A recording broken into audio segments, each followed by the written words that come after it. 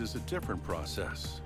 The recipe combines fruit pulp, making up more than 50% of the mixture, with powdered sugar, liquid glucose, a form of plant sugar, pectin to make the mix gelatinous, and natural fruit flavoring. A worker boils down the mix for a half hour to concentrate the sugar, then adds more fruit flavoring. As the mix continues to cook, she draws samples to measure the sugar content. She does this until the mix hits its target concentration of 78%. Another worker pours the batch from the pot into a large pitcher, then into a square stainless steel mold. It takes the jelly a day to set. Once set, a worker removes it from the mold. This one's a different flavor, and coats it with crystallized sugar to preserve it. The worker then lays the jelly square on a cutter the company calls a guitar because its steel wires look like guitar strings. The wires cut once in each direction to make cubes. Then another worker applies a second coating of sugar. In addition to this small batch production, the factory has one automated machine which makes fruit jellies in a variety of geometric or fruit shapes, created by templates made of plaster. This process is much faster than the handmade approach. First, the machine makes a bed of starch. Then it presses the plaster form into the bed to create mold cavities.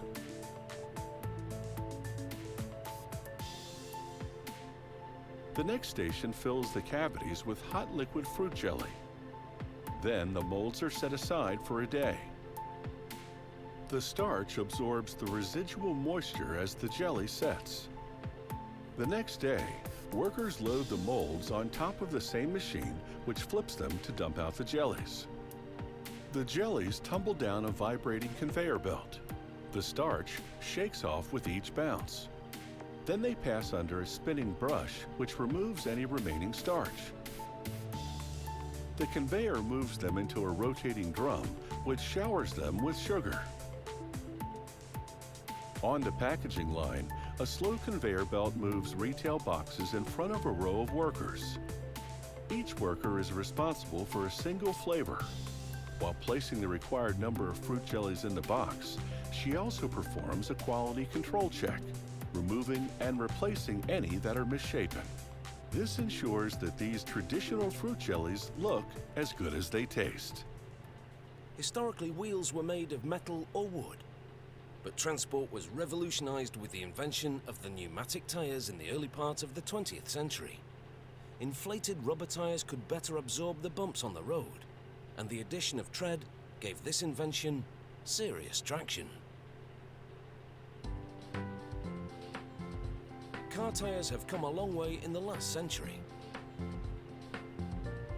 This modern tire is made of 10 to 15 different components, which include natural and synthetic rubber, chemical additives, and carbon black, a pigment. Giant blenders mix these ingredients under heat and tremendous pressure. There are various formulations for different parts of the tire. In each case, the result is a gummy rubber dough, which machinery then rolls into sheets to await further kneading and processing. Polyester fabric is unrolled onto a machine called a calender. The calender is equipped with rollers that apply warm rubber to both sides of the fabric. This produces a rubberized fabric that will be used to reinforce the tire. The fabric ply is needed because rubber alone isn't sturdy enough to make a tire. Lots of cotton thread now spins from these bobbins. Machinery pulls the cord onto the warm rubberized fabric. They land on an angle and stick. This creates channels that provide pathways for venting air during the actual tire building. Making rubber for the tread requires 3 different rubber formulations. Extruders shape the 3 streams of rubber, and then they enter a die that forms them into one. Paint rollers apply different colored stripes. It's a coding system for identification of the ingredients during processing. To avoid tension, the system creates slackness in the feed. A blade slices the tread rubber to length. Next, many steel cables uncoil at once to make the bead, the part of the tyre that gives it the strength it needs to stay on the wheel rim. Machinery arranges the cables in the desired configuration and encases them in rubber. More equipment rolls the bead material into hoops, sized to fit the wheel rim. Now the tyre is ready to be built, using a special rotating drum. The two bead hoops are arranged on it. Next up is an airtight piece of rubber that will act as an inner tube, followed by the corded ply. Inflated bladders roll the rubber around the bead on both sides and then retract. A server applies sidewalls to the beads. Rollers then fold the sidewalls over the beads. This completes the inner part or skeleton of the tyre. The outer layers are assembled separately, beginning with strips of rubber embedded with steel cord. The system wraps this rubber around a second building drum. Next up are narrow strips of rubber ply. The computerized system winds them with just the right amount of tension for a graduated effect. They're now ready for the last layer, the tread rubber. Machinery applies it to the ply. Now it's time for the two parts to become one. A transfer ring collects the assembly and transfers it to the inner part. Compressed air inflates the tyre to shape it, and all the layers stick together. The machine rolls the edge of the tread rubber over the sidewalls. They now have what's known in the industry as a green tyre, an uncured tyre without tread pattern. Next, it's into a mould to bake and shape the tyre. The two parts of the mould come together like a waffle maker. Inside, bladders expand to shape the tyre and transfer the tread pattern to it.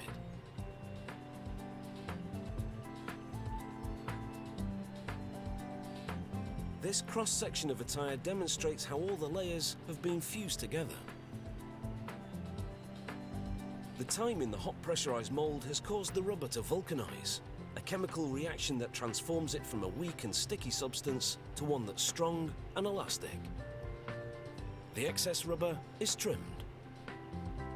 After final inspections confirm that the tyre shape is uniform and geometrically correct, the tyre is ready for shipment. It's time for this rubber to hit the road.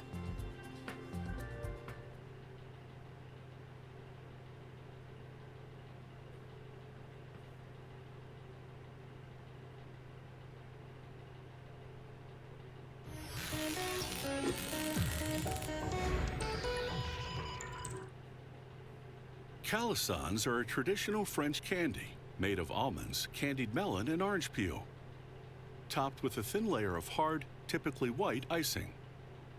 Calisons are the specialty of the city of Aix-en-Provence in the Provence region of southern France.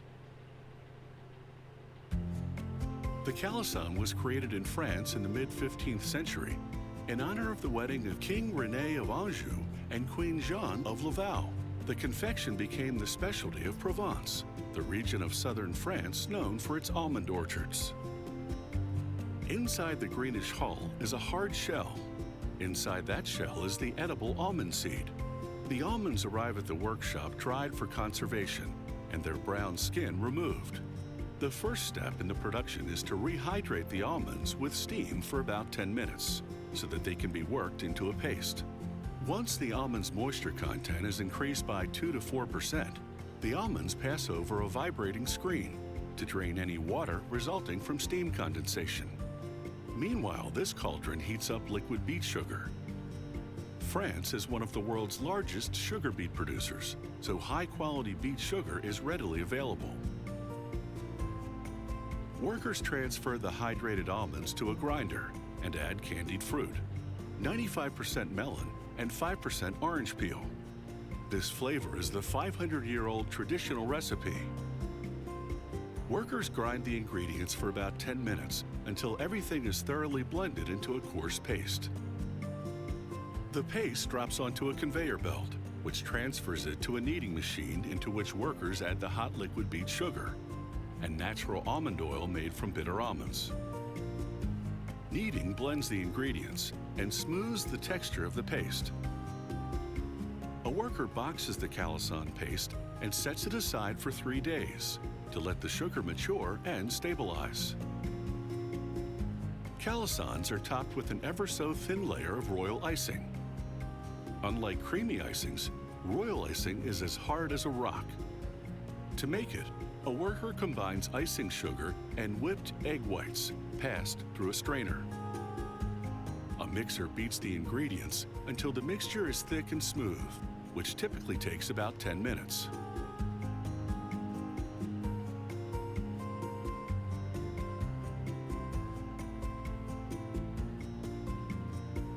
After 3 days of rest, the paste is ready to be worked. Shaping and decorating the calissons is a specialized task, entrusted to these experienced artisans called calissonaires.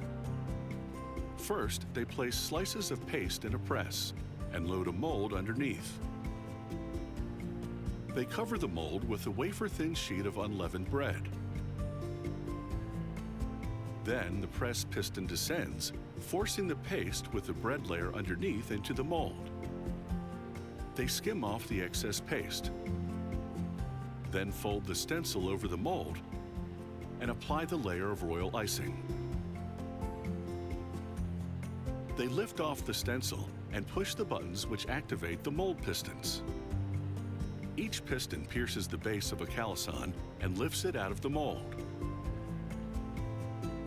Finally, they remove the calissons with combs designed to fit around the pistons. A 10-minute trip through a tunnel oven set at low temperature bakes the royal icing to a hard and shiny state. Cameras record the position of the calissons as they exit the oven, guiding a robotic arm to pick up 160 per minute and place them in plastic trays. The next machine seals each tray with plastic film to preserve freshness. There's also a gift box format, for which a worker hand fills plastic trays, designed to fit lozenge-shaped metal boxes. These traditional calissons contain a candied fruit content of at least 30%, the melon being a variety cultivated in the region of Provence. However, if your taste buds are the type that buck tradition, today you can enjoy a wide selection of other fashionable flavors, such as clementine and cocoa bean, or raspberry and matcha green tea.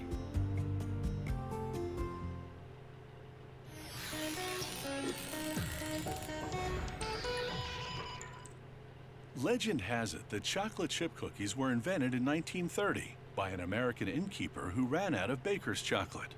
She improvised by breaking a semi-sweet chocolate bar into small pieces. Instead of melting, the chocolate merely softened, dotting the cookie with chocolate chips.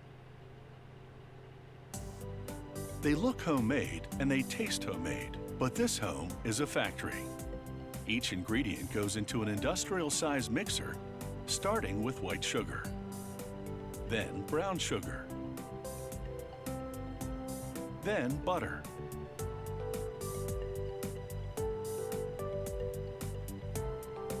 the mixer thoroughly blends these first ingredients until the butter becomes soft and creamy and the sugars are evenly dispersed.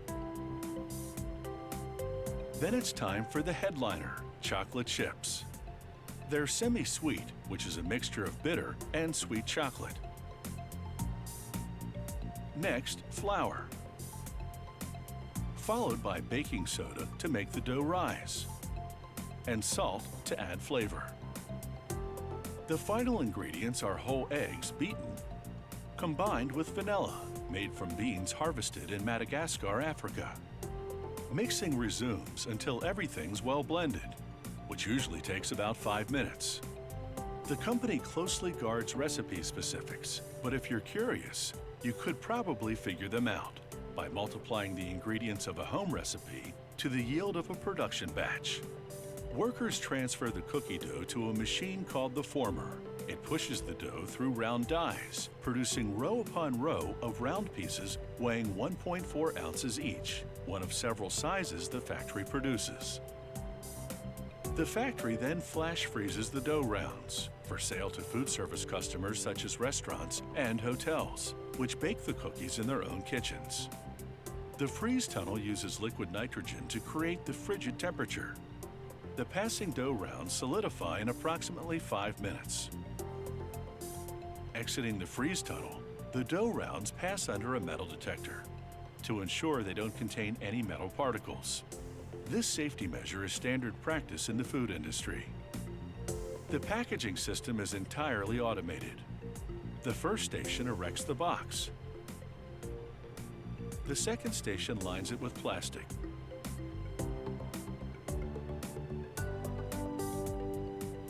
A conveyor belt, meanwhile, feeds the frozen unbaked cookies onto automated scales.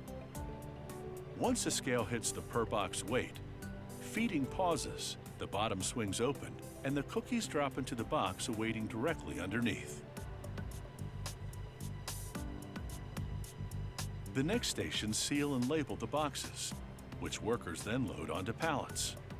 The pallets go into a storage freezer where they stay until it's time to ship them out by freezer truck to the customer.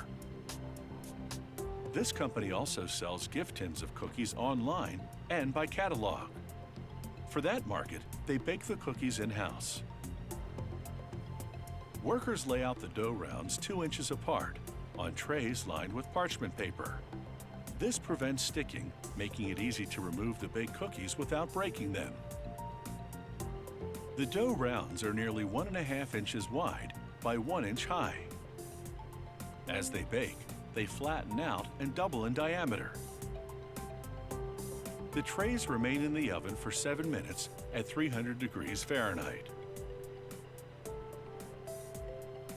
A turntable inside rotates them so that the cookies bake evenly throughout the tray. A few cookies per batch go to the quality control tester, who, unfortunately, doesn't get to conduct the assessment by eating the samples. Rather, the tester measures the diameter and height to ensure consistency in size and chip content. In the online and catalog order assembly area, workers line the bottom part of the gift tin with a decorative cellophane bag. Then they carefully layer the correct number of fresh cookies inside in a staggered configuration. This not only creates a nice presentation, it also prevents damage in transit. They close the bag with a gold twist tie to seal in the freshness. Close up the tin, then pack it for shipping. This is how to give a gift of homemade chocolate chip cookies without ever setting foot in the kitchen.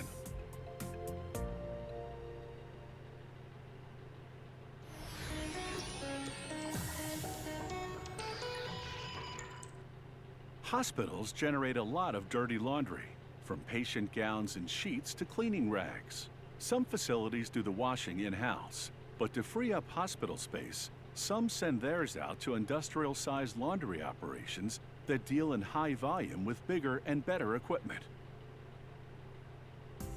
The hospital sends all fabric items to the laundry, including bed linens, towels, patient gowns, bibs, and cleaning rags. The only exception is surgical linens, which are usually disposable. The laundry company picks up the order and delivers it to the plant.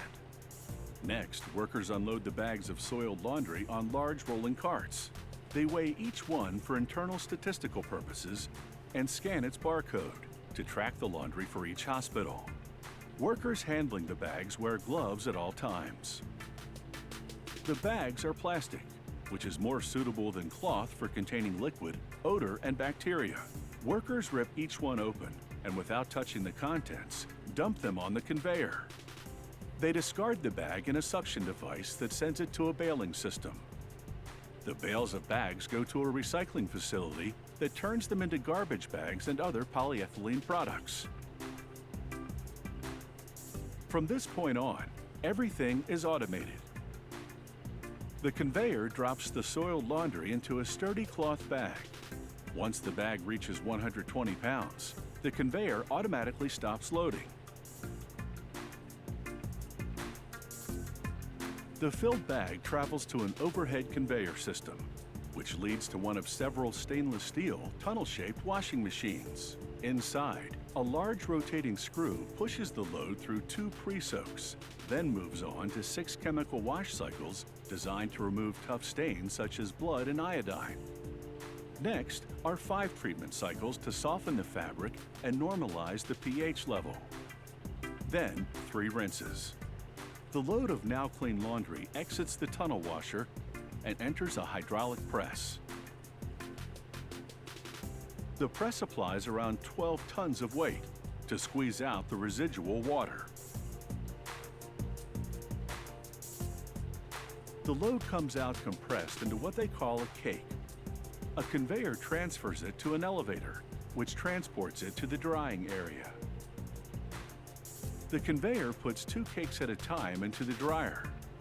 An infrared sensor inside signals the dryer to stop when the load is dry. About 22 minutes later, a revolving paddle called a cake breaker separates the stuck-together items to prepare them for sorting.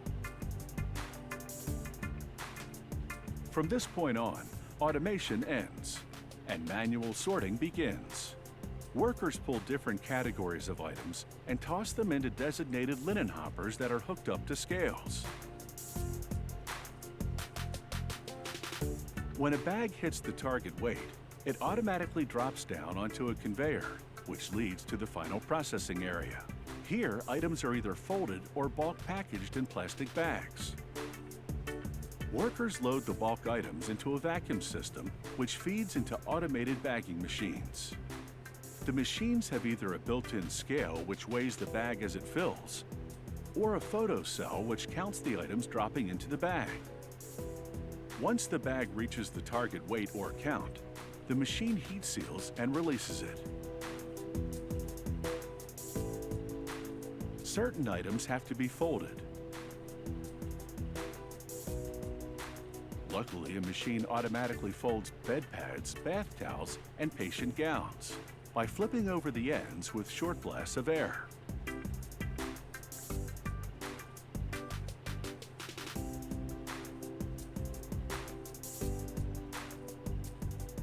The neatly folded items collect underneath the machine, then travel by conveyor to the shipping preparation area. Here, workers stack them onto rolling carts. A different folding machine handles the larger items such as bed sheets and flannel blankets. A worker clamps an item to the feeder. Then the machine, using rollers and straps, processes the item until it's neatly folded.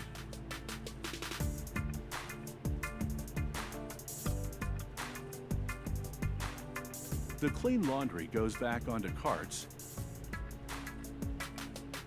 into the truck, and back to the hospital. People associate cheesecake with New York, but actually, it comes from Greece. The ancient Greeks served this rich delicacy to the athletes of the first Olympic Games in 776 BC. The Roman conquest spread the dessert across Europe, and many centuries later, European immigrants brought it to North America. The ancient Romans even brought cheesecake to their temples as an offering to the gods. The basis of a cheesecake is its rich, creamy filling made from ricotta, neufchâtel, or cream cheese. But first, bakers need to make the crust, similar to a butter cookie. For a batch of about 5 dozen cakes, this bakery combines 50 pounds of butter with 10 pounds of sugar. Next, 16 egg whites. Then, 25 pounds of flour. After mixing just long enough to incorporate the flour smoothly, a conveyor belt shuttles the dough to a vat. Gravity pushes the blob of dough through a slot at the bottom, expelling a sheet less than a quarter-inch thick. A dusting of flour prevents the dough from sticking, not just to the conveyor belt, but also to the rolling and cutting tools. This prickly roller perforates the dough sheet. The holes allow any trapped air to escape during baking, which prevents the dough from shrinking and ensures a flat, bubble-free crust. The next roller has plastic circles that work like cookie cutters, slicing the dough into cake-sized discs.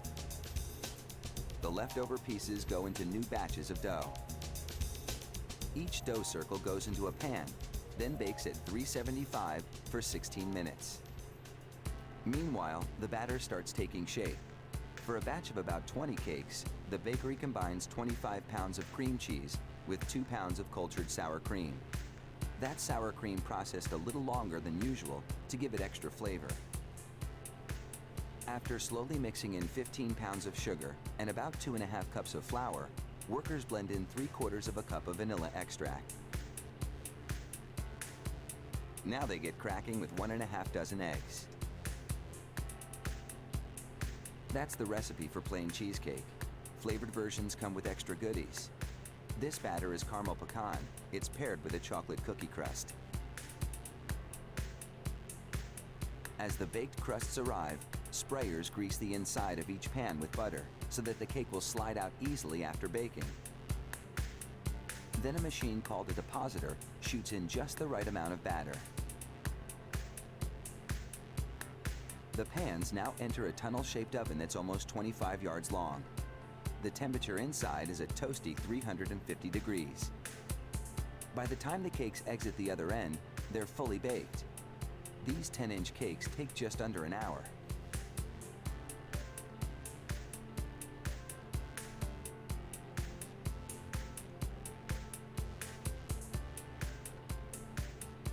From the oven, the cheesecakes go onto a cooling conveyor.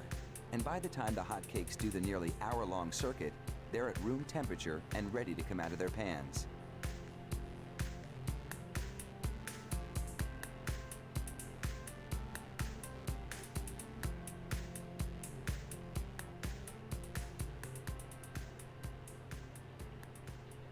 From there, most cheesecakes go straight into the storage freezer, but there are a few exceptions which detour to the decoration department.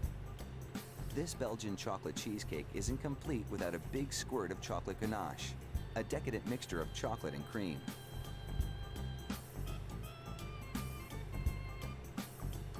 Workers spread it all over, then make swirls with a decorating comb.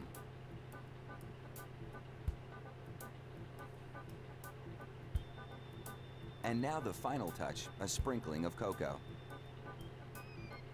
Some cakes go into an automated cutting machine that divides each cake into 14 equal slices and inserts parchment paper in between them.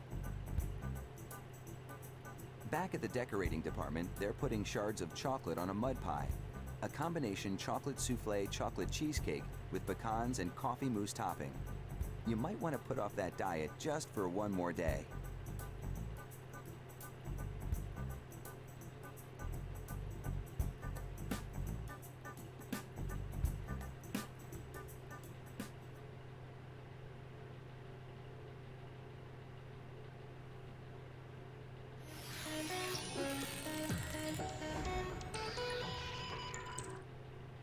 Chocolates and mints are enjoyed by many people. Then someone discovered putting the two together makes for a delicious experience. The cool zestiness of the mint offsets the rich creaminess of the chocolate. It is one of the sweetest matches in candy history.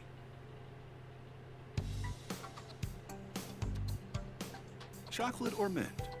With the chocolate mint, the decision is easy because the two flavors are wrapped into one. To make chocolate mints, they pump liquid sugar into a heated mixer and add granular sugar.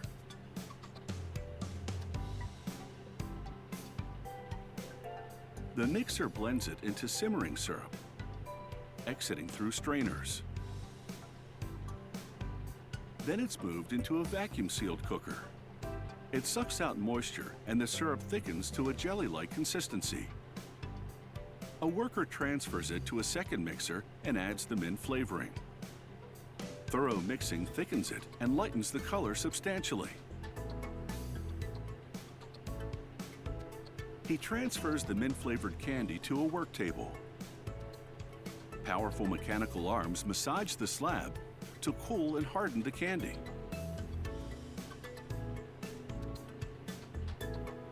Next, a hopper funnels the candy into pressurized rollers that squeeze it into a long sheet.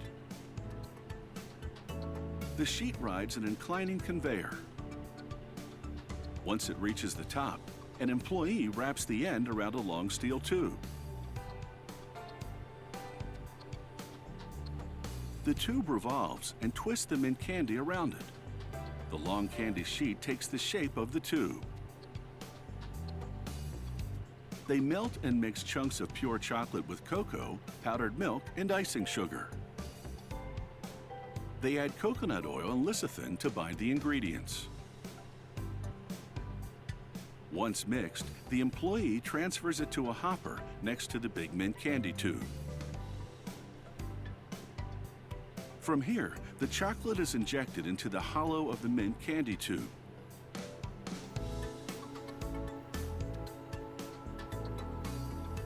The tube rolls off the forming cylinder and passes by rollers that squeeze the diameter down to a rope size. A compactor then mashes the candy rope to give the filling a honeycomb texture. Pullers now stretch a second slab of mint candy until it thickens and turns a lighter color. The worker cuts it into chunks that fit into the next rolling machine.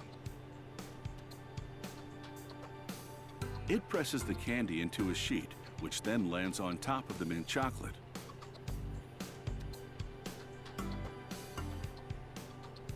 The two layers now enter the next forming machine. This one wraps the outer layer around the chocolate-infused one, creating a chocolate-filled mint tube. Rollers reduce the diameter to ½ an inch in size.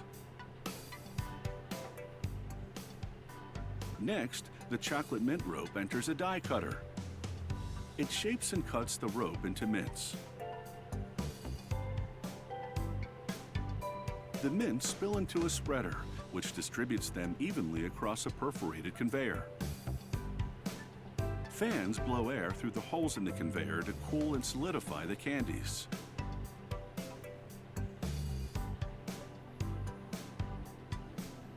Once the candies have hardened, they head to the wrapping station.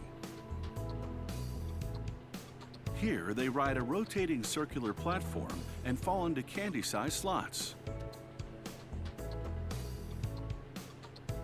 Glossy metallized film wrap unwinds. Mechanical arms collect the chocolate mints as they fall out of the slots. They hold the candies for wrapping while devices twist the ends. It takes only a fraction of a second to wrap a candy. Then it's on to a weigh station. Scales release the individually wrapped chocolate mints in increments. They fall into bags ready for retail.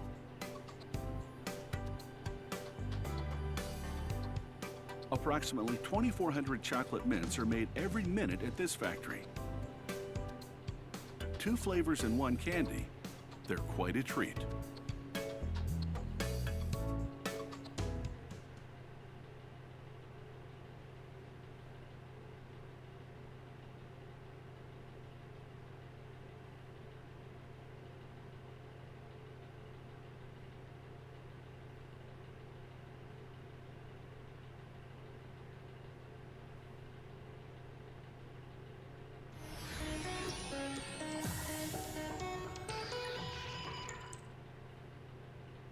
The first fireplaces were strictly functional, for heating the home, cooking meals, and warming water for bathing. Over time, fireplaces appeared in other rooms of the house and acquired aesthetic features such as wood, stone, or tile work. This ceramic fireplace is a heritage model, inspired by fireplaces of the late 19th and early 20th century. Certain tiles are exact replicas of originals. At the ceramic factory, they mix water with clay, feldspar, and silica in a pug mill. Together, these formulate a clay blend. Once the mix is the right consistency, the operator presses a button, and the mill switches to extrusion mode. This forces the clay blend through a mantle-shaped die. and produces a 10 to 15 inch long extruded mantelpiece.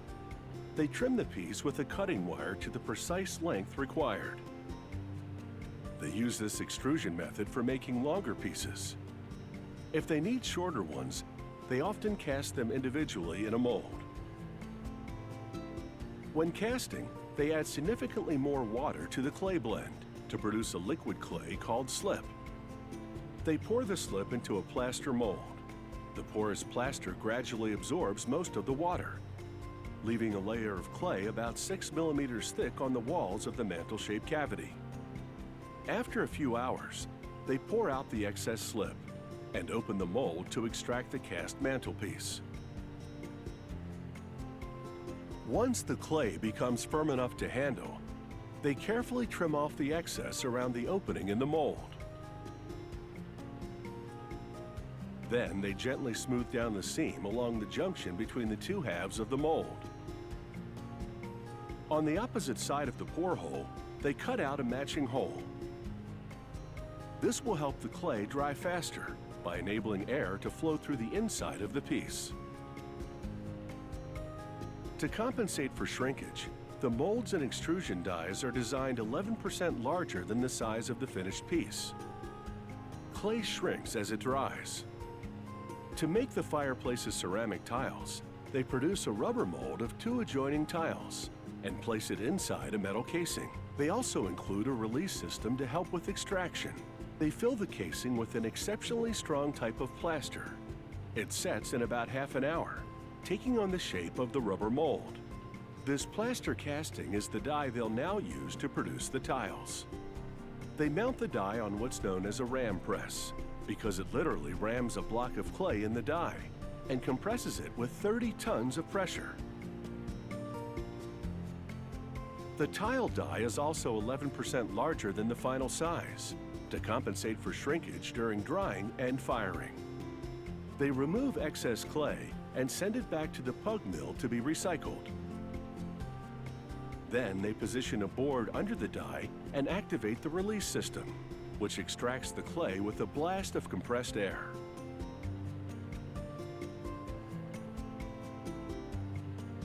They trim off the excess clay.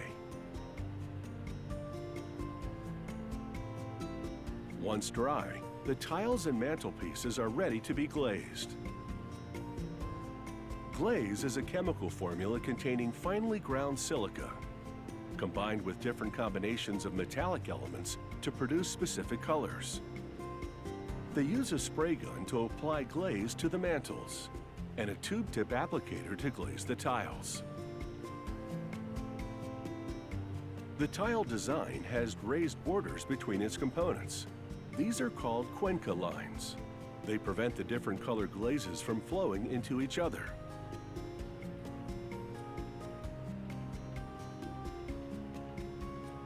The glazed mantelpiece and tiles now go into a gas-fired kiln for 12 to 14 hours. The high temperature, 2100 degrees Fahrenheit, triggers chemical reactions which harden and strengthen the pieces. The clay's mineral composition transforms into a completely new configuration of crystals and glass. As for the glaze, its precise formulation of metallic elements produces a specific color, and the silica melts into a glass surface. The ceramics are now smooth and shiny, and ready to transform an otherwise ordinary fireplace into a work of art.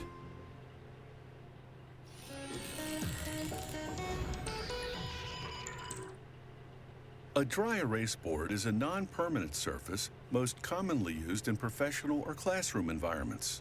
You simply write on the board with a dry erase marker and use a specialized cloth to wipe away the markings. These effective tools are an easy way to get your message across. Dry erase boards are also known as whiteboards. The boards wipe perfectly clean due to its non-porous surface and the dry erase ink. Dry erase ink contains release agents, which prevent the pigments from permanently adhering to the surface. Green and black dry erase boards can also be used as chalkboards, while gray and low-gloss white double as projection boards. The surface material is a porcelain-coated steel sheet flexible enough to be rolled up, but also pressure sensitive. To start, the roll is mounted on a cutting machine. A technician programs the machine to cut the roll to a specific length based on the board's dimensions. Workers verify the length and check that the piece is square. The surface material will be applied to one of 7 types of substrate, ranging from cardboard to medium-density fiberboard known as MDF. The next step is to cut the large sheet of substrate, in this case MDF, into board-sized pieces. Another technician enters the length and width into the cutting machine. Once complete, the machine ejects the substrate, which is now cut to the exact size of the board.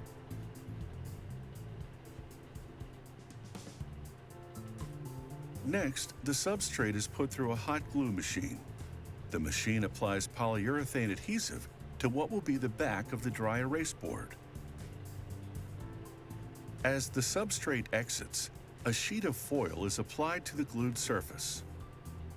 The foil prevents moisture from entering, which would warp the substrate. The board moves through 2 steel rollers which flatten the foil and press out any trapped air. Next, the surface material is applied to the other side of the substrate. A craftswoman uses an air hose to clear away any dust from the side of the board. Once cleaned, the board goes through the glue machine. The porcelain steel sheet is placed on the glued surface.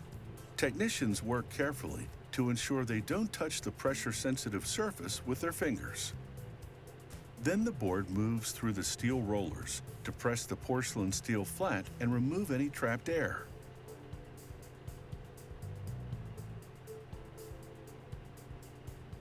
Once 50 boards are stacked, technicians put them in a press for half an hour until the glue cures.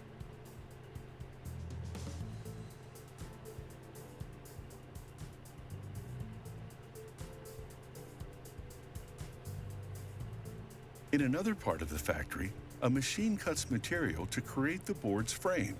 It punches V-shaped notches in the length of aluminum trim. The trim bends at each notch to form a wraparound frame.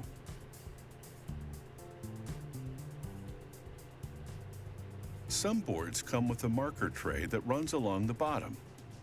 To make these trays, a technician cuts board-length pieces from a piece of L-shaped metal trim.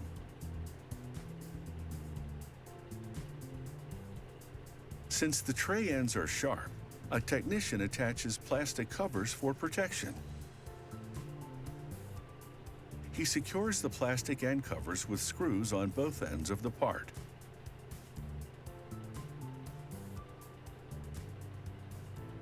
Meanwhile, technicians peel off the protective film covering the writing surface.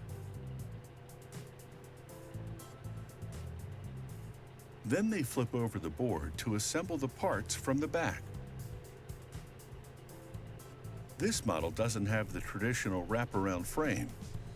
Instead, it has a frame comprised of 4 straight C-shaped pieces that fit over the board's edges. To add stability, technicians attach screws through the trim into the substrate. Once assembly is complete, the dry erase board is placed into a box, ready to be shipped to a business or classroom near you. Carving candles is an old German craft, still practiced by artisans. It involves layering different colored wax, then carving designs to expose those luminous colors.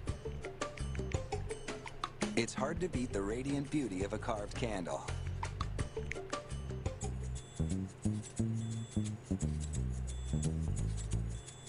Carved candles are known for their swirls and curls, a look so elaborate that lighting one is an occasion in itself. The process starts with vats of hot wax in various colors. The candle maker stirs them to circulate the specially formulated dyes. She dips a star-shaped wax core into clear wax and then yellow. The clear wax dilutes whatever color wax follows it. The layers are hardened in cool water. She repeats this process between 30 and 35 times, building up different colored layers on the candle core. As the dipping continues, the candle becomes warmer and softer, which will allow it to be carved. The quick water dips only cool the outer layers. Partway into the dipping, the candle maker deepens the candle's grooves. As she resumes dipping, she has to keep a close watch on the candle's temperature. If it absorbs too much heat, it'll be too soft to carve. But if it's too cool, the wax can splinter. Achieving the right consistency is crucial. It's almost time to get carving. But first, the candle maker squeezes the drippings together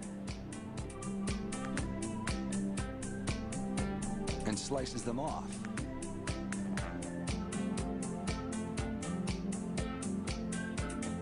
They're too attractive to waste, so she quickly shapes them into a mushroom candle.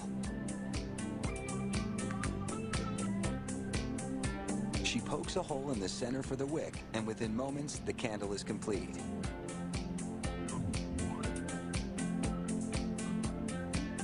With the big candle at the perfect temperature, the clock is ticking.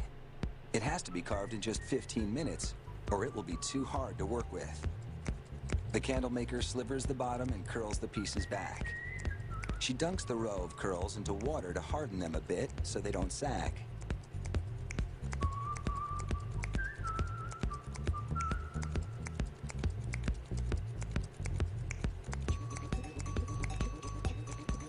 On the second row, she curls each row in the opposite direction to the one before. She carves a total of 4 rows, with the last curls fixed upright. Using a square-edged gouging tool, she cuts a windmill design into the upper section of the candle. Then she shapes the wax cutout into a base for the windmill.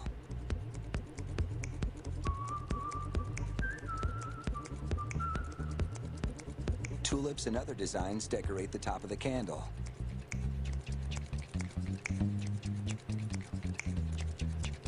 She must work with a quick but steady hand.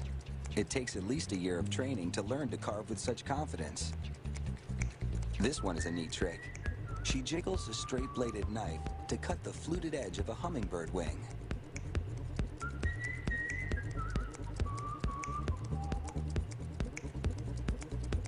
One last character, and this carving job is complete.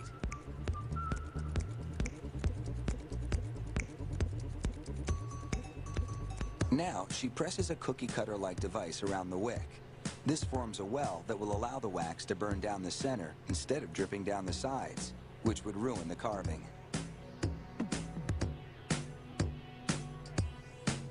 She spins the candle in a hot pan to melt the bottom so that it's level. And while it's still hot, she attaches the company's sticker. Finally, an acrylic glaze seals the candle's decorations and protects the finish. Once lit, the light from the clear core shines through the designs for a real glowing beauty.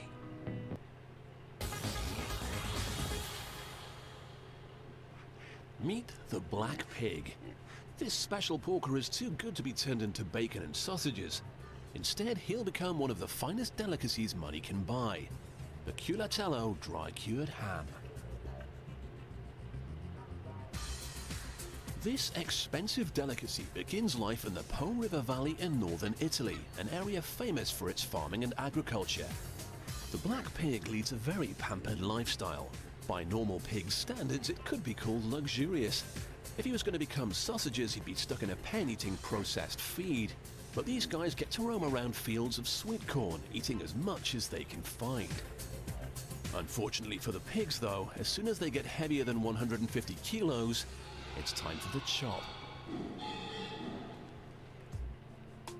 Once the animal has been butchered, the process of dry curing can begin. Unlike wafer-thin ham, the culatello is considered a delicacy, so the butcher selects only the best cuts of meat. The first stage is to prepare the meat. The butcher performs some quick liposuction and trims away a layer of excess lard. He won't remove all of it though, as some is needed to help the drying process.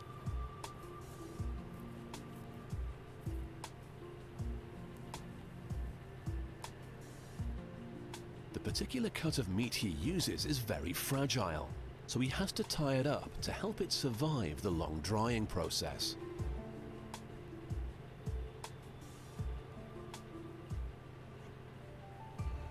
Next comes salt, and plenty of it. To cure the ham, it's wrapped in a thick layer which draws moisture out of the meat and adds to the final taste. The butcher also uses peppercorns to enhance the flavor.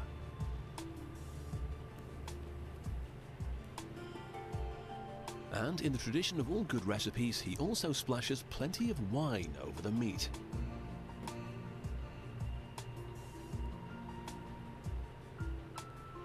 The first stage is complete, and he will now leave it on the side to rest for about a week.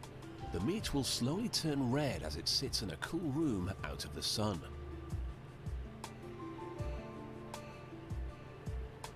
Italian cooking and red wine seem to go hand in hand. And during this week, the butcher will massage the meat once a day with more wine and garlic to give it extra flavor. The next stage is a protective covering. The meat will be wrapped in the pig's own bladder, which may sound nasty, but this is a traditional recipe and it does do the job well. The bladder is sewn up tightly, but then he fills it full of holes. If he left it airtight, none of the moisture could escape and the ham wouldn't be dry cured.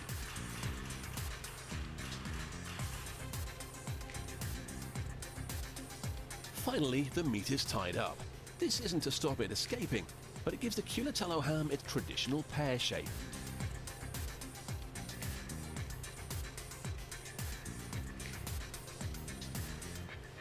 And that is all the butcher has to do for the time being. Now it's time for the humid Italian air to take over the job. This luxury ham takes a few months to dry out, but it doesn't go off because of all the salt it's been wrapped in. However, it's a different story during the ripening process. In the whole of Italy, there are only 8 villages where culatello hams can be made. That's because these are the only villages which have the right climate to grow the right mold that the process needs. That's right, mold. Once the ham has been hung in the ripening room, it's exposed to the particular mold spores that grow on damp walls in these villages. The warm, humid air is just right for this particular mold to grow. It attaches itself to the external bladder and releases enzymes into the meat inside. These enzymes then break down proteins and fats within the ham to help give it its unique and delicious flavor.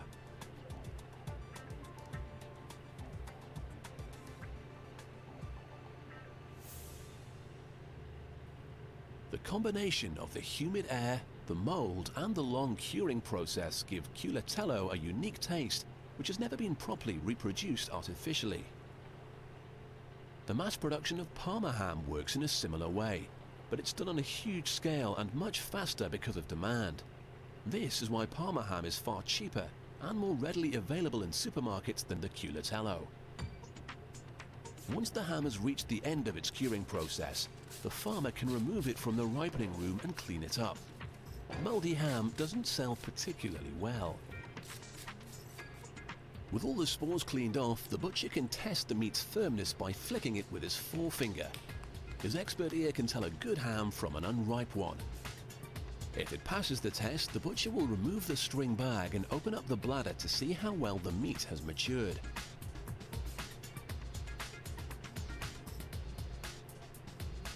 Sometimes the mold has penetrated inside the bladder, so the butcher will use a splash of whatever wine he has handy to clean off any unwanted spores.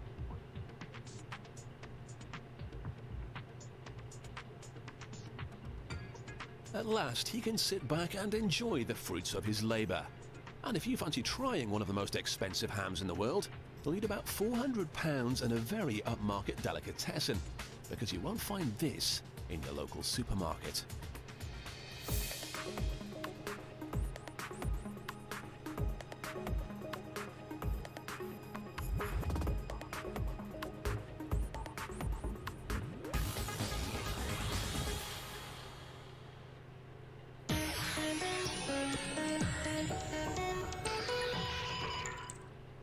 Diamonds are a flash of brilliance from Mother Nature.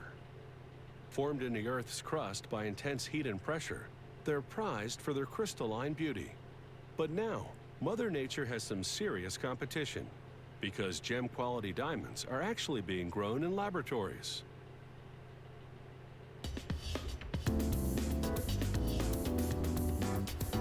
Diamonds grown in labs are dazzling even the skeptics. While lower-grade diamonds have long been grown for industrial use, they were more grit than glitter. But these diamonds have that gem-quality sparkle. They start with a robotic laser. It slices slivers from a chunk of real diamond to produce tiny wafers.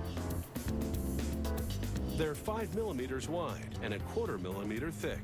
That's about as thin as a human hair. The laser blackens the diamond, so they place it on a steel block for polishing. They rim the wafer with epoxy to keep it from sliding around.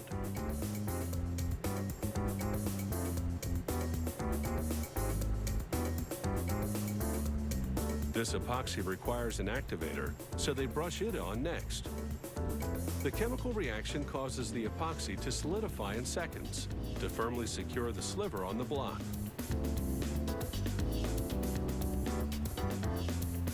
They screw the block to a threaded rod that's attached to a metal arm. They lower the block and its diamond wafer onto a wheel that's swirling with diamond grit. They apply weights to press the diamond wafer into the grit. And as the wheel spins, it creates the necessary friction to polish away the grime. A level confirms the wafer is correctly positioned. The diamond wafer has gone from sooty to crystal clear, and now it's ready to grow. A technician places several wafers on a special metal pedestal using a suction tool. He arranges them in a uniform pattern, giving them room to expand, because these slivers of diamond are destined for bigger things.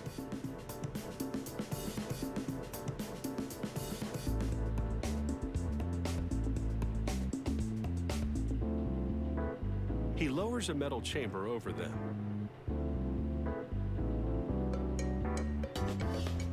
Pumps inject hydrogen and methane gas, and the machine heats them to thousands of degrees at just the right pressure. The gases form a plasma, which rains onto the diamond wafers and causes them to grow.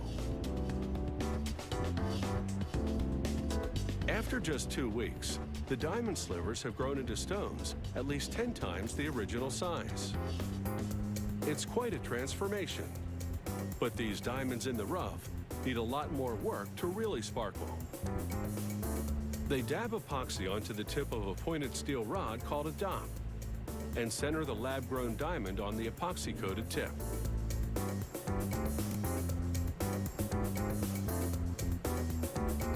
Then it's into the laser booth, where the dop is gripped by a robotic arm.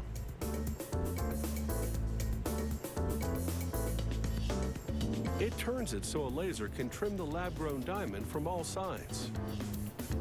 The process exposes the crystal clarity of the gem.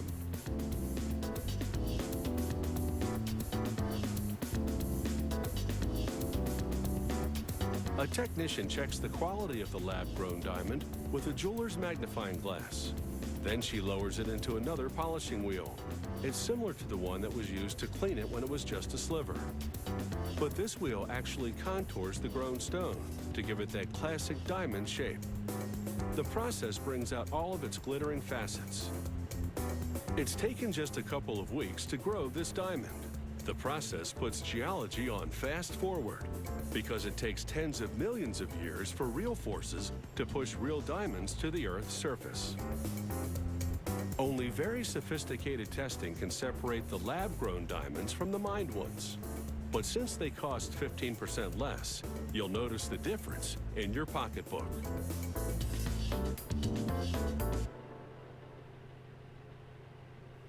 Deep cycle batteries are found in a variety of vehicles, like trains, boats, and forklift trucks. Whereas a car battery provides a quick surge of current to start the engine, a deep cycle battery provides a steady amount of current over a long period of time. Let's charge over to the factory.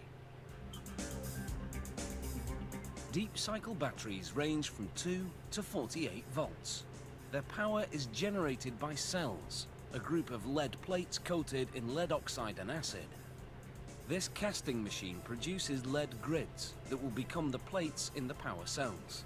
The machine pours molten lead into grid-shaped molds. Water circulating through the mold hardens the metal in just 5 seconds. The machine casts 2 types of grids, negatives and positives. The next machine coats the grids with a chemical paste that contains lead oxide and acid. The positives get one paste formulation, the negatives a different one. The grids are now called plates. Workers stack them in cases, alternating positive and negative, then drop them into tanks of sulfuric acid to charge. The lead oxide and acid in the paste store the power. After charging for 24 to 72 hours, depending on the model, the plates go into a machine that washes them 3 times to remove acid residue, which if left, would corrode the metal. The charging process blackens the plates, which are now called dry charge plates. A machine wraps each positive in glass strand matting, an insulation material similar to fiberglass, then in a plastic envelope. These coverings protect the plates from short circuits. Workers stack the plates again, positive, negative, positive, negative. This time though, each stack contains a specific number, from 5 to 33 plates, depending on the battery model. Each stack will become one cell. A cell provides 2 volts of electricity. Each plate has a tab. A robotic machine cleans the tabs with a wire brush and a chemical solution called flux. Then, it dips the tabs in molten tin. This tin coating will improve the bond when they solder the tabs together. The robot wipes the tabs on a flux-imbued sponge to clean their surface once again, then drops the cells into a mold containing molten lead. This solders the tabs together, bonding the plates within each cell. The process casts 2 lead posts on the cell's positive side and 2 on its negative side. These posts will connect the cells and build the required voltage.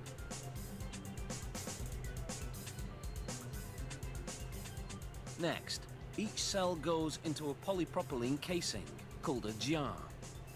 Each cell is tested to make sure it functions properly. This also shows if the cell is positioned correctly in the jar, so that the positive and negative signs on the cell cover will be on the corresponding posts. The cover is heat sealed, and the protruding posts are sealed with lead. Air is pumped into the cell, and soapy water is brushed over the cover to test the seals. Any bubbles indicate a gap that needs to be resealed.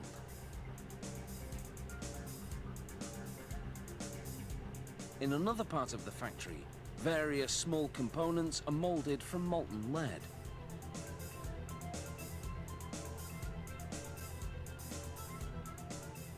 Among those parts are the connectors that link one cell to another.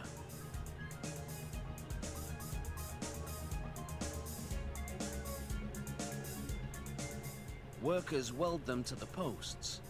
These are 8-volt batteries, so for each one, they connect 4 cells inside a polyethylene case. Now that assembly is complete, the case cover goes on. These rubber grommets keep water from seeping inside and shorting the battery.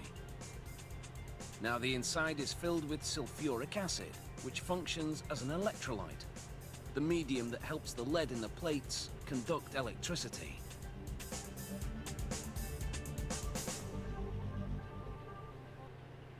Before bathing became common, people used heavy colognes to mask unwanted odor. Deodorants were first created by chemists in the late 1800s. Today, they range from antiperspirants that use chemicals to reduce perspiration to natural alternatives, like body crystals. Many people apply deodorant at some point during the day, though sadly, not everyone.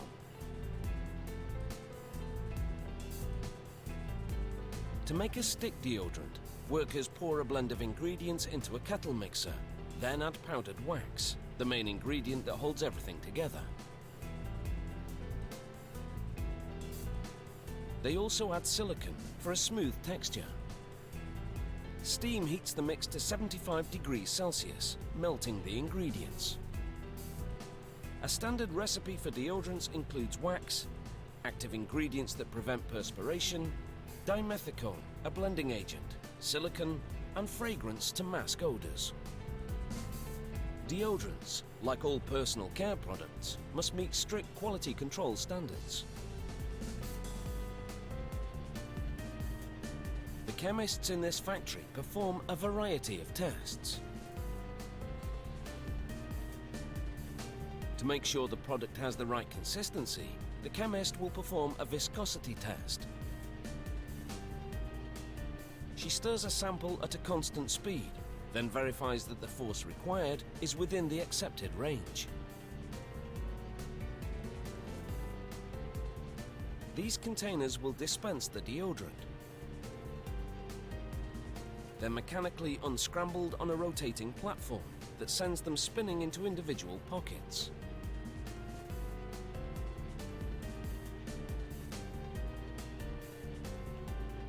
Sensors overhead detect the ones that aren't lining up properly.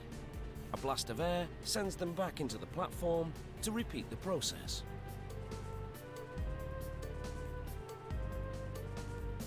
Now that they're all the right side up, they move along to the filling station.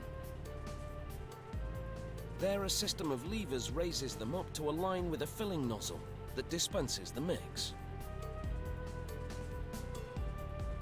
A system of rotating wheels keeps the containers moving. One wheel conveys them to the next for filling. Then a third wheel leads them out.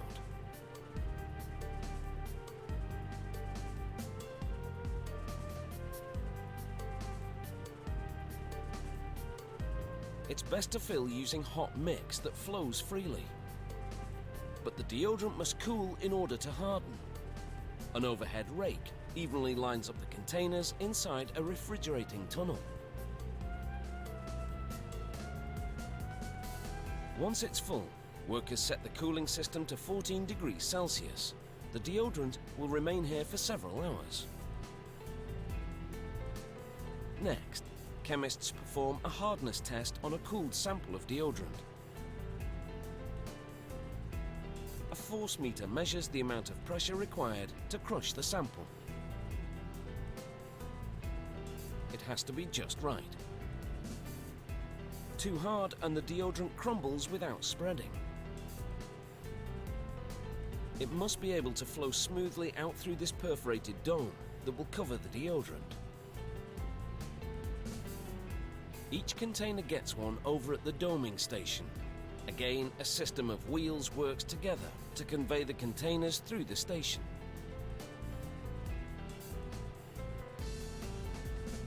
At the center wheel, cappers overhead lay the perforated dome on top of each container. The containers then move to the next station, where they each receive a strip of adhesive plastic that covers the dome's surface, a safety seal that protects the deodorant. Back at the doming station, the containers pass through once more, as the cappers now snap a plastic cover onto each one. Now Now they're ready for the final labeling. The containers roll past a plate that lifts off adhesive labels from a continuous strip and applies them. A brush smooths over the labels, and that's the final touch. Now the deodorant is ready for shipping to customers. And these products can roll on, no sweat.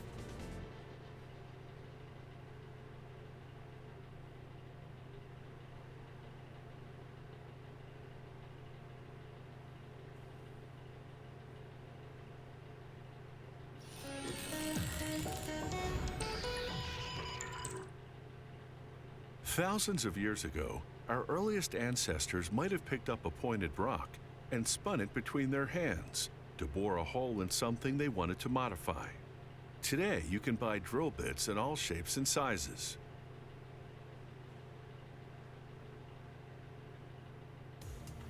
Drill bits are often associated with carpentry, but from electronics to surgery tooling, there are all kinds of fields that require ultra-thin, high-performance drill bits. The production process begins with lengths of 100% carbide called blanks. A diamond grinding wheel lubricated with a specialized cutting liquid is applied to a chamfered edge on one tip of the blank. This step removes the rough edges left when the blanks were cut down to size. A vibrating device organizes the blanks inside a rotating bowl. The vibrating action shifts the blanks into single file so they can proceed one by one to the next step. This machine is called a centerless grinder. The blanks move between two rotating drums, which grinds them down to a specified length.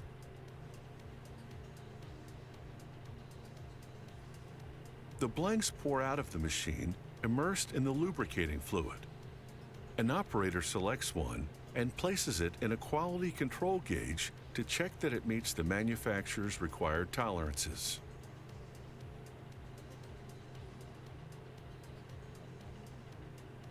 The blanks now enter a CNC roll-o-matic. An operator sets up the tool and programs its work process.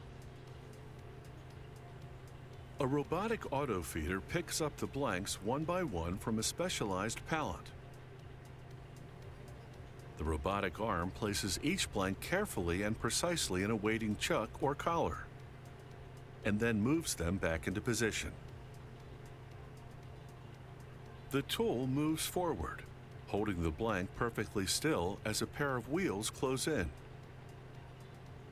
Liquid coolant pours over the blank as the wheels precision pinch grind the tip of the blank, grinding it down to about 1/10 of a millimeter, the width of a human hair.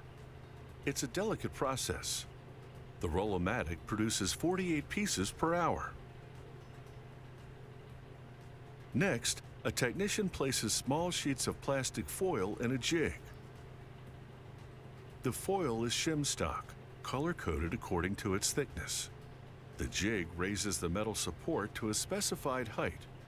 When the blank advances over the support, a mark left in the blue ink determines whether the metal blank is centered. Once complete, technician uses a magnifying tool to fine-tune the placement of the blank and ensure that it's perfectly centered. This process can take 4 to 5 hours. The blank is finally ready for the crucial fluting process that will transform it from a cylindrical length of carbide with a narrow tip into a micro drill bit. After hours of preparation, this operation takes just a few seconds. An industrial grinding diamond wheel has sliced a microscopic groove at a precise angle. The technician inserts the bit, sharp end first, into a precision machining device. A steel bushing with the brass insert holds the tip of the bit in place as a cutting wheel slices an angled point.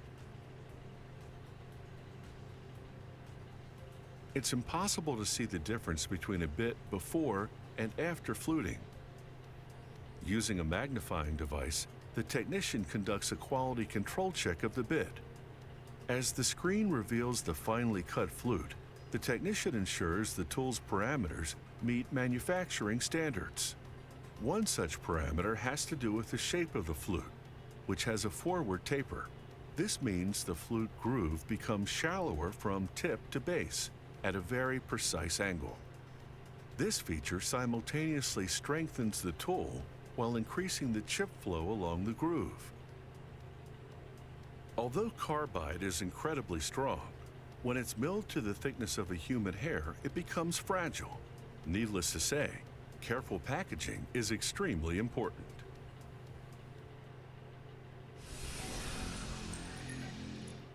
Dumplings are a popular cuisine made by a variety of flavors from around the world. They can be sweet or savory, steamed, boiled, baked, or fried. In Chinese cuisine, dumplings have been refined to an art form and are often eaten on special occasions like Chinese New Year. To make a dumpling, you first wrap a thin layer of dough around a filling. Dumplings can come in many different shapes. These are filled with shrimp and pork. Food prep technicians at this facility peel, devein, and sort shrimp for different kinds of dumplings.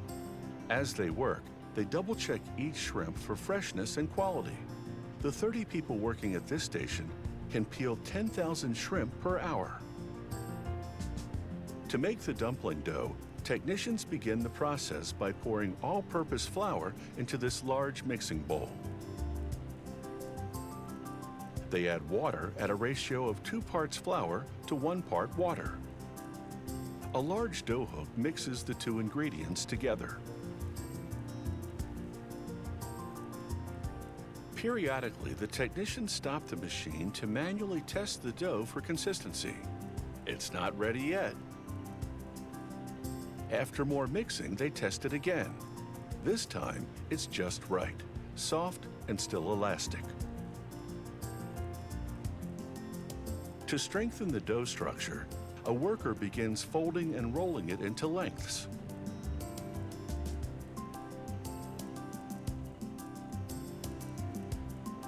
At the next station, food prep technicians rip small chunks off the rolls. Then they weigh the chunks to ensure they meet the parameter of just 0.28 ounces apiece. 2 additional technicians collect the chunks and follow a 2-step process, in which they stand each piece on its round end before flattening it. They sprinkle the round discs with flour to keep them from sticking to each other when moved to the next station.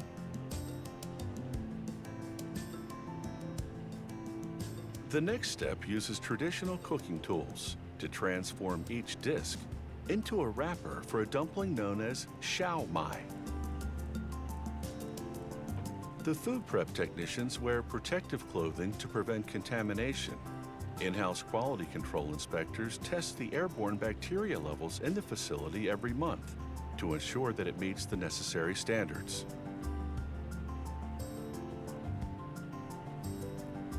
Creating the shao mai wrapper requires high levels of skill. This worker's right hand rolls the dough, while his left hand rotates the wrapper in perfectly coordinated movements, turning out wafer-thin rounds at high speed. A second worker uses a different style of rolling pin to crimp the edges of the wrapping. The technicians on the left use a wooden spatula to scoop a portion of filling into each wrapper before placing them on a scale to ensure the weight is correct. Technicians on the right top off each dumpling with the shrimp.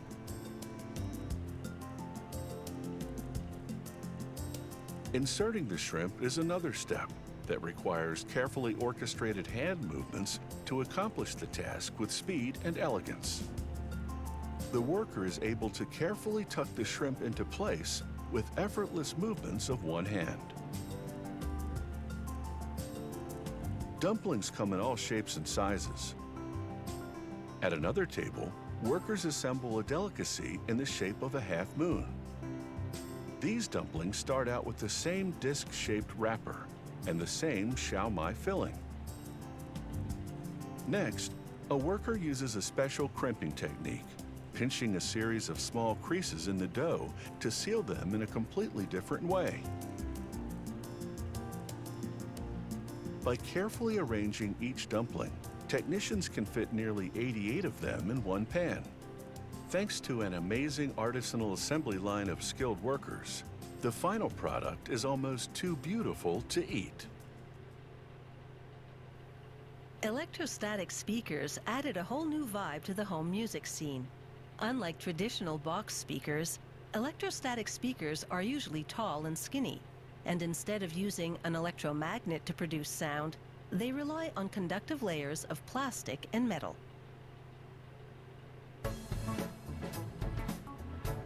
Electrostatic speakers generate rich audio in the high and mid-frequency range, but they lack the thumping bass needed for full sound reproduction. To compensate, most are now equipped with a woofer. To make the woofer, a computer-driven router cuts out cabinetry parts from veneered MDF. The router carves long grooves. They'll be used to fold it into the woofer box. It also cuts out holes for a speaker cone and hardware. A worker glues and drills screws into the bottom of the cabinetry for installing the speaker feet.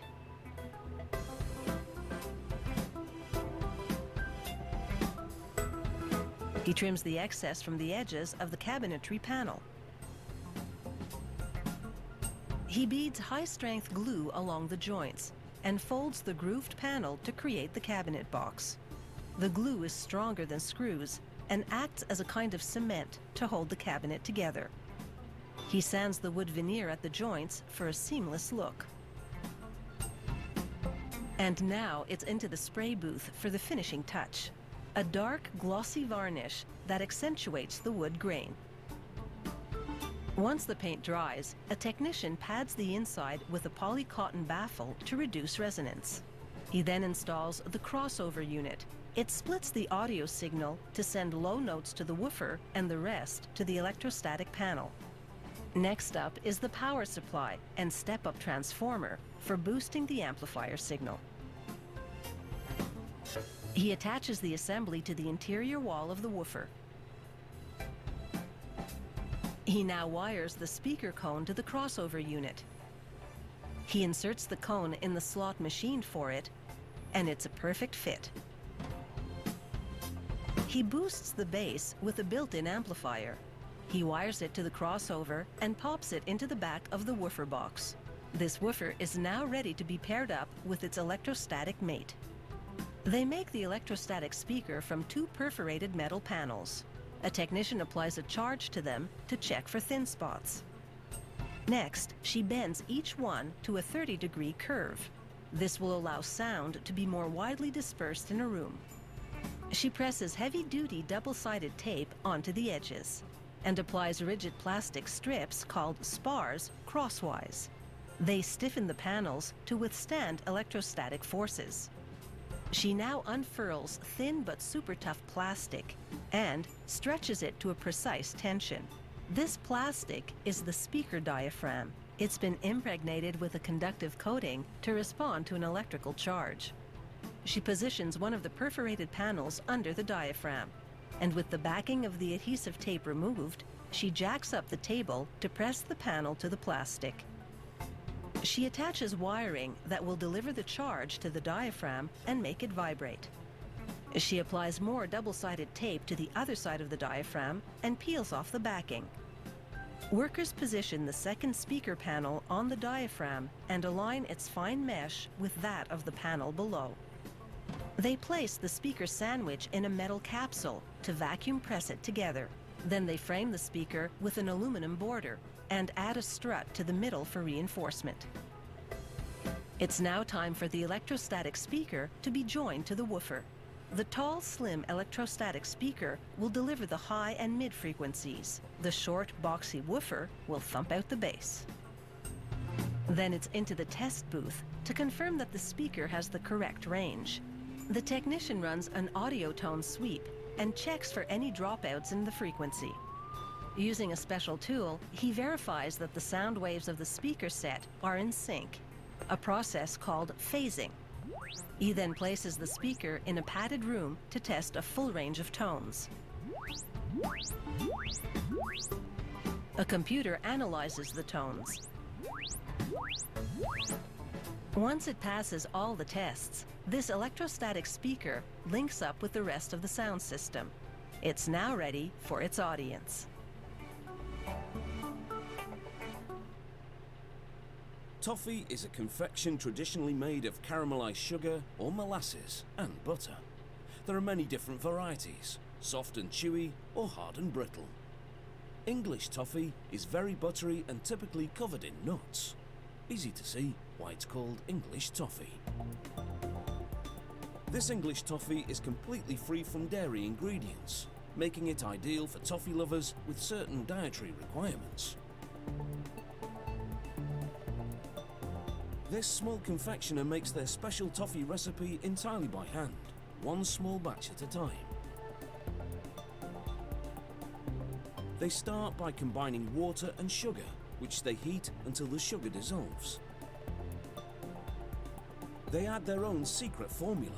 All they'll tell us is that it contains a combination of vegetable oils and fats, which are the non-dairy substitutes, and beta-carotene to give the toffee that familiar golden colour. They add an emulsifier called lecithin to stabilise all of these ingredients. As soon as the mixture reaches the boiling point, they add salt to enhance the flavour and help force a rapid boil. The boil continues for several hours until the mixture hits a top-secret target temperature.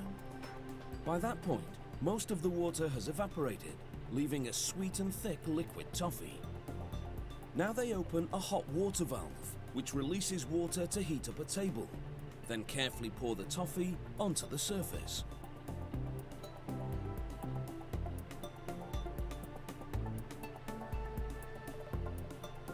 The heat ensures that the toffee is pliable while it's spread out.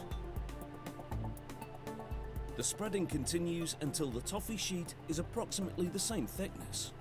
Naturally, the thickness varies, but that lack of uniformity is all part of the charm of handmade toffee.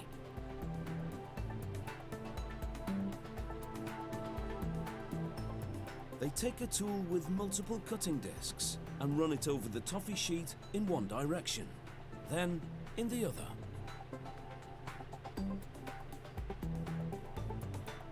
They close the hot water valve and open the cold water one, which cools the surface of the table and hardens what are now toffee squares. Within a few minutes, the squares are hard enough to be broken apart.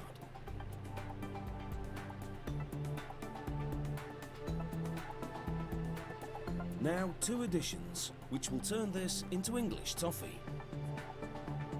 Firstly, semi-sweet chocolate.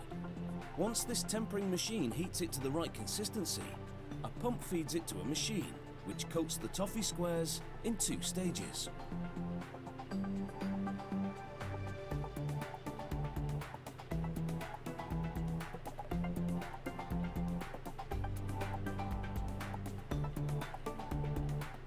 With the underside now coated, the squares move onto a refrigerated belt, which rapidly hardens the chocolate.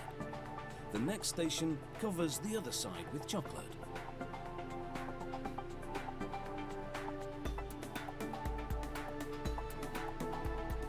As the now fully coated squares exit the machine, the belt vibrates, shaking off the excess chocolate.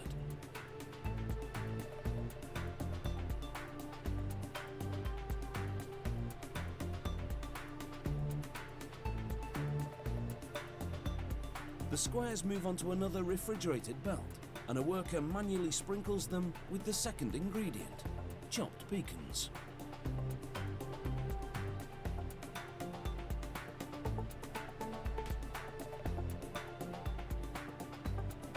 The squares travel through a cooling tunnel for several minutes to set. As they reach the end of the line, excess nuts drop off and they're collected, ready to be sprinkled onto new squares.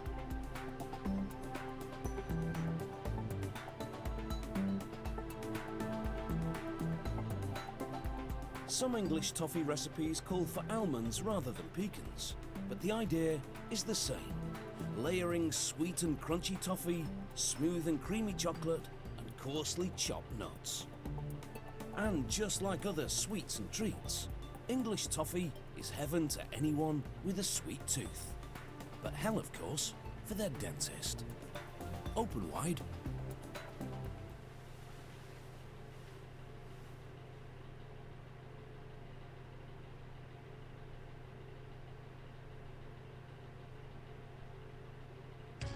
Heading for the sun? Well, if you're going to Europe, you'll need euros.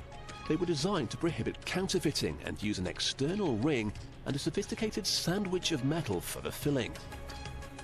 Life of these high-tech coins starts out here at this enormous scrap metal junkyard, where mountains of recycled copper are being prepared for use. They're squeezed by an immense hydraulic ram which makes giant cubes of the stuff, weighing in at 8 tons each. They're then sent to the foundry where the copper is melted down. Molten copper leaves the furnace at 1200 degrees Celsius, emitting brilliant green flames. But this is only the first step. We've got the copper into a workable form, but there's still plenty more to do. First, the metal must be cooled. The two enormous slabs that emerge from the machine weigh 70 tons between them, and you could press about 2 million coins from them in all. They're chopped up into 5-meter long chunks. Then it's time for some hot rolling. To hot roll the metal, it's heated to about 900 degrees Celsius. That's the hot bit. Then the metal is pressed back and forth between a series of rollers to spread it out. Hot metal is far easier to manipulate than cold. So by pressing it through the rollers, the factory ends up with a really long sheet of copper. This form is far better for making coins than a big lump. The next stage is to clean the metal. The heating and cooling have given the copper a dirty color, so now it's scraped clean. And once again, it's sent back to the presses. By the time they roll it up like a very shiny roll of toilet paper, it's almost 400 meters long. Copper is just one small part of the technology behind 1 and 2 euro coins. To buy a drink, some chocolate, or even a train ticket, the machine must know you've put the right money into it. So the coins are measured and tested rigorously. The most important test is how magnetic the coin is, and that's the high-tech bit. Different metals have different magnetic fingerprints. The 2 euro special characteristic is the filling for its hole. This is made up of 3 layers of metal compressed together. There's copper on the top and bottom, and the middle is nickel. To make this filling, the different metals are fed into the machine and compressed together so hard they can't be separated. From this sandwich of metal, we can now start to stamp out some coins. This press hammers the sheet 250 times a minute as it cuts the fillings for the big 2 euro coins. If you look closely, you'll see the nickel sandwich with copper alloy on top, nickel in the middle, and copper alloy on the bottom. Meanwhile, in another part of the factory, another machine is stamping out the outer rings. These big hoops will be filled with the copper-nickel sandwich. The middles that have been removed will be returned to the furnace to start the process all over again.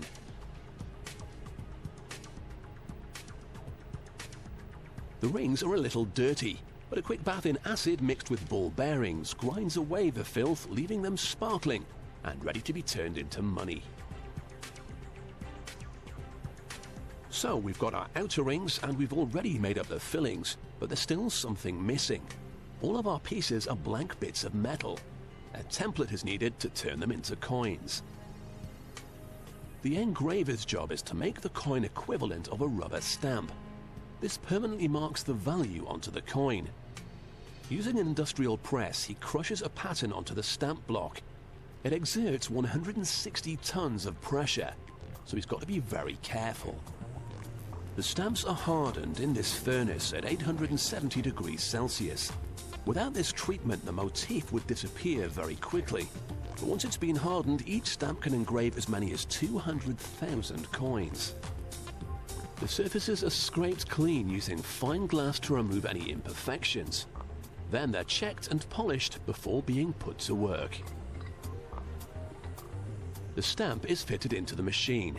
However, at this point we don't have any complete coins to stamp, but everything's about to come together. The ring is put into place and the filling dropped into the hole. The two are then placed under the stamp, which hammers them together. This both impresses the value onto the coin and compresses the two pieces together. What emerges from the pipe is a brand new €2 coin ready to be spent. So, by crushing together some ordinary copper and nickel, we end up with the elegant sophistication of the high-tech €2 coin.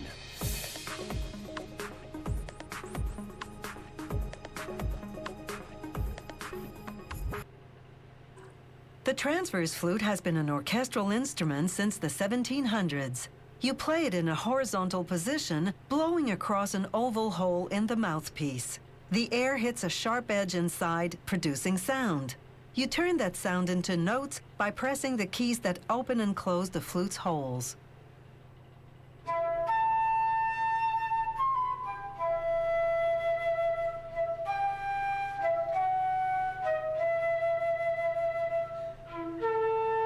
They begin production by inserting a solid steel bar into a sterling silver tube. Then, using a press, they lengthen it and taper it, reducing the diameter to 1.7 centimeters. This tube is part of what's called the head joint, one of 3 sections that make up the flute. The other sections are the center joint and the foot joint. Next, on another machine, they insert a second tube for the center joint. This device drills small holes to mark the position of each tone hole, the raised rim around each of the flute's holes. Now they insert titanium washers, called spiders, in the holes to help position the tone holes. They place a tone hole around each spider, securing it temporarily with copper wire. Once they solder the tone hole, they'll remove the spider. They solder little posts onto 3 strips of metal called ribs. The ribs and posts will later hold the flute's keys in place. Next, they use what's called a profile cutter to shave the tone holes by minute amounts to perfect the flute's sound. Now, using a wax injector and rubber molds, they create wax duplicates of the 120 different parts that make up the flute's 20 keys. Now they build what's called a tree. Using tweezers and a heated pen, they fuse the wax duplicates to a wax trunk that's 17 to 25 centimeters tall, depending on the type of flute. Then they place the tree in a perforated steel flask covered in masking tape. They pour in a liter of plaster, which hardens around the tree. Then they remove the tape and heat the flask. The wax melts through the holes, leaving plaster cavities in the shape of the key parts. The keys are made from tiny particles of silver or gold. These ones have a reddish hue because of their high copper content. The craftsmen pour a carefully measured amount into the casting machine's upper chamber.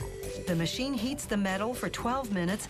The plaster flask goes into the casting machine's lower chamber. They release molten metal into the cavities. Once the metal cools, they shatter the plaster under cold water, exposing a tree of silver key parts. Using a pneumatic cutter, craftsmen snip off the key parts. They have a dull finish because the silver isn't yet polished. Now they solder the key parts together and polish each finished key with a soft rotating brush. They also solder on a riser, which attaches the mouthpiece's lip plate to the head joint tube. They cut away excess metal from the opening of the lip plate. Then they use a lathe to cut out a hole in the head joint tube. A template ensures they position the hole correctly. Once again, they use copper wire to hold the parts together until soldering. They solder the lip plate assembly to the head joint tube using a gas and oxygen torch. Next, they mount the keys using tiny wires called straight springs. The spring helps open and close each key over the corresponding tone hole. They test each key's seal, called the pad, for air leaks. A thin strip of plastic slides out if it's improperly sealed. The pad is made up of a plastic washer and a felt cushion surrounded by a synthetic wrapper as thin as tissue paper. A pad lasts for about 5 years and is very expensive to replace, about $90. It's just one of up to 100 components in a flute, depending on the model. This company's flutes come in silver, gold, and platinum. They range in price from $9,000 to $48,000. Once all the keys are in place, a quick wipe to remove any pesky fingerprints. An engraver inscribes the serial number and company logo. After 120 hours of painstaking work, the flute is ready for its musical debut.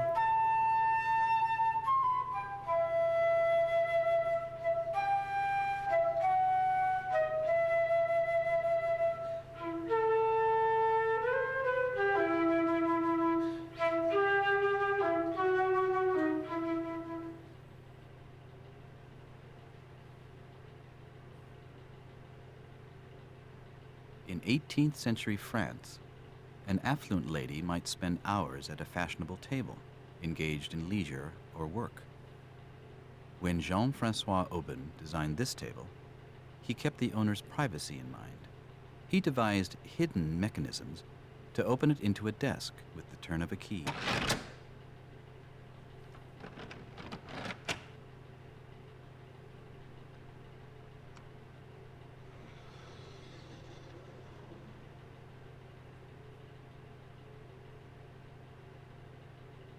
After years, the colors of the marquetry surface have altered, but their original appearance was quite brilliant.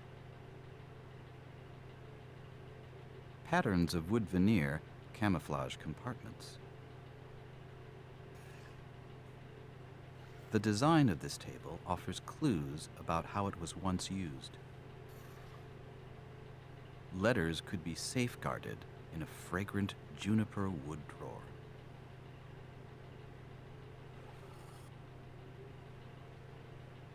Supplies could be stored in lidded inner compartments.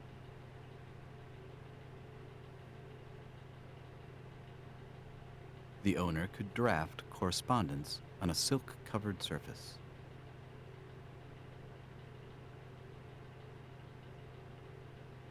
The writing surface could be transformed into a bookrest.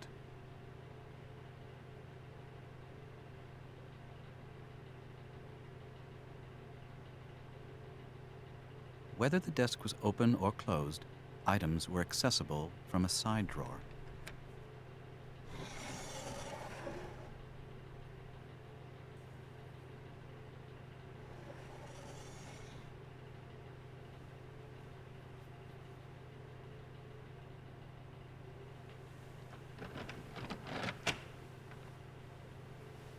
The table was designed to be portable and could be moved aside until ready for use again.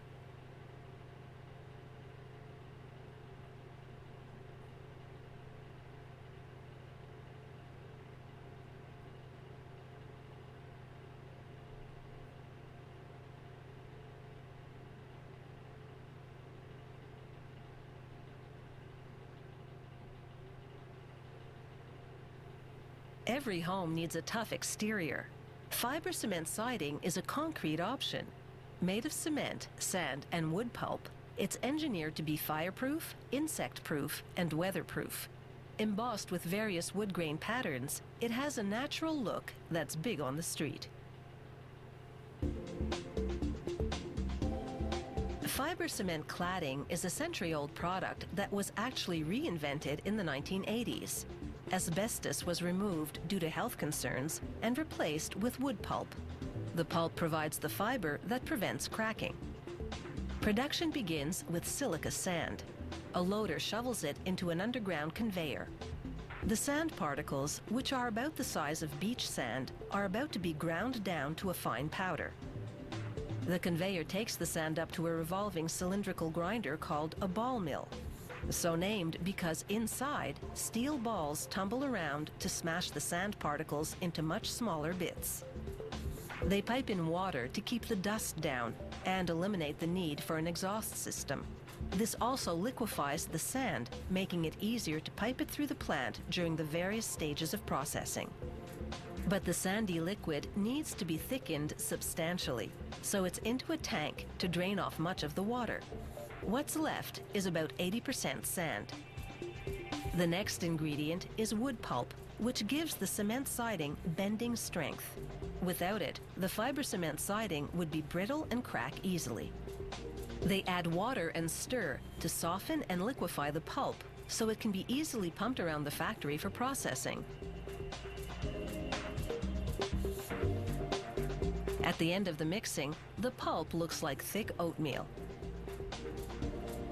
Next, they lower cylindrical sieves into position.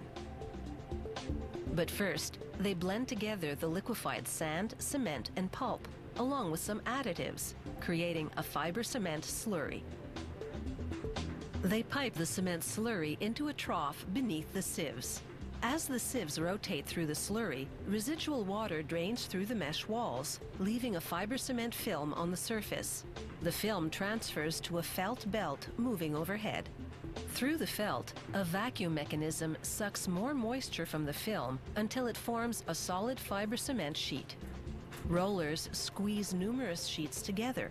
They're still moist enough to stick together, and they fuse into one thick board. Another roller then presses a wood-like pattern onto the surface of the cement board. A spray of high-pressure water then slices the cement sheet into planks. A robotic suctioning head gently picks up the fiber cement planks and transfers them to a pallet. The planks are fragile at this point and need to be handled with care. Loaded onto the pallet, the cement planks are now ready for some toughening up.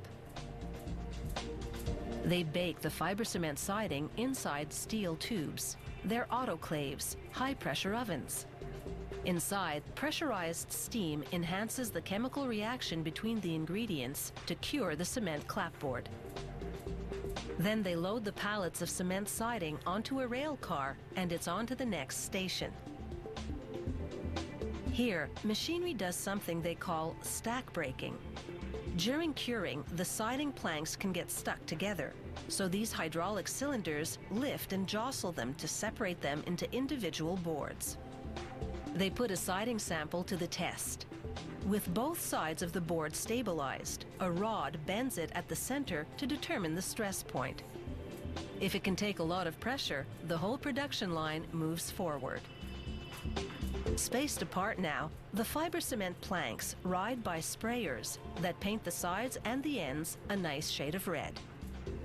The siding then enters a curtain of paint of the exact same color. The paint adheres to the front of the boards. These mirrors expose any missed spots. If there are any, they'll do touch-ups. The transformation from a pile of sand and other ingredients to something that looks a lot like wood siding has taken just 3 days. And once installed, these wood-look cement planks could fool the neighbors. After all, it's all about putting up a good facade.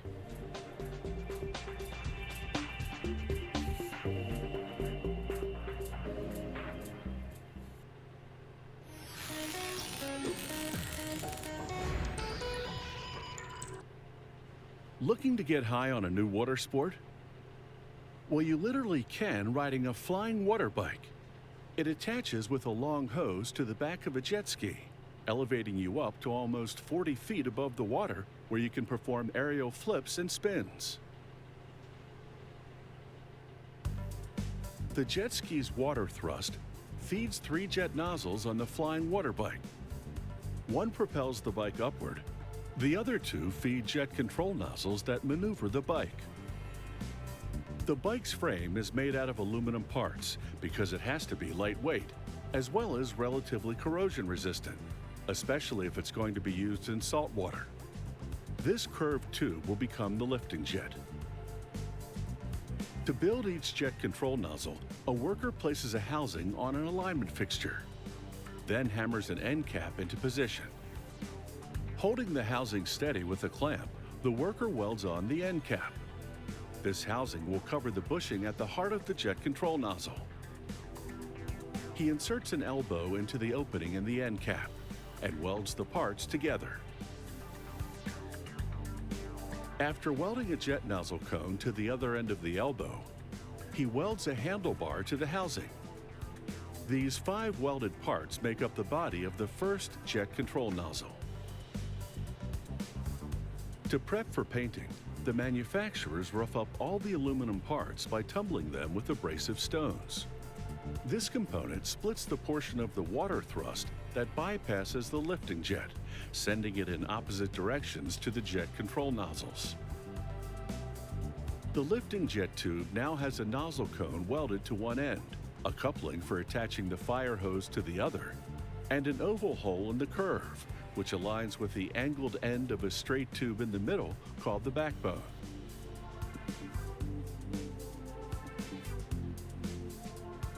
After positioning parallel support bars between the lifting jet and the splitter, the welder fuses all the parts together. Then he flips the assembly jig and welds on the seat support. The seat support attaches where the lifting jet and backbone meet. After masking the ends of the splitter, a worker sprays the completed frame, jet control nozzles, and other aluminum parts with powder coat. This helps protect against corrosion.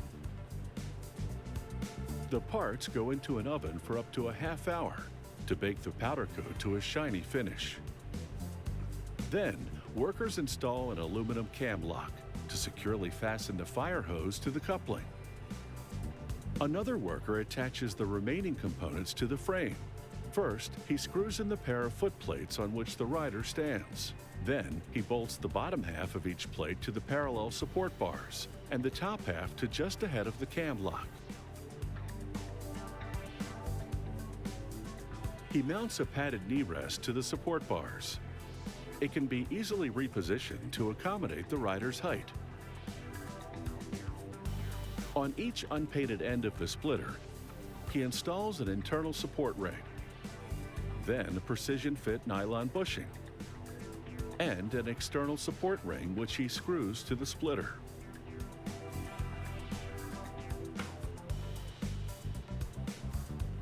The worker slides the jet control nozzle housing over the bushing and screws it to the internal support ring. The 2 control nozzles maneuver the water bike. To ascend, you pull back gradually on both of them simultaneously. To descend, you push forward on both. To spin, you move one forward and one back. And to do a backflip, you yank both control nozzles all the way back. He assembles the water bike's body. It's made of molded polyethylene with a waterproof urethane pad to cushion the front of the rider's body. The seat is made of the same padded material. Both pad and seat attach with plastic clips. The hollow body is completely watertight, which is why the bike floats. The final step is to mate the body to the frame. The completed water bicycle weighs 30 pounds. Once connected to a jet ski with the fire hose, this water bike flies at a speed of up to 20 miles per hour. By maneuvering the jet nozzles, it does backflips, multiple spins, and even dives 20 feet underwater.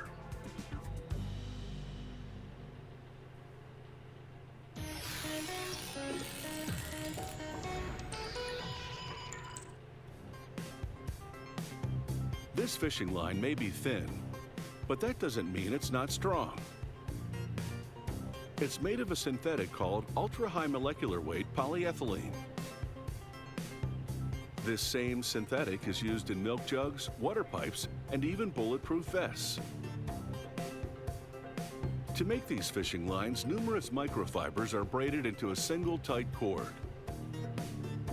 An employee starts by threading fibers through needles. She pulls the needles through spring-loaded devices.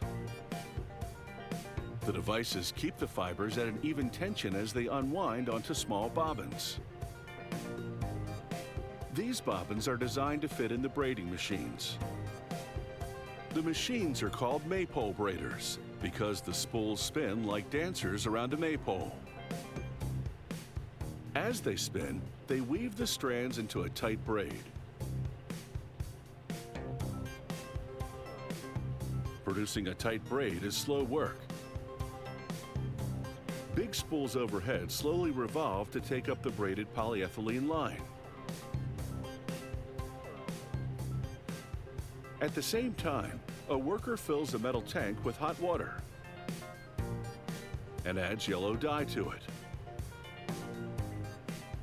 A pump at the bottom of the tank keeps the water moving to evenly distribute the dye. He stirs it a bit while he inspects the mixing job. They heat and pressurize the dye in a tank filled with fishing line. The dye penetrates all of the strands for an even dye job.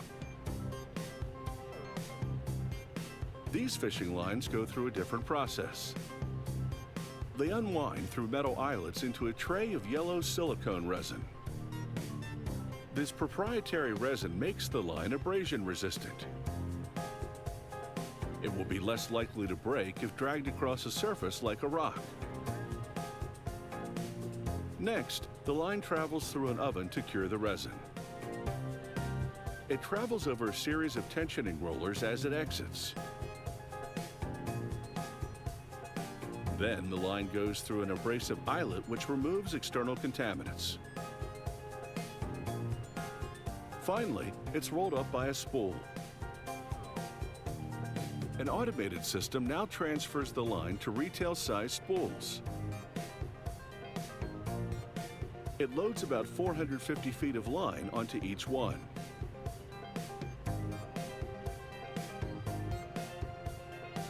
A worker applies a label with product details and packages it in a cardboard box. It takes about 17 days to braid, color, and process a single spool of synthetic fishing line. Strong but very thin, it can be cast and reeled in with ease.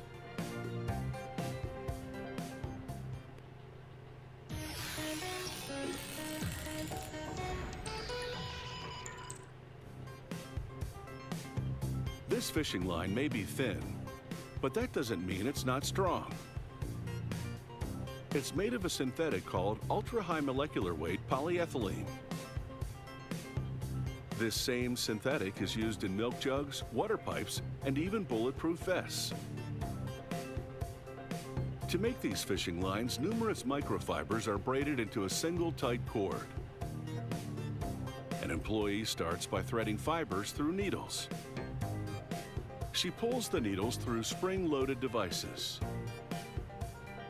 The devices keep the fibers at an even tension as they unwind onto small bobbins.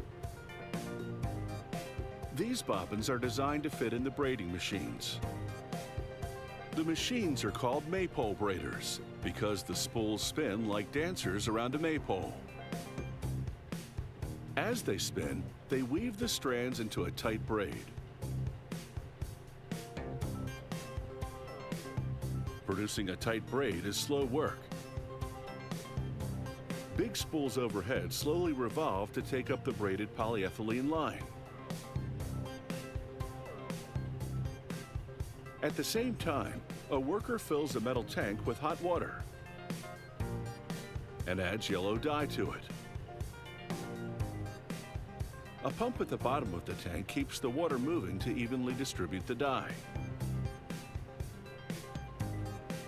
He stirs it a bit while he inspects the mixing job.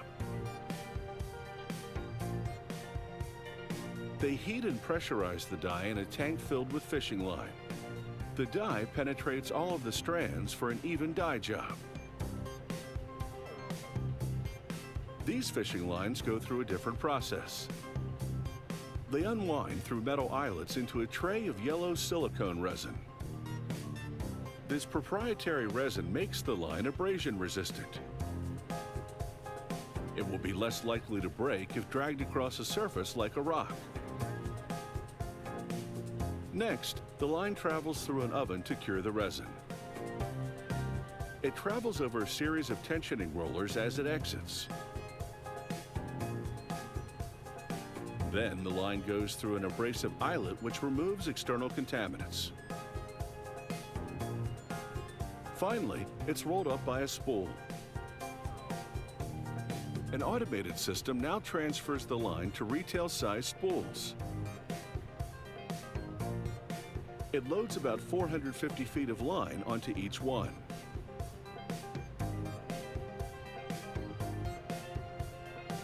A worker applies a label with product details and packages it in a cardboard box.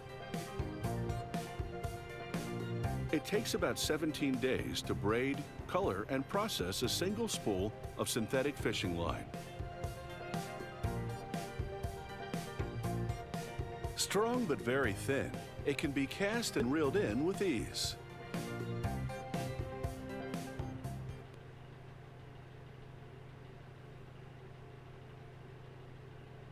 Foot orthotics are medical appliances that are custom made to correct specific foot imbalances and weight distribution abnormalities.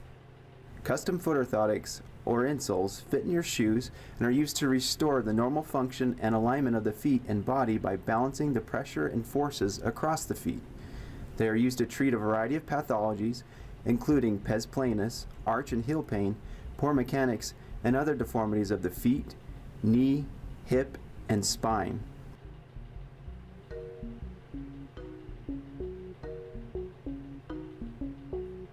The foot orthotics fabricated at the Shriners Hospitals for Children Salt Lake City POPS location are made with a unique process using a scan of the patient to carve an insole out of a solid block of foam and not a positive mold.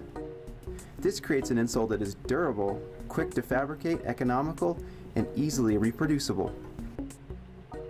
The process begins when a practitioner scans a patient's foot and modifies the scan to achieve their biomechanical goals.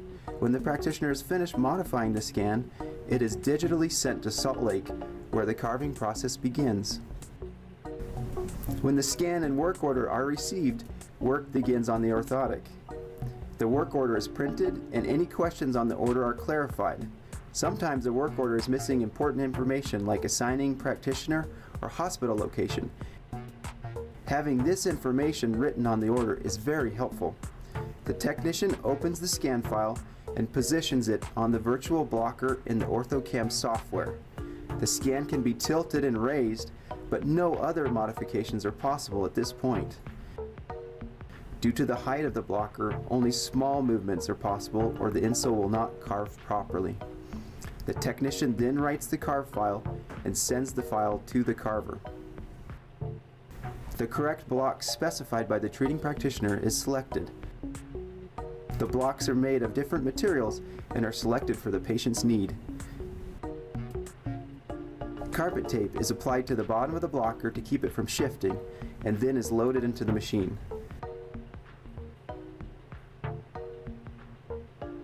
The technician opens the correct carve file and begins the carving process.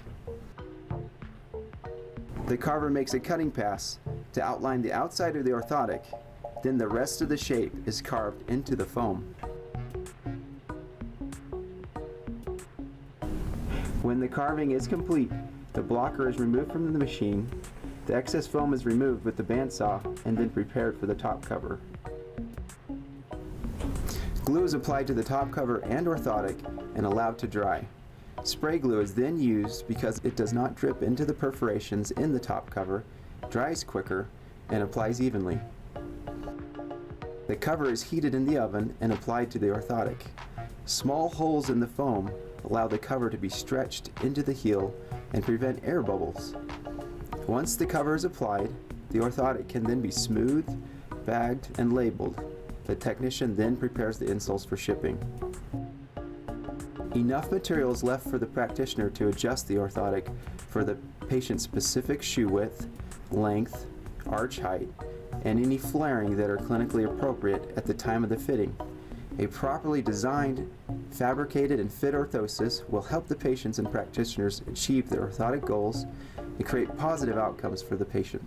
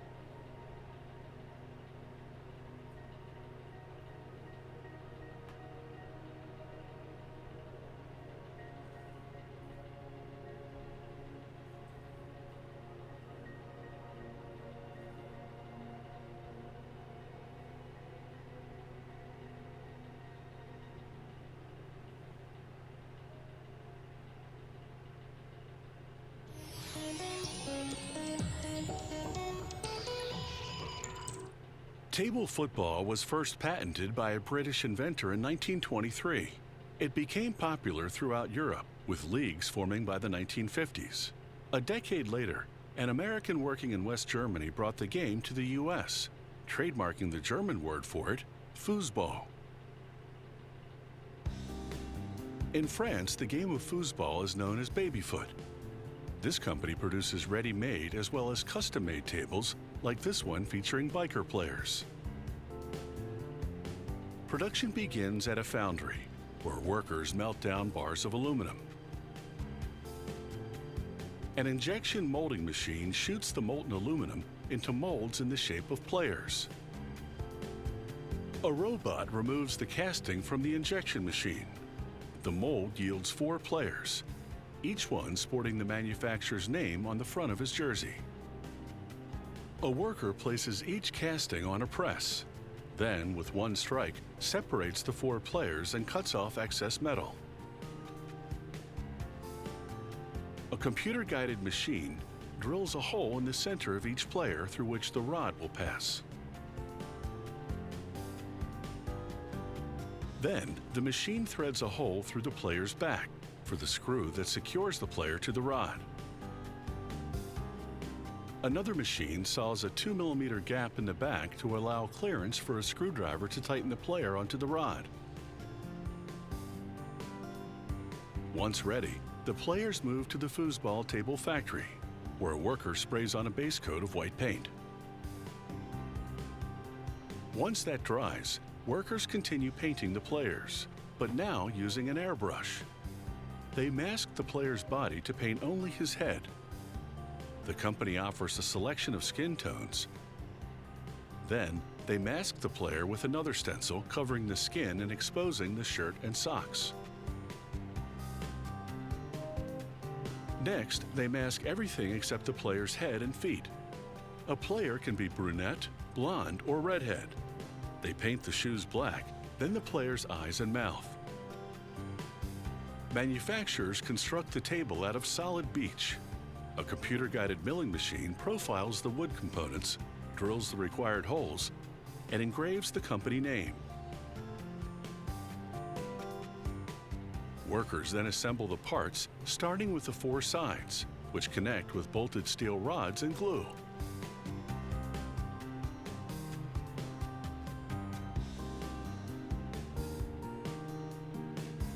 After closing up the ends with wood panels, workers install wood support bars which will reinforce the table, and after a goal, direct the ball to the ball return tray. The table now goes to the paint shop, where workers either stain the wood or leave it natural. For this model, they also spray red stain into the recessed stripes and logo. All tables receive a finishing coat of transparent varnish to protect the wood. They install the sloped ball return panel. When a player scores, the ball rolls down the panel to an aluminum ball return tray. After sliding the plywood table bottom into place, workers turn the table right side up, mount the aluminum goal nets and the scoring units right behind them. Then they lay the playing surface, made of green vinyl on pressed wood, on top of the wooden support bars. Wood trim around the perimeter holds the surface in place. A worker mounts the players for each line onto a hollow stainless steel rod. Using a template to space them correctly, he bolts each player to the rod, then attaches a rubber bumper to the players at each end to prevent them from slamming against the sidewalls. He inserts a narrower stainless steel rod into the hollow bar to make it telescopic. After preparing 8 rods of players, a worker installs them in the table. The telescoping handle end of the rod has a spring-loaded bearing that fits in a hole in the table. He secures it from the outside. After bolting the opposite end, workers protect the top edge of the table with a plastic trim. After threading plastic handles to the telescopic end of the rods and mounting the tables on 4 sturdy solid wood legs, This foosball table is ready for kickoff.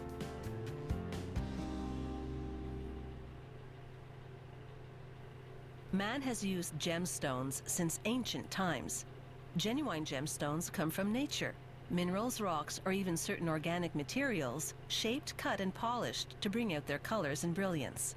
The rarest ones are classified as precious gems, the others as semi-precious. This semi-precious stone is called blue john. It's a rare variety of the mineral fluorite, also known as fluorspar. While common fluorspar is cream or white, blue john also has magnificent bands of purple, blue, and yellow. There's only one place in the world where blue john is found, and that's in the village of Castleton, Derbyshire, in central England. The stone comes from a cavern located some 50 meters deep in a hillside. The miners don't use explosives because the stone is quite soft and brittle in its natural state, and blasting would simply shatter it. Instead, they use drills to carefully dislodge pieces of blue john from the rock wall.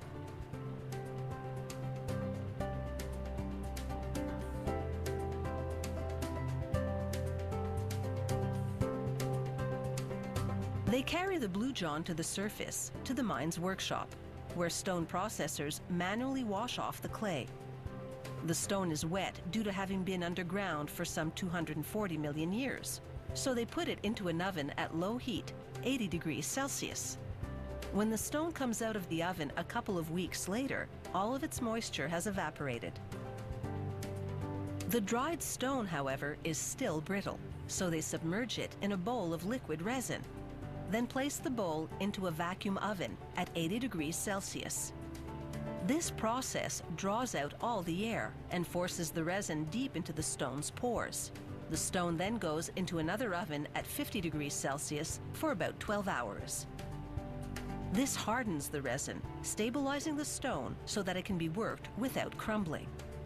To create large items such as goblets and bowls, the workshop's artisans turn the stone on a lathe. To avoid fracturing it, they must work the blue john slowly and with diamond-tipped tools. Diamond, being harder than all other rocks, cuts with less force and stress. To supply jewelry makers, the mine workshop saws stones into slices using a diamond-edge saw. At the jewelry workshop, a gemologist examines the slices on a light box to highlight the coloring and any flaws. This helps determine which parts of the slice will yield the most striking gemstones. Meanwhile, in another part of the workshop, a silversmith crafts a piece of jewelry, in this case a sterling silver ring, which will receive a blue john gemstone. She bends, then solders together the ends of the ring's shank, the part that encircles the finger.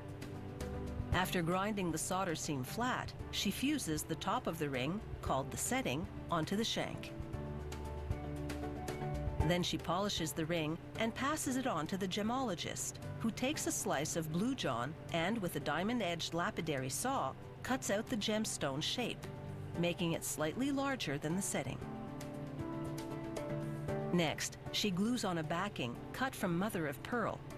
Just like the white light on which the gemologist examined the blue john slices, this mother of pearl backing highlights the colors in the stone. Now, using a diamond grit grinding wheel, she shapes the stone to fit perfectly in the setting.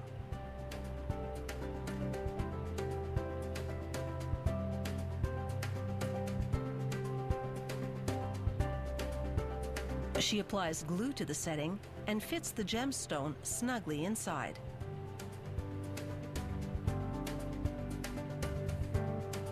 Once the glue dries, she uses a diamond grit sanding belt to smooth down the edges, gradually transforming the rough oval into a sleek dome.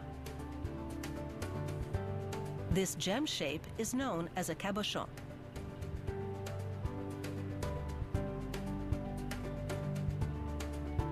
Finally, she polishes the entire ring surface until the silver and the richly hued blue john glisten.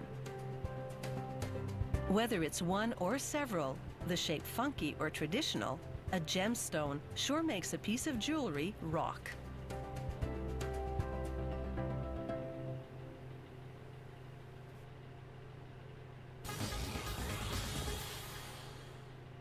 When it comes to outdoor clothing, Gore-Tex is probably one of the most useful inventions today.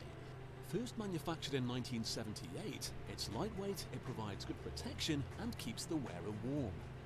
So how does this simple fabric manage to do so much? Gore-Tex clothing is made using 2 layers of material. The outer layer is often nylon or polyester combined with a Gore-Tex membrane beneath. This membrane has over 1.4 billion pores per square centimetre. They're too small for rain to come in, but large enough to let steam or sweat vapours out. The first step is fashion, and a designer creates a template from which to cut the cloth. This software helps cut the material as efficiently as possible to avoid waste. And whilst the designer's drawing up the plans for the new jacket, her assistant is down in the warehouse selecting the right shade of material for the outer layer. The designer, meanwhile, is printing up her cloth template ready for the cutting process. With the cloth and the template together, the seamstress can cut out the different pieces required to make a jacket. The template is clipped into place, and this provides the cutter with a guide for shaping the cloth beneath.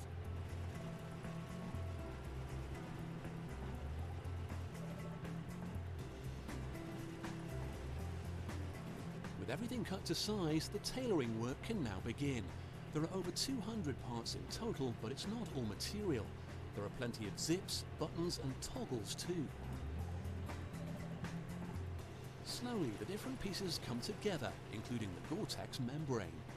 Although that is the real working part of this jacket, it's important the outer layer can withstand the kind of conditions it will face. The first test seen here is for abrasion. Long-term wear and tear is something any outdoor jacket will have to resist. This device rubs the material against a rough surface. Each rub is the same as about 12 hours of wear. Each piece of cloth must endure at least 87,000 rubs. Light damage means this material appears to have passed and should remain waterproof. As well as abrasion, the material's strength is also tested. A cloth sample is loaded into a machine that will stretch it to breaking point. The force required to tear it is then measured to assess the material's quality.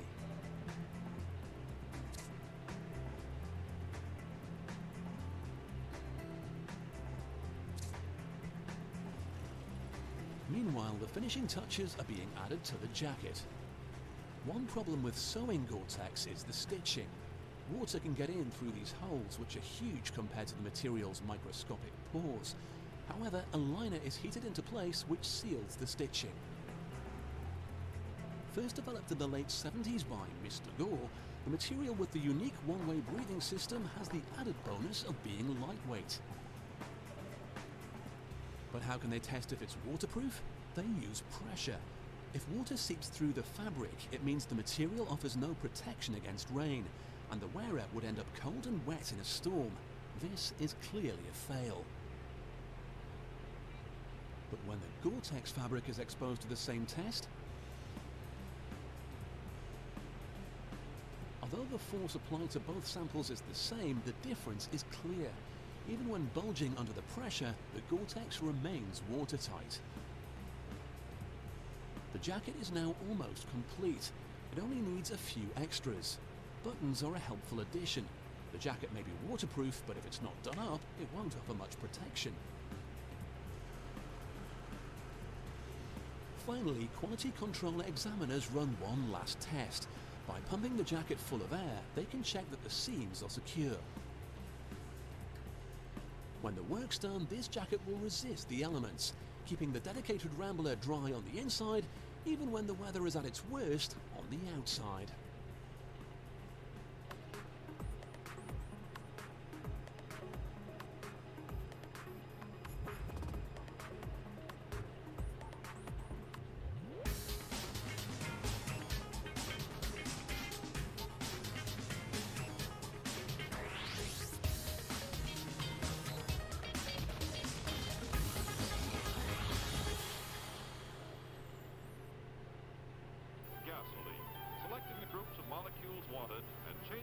sizes and shapes as required. To do this job calls for great storage tanks to maintain a constant supply of crude oil. Batteries of pumps.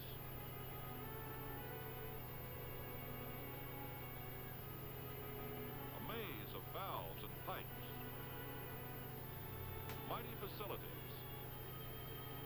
And an army of experienced, specially trained workers. The first step is to separate the crude oil into the parts that you saw a moment ago. This is done by distillation. You know that when you boil water, the vapors can be condensed. The same principle is used in distilling crude oil. Giant units with bubble towers condense vapors just as the cold tumbler did. Here in a single tower, much simplified, crude oil is separated into the different fractions needed for gasoline, kerosene, fuel oil, and other petroleum products. Here we see the crude oil being heated. Most of it is vaporized. At the bottom of the bubble tower, unvaporized large molecules of heavy lube oil and residual materials are drawn off. At the second level, the light lube oil is condensed out of the vapor and withdrawn. At the third level, the largest of the lighter remaining molecules condense to form the fuel oil cut. At the fourth level, kerosene is condensed and drawn off. At the fifth level, the gasoline molecules become liquid, leaving the very light gas molecules to go out the top of the bubble tower.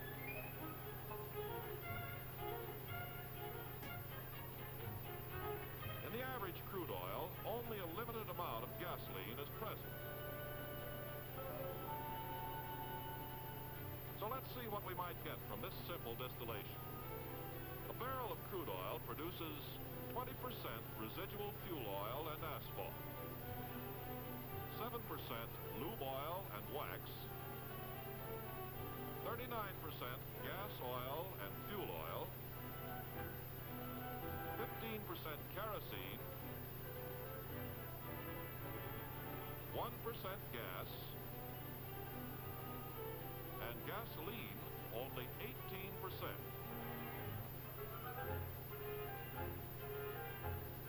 Not nearly enough for today's millions of cars. But scientists of the Standard Oil Company, Indiana, invented the cracking process, enabling refiners to make more than twice as much gasoline from each barrel of crude. Today, were it not for the demands for fuel oil and diesel fuel, almost the whole barrel could be converted into gasoline.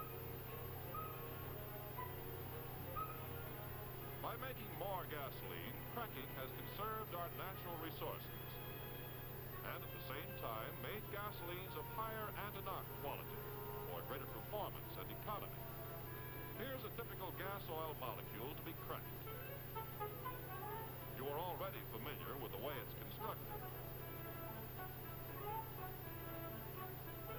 To crack it, heat is applied under precisely controlled conditions, more heat than is needed for distillation.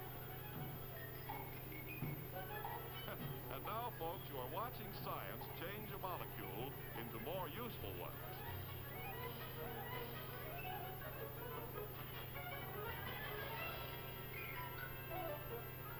On the left are two gasoline molecules. On the right are gas and carbon, all obtained from cracking one gas oil molecule. Thus, science creates gasoline where none existed before, high anti-knock gasoline. Here are some of the great units that do the cracking.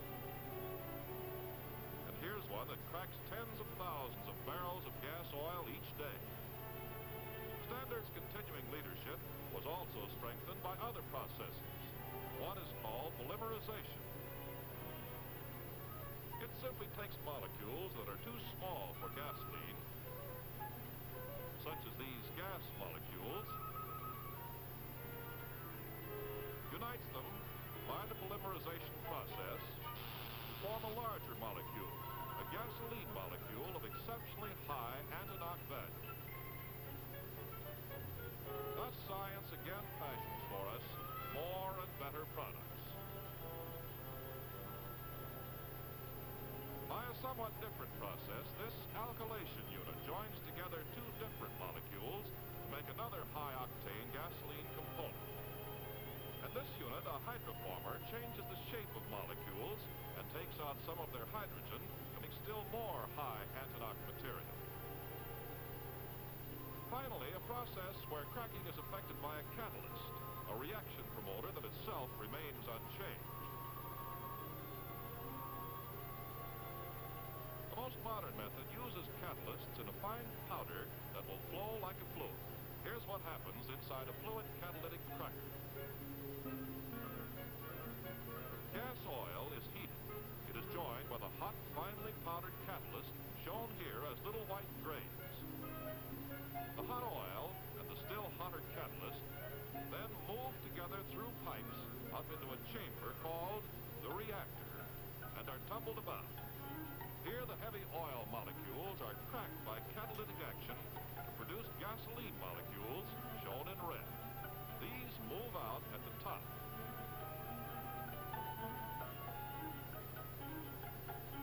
As the catalyst becomes covered with coke, it becomes less active and is drawn off at the bottom.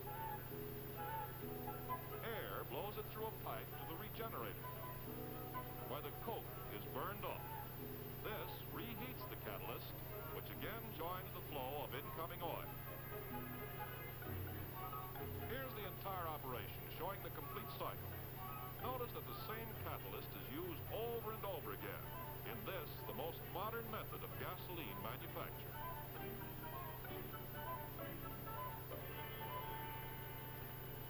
It takes a complicated unit to do the job.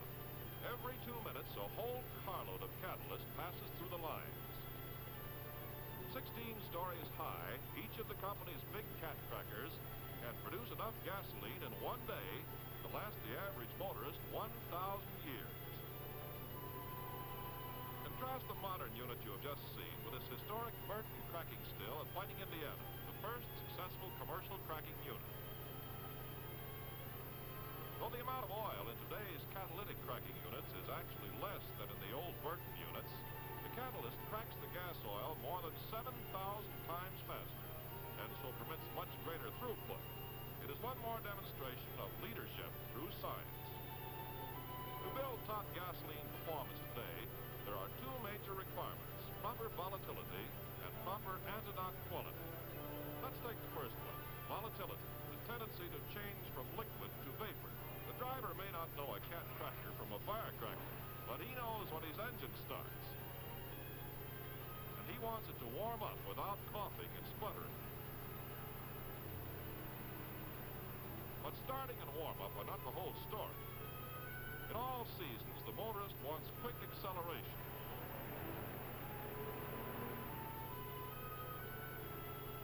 He wants economy, too. Mileage. And that calls for a scientific balance of gasoline components.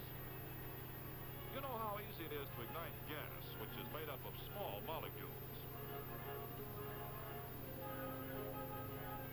Here's a mixture of liquid hydrocarbons so light and volatile that the heat of a hand will make it boil.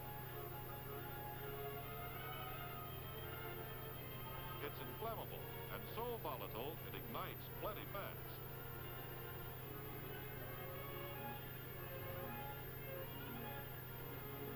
Now here are some of the heavier, less volatile hydrocarbons. The lighted taper does not ignite them, yet when vaporized and burned in an engine, they pack a lot of power and give mileage. To make a gasoline blend that will have a proper combination of volatility characteristics, first we put in the very light hydrocarbons for quick starting. The next heavier ones have rapid warm-up. Then some that give instant acceleration. And the final portion for full power and good mileage. The blended gasoline has the desired range of performance with economy because it contains just the right groups of hydrocarbon molecules. One, for instance, starting, but so active that in the summer he should be used only in moderation. One for rapid warm-up. One for smooth acceleration. One for full power and good mileage. Molecules that work together, a harmonious team.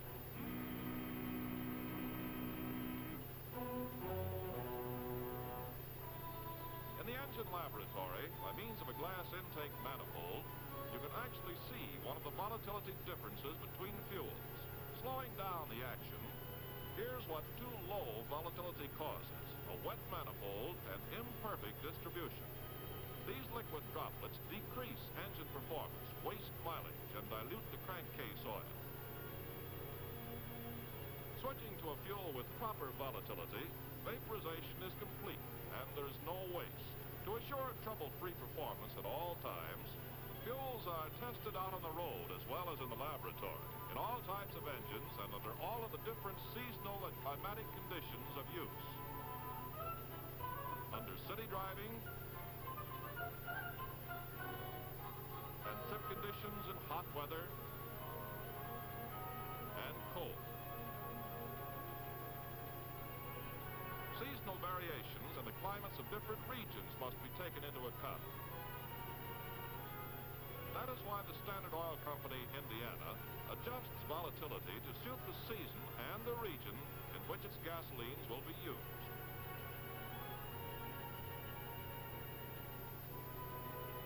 A distillation test measures the volatility of motor gasoline. The results here plotted form a typical distillation curve for a gasoline of proper volatility. Now for the next major requirement, the prevention of fuel knock.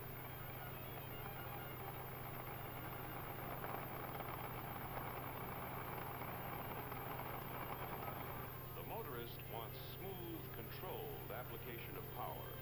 Using a special demonstrator, I shall show the difference between poor performance and good performance. Now, with the hard face of this mallet, I strike the piston. The piston, you see, receives a punishing rap, showing how power is wasted when gasoline knocks. This time, I shall use the cushion face of the mallet to show what happens when gasoline does not knock.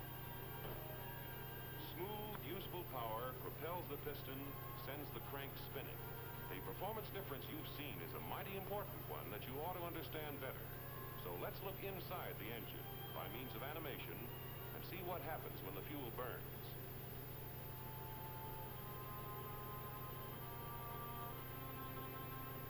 These gasoline molecules have not been improved on or controlled by science. They are untamed and unruly. What you will see next actually takes place in about 1/500th of a second. First, the spark ignites the compressed fuel charge. Now, watch for the knock. In this greatly slowed down action, you could see that with this gasoline, combustion was uneven and uncontrolled, and at the end there was a jarring, violent explosion, a knock that pounded and shook the engine. Now we shall repeat the action.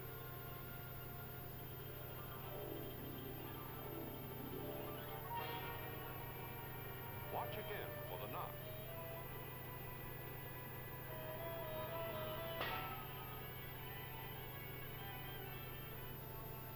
Now, with gasoline made up of molecules that have been science-fashioned so that they have the required anti-knock quality, molecules that stay under control and work as a team, let's see what happens.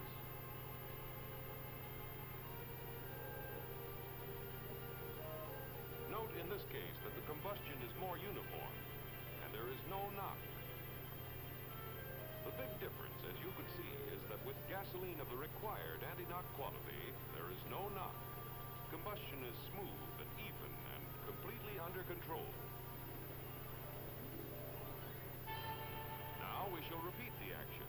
Watch how the combustion proceeds as it should, smoothly and without the interference caused by knocking. In the modern high-compression engine, modern gasoline gives the greater performance required today. The car accelerates more rapidly, climbs hills faster, travels more miles per gallon. In addition to fashioning the molecules to prevent fuel knock, refineries usually add minute quantities of tetraethyl lead to help accomplish the same purpose. This model shows how just the right amount of fluid containing tetraethyl lead and dye is added to the gasoline.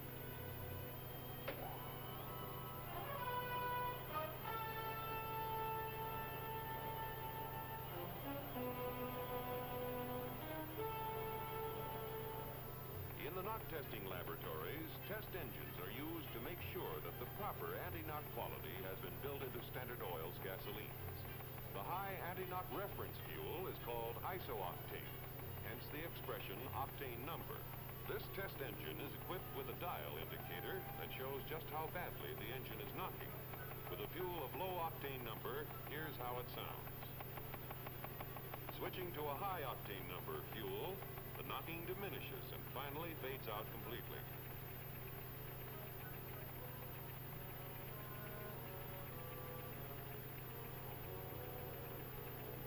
This illustrates the smooth, even performance you get from standard red crown and standard white crown.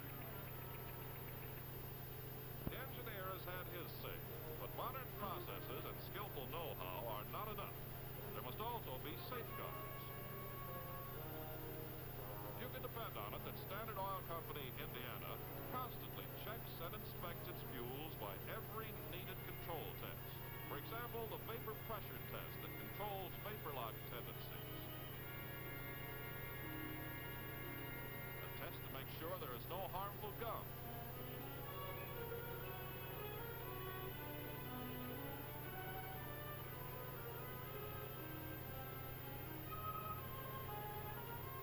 Another to make sure that today's fine gasolines will not deteriorate in storage. A test that guards against corrosive impurities.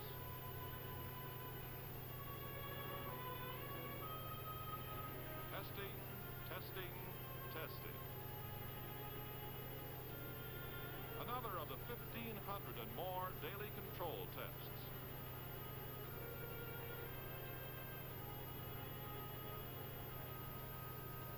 In addition, these great laboratories are entirely devoted to extensive research.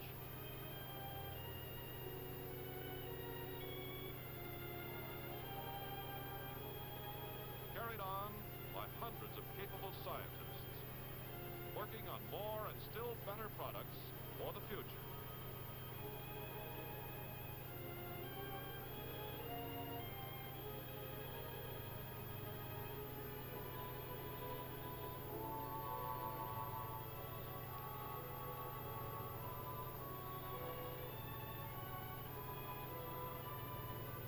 Cooperative work with the automobile industry guarantees that the right gasoline will always be available for any car that's developed. Put all of this together, and you have what it takes to deliver today's and tomorrow's great motor fuels. Huge units like this super fractionator and the other multi-million-dollar units that go to make up the great modern refineries of the Standard Oil Company, Indiana. With the tradition of pioneers behind us and better facilities ahead of us, future progress leading to still finer products is assured. So there's the story, folks. I'm proud to be a part of it, even if only as a tiny atom inside modern gasoline.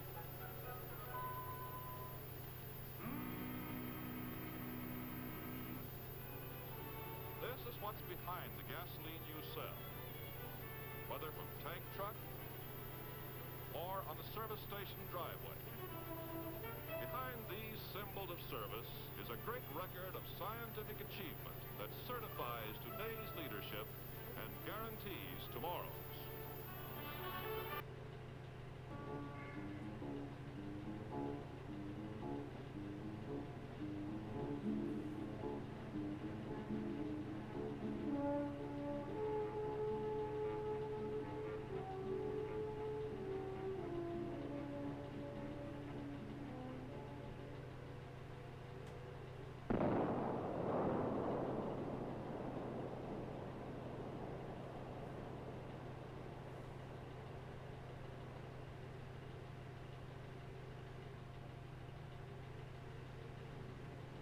Bordering on the vast space of the Navajo Reservation The dam site soon became the objective of a slowly growing army of construction experts. And the machines of heavy construction brought new sounds to this land of the Navajo.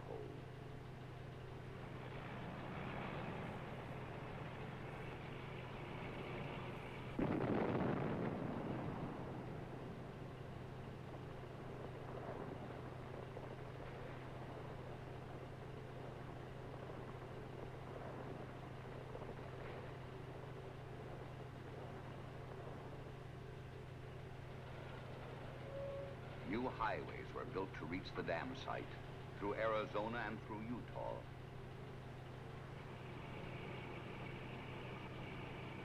New highways through 2 states, each ending at the rim of Glen Canyon. Glen Canyon Dam, a huge construction project bisected by a 700-foot deep canyon and no way to cross. The only answer was a bridge. A long, high steel span to link the canyon rims. Construction of the bridge was soon underway.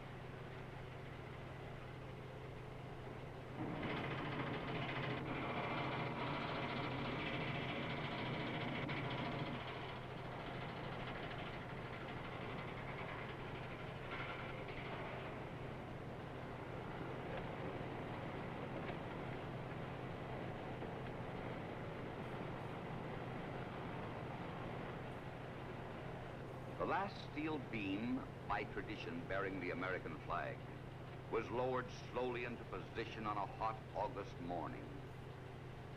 And within a few months, the bridge was finished, completing the world's highest steel arch bridge. It was acclaimed the most beautiful bridge in America, open to traffic in 1959. With the opening of new highways and the new bridge, tourists began coming to watch the construction of giant Glen Canyon Dam.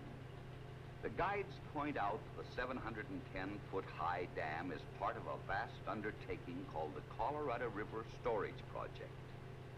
Many large and small dams will be constructed on the tributaries of the Colorado. But Glen Canyon Dam will be the key structure in this plan for expanded use of water throughout the upper basin states. Glen Canyon Dam's role in the project will be to store great quantities of water to meet downstream commitments. It will not provide irrigation directly, but its priceless reservoir will make possible increased use of far distant upstream tributaries. As a byproduct, valuable electrical energy will be carried over a federal backbone transmission system to meet the need of growing cities and industries. To prepare the canyon, to make it safe for workers below, a group of daring men called high scalers had to comb the canyon walls, removing loose rock.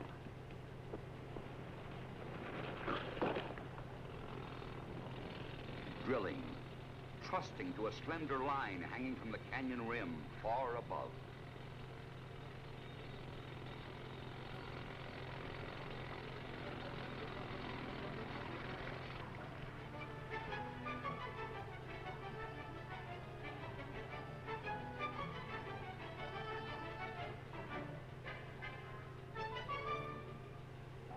Meanwhile, at river level, men with drills, dynamite, and mucking machines began to bite into the sandstone walls. 2 tunnels, each as wide as a house, were cut through a half-mile of rock to divert the river from its channel.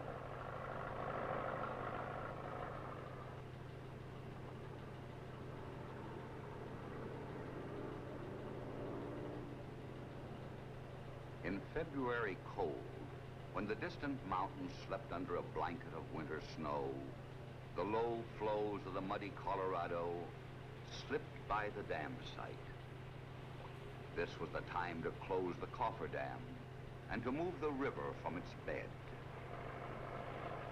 Angrily, the water fought to remain, pounding, digging, driving the boulders before it. But eventually, the truckloads of broken rock closed the gap, and the water began moving through the giant diversion tunnels. The Colorado River felt the reins of man's control. Soon the warm spring winds shrank the distant snowbanks, and the new tunnels felt the full fury of the raging river.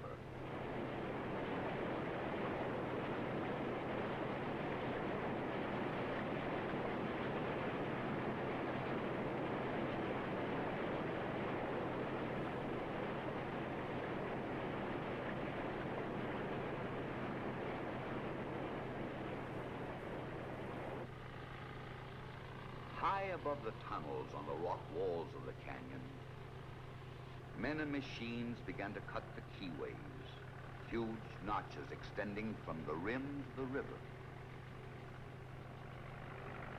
The concrete of the dam will be fitted into these keyways to anchor the giant structure into the canyon walls.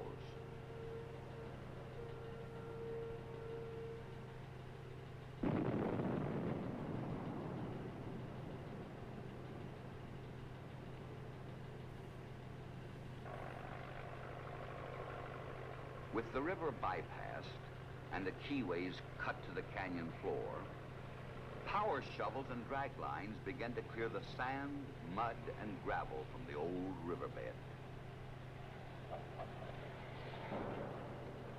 The men of Glen Canyon prepared for their 4th year of building the dam. Remove the rock, remove the sand, remove the gravel laid down in the ages before man. Get down to the bedrock and wash it clean. 137 feet below the river, the sandstone was laid bare to the sun, ready to receive the massive concrete of Glen Canyon Dam.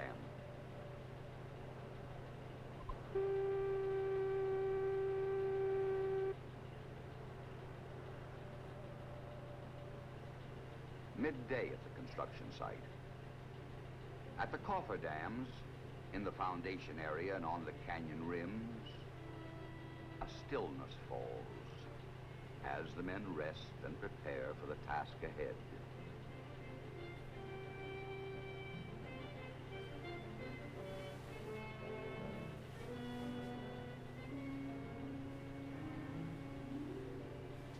Midday at the town of Page, 2 miles away. Lunchtime for the wives and families. Page is a city carved from the raw desert when the work of the big dam first began. More than 900 trailers accommodate many of the construction workers and their families. Page was planned for people who want to live in a clean, ordered community, for people who want schools, doctors, stores, and churches, for people who will live here and operate the dam and power plant in years to come. They shop in modern air-conditioned stores, and they have created ways to use their leisure.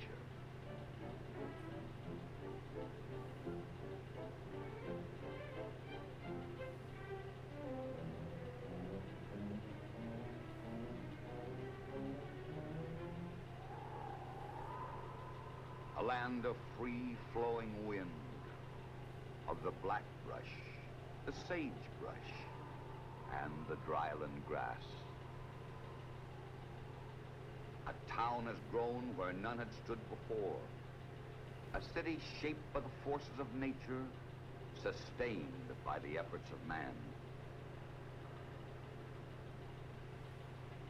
At the dam site, the foundation rock that had been laid bare and carefully cleaned was ready for the concrete soon to come. During the years of excavation, giant plants were built to process and supply each of the ingredients that would go into the concrete. Aggregate comprises the bulk of concrete. This rock and sand are washed, screened, and sorted by a large plant 6 miles from the dam site.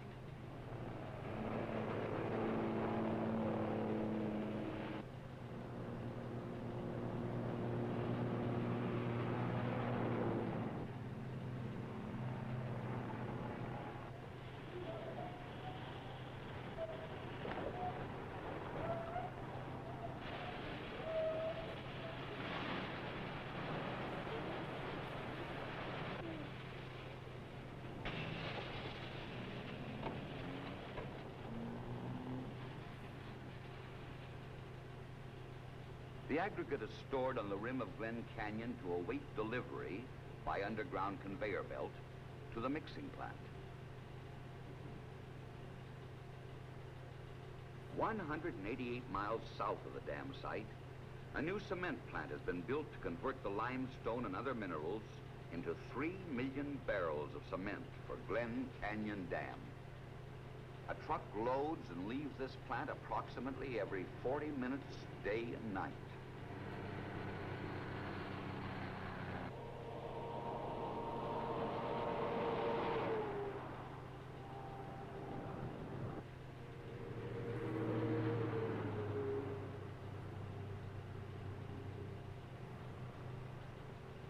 Pozzolan, a natural cement-like material, is used in place of some of the cement to give the concrete more desirable qualities.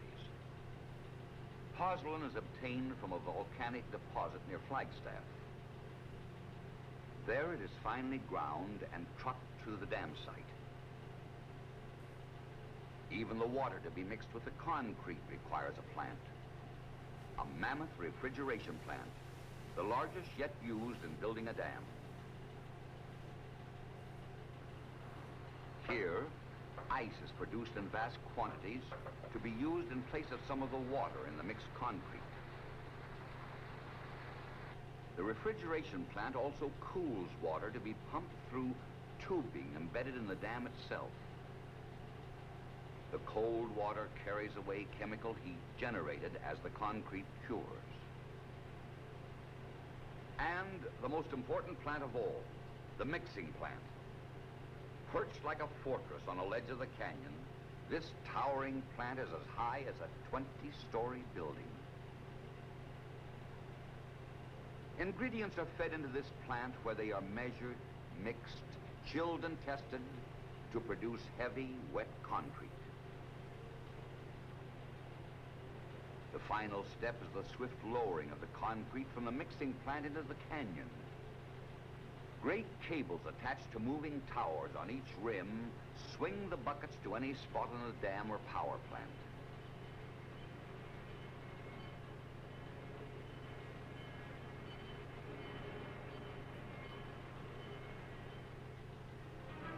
On June 17, 1960, everything lay in readiness for the first bucket of concrete.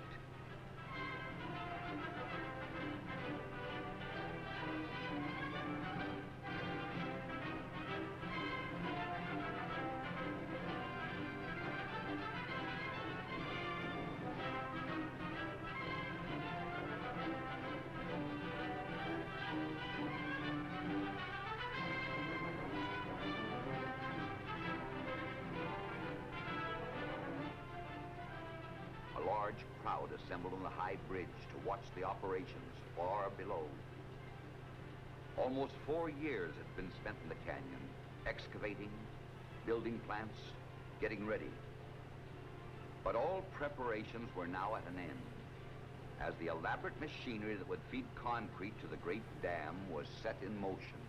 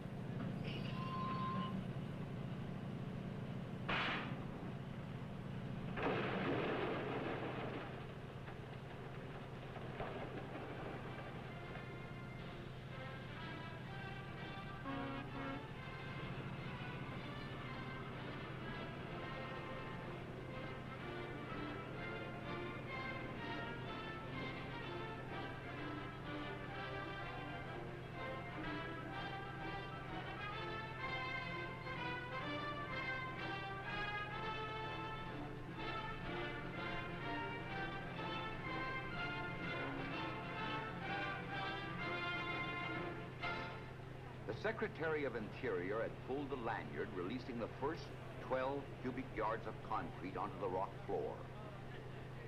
The first bucket, first of over 400,000 to be mixed in the noisy clatter of the concrete plant and sent sailing to the white barrier below.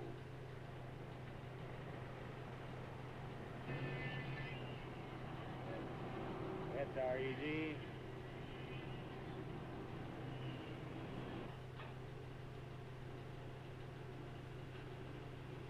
Stay on RED. Right. Hey, what's another half a bucket down the river bound?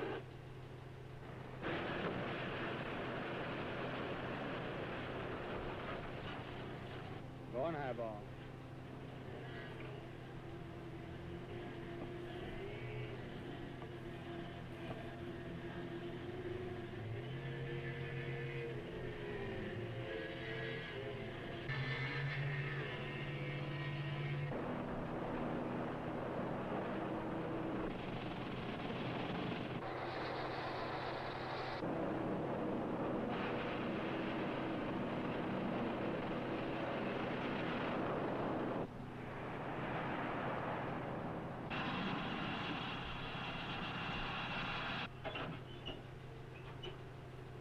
Hold your travel.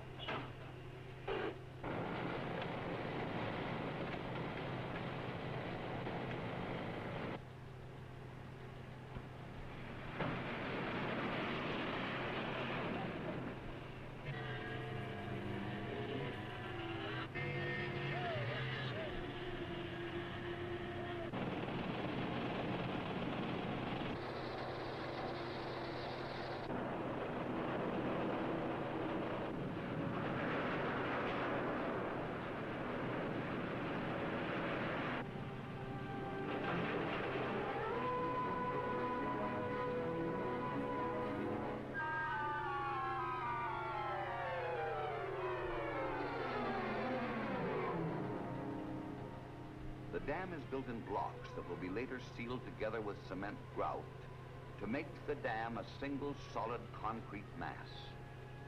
The biggest individual blocks are 70 feet wide and 220 feet long. From the canyon rim, the scene appears to have little activity. An army of workmen virtually hidden in the Great Canyon.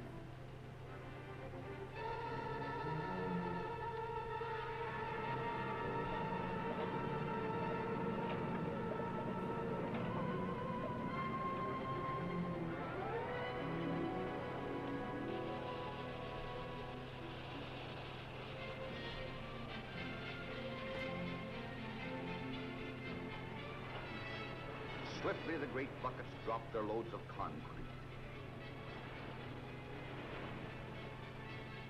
And slowly, the massive dam rises skyward.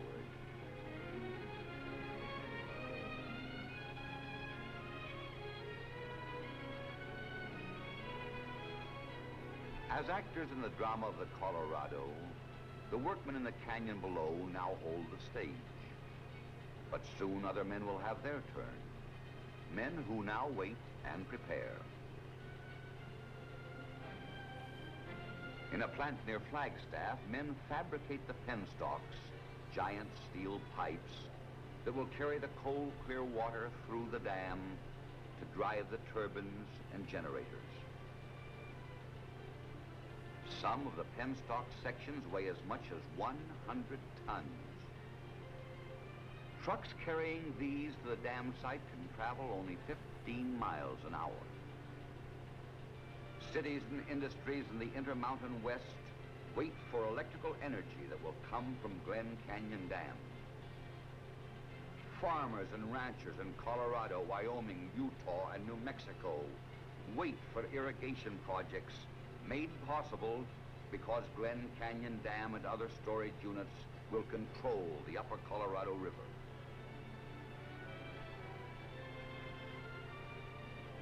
And in scenic Glen Canyon, National Park Service rangers prepare for the influx of visitors who will boat, fish, and swim in the blue waters behind the dam. The Glen Canyon Reservoir has been named Lake Powell in honor of John Wesley Powell, explorer, scientist, and early proponent of reclamation in the West. As the waters rise in Lake Powell, the narrow side canyons will become intriguing inlets of matchless beauty. Higher on the red cliffs, the water will lap against rock formations now rarely reached by man.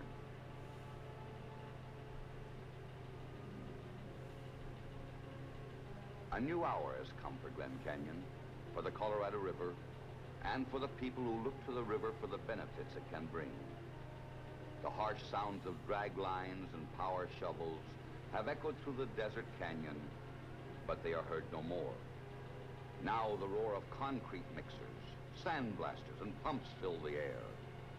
But these too will shortly be gone. Soon the hum of generators will replace the sounds of construction in the deep gorge. And Glen Canyon Dam will endure, an important and noble venture for tomorrow.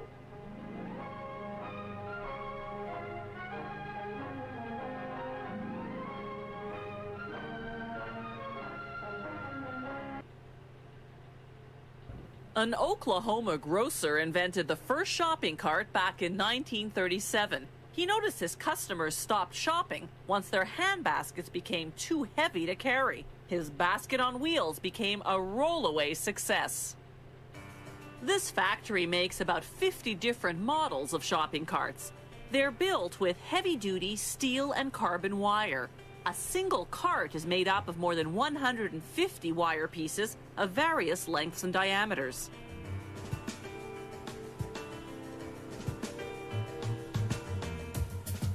Automated machines bend the wires to form the cart's numerous components.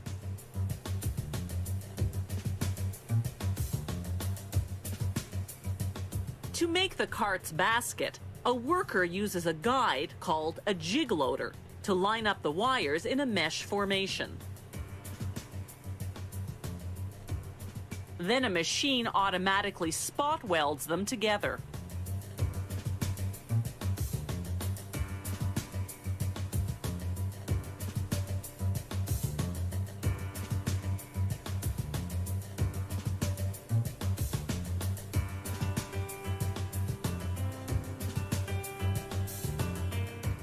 The next machine applies 20 tons of pressure to bend the wires into a basket shape.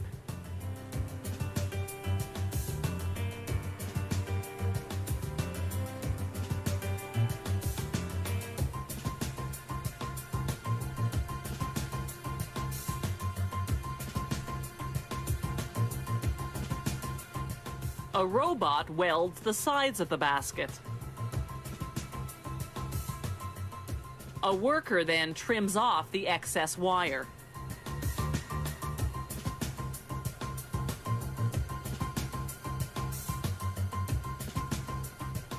An automated machine bends a piece of wire to form the handle of the shopping cart.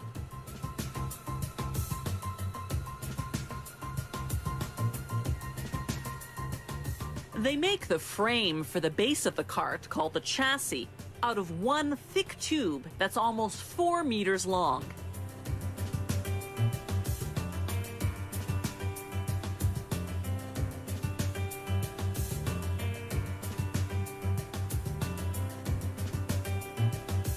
A robot welds the chassis using soldering wire melted by an electrical current.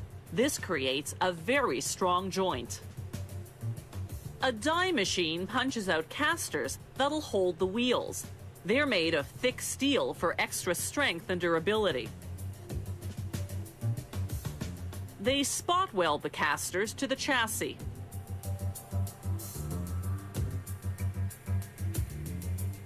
They clean the cart's metal components in a bath of soap and acid.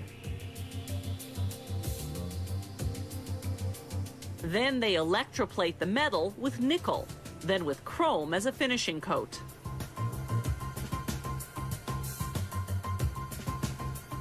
It's finally time for the cart to take shape. They rivet the wheels to the chassis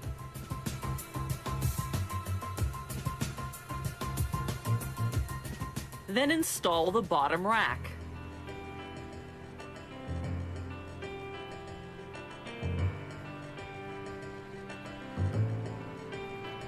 The basket comes next.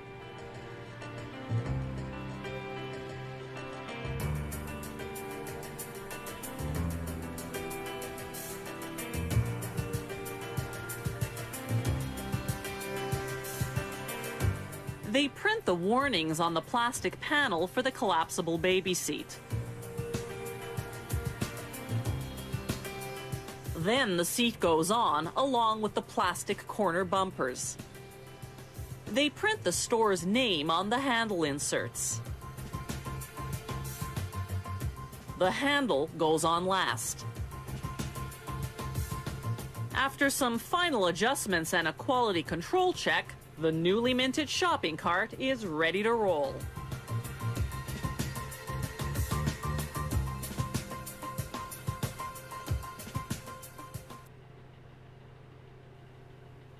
Glass is made of natural ingredients that are abundant. Making it uses less energy than producing metal or plastic, and it can be endlessly recycled.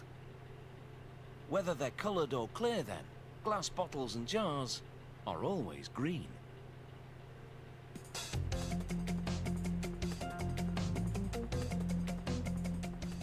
The recipe for glass combines several natural raw materials. The main ones are silica sand, soda ash, and limestone. Silica sand usually makes up about 45% of the batch. The soda ash helps melt the silica evenly. It makes up about 15%. A limestone content of about 10% makes the finished glass more durable. These ingredients are combined with recycled glass called cullet. The factory's equipment feeds precise amounts of the materials into a furnace.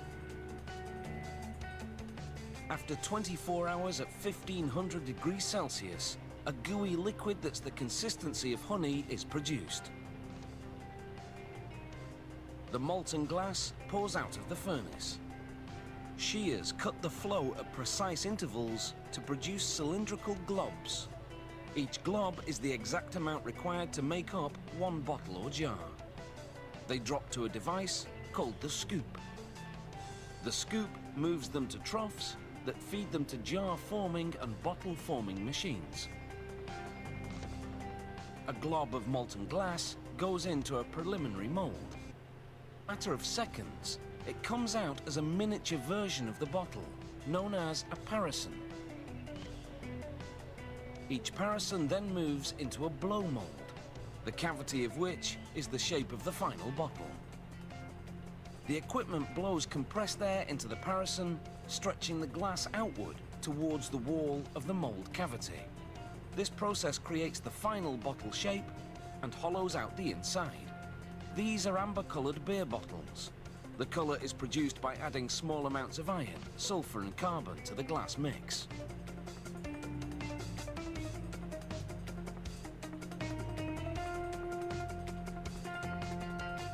A similar manufacturing process is used to produce other types of bottles and jars. In this run, the company is making 375 milliliter wine bottles out of clear glass. This run is producing bottles also out of clear glass.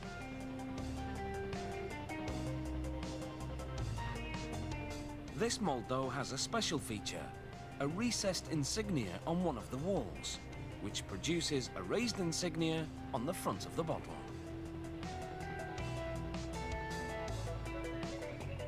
After the bottles leave the forming machine, they travel through flames.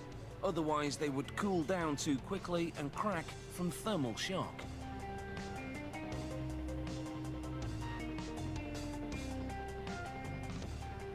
A loader now gently pushes the bottles into what's called an annealing layer.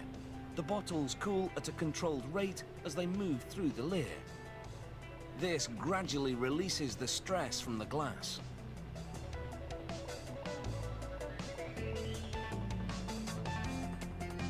As the bottles exit, they're sprayed with lubricant. This enables them to move smoothly through the rest of the inspection and packaging line. The bottles now single file to head into the automatic inspection station. As the machine spins each bottle, cameras and probes check for imperfections such as cracks or bubbles.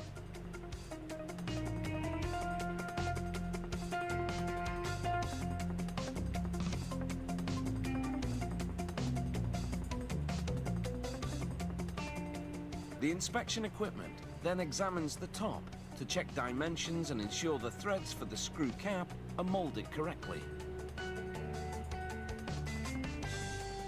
Before shipping, each bottle gets a final visual inspection. The proportion of cullet in glass can be as high as 90%. Cullet melts at a lower temperature, so for every 10% of cullet in the mix, the factory uses up to 2.5% less energy to produce its glass. Now that is a clear incentive to recycle.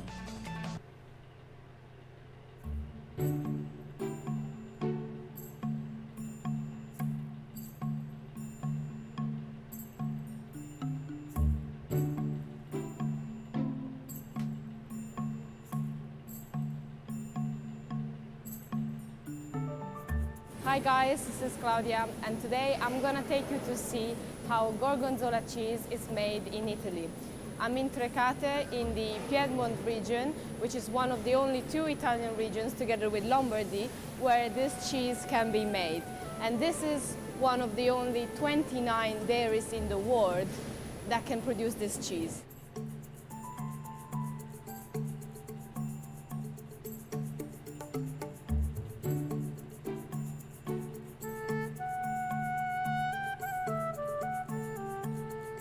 The Gorgonzola industry is worth over $800 million. Almost 5 million wheels are produced each year, and production is confined to this small area only. Gorgonzola cheese has a centuries-old history, and it is still done using the same ingredients and techniques that it was decades ago. Even machines like this one, used to stir the curd, are designed to recreate human movements as gently as possible. Its beautiful marbled interior is given by Penicillium roqueforti, a fungus that is used to ripen the cheese. And this is why, in fact, blue cheese is called so. Innanzitutto il gorgonzola è un formaggio che è nato in Valsassina, quindi è un formaggio che nasce sulle Alpi. Le famiglie di bergamini, cioè che erano quelli come i pastori e fanno con le pecore, i bergamini lo facevano con le vacche, quindi portavano le vacche al pascolo sostanzialmente. La mia famiglia è una famiglia bergamina e da queste famiglie che hanno iniziato a trasformare quel latte che raccoglievano in formaggi. Nel nostro caso hanno fatto formaggio arborinato, quindi in che modo? Facendolo sostanzialmente dopo aver fatto il formaggio veniva lasciato stagionare in queste che anticamente erano degli incavi naturali, quindi delle grotte naturali. Poi sono state delle casere, che erano delle costruzioni proprio particolari che andavano sottoterra in Valsassina. Poi successivamente tutti i produttori, i maggiori produttori di gorgonzola, per diciamo necessità economica del tempo, perché comunque le stalle nella pianura padana si erano sviluppate, quindi il commercio era aumentato, si sono spostati in pianura padana. Gorgonzola cheese is made with unskimmed, pasteurized cow's milk, and it can either be mild and creamy or hard and pungent, depending on how long it is left to age. The 2 kinds are easily distinguishable by the color of their veins, blue in the creamy and green in the pungent. Il gorgonzola e quindi anche i formaggi blu sono, per noi sono un formaggio molto particolare, trasversale, perché non è né un formaggio molle né un formaggio stagionato, cioè è tutte e 2 le cose. In più c'è la variante della muffa blu, del Penicillium roqueforti, che è un altro, diciamo, apportatore di sapore e di differenze, quindi è un formaggio che ha molte strutture, oltre che visive, cioè anche visivamente è molto bello. Penicillium roqueforti, the fungus, is added to milk at the very beginning of the production process, in a big cauldron together with enzymes, rennet and yeast.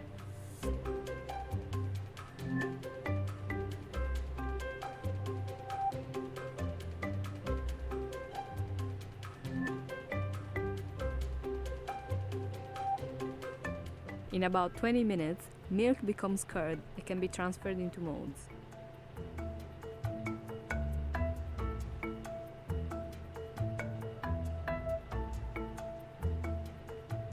Each wheel is marked with the dairy's identification number. You can see number 16 here. That's Caseificio C. Invernizzi we visited. Here, between 450 and 500 Gorgonzola wheels are made every day. To help the curd settle, wheels are turned 4 times and then left to rest overnight. Then they are salted a couple of times. At this stage, they weigh about 18 kilos, that's 40 pounds, but this number will drop to 12 kilos, 26 pounds, at the end of the aging process as excess whey is released. The salting rooms are warm and humid. This is also to favor the activity of yeasts inside the cheese. Mild Gorgonzola wheels stay for 3 days and hard Gorgonzola for 5. Then they are moved again into a cold room, where they are punctured 100 times on each side. This is to allow oxygen into the cheese for it to grow its signature blue veins. All Gorgonzolas at Caseificio C. Invernizzi are punctured with a machine, but some other in-house cheeses are still punctured by hand. After this step, the cheese is left to age.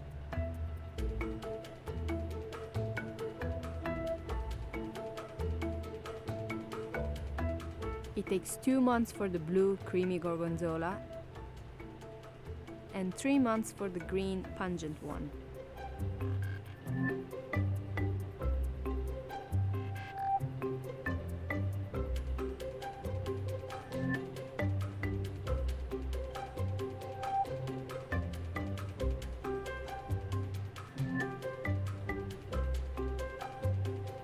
The color difference is pretty evident.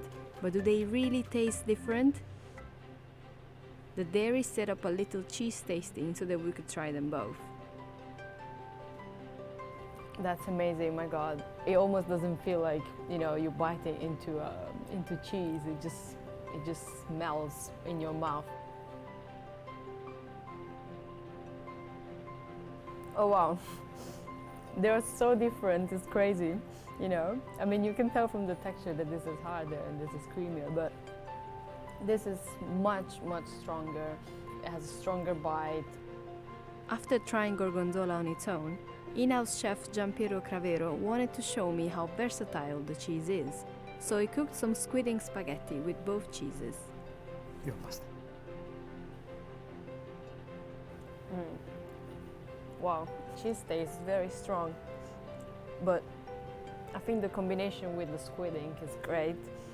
I mean, color-wise, of course, it's amazing because black and white, they're like opposite, right? So you can really see the cheese in there and it's sort of creamy texture on the pasta. Gorgonzola cheese is protected by the European Union by the Protected Designation of Origin scheme. This means that any cheese labeled Gorgonzola must meet a particular set of standards and is subject to quality checks. It's also wrapped in a signature aluminium foil.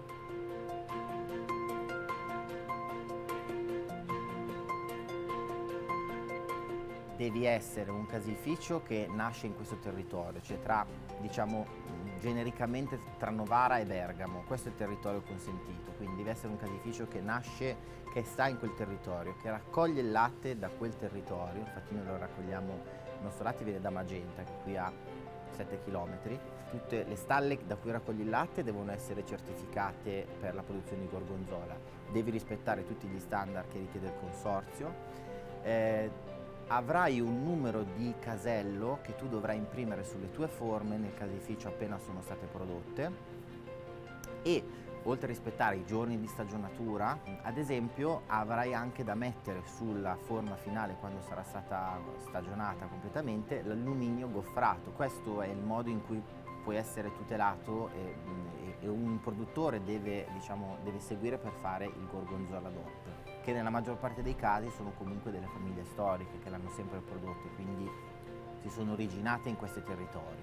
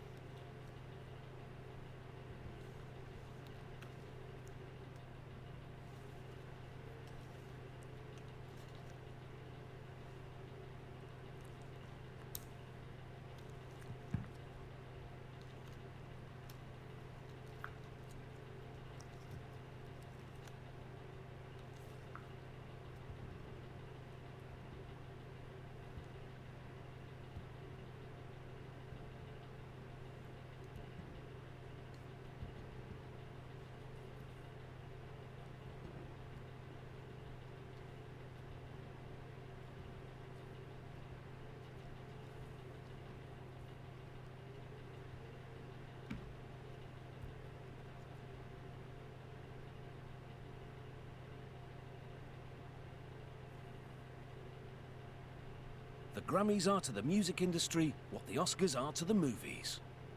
Since 1958, the National Academy of Recording Arts and Sciences has been awarding Grammys for recordings in several categories. The winners receive a trophy of a golden gramophone.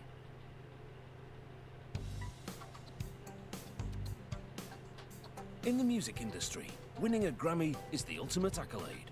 The coveted trophy is made of gold-plated gramium. However, you won't find that metal on the periodic table. It's a proprietary zinc alloy, specially formulated and trademarked by the tradesmen who make the Grammys. In the workshop, craftsmen heat the gramium to 340 degrees Celsius, then pour it into a bronze mold for the base of the trophy. They immediately pour out the excess molten metal. This way, what remains in the mold quickly solidifies in the thin layer against the walls of the cavity, creating a hollow casting which reduces the weight of the trophy. They also cast the gramophone's cabinet and tone arm in gramium, grinding each cast component with a belt sander to remove mold seams and excess metal, and to smooth out the surface.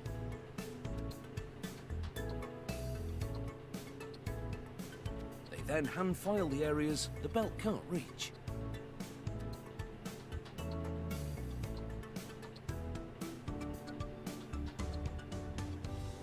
Finally, they polish the metal with an abrasive compound on a buffing wheel. They make sure there are no surface imperfections whatsoever.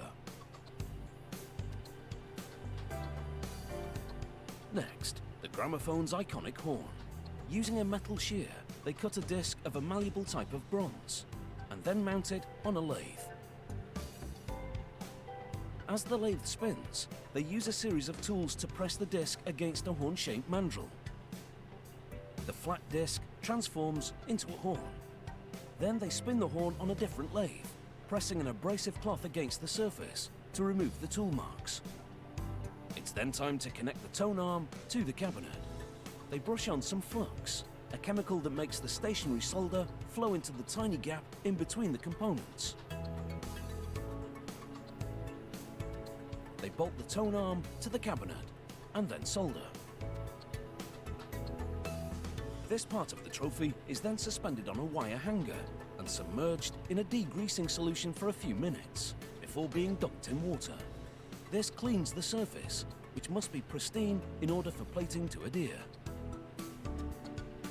Gold doesn't adhere to zinc, so they first plate it with copper. They run a positive electric charge through the trophy and a negative one through a piece of copper, also suspended in the plating tank. This process dissolves the copper, then draws the particles through the water and onto the trophy. They repeat the electroplating process in a different tank, this time with nickel. Nickel creates a sufficiently hard base to support the gold plating that comes next. Nickel also makes gold appear brighter. After another rinse, it goes into another tank for the final plating, with 24-karat gold. To prepare the trophy's base for painting, they smooth the surface with the belt sander, then fine sand it by hand.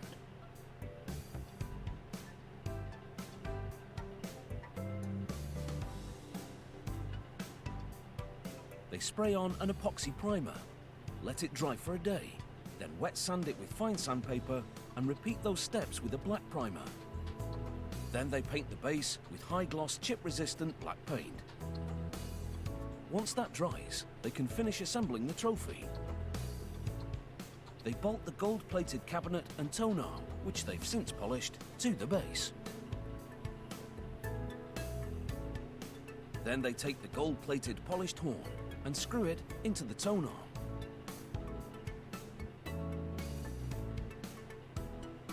After 15 hours of craftsmanship, the Grammy is ready to be awarded. But that doesn't actually happen at the awards show. The Grammys that are handed out on stage are actually props that are reused year after year. The winners receive their personal trophy a few weeks after the show, engraved with their name and musical category. Still, better late than never, as we always say. Actually, I'm still waiting for mine. It's not arrived yet.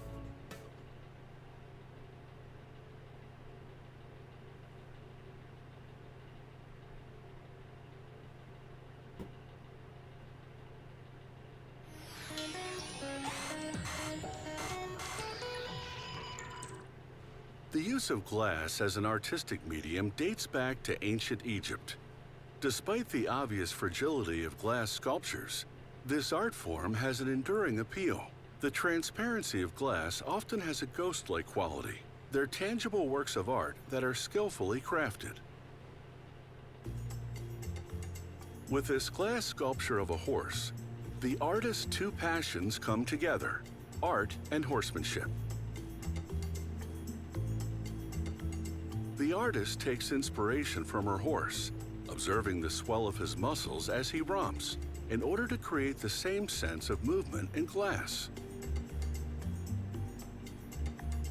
She then draws a series of sketches of the horse in different stances. These sketches are an artistic study. They help her work out the sculpture's form before actually creating one. She cleans solid glass rods to prepare them for sculpting. This is borosilicate glass, which is more resistant to thermal shock than other kinds of glass. She brings the glass into the flame of a torch to soften it. Once softened, she can fuse two of the rods together. Then, using tweezers and flat knife-like tools, she sculpts the glass into the shape of the horse's hips and legs. She works quickly so the glass doesn't have a chance to cool and fracture.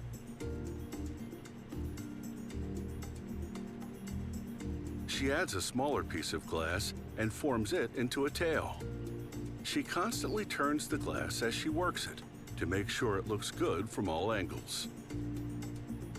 She melts glass in front of the hips to build up the body and shape the horse's belly, back, and chest.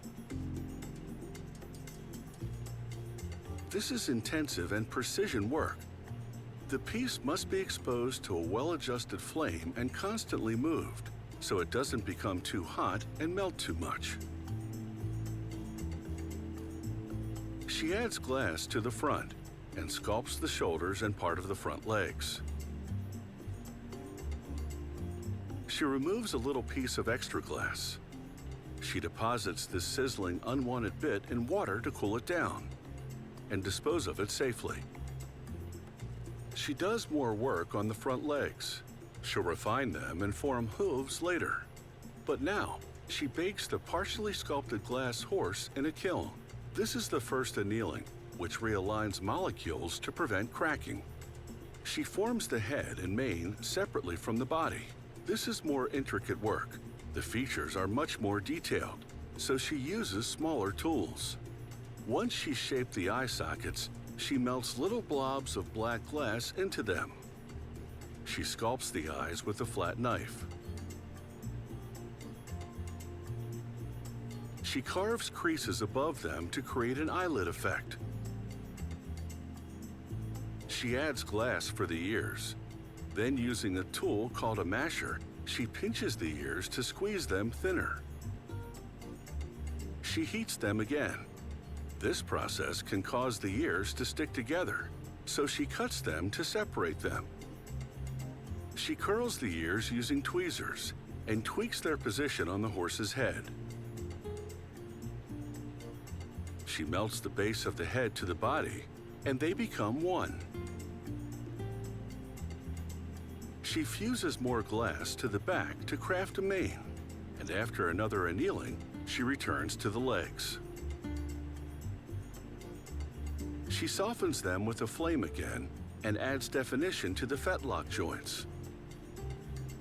She cuts the tips to create a more level surface. She melts black glass onto the ends of the legs and sculpts it into the shape of hooves. With a series of tools, she tweaks each hoof until she's satisfied this glass horse will stand the way she wants it to. After another annealing, she shines a polarized light through the sculpture and examines it for stresses that could compromise its structure. Finding none, this galloping work of glass art is complete. It's been made with great care and caring.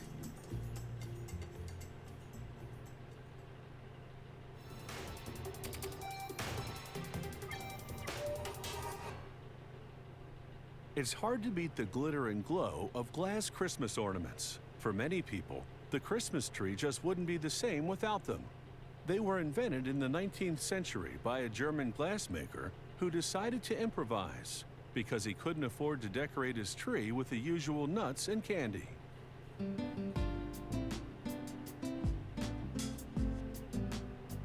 They're Christmas eye candy.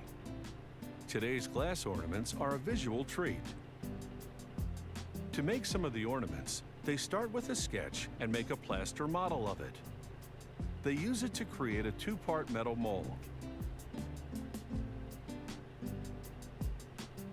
They take a glass cylinder and fire its wider end so it softens.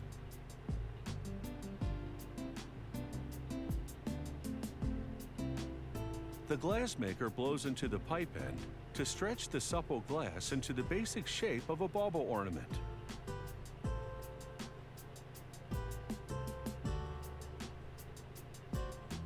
Other glass tubes are more bulbous at the center, and that's the section that's fired, as the glassmaker blows it into a more elongated bubble.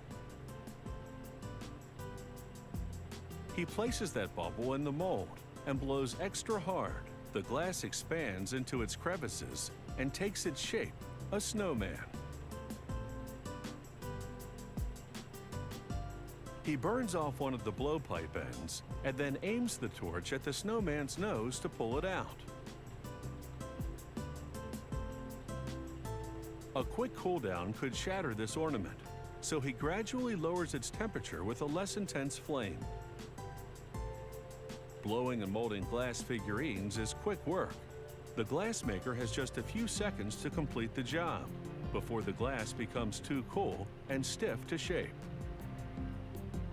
The ornaments now head down the line to get some shine. This will be an inside job. The glassmaker pours silvering solution into the baubles through the stem. She then dips the bauble in warm water. This activates the silvering chemicals, and shaking the ornament accelerates this process. She swirls the silvering liquid around to completely coat the inside of the ornament. A final dip gives this bauble a mirror finish from the inside out.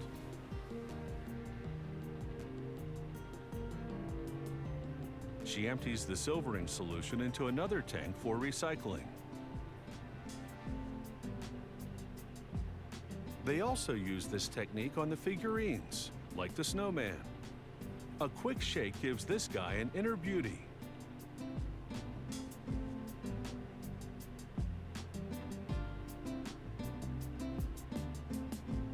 Next, they submerge the glass ornament in lacquer to give it some color.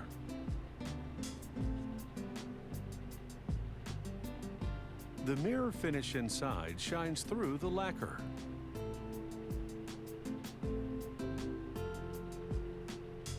Now the snowman ornament gets an artist's touch. She airbrushes white lacquer onto the figurine for a frosty finish. It makes the snowman look more like Old Frosty. The artist paints some of the details by hand, like the trim on the hat and robe of the Santa ornament. This gives it more visual depth.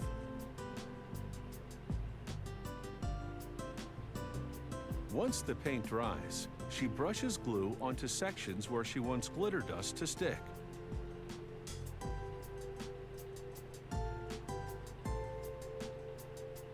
The glue dries quickly, so the artist applies more. When it comes to Christmas sparkle, you just can't get enough.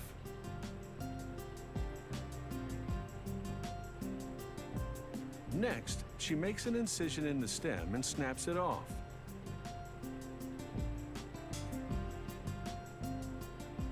A metal cap fits on the ornament stub. Time to pack up these fragile beauties very carefully. They put them in boxes that cradle each one individually to ensure they arrive safely.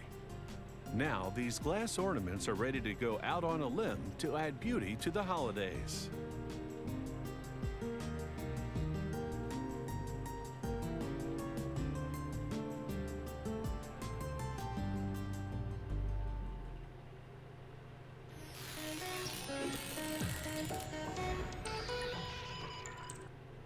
Grappa is an Italian brandy, traditionally an after-dinner drink. It's made from pomace, what's left of grapes after they've been pressed to make wine. Distilleries ferment the pomace to convert the sugars into alcohol, then distill it to transform the alcohol and other compounds into grappa.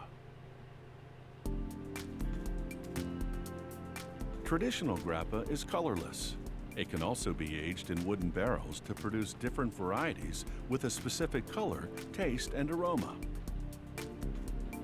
You can't make grappa without someone first making wine, because wine-making leftovers are the sole ingredient. In Italy, the wine harvest begins in late summer or early fall, depending on the weather and region of the country. The harvested grapes go directly from the vineyard to the winery. There, the first machine pulls them off the stalks, which are later composted into fertilizer for farms and nurseries. The de-stalked grapes enter a cylindrical press. They're crushed against the walls with an airbag-like device to extract the juice and pulp for making wine. What's left behind in the press, once the juice and pulp drain out, are the skins, seeds, some residual juice, and pulp. This is called pomace. The winery sells it to distilleries that produce grappa. This small artisanal distillery produces premium quality grappa by using only pomace from grapes pressed that very same day. The pomace goes into temperature-controlled fermentation tanks as soon as it arrives. Large industrial distilleries operate differently, typically warehousing pomace prior to processing, sometimes for months. This delay produces high levels of potentially toxic methanol, which the distillery then has to remove using an additional procedure. The distillers monitor pH and alcohol levels to determine when the conversion of sugars to alcohol is complete. The process takes from 3 days to a week, depending on the variety of grape and other factors, such as the outdoor temperature. When the pomace is ready, they transfer it to wood-clad copper stills. They heat the stills with steam, bringing the pomace to the boiling point, which transforms the alcohol and other compounds into steam. This alcohol steam inside the still rises to the top and exits through a side hole. It travels through copper pipes and other equipment, ultimately to a condensation system which cools the steam back to liquid. This liquid is grappa. As it exits distillation, the master distiller meticulously monitors the temperature and alcohol level. She discards the initial and final flows, capturing only the perfectly pure mid-flow, referred to as the heart of the grappa. Its alcohol level at this point is 70 to 77%. Certain varieties now go to the cellar, into small wooden barrels to age. Over time, both the grappa and the wooden barrels exchange compounds, which influence taste, aroma, and color. For example, a barrel made of cherry wood will produce different characteristics than one made of oak. The distillery's experts analyze and taste samples following distillation and throughout the aging period. Depending on the variety, this can range from just 1 year to more than 20 years. Whether the grappa is aged or not, prior to bottling, they filter and dilute it with demineralized water. This lowers the alcohol content from an average of 77% after distillation to the target level of 41 to 50%.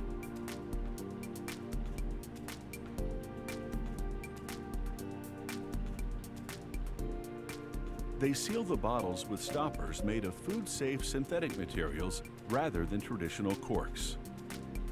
Natural cork contains certain organic compounds which can alter the flavor, aroma, and color of the grappa. They seal the stopper with shrink-wrap plastic. An unbroken seal assures the buyer that the bottle has not been previously opened. Then the bottles pass through a labeling station. The grappa is ready to be poured as an after-dinner drink or enjoyed on its own. As the Italians say, salute.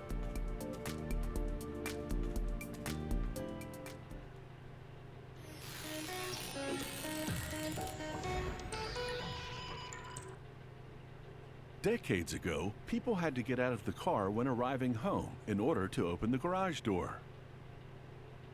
Today, it's routine to open and close your garage door at the push of a button, either on a wall-mounted pad or on a remote control. A garage door opener's motor drives either a belt, a chain, or a screw rod like these models. In turn, they move a carriage connected to the garage door. At this factory, the production line starts and ends at the same place.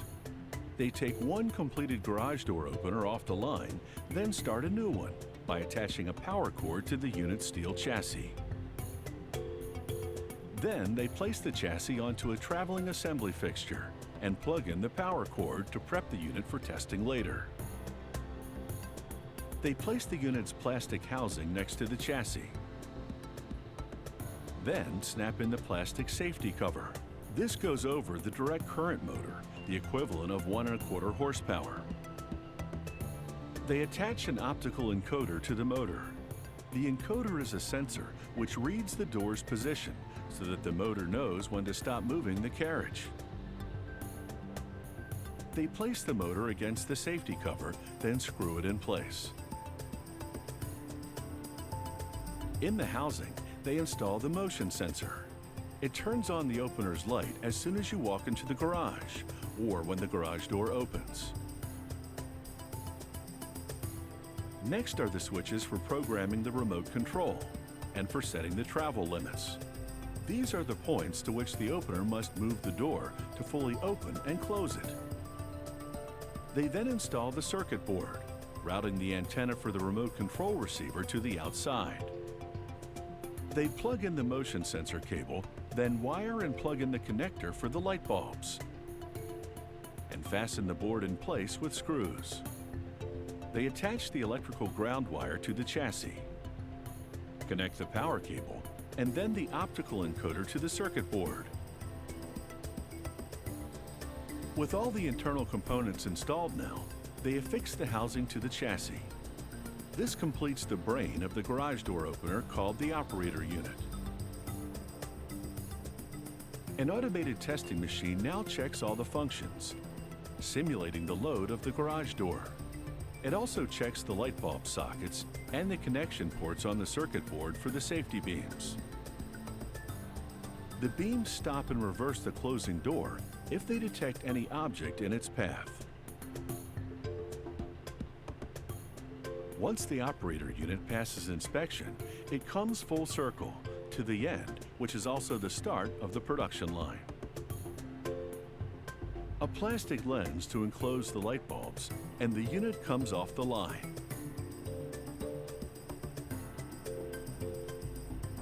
The carriage rail is milled from galvanized steel. It has slots for locking in plastic liners, which hold the screw rod.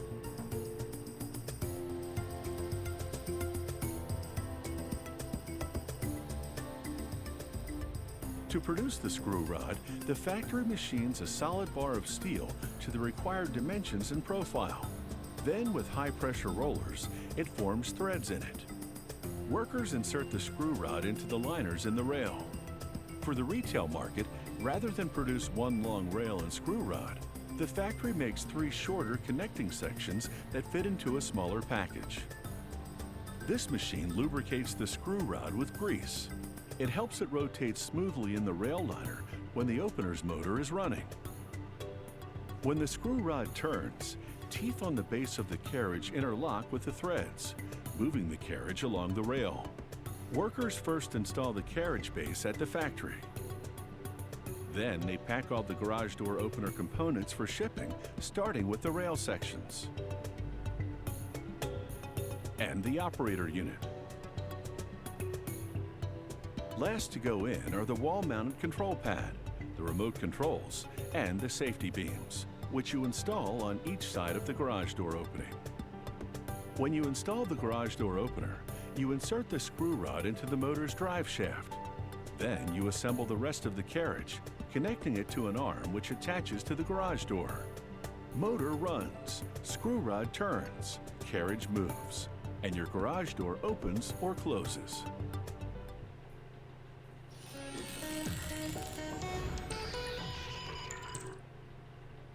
When you're sitting outdoors and it starts getting chilly, you can shiver, put on more layers of clothing, or press a button to let the furniture you're sitting on warm you up. Designed for use in the outdoors and in colder indoor spaces, heated furniture is a hot new trend. This heated lounge is hip and practical. Discrete drain holes prevent rainwater from puddling, and the easy-to-reach heat control knob is located underneath the seat. Benches, multi-seat lounges, and single chairs can all be made into heated furniture. The first step is to coat a fiberglass mold with a release agent. Once a rubber insert is glued into the drain hole, a technician mixes the ingredients for the casting material together. Ingredients include pigment containing metal oxides, which prevent color fading, a concrete mix containing a blend of fibers for extra strength and resistance, and water containing proprietary additives. The ingredients are mixed together for about 3 minutes until the concrete is the consistency of cake batter. A thin layer is sprayed onto the fiberglass mold, and any raised areas are flattened to remove air bubbles. The chair's color will never rub off or peel because the pigment is mixed right into the concrete. Next, technicians add the heating element, a cable that is wrapped around the piece of furniture. The cable is tacked in place with a separate mix of concrete that has a higher fiber content. The entire heating element is embedded in a full coat of the high fiber concrete. Then a finishing coat of the first mix is applied, and the structure is left to cure at room temperature for 24 hours. Now cured, this white chair is ready to be extracted. A technician pumps compressed air through the drain hole insert. Due to the release agent application, the cast chair easily pops off the mold. The rough edges are smoothed with a diamond file. Then the drain hole plug is removed.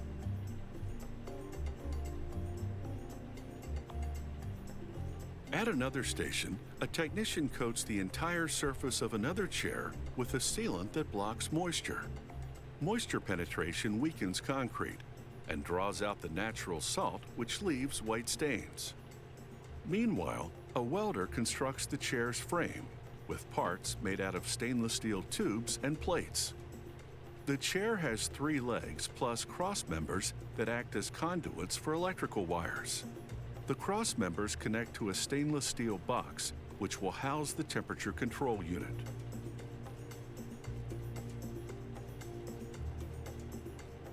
A technician fills a channel with adhesive along the perimeter. He places the frame into the channel. The adhesive will take a day to cure. Next, the electrical wiring is assembled. The technician fishes 2 electrical wires through the frame. One wire connects the power cord plug to the temperature control unit. The other runs from the temperature control unit to the temperature control switch. He glues the switch into a hole in the right front leg. All the wires are embedded in rubber, making them waterproof. The temperature control unit is installed in the box at the center of the frame. Then a temperature sensor is installed underneath the seat. The technician hammers plastic and stainless steel feet into the bottom of the legs. This prevents the legs from scratching the floor and levels the furniture on an uneven surface. Lastly, a bronze drain is inserted into the drain hole. A quality-controlled heat test measures the surface temperature with an infrared thermometer. If all is operating correctly, the sensor under the seat tells the thermostat in the temperature control unit when to turn the heat on or off.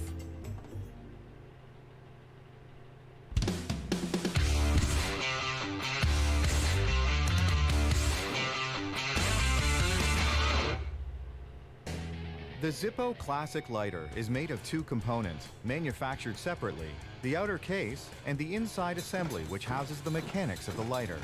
The outer case will end with a chrome finish, but it starts out as raw brass sheet stock. It's fed into the machine, and it comes out of the machine where it looks like the shape that we need to make the lighter. 60 tons of pressure form the shape. And when it comes out of the machine, we actually have two pieces. The top and bottom are attached with a hinge that is welded to each of the two pieces.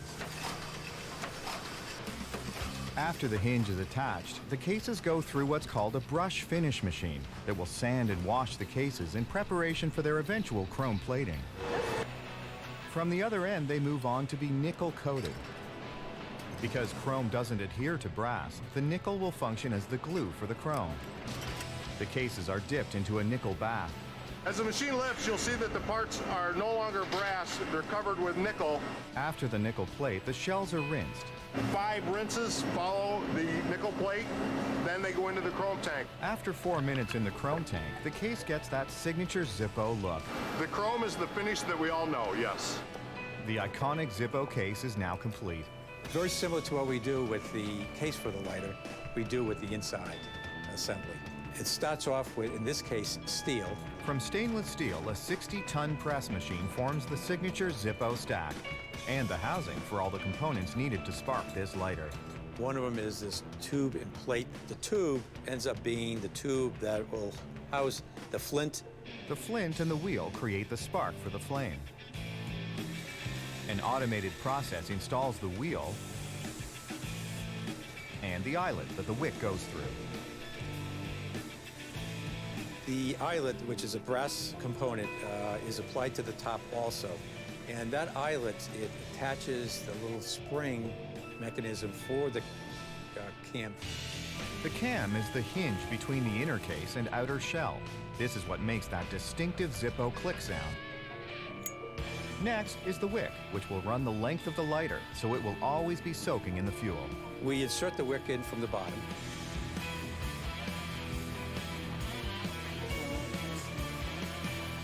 Then cotton balls are packed around the wick.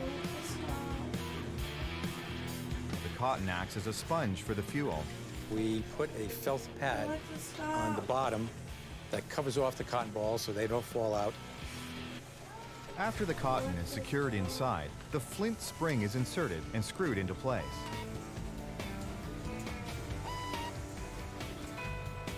Once the insert assembly is complete, each lighter is tested. We do a test on every single one to ignite the vapors and create a flame. And true to the Zippo mandate, it's made nearly windproof. Around the chimney, there are holes, and those are strategically put there so that air can come into the chamber, enough air so that the product can light, but it also becomes windproof. Tried and tested, the insert is married up with the case. Okay, this is where you have to take the case out and you have to give it a quick inspection.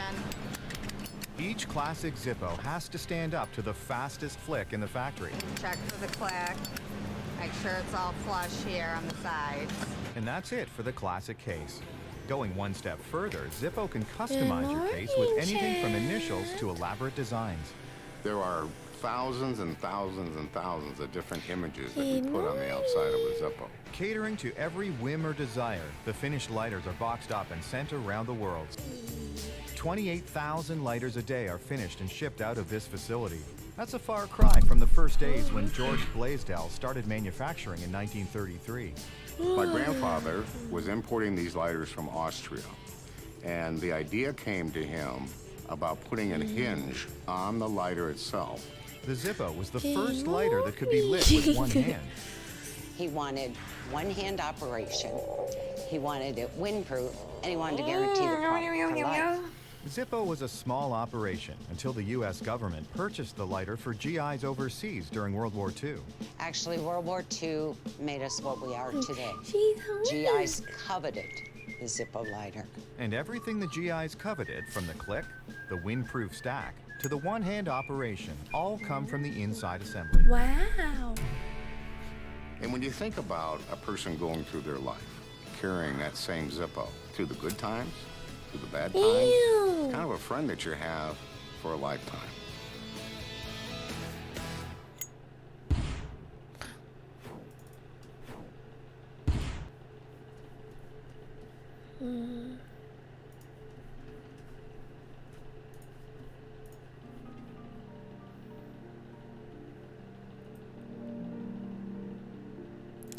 Good morning, chat.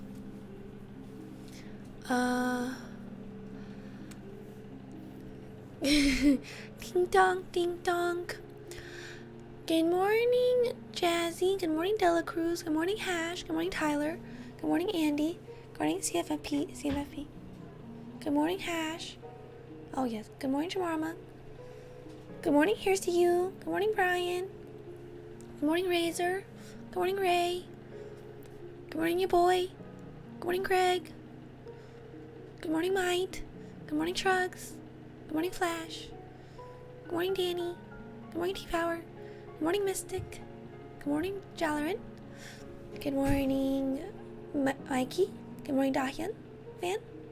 Good morning, Ray. Good morning, Heaven's Knight. Good morning, Razor. Good morning, Jayoma. Good morning, Simsy. Good morning, J-Wang. Good morning, Turtle. I just woke up from my nap. My sleep. How beautiful. Good morning, Andy. Good morning, Griffiths. Good morning, Steve. Good morning, Confidant. Yay!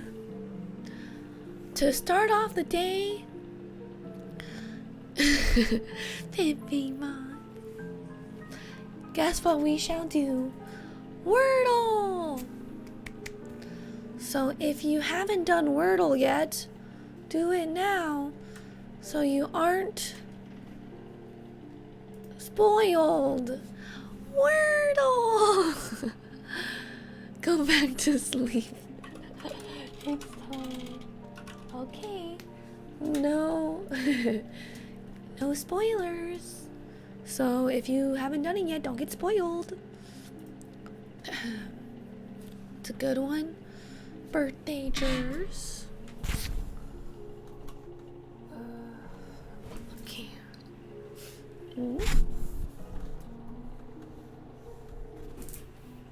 Emily. I tried to type Emily and it said the word wasn't included. And that's so rude. Not in word list. Dicks. Okay, what's a good five letter word for today? Hover. Let's do that. No. Okay. Pizza. Rody. No. Ray. Roach. No. Oh, I don't know why the O is there. Oh no. No, not my perfect streak.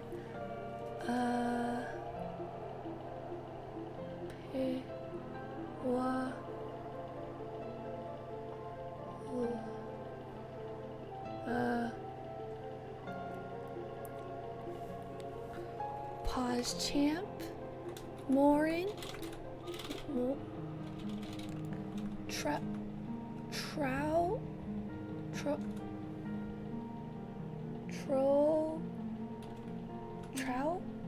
Oh. Okay. We're cooking here. Where?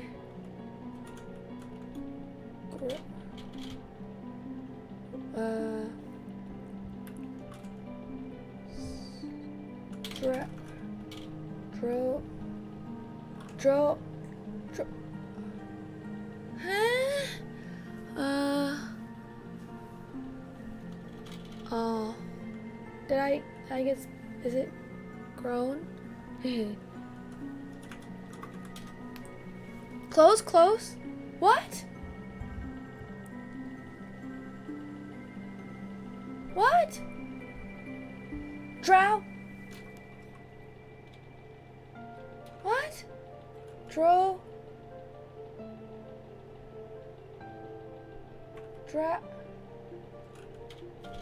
What? Okay, wait.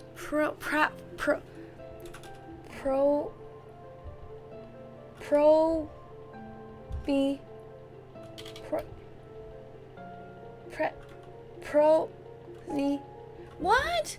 Okay, wait. It has to be like there's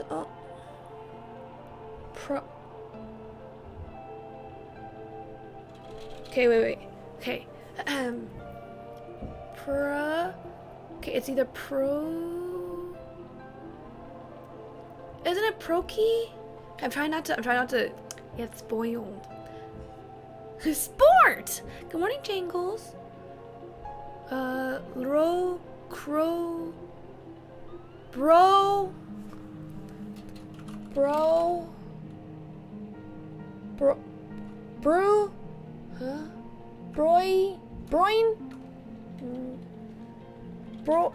Broid? Is that a word?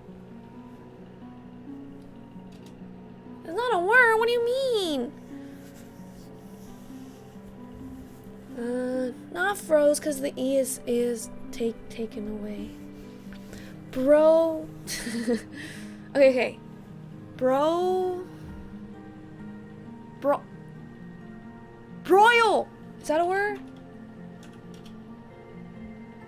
What? Okay. How is it not I or... Okay. Wait, okay. The letters aren't reused, right? The letters aren't reused. Just to make sure. Okay. So it's not... Okay. Draw... Okay, so that means it's a Y. Right? Okay. They can be reused? What?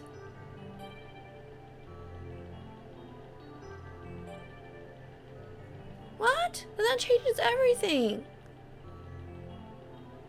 Then it's 2 O's. Why didn't they say that? Vroom.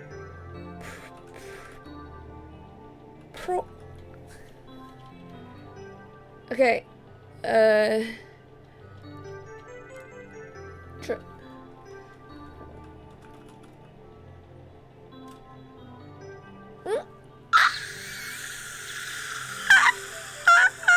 I'm never playing this game ever. I'm never playing this game anymore. This game, I'm never playing it ever more.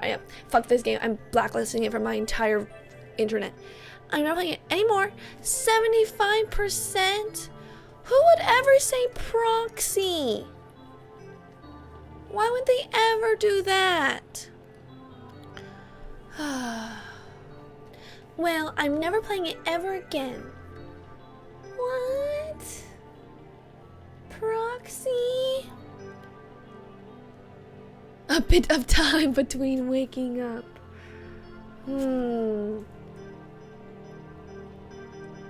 Dang it.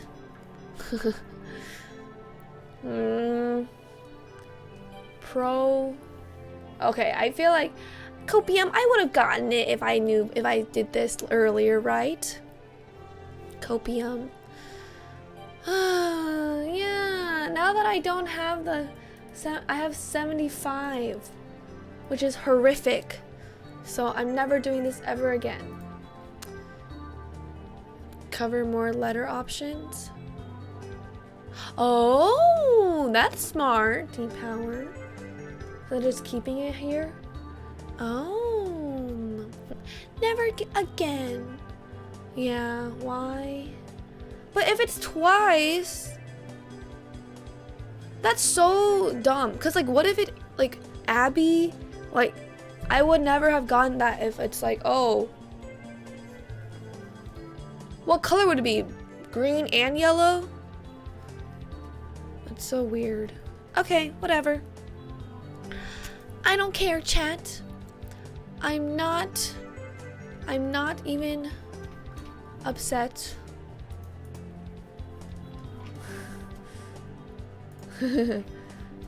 Okay, let's see it.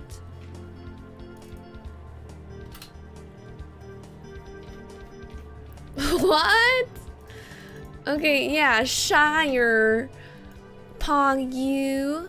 6 tries. Okay, are you sure? Just kidding. Good job to Simply. Very impressive. Shire in 2. No way. No way. I'm shooketh. Oh, let's see his pop off. Good morning, Owen. Fire.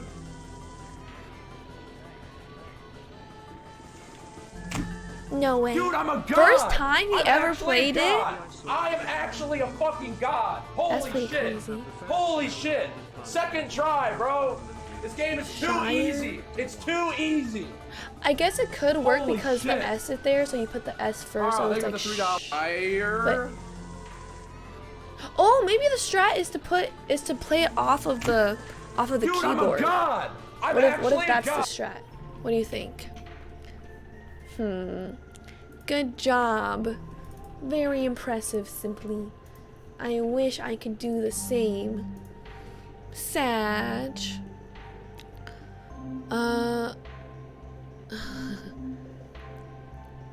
Yeah. It's probably genuine. Can I erase my cookies and do it again? Is there a way to erase my cookies? Cookies erase? Did I erase my cookies? Incognito? Great idea.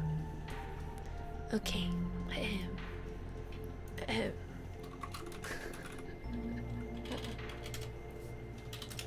Let's see. Chat! Okay, see, let's look at this.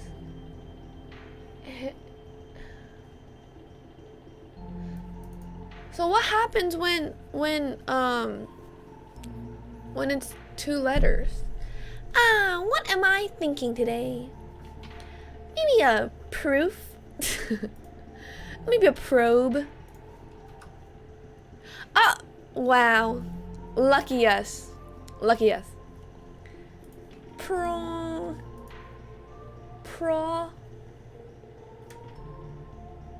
I would not know this. I don't think I would know this. Pro.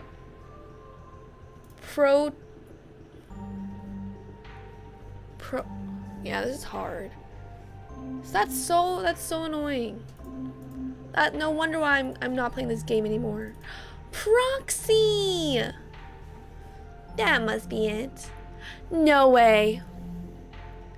No way. No freaking way. I'm popping off. I got it, chat. Should we? No way. Wow. I should plant. Let's go. Let's go. Good morning, Morgoth. Thank you, chat. Thank you, chat. Okay, I'm not playing this game because of the stupid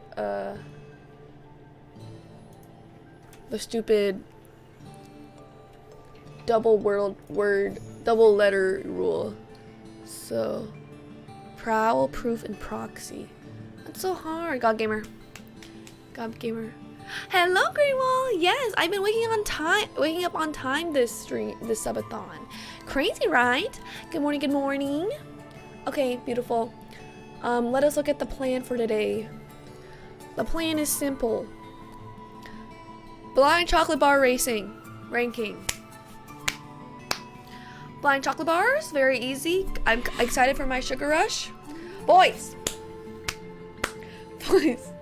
welcome to today's stream content. Tiff will pie me in the face. Let me ask, when is a good time for her to pie me in the face? Maybe in like 30 minutes. And then I'll get ready after I get pied in the face. That could be good. Is it gonna be messy? Hi, Saint Ed. Is it gonna be messy? Let me text her. Let's see. So, let's see. Tiff, do you have a time that would work for you to pie me in the face? Smiley face. Don't forget the smiley face, chat. Smiley face. Tiff. Emily back. 2 towels. My goal is to have a towel like hanging and then a towel on the ground. And then that should be enough. That should definitely be enough. So we smile.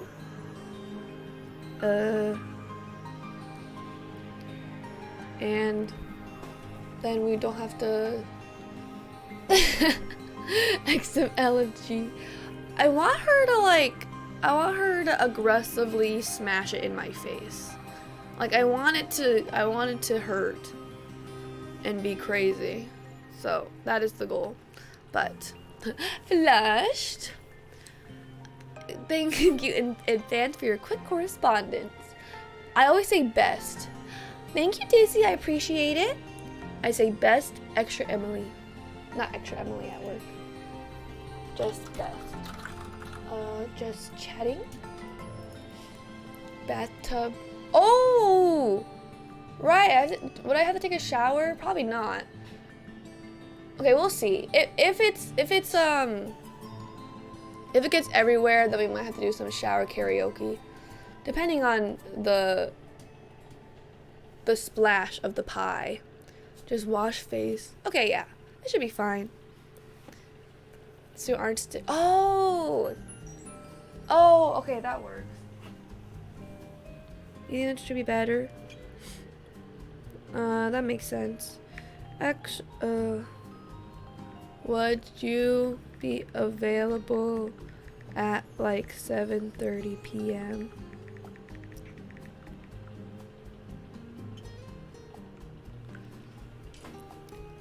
Or today, I'm just gonna keep all the pie on my face. Okay, so today for sure is the blind chocolate bar ranking, and we'll do that at like 2 because I still gotta wake up a little bit.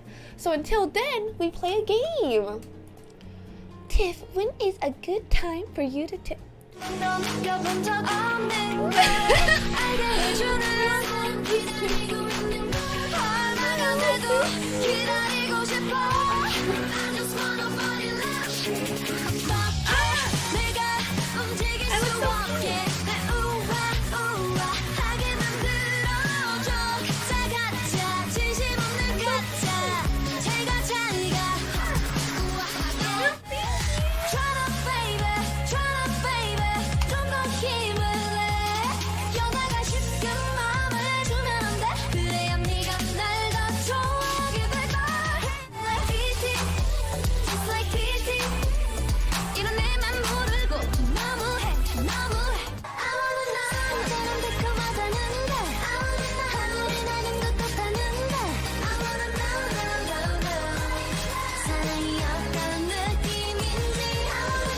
Milk Manic Zero tipped $100. Congrats on the Wordle. Thank you, Milk Manic, for the 100. What the heck? Oh my god. Thank you, Milk. Thank you for the $100. I didn't even get Wordle right. But I appreciate it. So kind. Thank you so much. $100. Oh yes, Greenwell, of course. We love the morning puzzles. Thank you for the $100. Yeah, Emily is inching closer and closer. Thank you. So kind of you. Thank you so much. So generous. Then I will have to become emo on a stick. Thank God. Oh my gosh. Thank you, Milk Panic. Thank you. The Wordle. The Wordle, I'll get it tomorrow, Copium, for sure. But thank you so much. No emote, Sag. We can do, should we do one, okay wait, actually, short boycott? I'm playing tomorrow. I have to get it back. Thank you so much, Milk. And thank you, Chad, for the XM Pleases Party Kirby's. Thank you. Okay, so what game to play in morning? We can do crossword puzzle.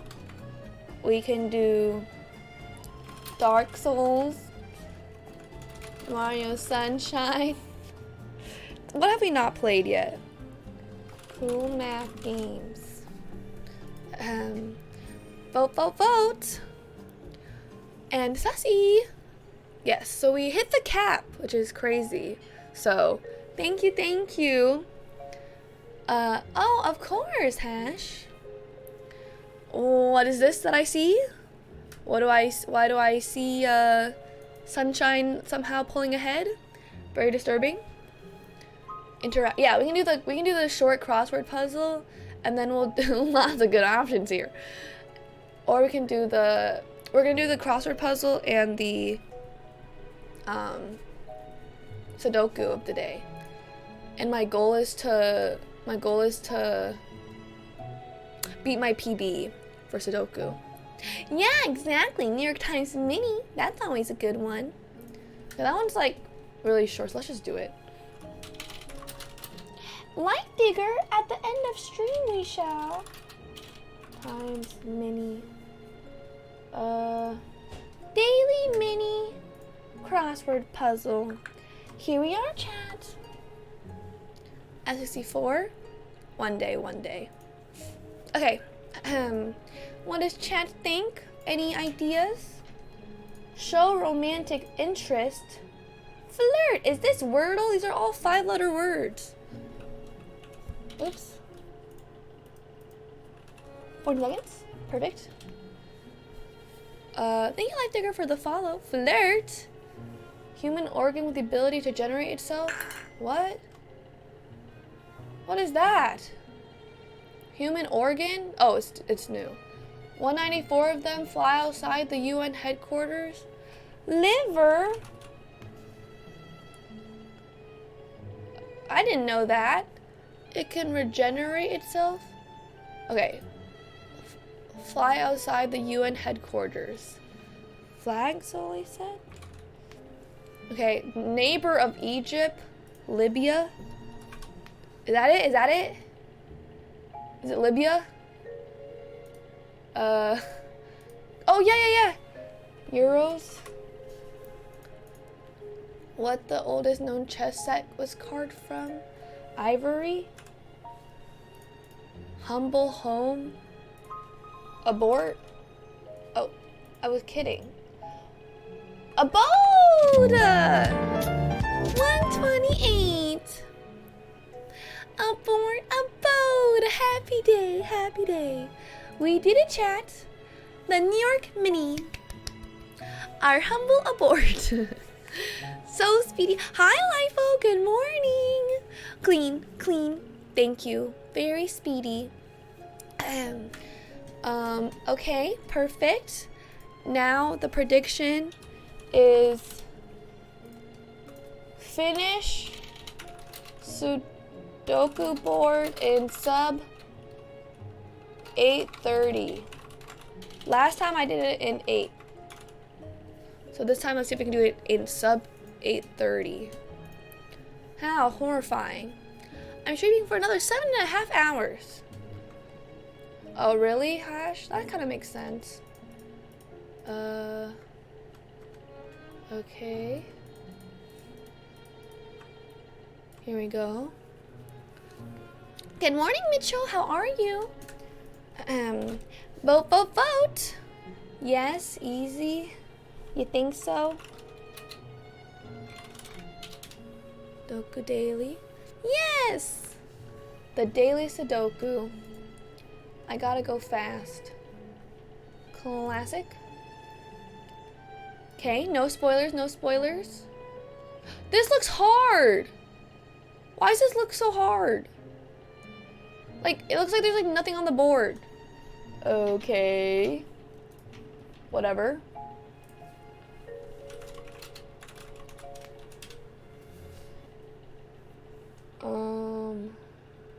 Challenger approaching. The challenger is my Sudoku board. Oh, it's already ticking? Am I allowed to? Yay, Mitchell. Very hard? Oh. What? Wait, classic.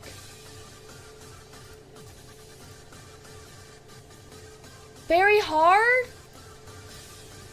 Wait. So can I not?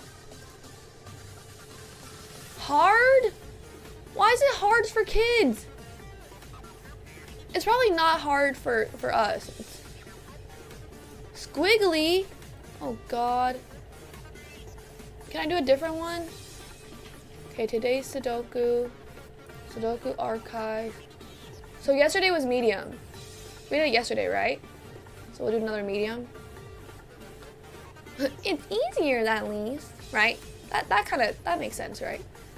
So it was medium yesterday and medium today. Okay, is chat ready? Yes, sirs. I will Sudoku it up. It will be so fast. Yes! Scamming already. Okay. Chat, we just gotta go fast.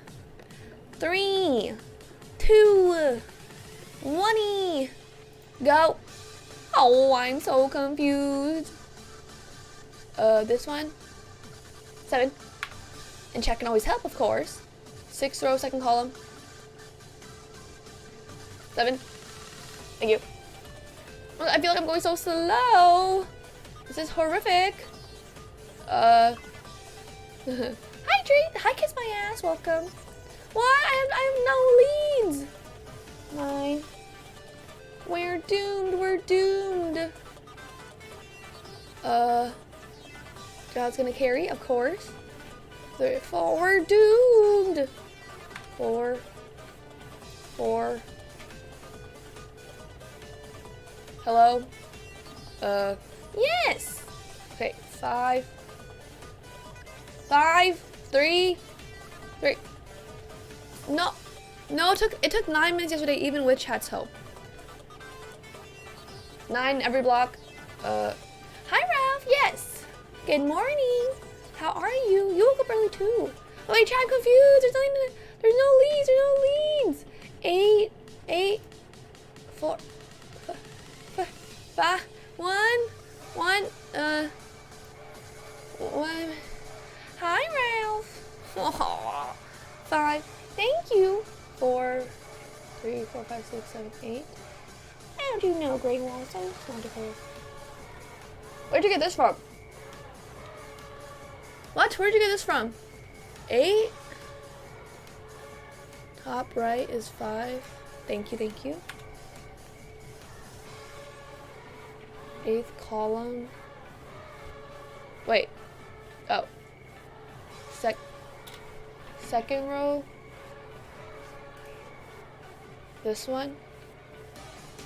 It's 5. This is 5. 6th row. 8th column is 9. How's this? No? Wait, where'd you get these from? 4 on... Yeah, it's a little more difficult now. 3rd column, middle. What do you mean middle? This one? You had it?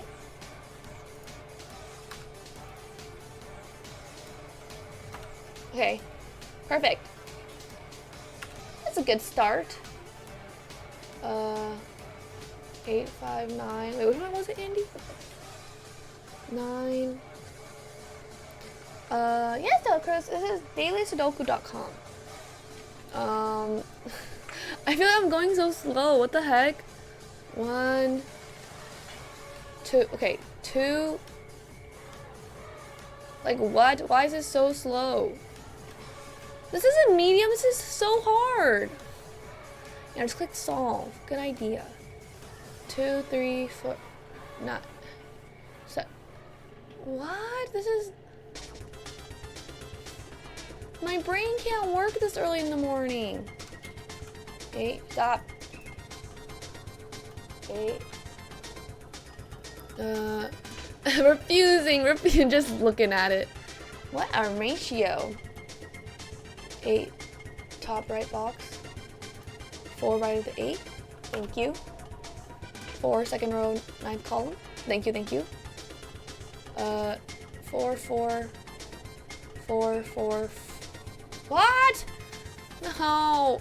It's 4 minutes. Yeah. Whenever Helican books, it's always a no. 2 2 2.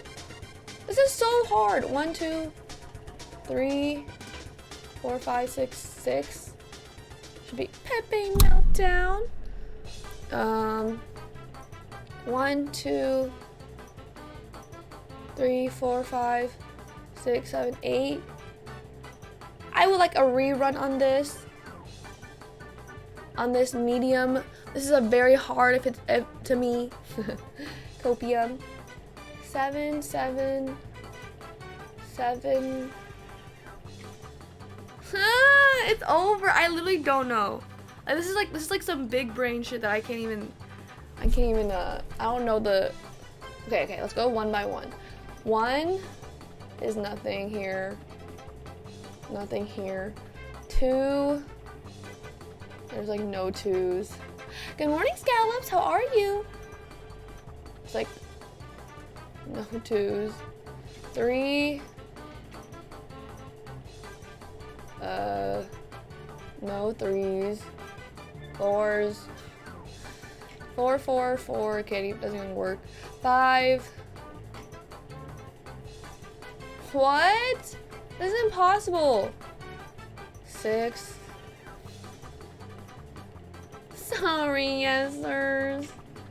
A win for the knowers this morning. 6.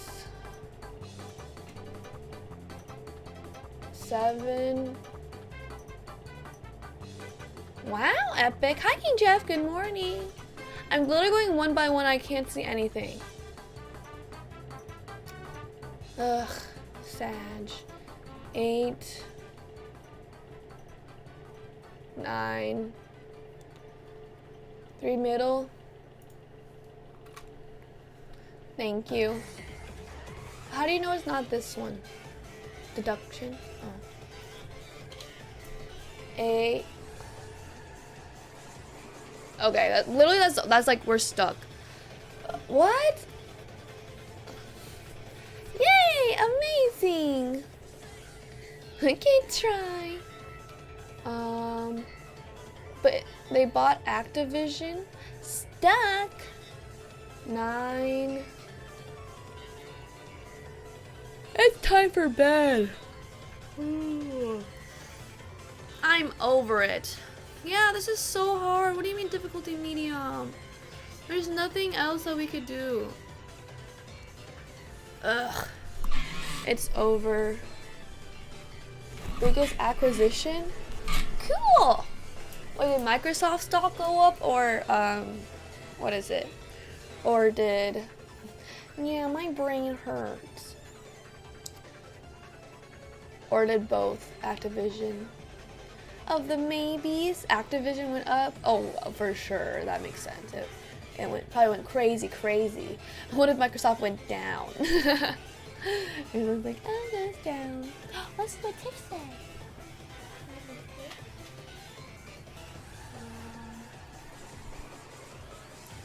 Oh, Tiff is available at 7:30.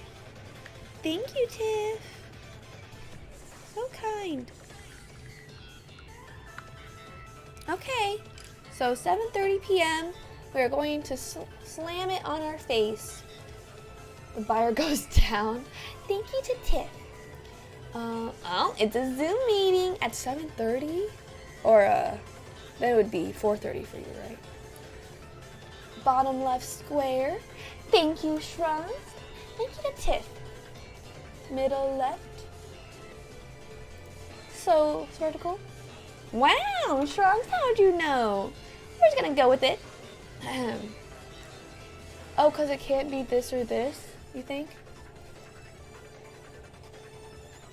Congrats, knowers.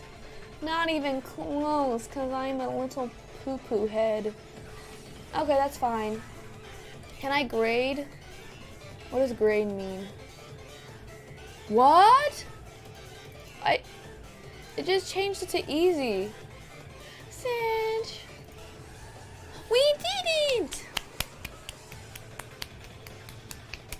Happy day, happy day. We did it, Chad. Yep. Congrats. Congrats. Very good. Yep, that's it. Looks good. And then so easy. So easy. Guess what, chat? We will have, wow, some early morning gaming to start the stream. And guess what game it is? Sunshine. Yes, finally the sunshine lovers can rejoice at some sunshine. You're welcome. No freaking way. No freaking way. One happies. One happies. So blessed. Wow, I thought you were a sunshine lover. 20 shines. Sure, we can do 20 shines. We will do a 20 shine speed run. Why do you hurt us? Let's do the 20 shines and then we can get out of the way. Brian! 6-string Brian gifted a tier 1 sub to Jazzy Yazzie. They have given 671 gift subs in the channel. It. Thank you, thank you. So many gifted subs. Welcome back, Jazzy. Hope you enjoyed the emotes. 20 shine speed run. I don't even know what my PB was. I forgot. Yes, my sunshine. Nice tat sleeve. Grey Wall. Do you? Oh yeah. Let me know what tat you would like, Grey Wall. I haven't drawn one for you yet. Yeah, I already did this. A lot of area for your tattoo. Same with Milk Manic. I know Milk Manic said no earlier, but if you want to, yes, you get to pick a photo and I will draw it very well on my arm. For sure. Tick and poke. Okay, chat. Here we are. Beautiful, sexy, gorgeous. No way. No way. No problem. You'll take your time.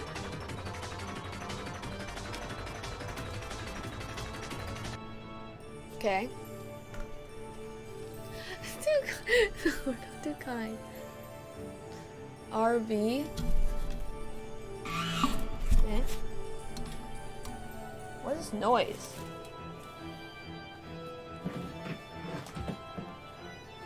Okay.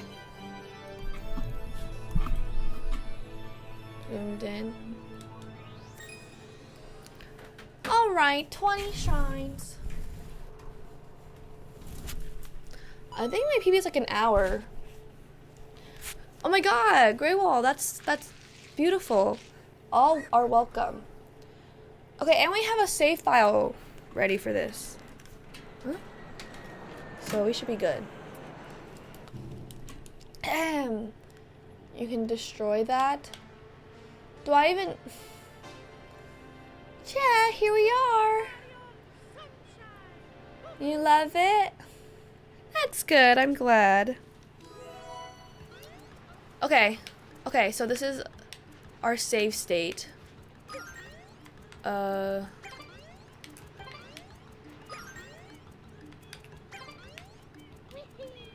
What? Why do you jump so high?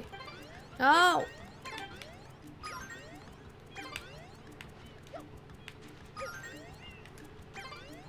Okay. Good memories. What is that? Okay. So, Pred, let's see. Pred is finish in sub 120. 20 shine. Okay, how about like sub 110? 20 shine PB? Yes?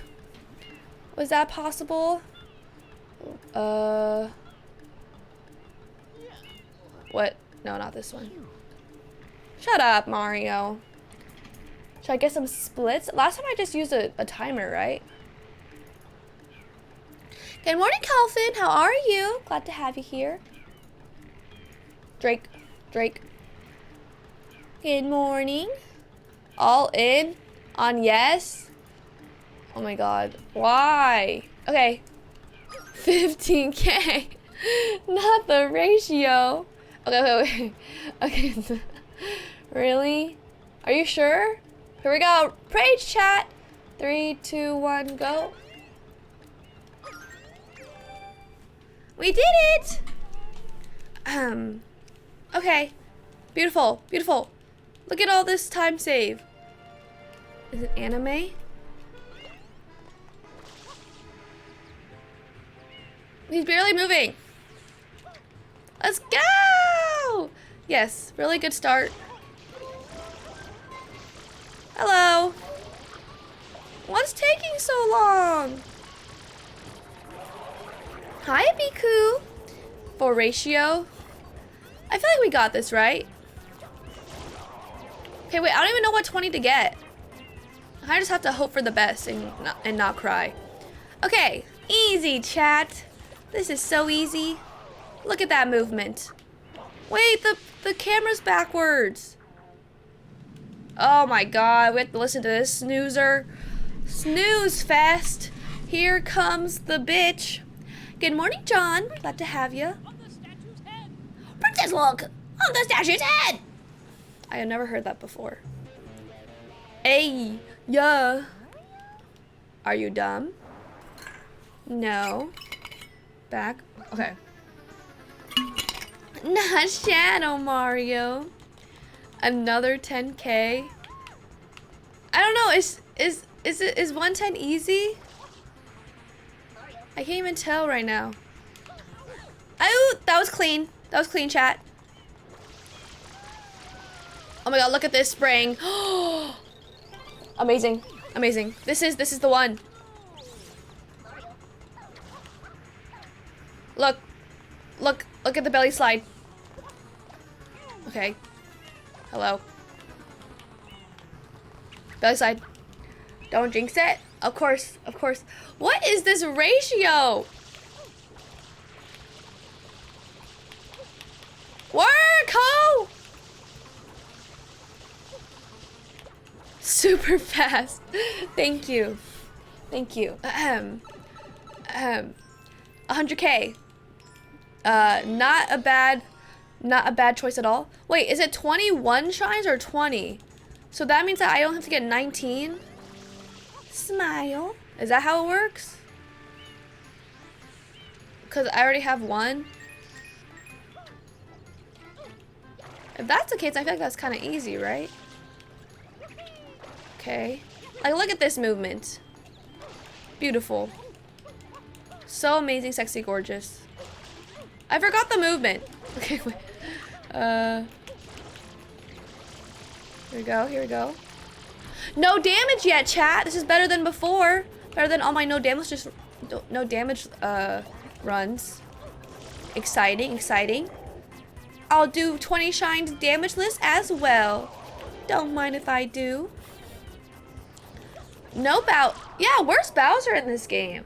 That's kind of crazy how Bowser's just completely dead from this. No wonder why this game feels so different. My PB is 120. True Grey Wall. Deathless and hoverless. People talk. Okay. Ah!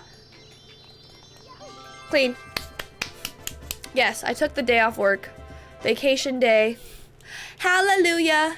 Goodbye. I really wanted to not put in my out of office and see if someone would snitch on me. But I had to turn on the out of office. Like, wouldn't it be funny if the person was like talk to my manager, like, oh, she's streaming again. But then I took the day off, and I'd be like, yeah, that's right, bitch. Been so risky. But my manager wouldn't have known. My manager would have known that I did it right. So then I wouldn't get in trouble. because I told him, but not the rest of the team. So, she's not sick, she's not sick. I just said a vacation day. So if I have really mixed feelings about it, the manager. Like, I don't even know at this point. I can't even tell. The shit? Like, I would genuinely say he's pretty nice. He's a pretty nice person. I think, maybe. Hi, Muggle fam, welcome. Just ignore, yeah, exactly. I pretend I do not hear, yeah. I just miss my other team a lot. Sageroni. Yeah, exactly. It's just like the team itself is, like people on the team,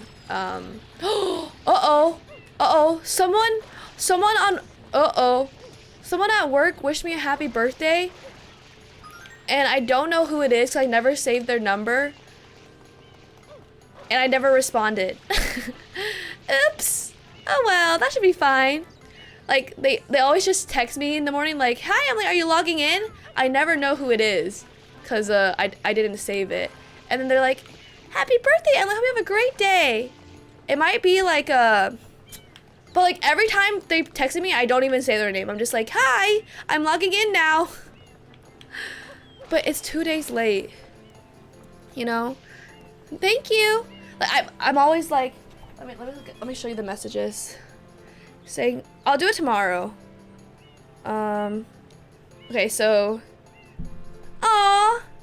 okay, so the messages, the previous messages is, hi Emily, please reach out to team member ASAP. I say, thank you, I'm reaching out to team member now. So I don't know who's texting me. I get a new message, hi Emily, everything okay, question mark? I said, good morning, yes, I'm logging in now at 9 a.m., 8:58 a.m. And then they said, okay, TY. And then they said, hi Emily, happy birthday, I hope you're having a great day. No response. This is on text message. Like messaging. I know someone from work because they say my team, my very unique team member's name. But I don't know which team member is texting me. But I just forgot to respond. Oh my god. Silly me. Oopsies. Is it my manager? It might be my manager texting me. Because he's the only one that I told about my birthday. I didn't say... Oh, oopsies. It's literally my manager. Because that's the only one I said during my meeting. I'm like, oh... I'm just like, oh, it's my birthday on Sunday during my meeting. He's like, oh, happy early birthday. But no one else knows it's my birthday. So it's my manager. Oopsies. Okay, I'll respond tomorrow. I'll say, oh, I had my phone off for, okay, yeah, I'll say it 2 days later. Oops. Okay, look at him wiggling around. Hello? My water! I don't have any water left. For 3 days? Yeah, it's my day off. I've been taking, cause I didn't tell anyone else it was my birthday.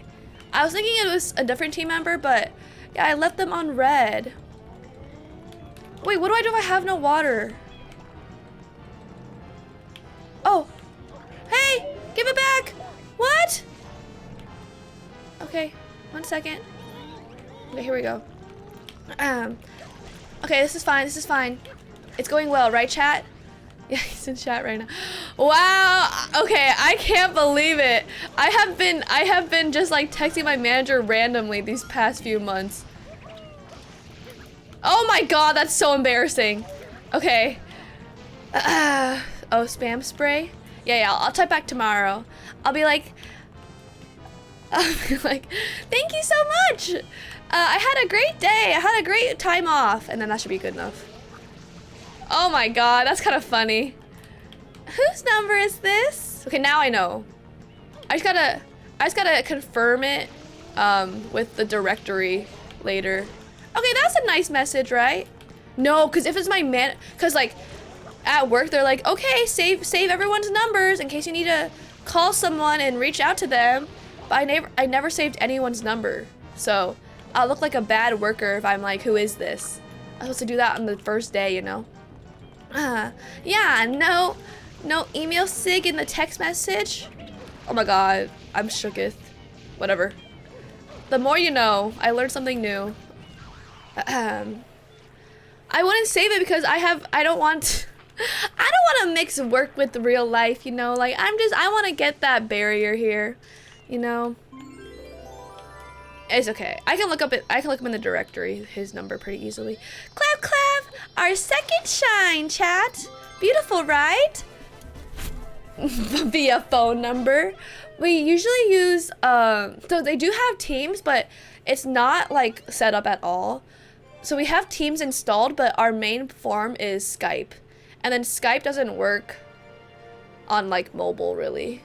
So they're like, okay, I'll just text, I suppose. Who is this? Yeah, sorry, I forgot to respond. I'm just so popular. I know, Skype. So, I can't believe it. Oh my god, I can't believe I didn't respond to my manager. Okay, it's fine, it's fine.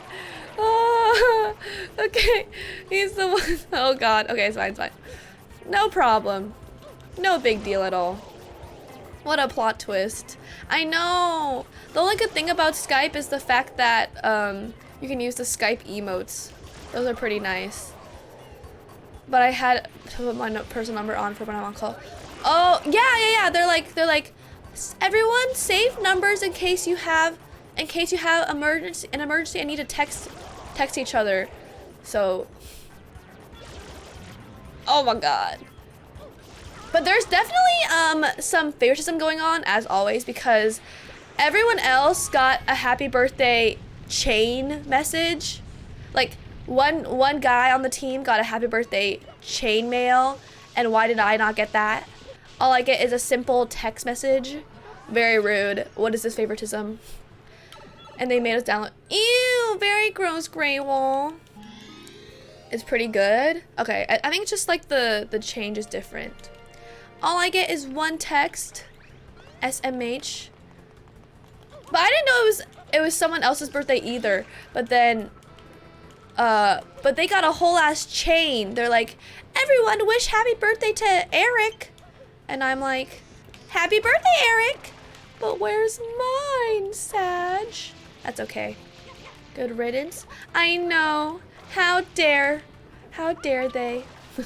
Very rude. Ugh. Sageroni. Maybe because mine was on a Sunday. What about his? You think so?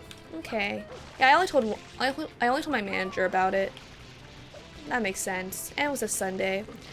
I ignored the chain text. I would have been like, what are all these numbers texting me for? And how they know it's my birthday? I'd be scared. I'd probably ignore it. Yeah, Skype is a huge thing at my work. Aw, that's cute, confidant. Probably, yeah, Eric works really hard at the job. You know, me, I don't. Oh my gosh, of course, Cool Kappa, you're so right. Just a little chatting here and there, you know? Oh, what? Oopsies. Am I doing it? What? Oh, sorry. 1 second, chat, just a little. Happy birthday, can you log on to work, please? What a great birthday message. Happy birthday. Please do not stream anymore. Oh my god. Okay, what is happening? Okay, wait. I'm throwing. I'm just making it more exciting for the pred, you know? What the? Ow! Okay, what the? This squid. One time. How horrifying. Okay. The squid's usually nice. What? Okay. Here we go. Finally. Wheel spin, please. Oh, that's it? Oh, no, there's more. This is Squid Game. No freaking way. I freaking love Squid Game, bat chest. Ow! Why is this squid so mean? What? He's changing the width of the height of his thingy-mabobs. Okay. Okay. Are we on pace, chat? Are we on pace? We have 4 stars in 15 minutes. We are? Okay, okay, perfect. This is not pace? Why? I've been doing so bad on pace for knowers. See this? What? No, I feel like we're getting it, right? I'm almost halfway. 1:30. Okay, I'll go fast. Aw, thank you, Stillball. I appreciate it. So kind of you. It's just a little scuffle. Okay, I'm gonna do all the easy stars now. Ready? Easy stars, easy stars. Thank you, Snowball. Bruh. Oh, Grey Wall, how gifted a kind tier of 1 you. sub to Thank you for Snowball gifting the XI. Snowball. They have I given appreciate it 96 a lot. gift subs in the channel. Enjoy the emo, Snowball. Oh, makes him cry. Very cute. Oh, okay, here we go. 2 stars. Right here. Watch this. Thank you, Grey Wall. Am I doing it?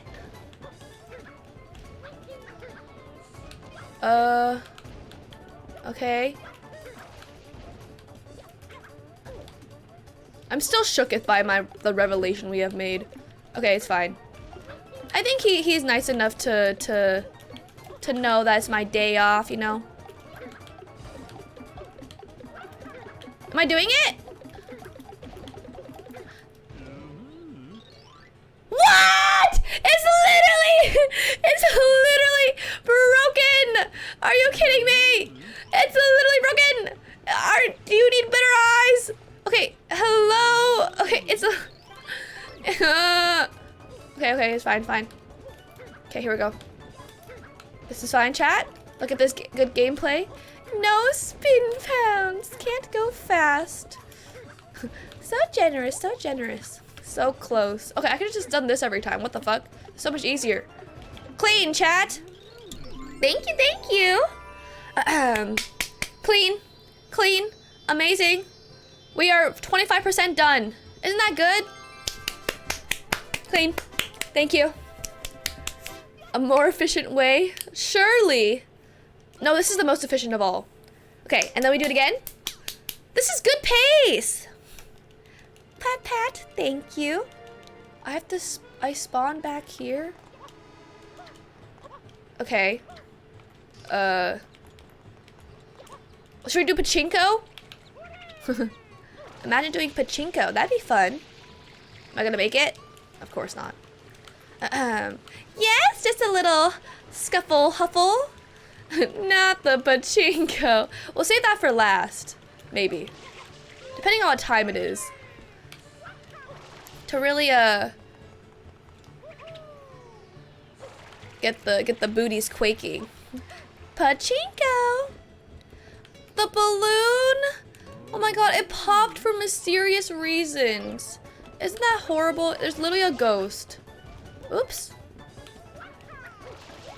Oops. Okay, I'm restarting. I know. Yes, we got the pachinko strat down. For sure.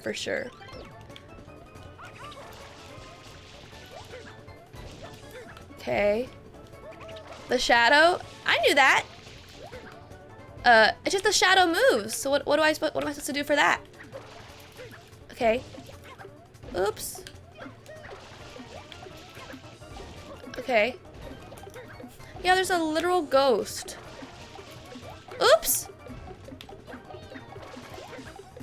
Oops.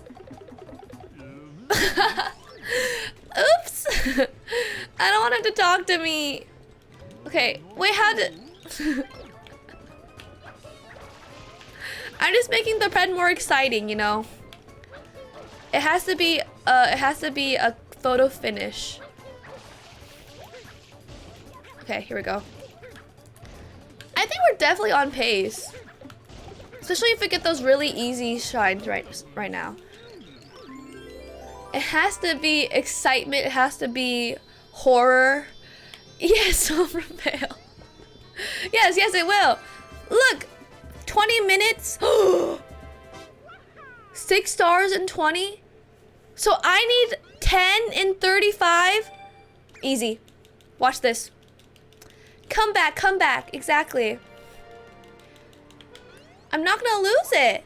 Token! Aww, you are so kind. I appreciate you. Hope you're doing wonderfully. Good luck at work. And thank you for the sweet message, Token. Hope you are having a lovely day. Thank you, thank you. So happy to have you here. Okay. Look, another shine. Amazing. Clean. Exactly. Extra. Oh, chat. Oh shit, I can't. And then I have to get. Ooh, should I do this too? What's this? Is this Rico? No, this is gelato. Are there even any gelato? Okay. What? Okay, wait. Hello, it's not Rico. Okay, so this is gelato, right? Okay, so I'll get this now, I guess. We can do a. What is happening? Oh my god, so annoying. Rico. Okay, sounds good. So we can do the. We can do the easy gelato stuff. Look at this! Look at this! The fast one. Definitely. Damageless. It has died, unfortunately. Oh, the little goos. They look like jellies. Jelly. No, what do you mean I'm out of water? Oh, poggers. No. Oh, okay. Clean, chat. Spray the wall. What wall? Okay, this is a speedrun strat. Look. Ugh. You know, you have to make your way over to the star as it's spawning. But then I just go right there anyway? No, I don't remember. My brain is melting right now. Or punch in the air. This is horrifying. My brain is melting. You know, what can I say? Clean, chat! PB&J. Hi, Head Drunk. I have. My 100% sunshine time is 8.5 hours, I believe. Or 8 hours? 8:15? Not bad. Wait, clean. Very clean, of course. Good morning, Jimmy. Yes, morning sunshine. Best way to wake up. Oh, you should keep it like that, Ed Drunk. Great. Clean, Aroni. Okay, this is a fast one. We're on pace, chat. Don't you see this amazingness? Drake. Good suck. Explaining it. A sunshine? The horribleness? Ah, how relaxing. I love this map. Am I doing it?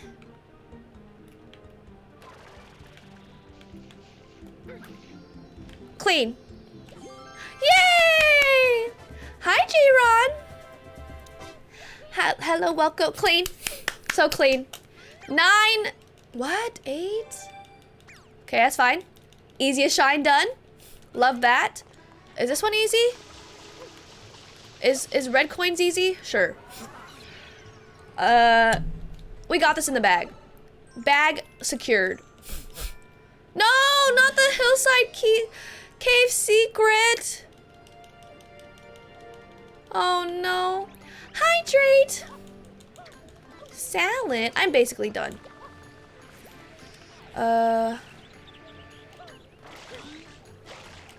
No. I'm gonna go fast. Super easy. So is this one, right? I don't even remember which one this is. Which floodless is this? Hydrate. No. We're gonna have an easy 110. You gotta believe, am I right? Believers? That's not true believers talk. What, right? Chat, you know? We always manage to clut it out in the end. What on that happening? Incorrect. 110. Still believe? Oh, not this. Okay, yes, depth perception, please. Okay, look, I'm going fast. Clean. Look at this. Calculated. Oh, beautiful. Bones, Bones. It's a new day, chat. A new day for Bones, right? Okay.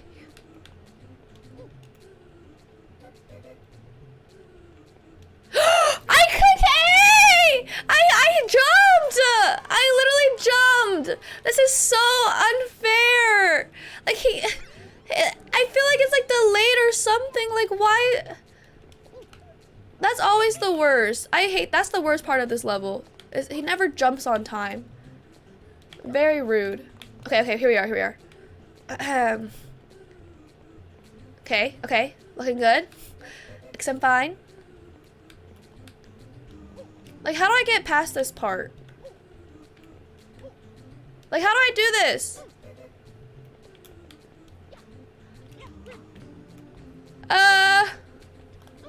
Yay, chat! Clean. Watch the chaos. Clean. We are 9 down. Such good pace. Thank you, chat. Easy. This is definitely enough sunshine for one day. Is it 132 pace? Ow. Exactly. I gotta adjust. It takes some time for sure. But we're getting the hang of it. And we have Rico, and Rico's literally the best shine. The best place. It's so, well, other than Serena. Blooper surfing. 2 right here. Hope you enjoy Ceiling Fan. Rico. Yes, Cookie, of course. I love my Rico. Oh no, Owen. XMS. Horrified. Fun class of the day. I will be taking the turn properly. Don't mind me. It'll be a simple turn. We got this on lock. No crashing. Okay. And we can do it twice. Please crash. Look, I'm going so fast. Monkasteer, oh my god. Okay. Clean. Look at that. Come on, chat. Look, do you see that movement? Is that right? Rico! This is lovely, the lovely world is Rico. Don't you love it? I call it Rico even though it's pronounced Rico apparently. Even though I don't believe that's true. Clean Aroni. I need to charge my battery. It has all the squids here. Don't mind if I do. Clean Aroni. And then we do it again. Okay. Thank you, chat. Steve O's lesser known brother. Steve O. Heart. Oh my god. Okay. Hello, Queen of All and Nothing. Thank you for the claps. Chat. Drake. Come on. Like, we're literally blowing this out of the water. Aren't we? I don't even want to win at this point because CMFP is being such a hater right now. It's literally in the bag. Rico! So true. But I will do it for the other guessers. Just saying. I will. Of course. But this is literally so... No, but you're literally yes and then you're going to reap the benefits off of doing well? But the other guessers, no problem. Please, no, don't. Rightfully upset. But like, we're so on pace because we're under 35. Right, chat? We got this in the bag. I'm not worried. Because Rico is easy. My favorite Mario game, casually is probably Odyssey. And then, what is it? Yep. Speedrun 64, I think, is my favorite. But pretty fun-a-roni. Super Mario, it kind of fell off low-key. I did like it as a child. It's because I was saying my story. Story time always comes first, right, chat? People popcorn. Yay, 11! So clean. Story time. People popcorn. Thank you, Cutter. Osu, I appreciate it. 11 stars down. Don't mind if I do. And off to the cage shine sprite. Yes, story time just like bedtime. Chat, let me see if I remember my dream. My dream? I remember I was like, it was very faint. But I remember I was like in a cave or something. There was a cave and there was me trying to get out of the cave. I don't think it worked. Everything in your life? Great idea. Yeah, a very dark cave. I think I was lost. XM lost. Nice, scared milk. And I was trying really hard. So I think it all worked out. Cause then I woke up. Yeah. Hi, Ollie. Glad to have you. What? That's fine, chat. That's fine. Just a little scuffle is all. Thank you, Birder. I will hydrate soon. Come on, dog. The cave. Drink. Oh, and good luck at work. I appreciate it. I don't remember who. Show yourself. Who was the chatter? Let's see if I have more water. Why is this so slow? Okay. Drop and hover immediately, chat. I can do that. Did I do it? Did I do it? No, is that not immediate? Okay, it's fine. I'll do it again. Yay, water! Thank you, Bert. Go! No! Okay, I'll do it again. We still are ahead of pace. PP pace, you know? Now we just wait patiently. Clean fail. Beautiful.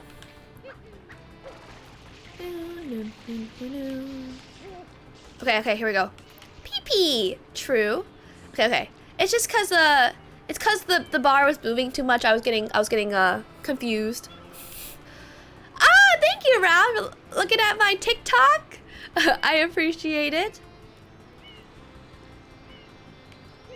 Clean. Come on. Yay! Is it Y or B? Is it Y or B? I don't remember. Do I press Y or B to hit it? So B, right? B. Okay. Thank you. Yay! 12 down. I knew that Y. As a knower, I was like, there's no way. There's no way. What's the other Rico? Can't fall for that again. Should we do Pinna? That's tier 3. Horrifying. So horrifying. Can't fall for that. I need some water. What's this? Is this easy? I think it's easy, right? Easy, Aroni. There was one time I was on winning pace at Breath of the Wild, and someone told me to jump off the roof. That was the first thing I saw, and I did. And then I lost the race. So I have learned from my mistakes. It was so horrifying. I was like, okay, jump off the roof. Yeah, I will. And then I jumped off and I just fell to the start. And I was like, what? Because there was a prediction going. So ever since then, I have learned truly. Yeah, horrifying. What's this? Oh, this one's easy. Watch this. This one's very clean. Why is Link taking fall damage? Very rude. I didn't know how to play! Breath of the Wild is hard. As a complete newbie, how am I supposed to know anything, you know? Okay, beautiful. Clean, chat. Clean, Aroni.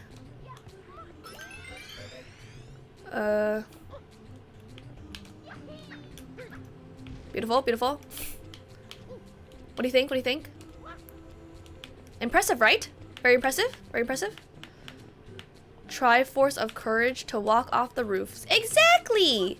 I think the Triforce is kind of a nice symbol, like a nice meaning behind it. But why does Zelda gotta have it? Or Link, whatever his name is.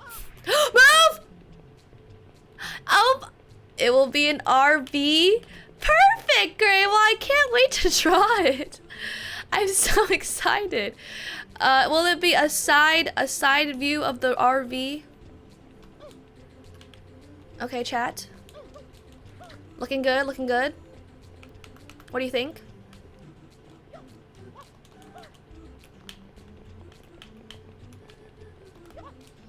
We did it! Improvement! RV, perfect. Then Peach? I see that. Yay! First try, first try. Clean-a-roni. Not an issue at all. Thank you, chat. We do love our sunshine. Ah, Pinna. How many do I need? Thank you. I never doubted. Even with the story, it was in the bag. Elf girls. Gooper blooper. How horrifying. Rico, definitely A tier area. What is it? The first one? What's the first one called? The first one is awful. Another story? Okay, let's do another story. Story time. Okay, right now we're at the beach. Do I have any beach stories? I was at the beach. Bianco, D tier for sure. At the beach.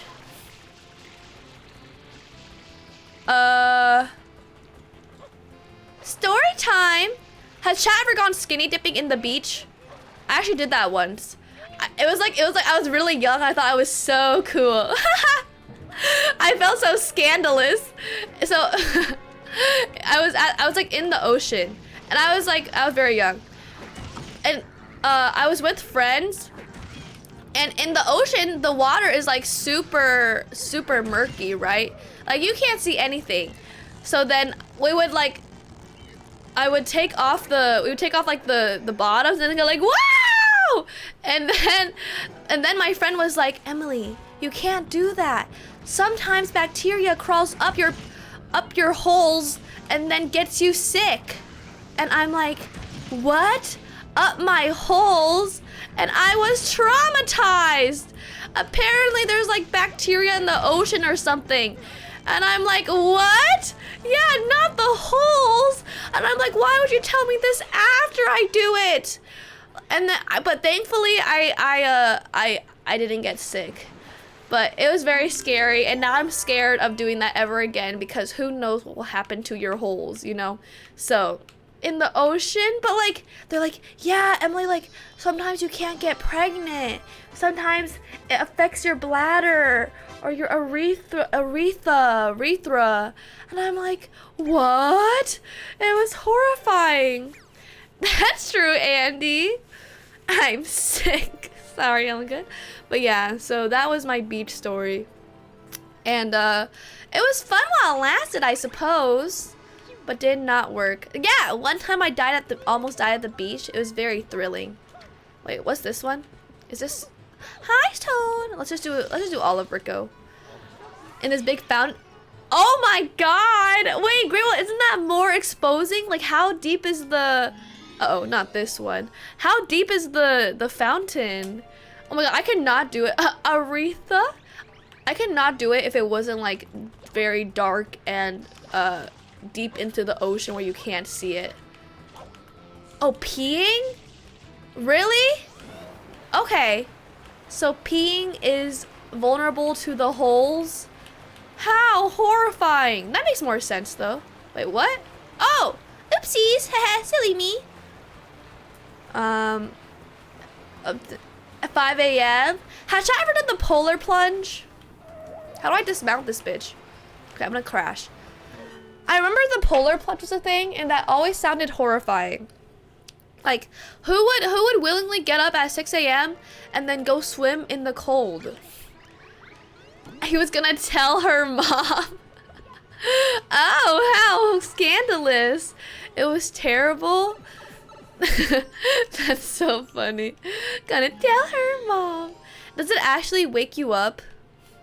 Like, I don't know. Is that just a ruse? It's like, yes. Very funny. Like, I don't know. I feel like it would just make you get a brain freeze, and that doesn't sound fun at all. Okay. What? It's fine. Chat, it's fine. It's fine. We're starting now. That's true. That's like having a clap. That's like having a cold shower, which I will never do. Ugh, this is horrible. XM fine.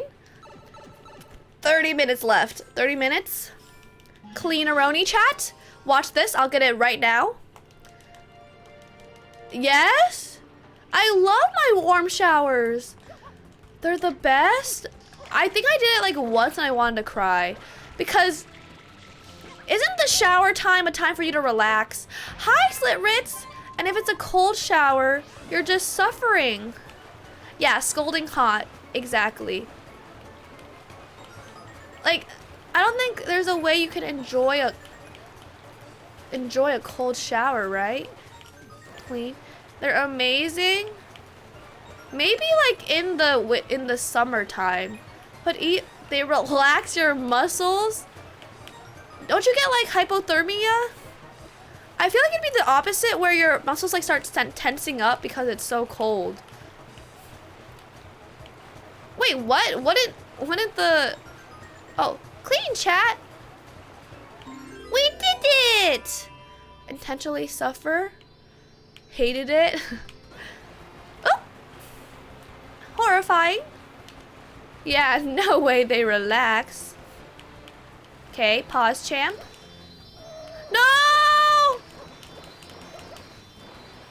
Ah. Okay, wait. The worst part of the entire level. Okay.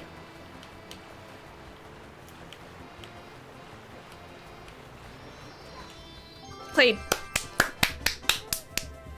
That's true. I do hear it's a very damaging. Schmooving. 15 shines, chat. Let's go. Only 5 to go in 30 minutes. So clean, so easy. We got this in the bag. The stress you put on your body. Yes. That makes sense. Okay, I want to do some gelato. Haven't done that in a while. Yes, sirs. Looking good to me, right? Drake. I'm hungry. I can't wait to eat chocolate for breakfast. Yes! That'll be yummy. Can't wait. No. Oh, I do now. Okay, yes, I remember it. Built differently. Wrong side of the payout. Pay up. That would be horrifying. I think I did my second wrong payout this subathon. It was so scary. It's like, oh, that was the second time I paid out wrong, probably. I remember there was once. Yeah, very sad. It is always so horrifying. I know, poor Andy's points. We tried our best. Huh? Clean! Chocolate for breakfast, more sugar. Yeah, I used to like, what is it? My parents would dead ass give me leftover cake for breakfast. Like, it's no big deal. Maybe that's why I'm so extra, is I just have had all this sugar from a very young age. Like, whenever it's someone's birthday and we have leftover cake, I just eat cake for breakfast. Yeah. Hi, Nomad, welcome. Our little cake. The trash can. I'm the trash can now. I literally eat any food that's in the apartment. I just go, yeah, I'll eat it. Only cake? No. Okay, that's true. So like, it's like not weird to have sugar for breakfast. But then don't you crash really easily? I may. I may be bought, but I am not corrupt. Amen. A perfect amount. Aw, shucks, Token. I'm very honored. Oh, I was right. Thank you, thank you. Normal but not healthy. Yeah, I wonder where that happened. The American way. Ah, delicious. Oopsies. I'll just keep eating my lovely sugars. Yum, yum, yum in my tum. Okay, clean. Yeah, what? Literally cereal. Oh my god, what is this? Everyone has Rounder McRounderson. Thank you tipped $1 for the dollar. So kind. What a beautiful number. Wait, what is the OJ supposed to be? Clean, chat. Do you see this? So clean. Thank you, Rounder McRounderson. Very kind of you. Very sweet. Everybody wants more. Oh my gosh, I am so flushed and honored. Thank you, thank you. But what if you don't want extra credit? It's fine. It's fine.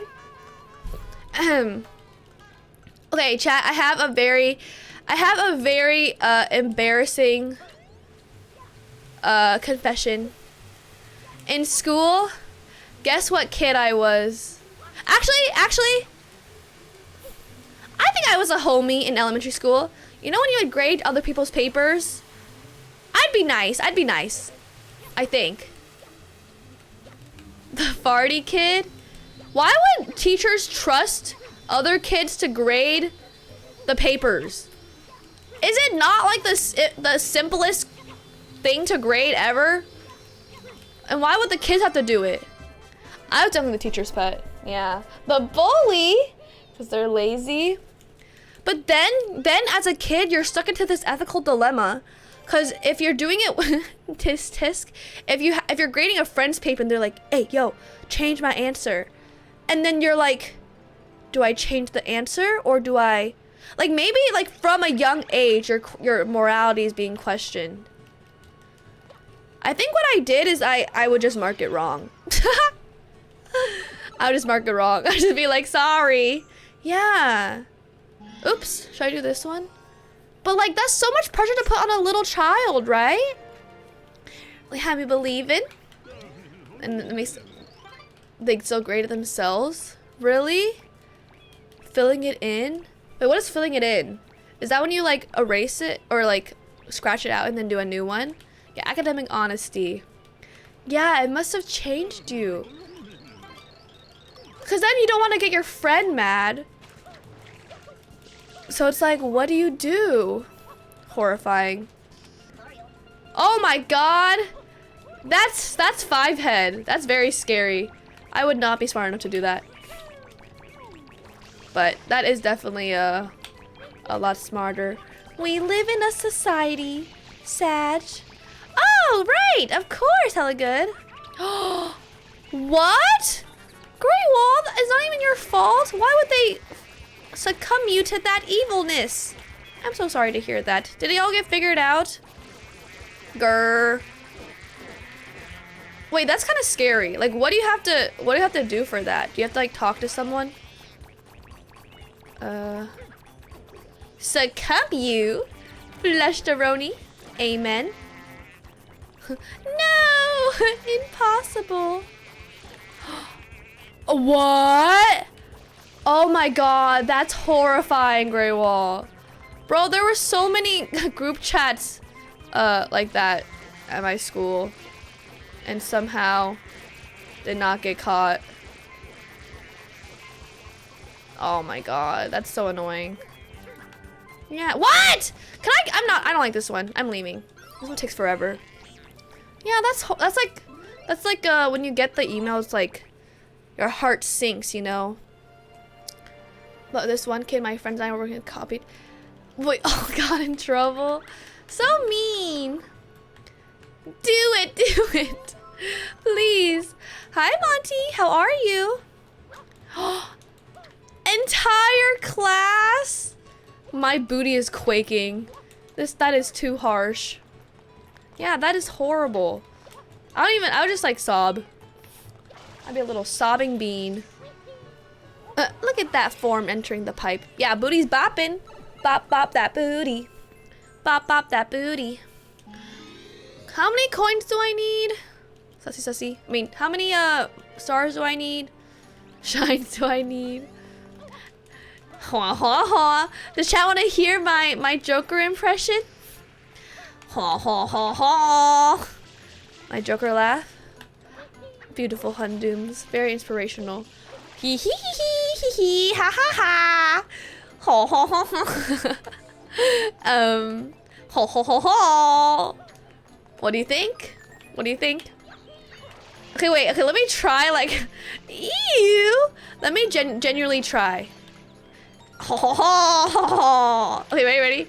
This is a genuine. Okay. Well, what does he do? Batman. That's just how I laugh. Is that what he does? Batman, give me your ass. Like that? Is that what he does? That must be it, right? So good. Don't do it again, please. Right? Tune pass. Hee hee. Clap. Thank you. I should be the next Joker. The next Joker voice actor. Jared Leto. Thank you. I think the best Joker was that one dude. The one who passed away. He passed away, right? I really liked him. In the Bane movie. Heath. Yeah. I'm a big Heath fan. Rest in peace. So sad. I never watched the Jared Leto one. So. That one guy. Rest in... Take the first. Clean! Chat! We only need 2 more shines. This is so easy. Oh, what? It wasn't the Bane one? It was the one with the bank robbery, right? Jared Leto's the we have to say pachinko for last. Okay, we'll do this one again. No, is it PD? Okay, yeah, that makes sense. They all sound the same to me. No, I have to leave. Dark Knight was Joker. Oh, sorry. Joker and Bane are different. Right. Why don't they have Joker in all of them? I did like the Bane one. Jared Leto? That's that, right? They're different enemies. I see now. Okay, is there another Rico we could do? The same villain? Oh! They never repeat villains? Oh, Leto. Yeah, Jared Leto. Same thing, right? Same difference for sure. Back at Rico, our favorite. Yes, definitely. No. Okay, chat. Okay. This is good movement. Onto his head. Beautiful. Ugh. This Shadow Mario sucks. 13-37-0. Come on, chat. Clean. Get his ass. Yes! That was so clean-a-roni. Not even phased. And now, we saved the best for last. Pachinko! Sub-hour. Mod check. Sub-hour. Definitely doable. Thank you, chat. Thank you. Clean-a-roni. Look at what I have. My ramen. What do I do with this? I'll just throw it away. The new Batman movie? What? There's a new one? Sub 17. What? That's exciting. Here's to you. Oh. Wait, there's an emu record and a not emu record? Congrats to Kai, right? Hi, Koopa, welcome back. Pachinko, my favorite. Aw. Clean. We got this in the bag. Emus, Edward Cullen. Wait, so then I'm on a different leaderboard? I should be on the emu leaderboard? Then my time must be better, right? Copium? Pachinko! Lima Emu. Delicious. 3D All-Stars version. That'd be hilarious. Wait, apparently 3D All-Stars added the BLJ version, is that right? Oh, I haven't submitted it actually. Oh, I'll submit it when I do sub 20. Then I'll submit. Of course, chat. Oh, they didn't add the BLJs yet? Dang it. I wish. Get it? Clean, chat. And oh, NSO. Oh, got it. Okay, that makes sense. Very poggers. Wait, what's the console? We are Prey. What's the console world record versus emu world record? I love an emu. Wait, what? I wall jump, right? Into. Oh, yeah, why not? That'd be so much more fun. Get up! Nom, nom. What? Okay, then I'm gonna go for emulation world record. A spin jump? Definitely possible. Hey! Thank you, that wet dog, for the follow. Oh my god, I'm so hungry. I gotta eat it up. Emu runners, it's our chance.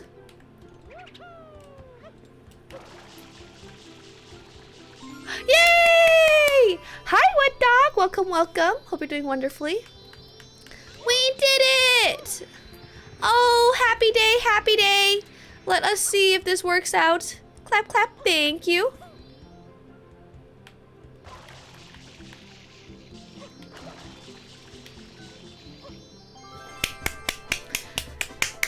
Clean. And with that is the run.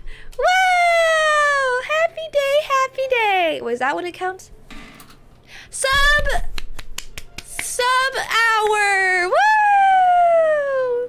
Nowers didn't stand a chance. That was so fast. Thank you. Beat Bowser. Oh wait, there is Bowser in this game. Yeah, that'd be horrible. Congrats, yesers. Brian, thank you. 6-string Brian gifted a tier 1 sub to Miss Thank you Eleni. for gifting to Miss Eleni. I appreciate it. Thank you so much. Heart gift, heart gift. Wow, that's enough sunshine for one subathon. Am I right, chat?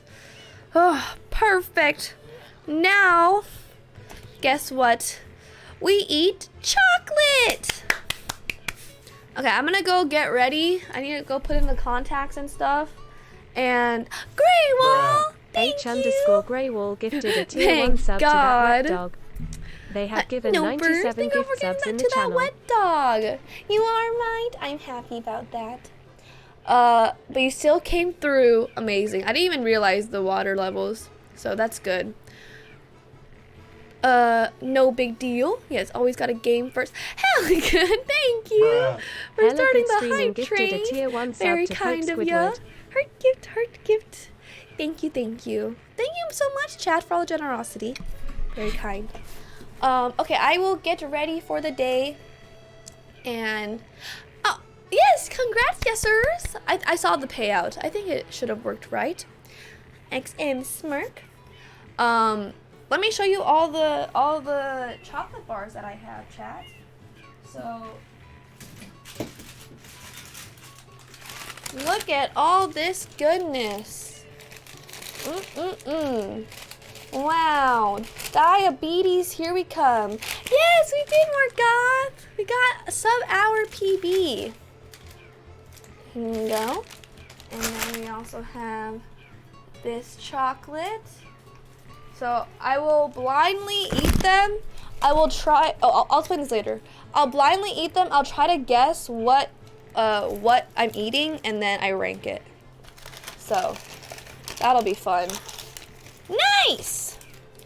I have, just a little sneak peek. Reese's White and Reese's. Hello? What? Where are my Reese's? What? Did I not get normal Reese's? Okay, let me show you. Milky Way, salted caramel, Mounds. Disgusting. Okay, I'll save this for later. Actually, we have to do the big reveal. Where did I put the other Reese's? Well, that's no fun if it's just one. Oh my god! Thank you. Honkers. Honkers. Thank you, Margot, for the 2,000 bits. Honkers. Thank you. Morgoth Rising cheered Very X2000. kind of Yay you. PB. Exam heart. 2,000. Poggers. Pop. Thank you, Owen, for the 100 bits. Pray, Jeroni. Other half, please. Hint it over. Twitch. Thank you, Owen, for the 100. Thank you, Margot, for the 2,000. Very generous. Yes, happy PB. Thank gosh. I didn't buy 2 Reese's. I'm pretty sure I did. Ugh, whatever. I guess we'll know by the touch of it what it is, right? Oh well. Okay, chat. Oh my. Thank you. Rounding towards a Molly. Thank you for the 200. Very kind. Evilly. Chat's too generous. Thank you, bye, for the 200. My favorite candy is Hershey's bars. That's my new favorite. I love a good Hershey bar. You know what I'm saying? I used to like Kit Kat the most, but I'm a changed person now. Okay.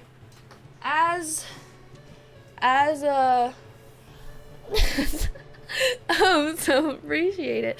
I have had green tea Kit Kats. Yes, that was pretty good. It's like matcha, right? Okay, as I get ready. Confidant, thank you. Thank you for the 100. Heart. Thank you. Emoly will make an appearance. Oh my god, Chad's actually scary when I'm Emoly. And I have a new props for it. Hopefully it looks good. It's been so long. Oh my god. Emoly fart. Chad, too generous. Thank you. Okay, I'm gonna go get ready. And I will put words on stream as I go do my makeup real quick. Of course, we should bring back XM Emo. Yes, good idea. Okay. So chat. Yes, chat can do it. PB, I believe. Thank you going out for the 100. What? Okay, so the PB I think is 19, level 19 for the current subathon. It's over already, Owen? What? I'm so jealous. What the fuck? Okay. This goes here. Luigi. Oh no. Luigi. Okay. I'm also gonna, sorry. Let me also add take that. And then we'll get the thing all set up. Perfect.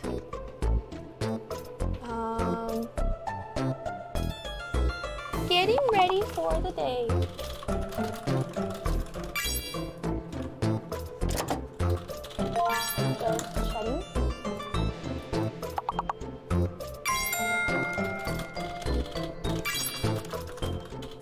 Okay.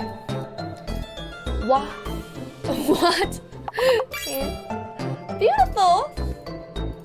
This goes here.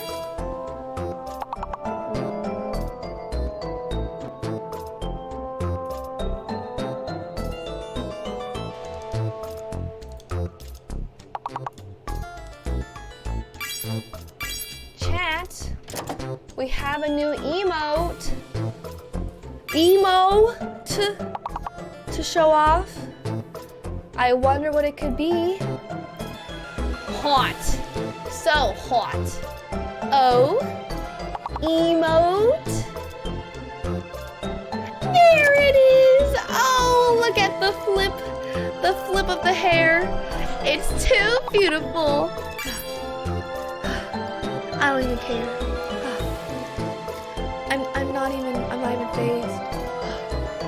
So. No! Oh, it's chat! Oh, chat! How cute. You know, I don't even. It doesn't even mean much. You know what I'm saying?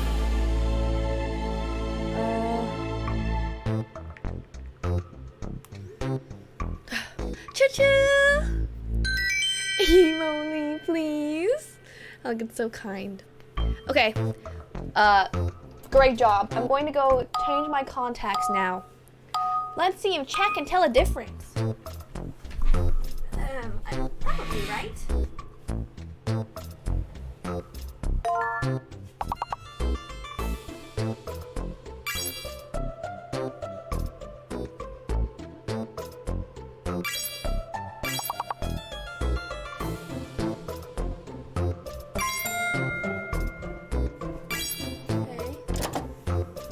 Oh man. Drake. Drake-a-roni. Tofu! Tough tofu. Loud! I like loud. What's loud?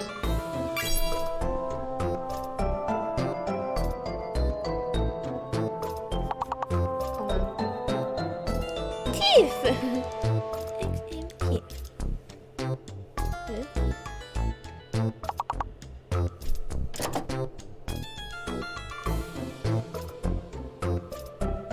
Clout? Clout? Why wouldn't clout work? Flat. L-O-U-M. Loom? L-O-U-M?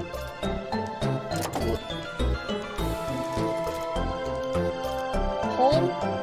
It's a L-O... Loaf? Lot! What's that? 3 levels, Pog-U! So impressive. Drake.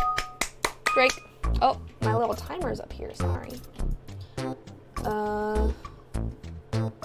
We got this. Hi, Omai! Welcome. We got this. No worries. Pat!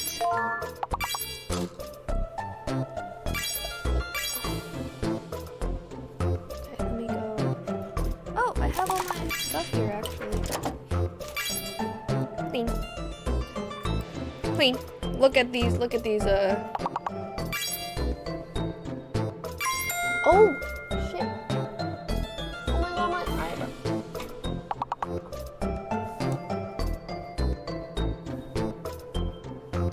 Peanut? Adorable. Little peanut. Anyone in chat allergic to peanuts? Fudgeroni? Why did I not get the other Reese's pieces? Reese's whatever.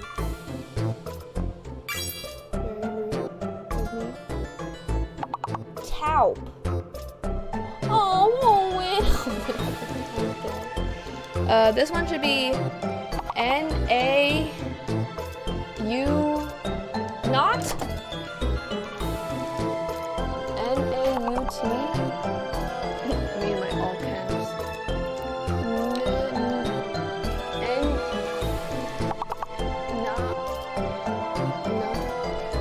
Bean!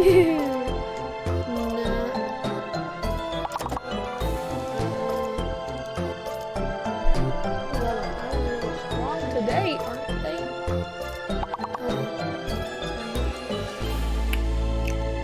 A tune? That's a good one. How's it not a tune? Why do they not show you the results? That's rude. Okay. 3 levels, Pog-U! Amazing job. Wait, next? Oh, it might have been the fake letter. Already guessed.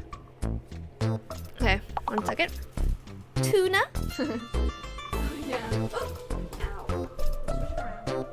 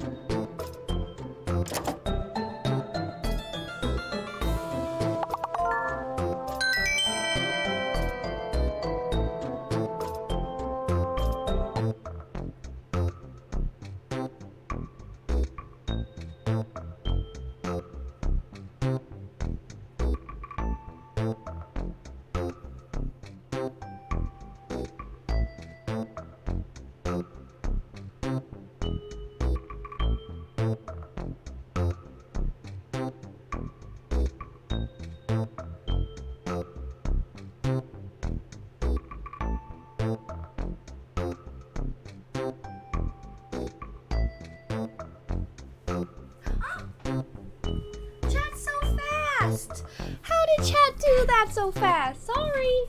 Sorry. Sorry. Ding dong, ding dong.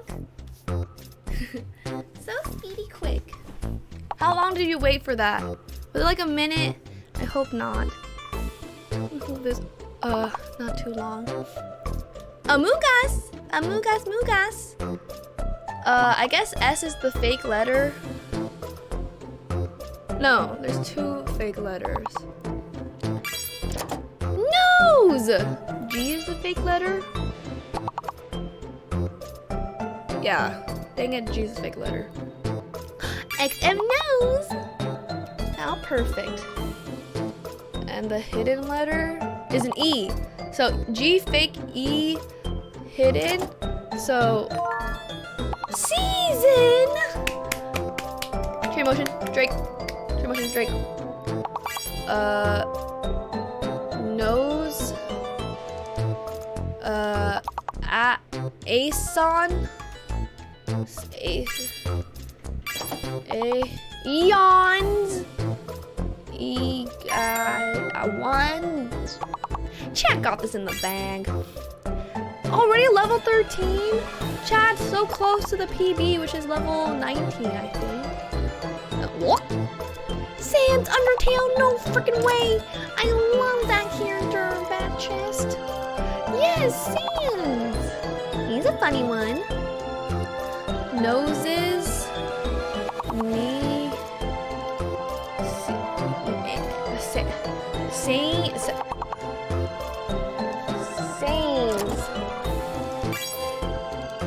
Ions.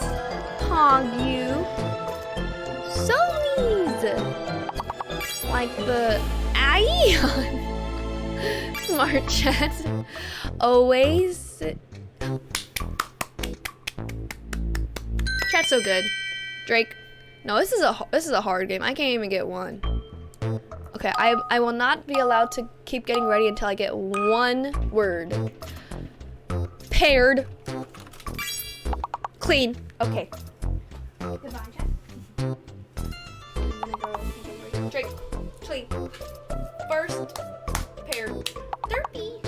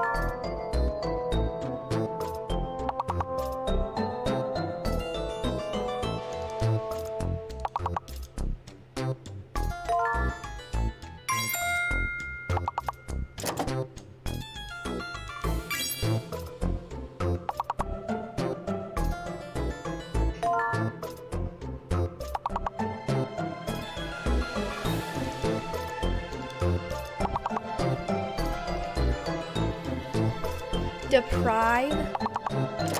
Diaper. That's why you wear diapers. Because diapers make you money. Cha-ching. Did you know?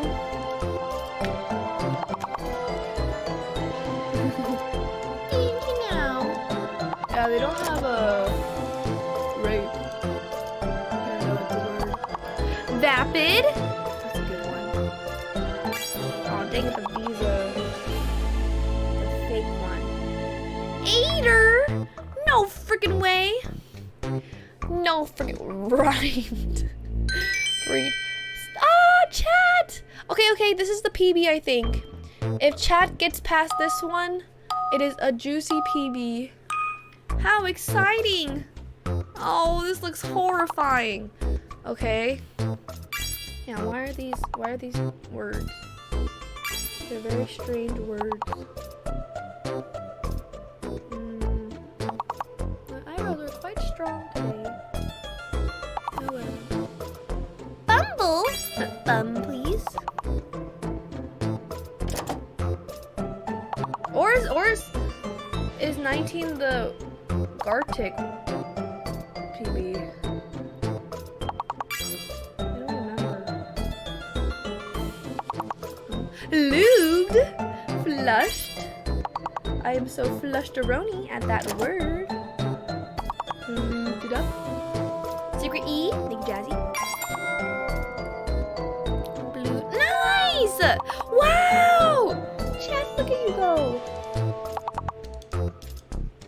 Very impressive. Very impressive. Who in chat loves Scrabble? Like who's like actually a Scrabble god? Cause Scrabble is like one of the hardest things I've ever done.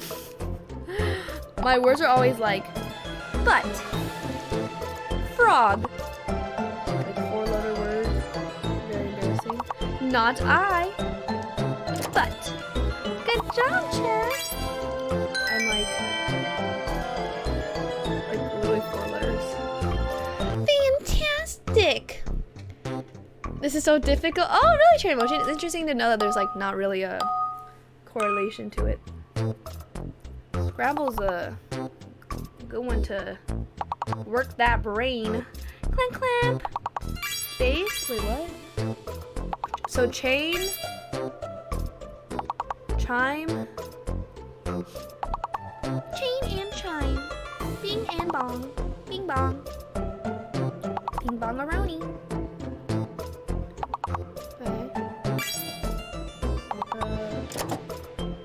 Beautiful. Okay. Now I do my eyelash. And then we should be good. America! Okay, Kona. America! Okay, Kona. It's like America, doesn't it? Cinema. Anime? I wish. I wish they had that as a word. America. K-Kona. I love my K-Kona. K-Kona-rific. Hi, not cars. Okay. Anime. Oh, it was a word? Oh, so cool. Anime. I love anime. Chat is so they're hidden? What? Why are these words so large?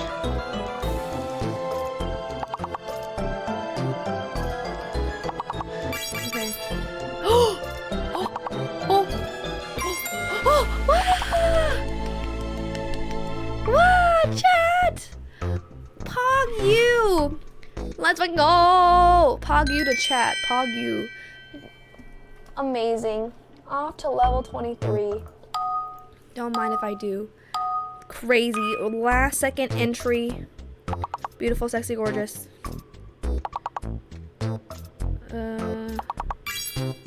Okay. I'm gonna go put on my eyelash. Pretty cool.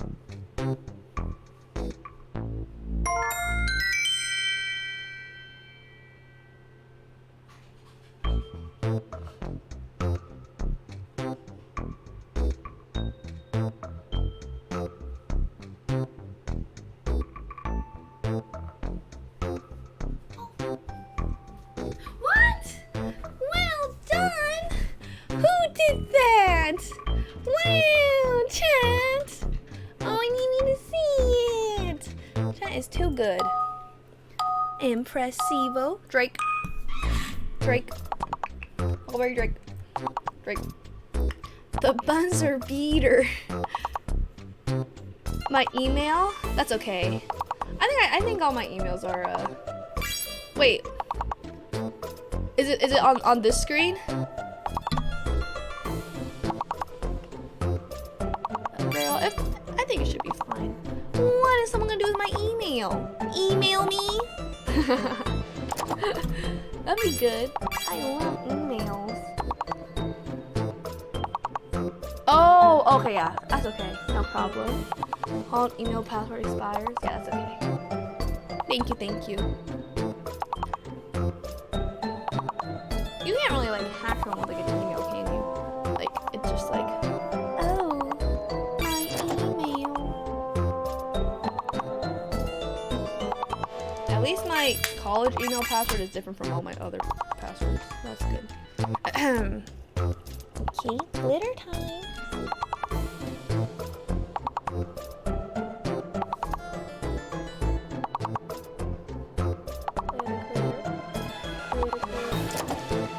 Ligma.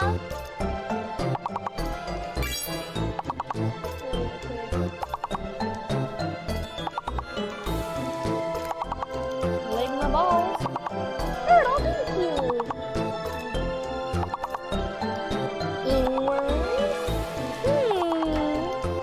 Whatever shall it? Lingastic.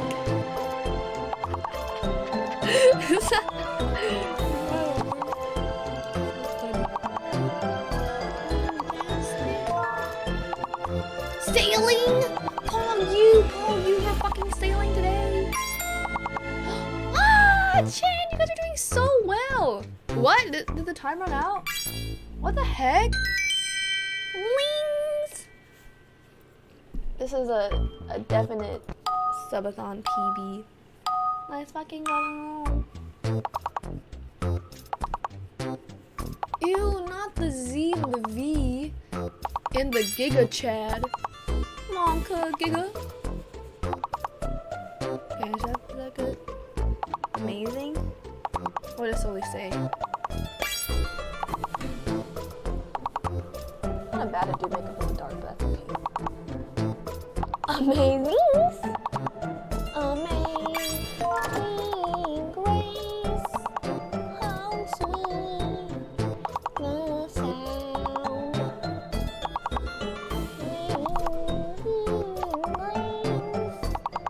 Combo pizza. Let's go. Let's go.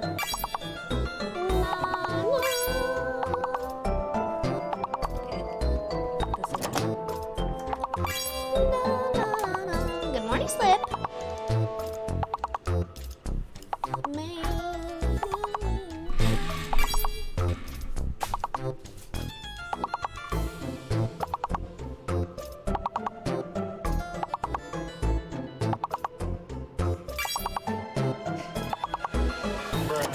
Hella Good Streaming gifted a tier 1 sub to Combo Pizza. They have given 109 gift subs in the channel.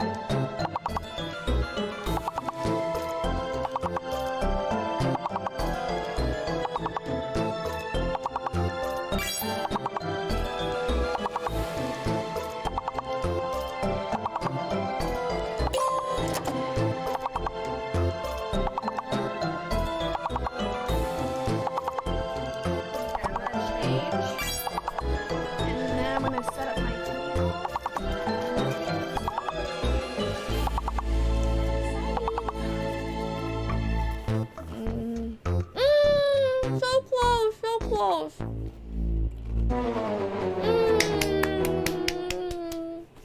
$27.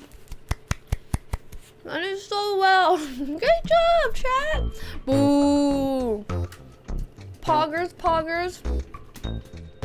Poggers, poggers. Amazing job. Pog you, chat. Yeah. That's an amazing one. And while we're here, when I set up my table, might as well do some wrapping, don't we? 10th! How cute. Okay. Here we go. Yep. Wait, what? Where's the song? I need the song, please. Let's go see. Okay.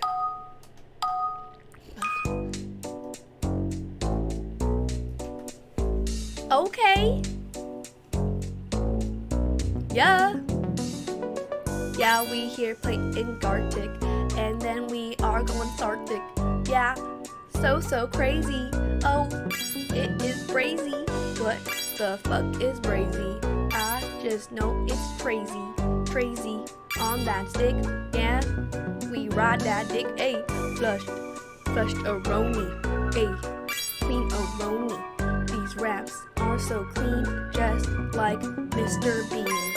Oh yeah, Mr. Bean. Who is that? He's so clean.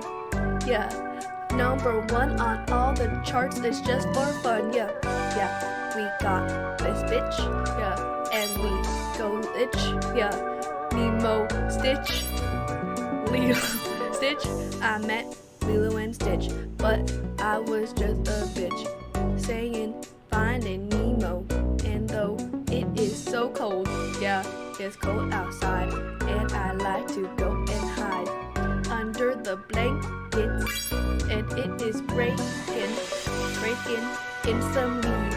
Oh yeah, is that a bee? Oh no, go away bee, please, don't you hurt me. Oh, the bee is attacking me. Oh no, can you see that? I don't want to get stung. It would not be very fun, but it's alright. It flies away into its hive, and then we are happy. Yeah, like Flappy. Yeah, like Flappy Bird. Yeah, that is the word. To go cuckoo. It is a Lulu. Great job, chat. 16 out of 7. So impressive. Great job. Amazing. Did chat like my rap? Chat like my rap? Chat? Yes? I don't care if you like my rap or not. I'm so gonna rap, it's a thought. Yeah, it's a thought, yeah. Straight bars, yeah. Cause of a bitch, you already know it. Hello? What? My music! My bars! My bars! The game didn't want me to rap anymore! What do you mean? What?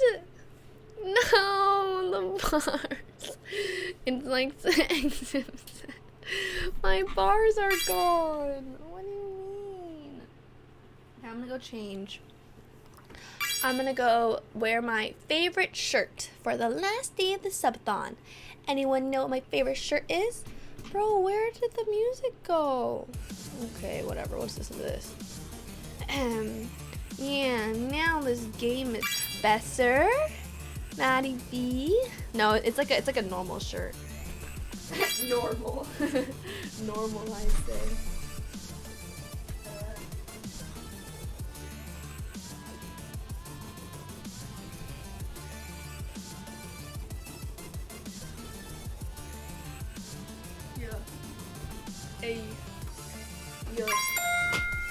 A straight jacket. Chat. This one should just be extra Emily. Cause it's me. I'm so buff. Can't believe that didn't work out. Rapper. Clean. Extra Emily. Pong you, chat. Pong you. Not the calamine lotion. No freaking way. Is it back? Is the song back? Yeah.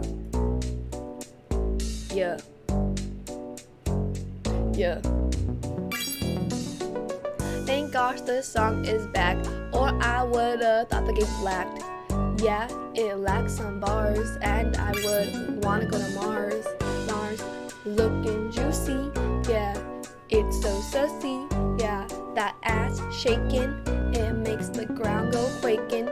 Yeah, look at that yellow bitch go. He's so cool, he's not a hoe, ayy. Sussy, sussy. Look at that sussy, sussy.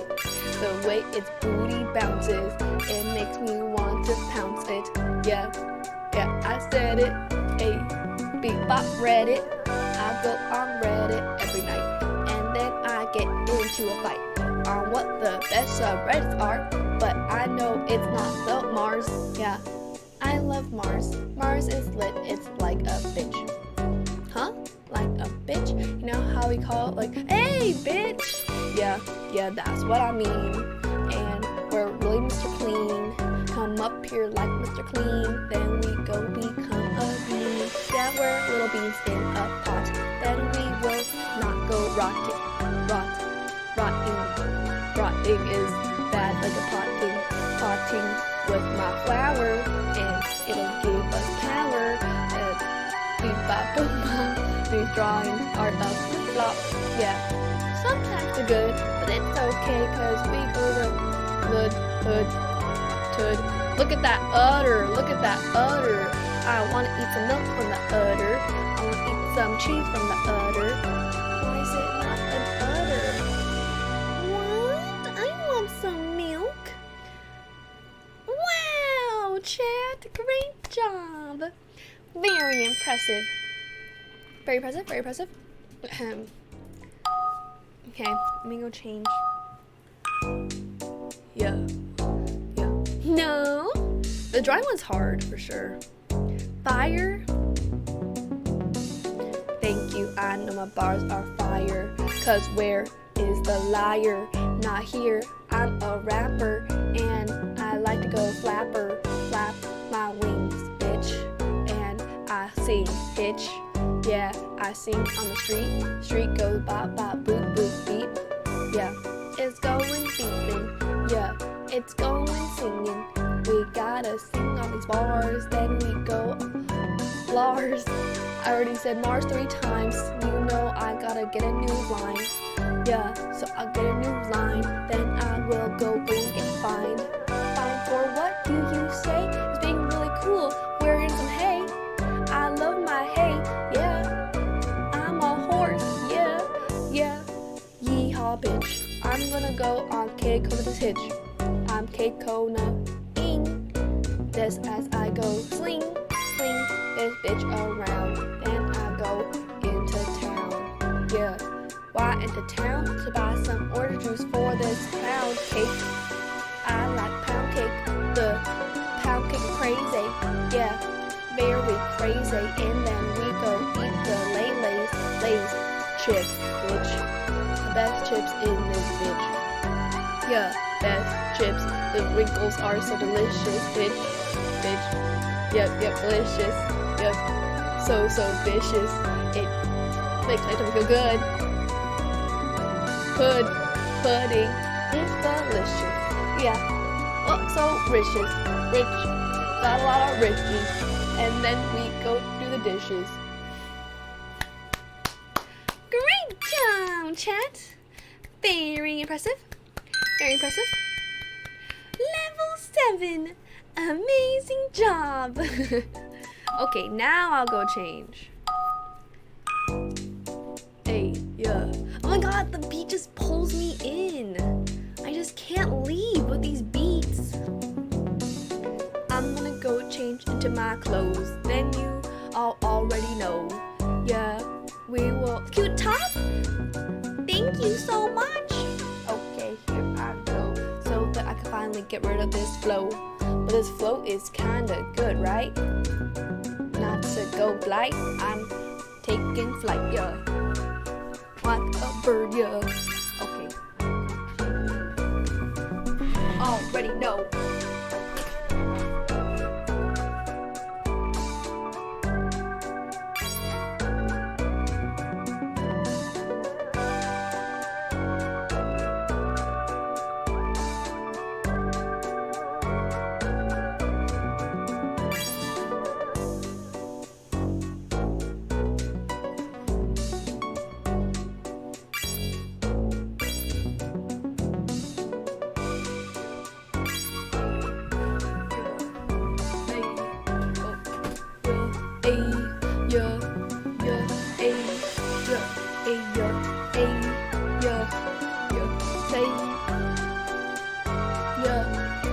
Hey, yo.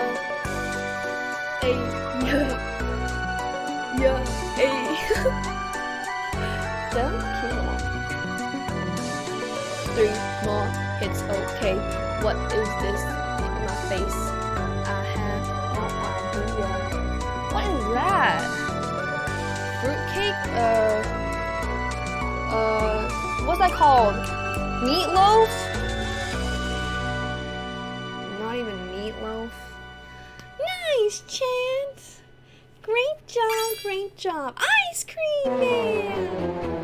Ah, no problem.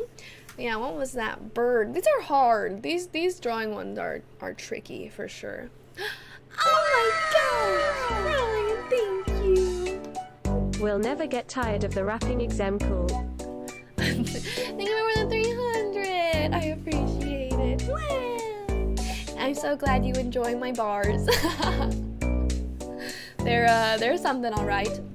Can we do one drawing one? That one's fun. It's like words on stream, but drawing. What's the... How do I draw on stream? Thank you. Okay. No, not Gartic. Gartic draw. Huh? Streamer draws. How do you do it? I forgot what the game was called. Oh well, it just has a really good song. The website said more games. Oh nice! Smart, smart. Okay chat, I'm going to be an artist. I just want to hear this song again. And I want chat to guess my art. Hee. Okay, ready? Let's do 5.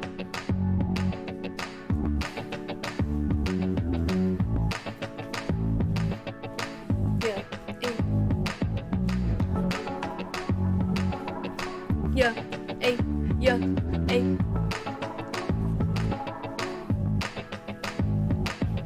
Yeah, what? Oh. Yeah, hey, yeah, hey, yeah, hey. You know what I just said? Yeah, we're sitting here playing Gartic Show, and you already know that we're gonna draw like Van Gogh, and then we're gonna go with the flow, ayy, yeah. It's a flow, ayy, yeah. It's a party, yeah. Okay, let's start chat. 5 rounds. Okay. Hi, Donut Guy 4. Thank you for the numbers. Okay, this is hard. All right, this is hard. I'm doing the hard ones only. So, you gotta really think here. Hopefully it works out. But I would love a butt.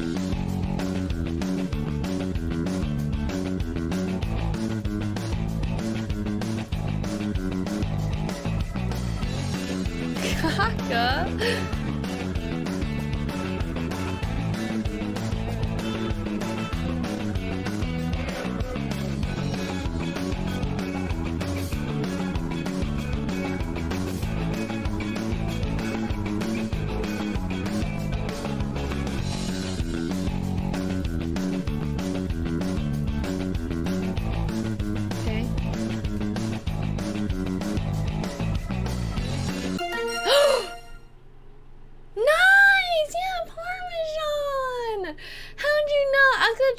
Spaghetti here. Great job. Great job. We already did this one. I don't know what this is. Okay, this is hard. I don't know what this means. I don't know what this is. Okay, this is a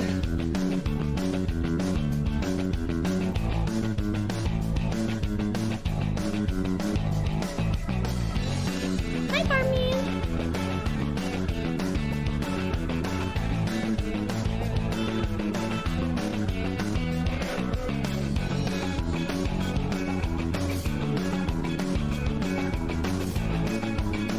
Okay.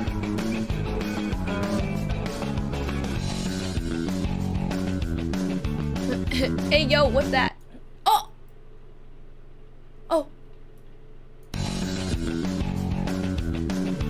Okay.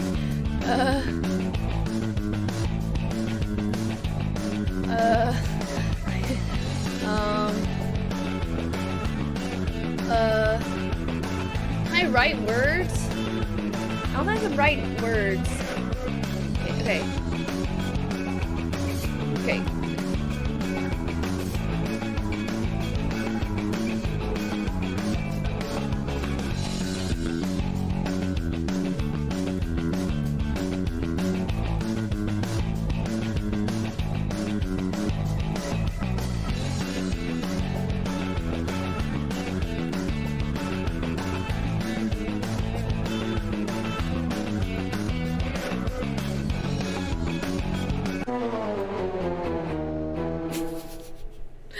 Draftsman.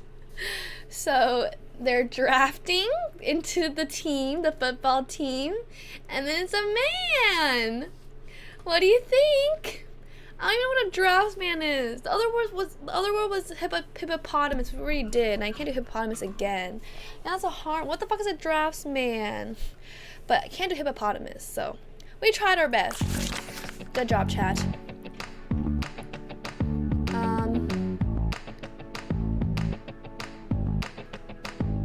Okay. This is easy. This is easy.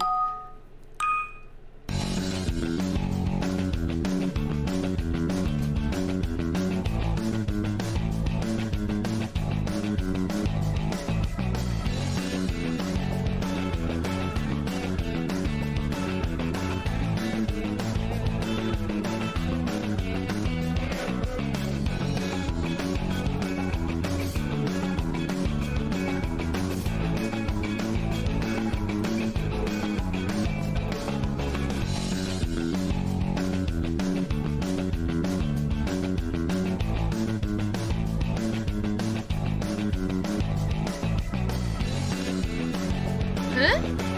What? I picked the wrong one! I swear I picked the other one! It was open! Wait, now it's the other word! Okay. What? I picked the other word, I swear! Okay, ignore that. The word was open! Okay, this is the other word. What? Okay.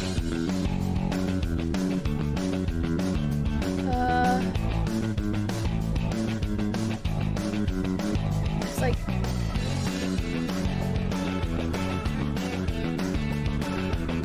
I don't have any room for my art!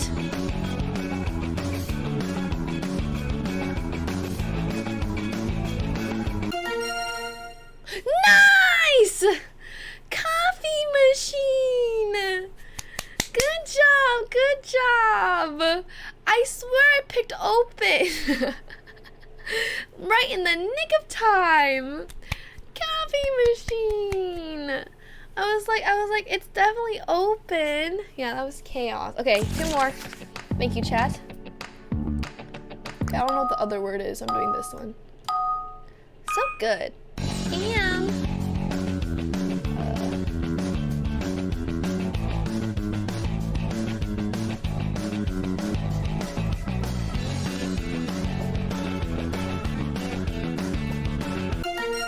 easy. Hot air balloon. Great idea. Great job. How'd you know? I'm just, artiste chat is very good at guessing. Great job, Jingles. Okay, last one. Okay, this one's easy. Or kind of.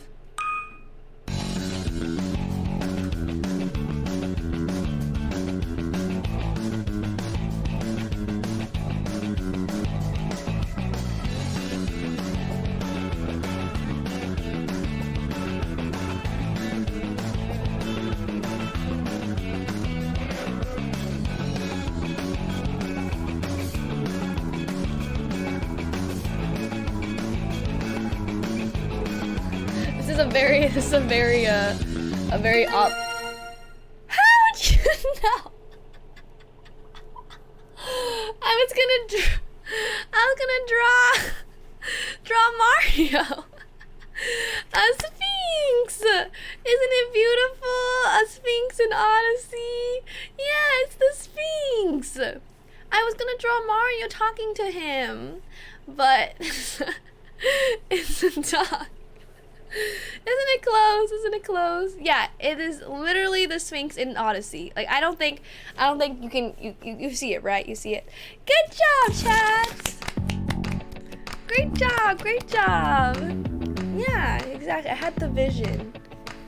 It's a bunny. It's a very niche one. It did not. Got the vision.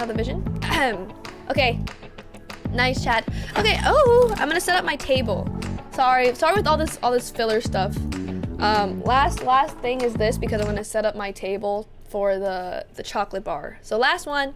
Sorry. And then we can finally start with the content. My apologies. Chat should lose in like level 10. It's fun. You love work. Okay, good. Let me set up the table and change. Where's my shirt? Where did I put my shirt?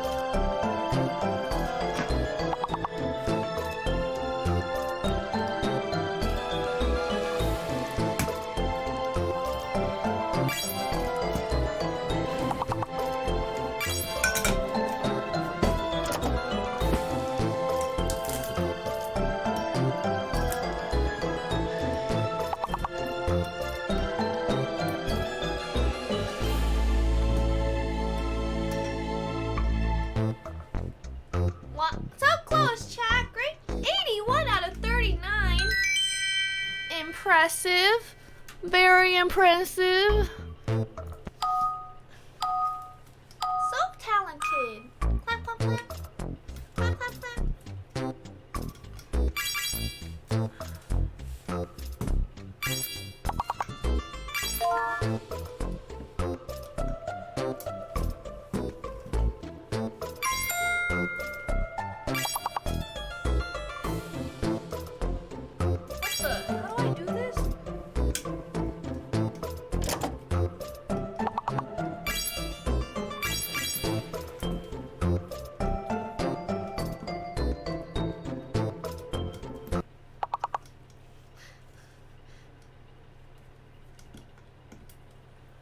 How do I do this?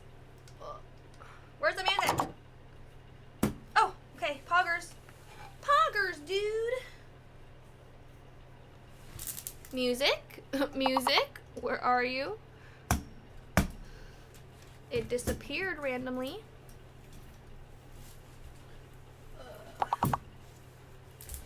Some music on.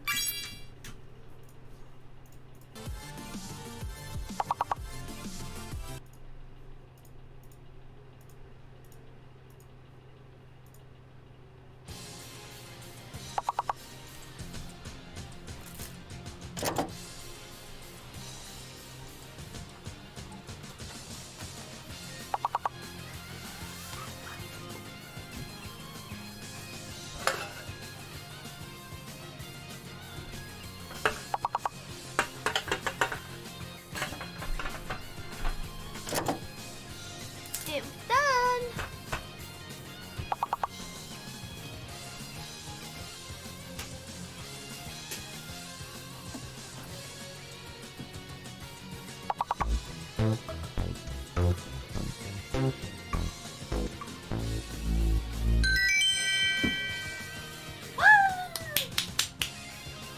good.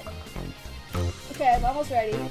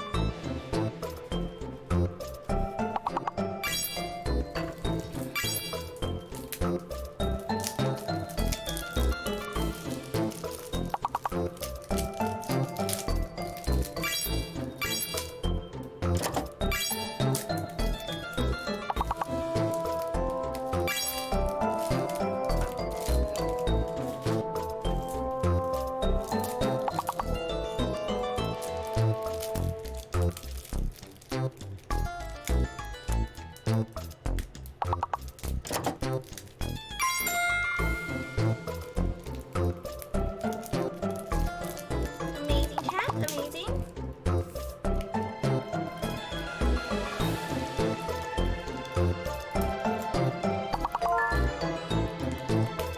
Hog you, hoe down, throw down. It's the hoe down, throw down.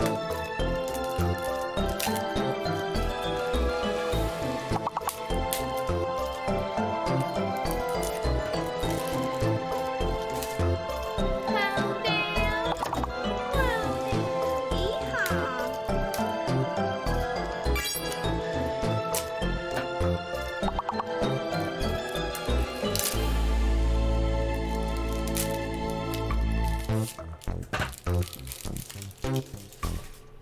Okay. Nice, Chance. Don't. Don't. Oh, whoa. Okay. I'm gonna set it up. Ew. Look at this, chat. Ew.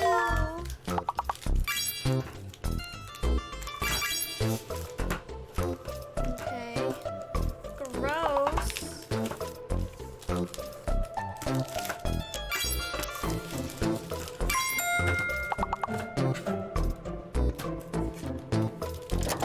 I don't know how I should make this the most random. Figure it out.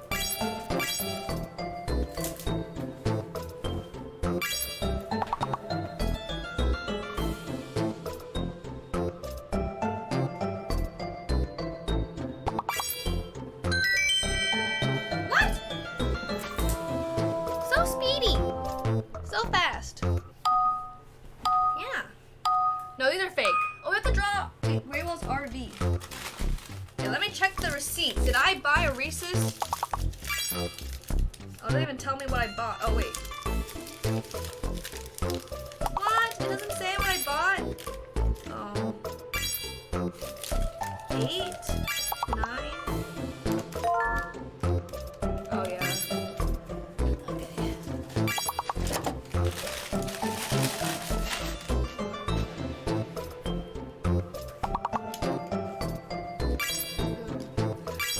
Mom's backyard! No freaking way!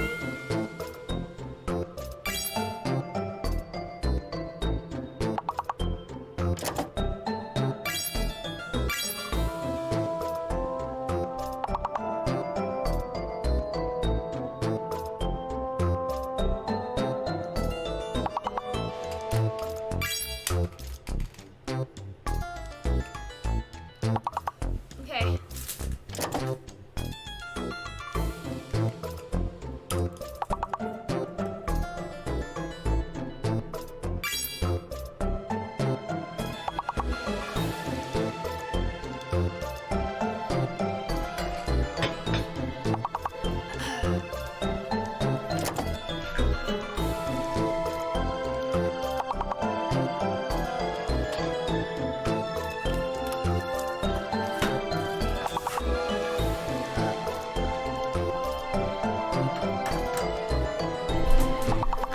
chat. Okay, I will play with Chad now. I'm so ready. Oh no, I'm gonna ruin it. 3 levels. How exciting. Okay, a bag, please. Okay, let me use my brain. Static. Wait. Tax. Wait. Fist. Oh. Tackies. What? Tic tac. This isn't working at all. Why? ASCII. Sits. Oh, I sit. Very sats. What? Is sats not a word? Thank you, Michael Jordan. Happy Kobe Day. So, A is the fake one? Oh no, rats? Okay, there's an R, cart. So, C is fake? Arts. I got a word. Nice chat, nice. Arts. Shit. Give us our shit. Stairs. Tark. No, Tark. Tits. Of course. Where is it? Stack. Sitars. What's that? Stirs. My brain hurts after 2 minutes of this. Literally, my brain hurts. How does chat do this?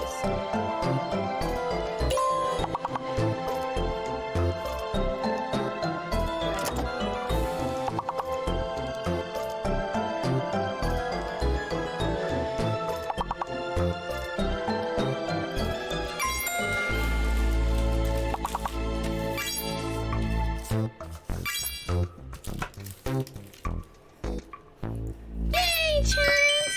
Too good. Level 17, here we come. So impressive.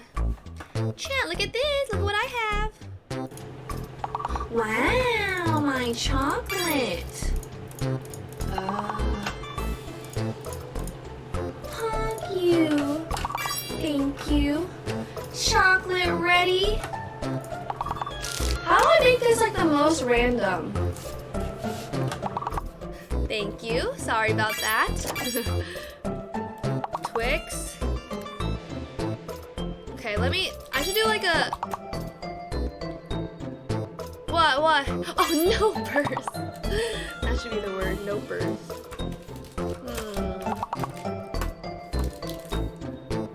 These look scary. I'm not excited for these.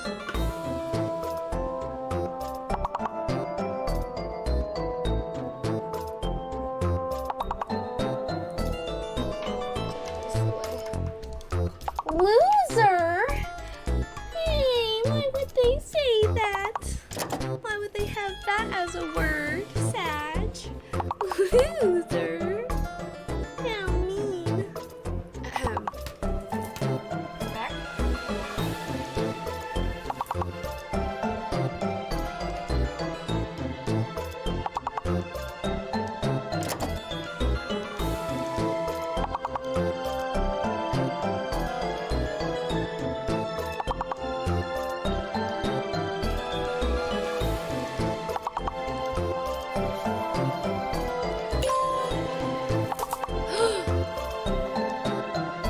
Pause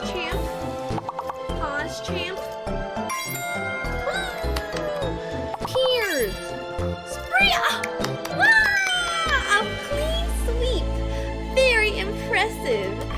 Chat is so smart. I literally can't even use my brain like this. I'm gonna go pee. So smart, so smart. Tortilla. It has to be tortilla. Tortilla needs to be one of them. Is it? Ratatouille? My head hurts.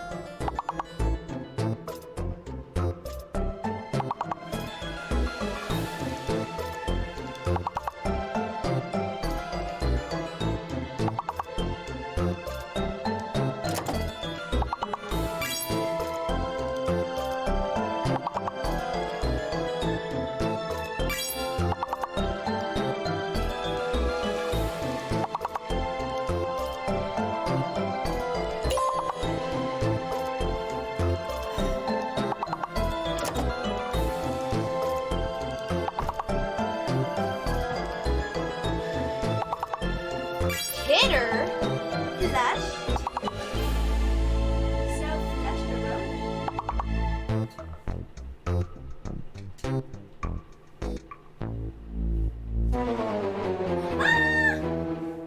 So close, chat. Amazing job. People clap, people clap. 54 out of 55. Too good. Why is it blinking like that? 1 second. Stop blinking. Good job, chat. Very impressive. Yay! You did great. That's so good.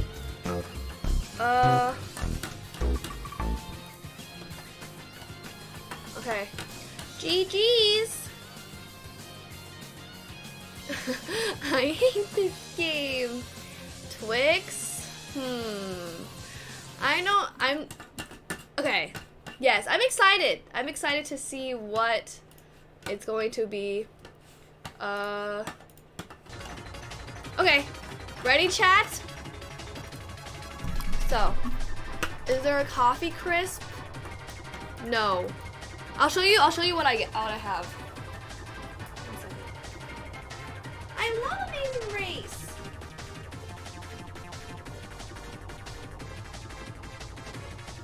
Hi, YouTube. Hi, Sapar. Good morning. Okay, chat. Here we are. Here we are. Drake. Drake. Okay. Hello, YouTube. Let me also do Grey Wall's RV. Hi, YouTube. Cartoon RV. Or Cartoon RV. Is that it? Let's see. What do you think? Is this good? Which one tickles your fancy? Grey Wall. Maybe this one? 2D Flintstones looking ass. Can you pick? I bet this one looks cute, right? This one is nice and simple. Hi, YouTube. It'll go right here. The non-colored, this one. Oh, beautiful. Yes. Or this one. The pun. Oh no, where's the pun? I feel like, yes. I feel like this one's easy. I can do this. Ready? Ready? Okay. Chat, watch this.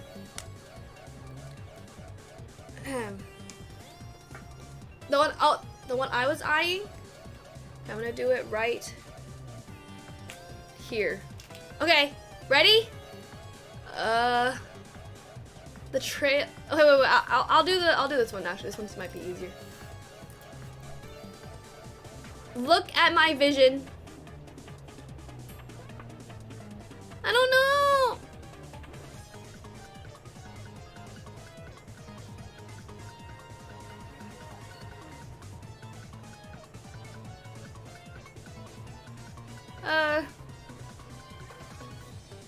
Sheesh.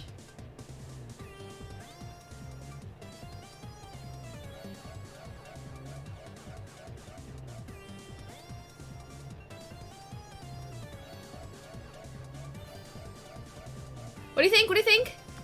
What do you think? Can you tell it's an RV? Wait.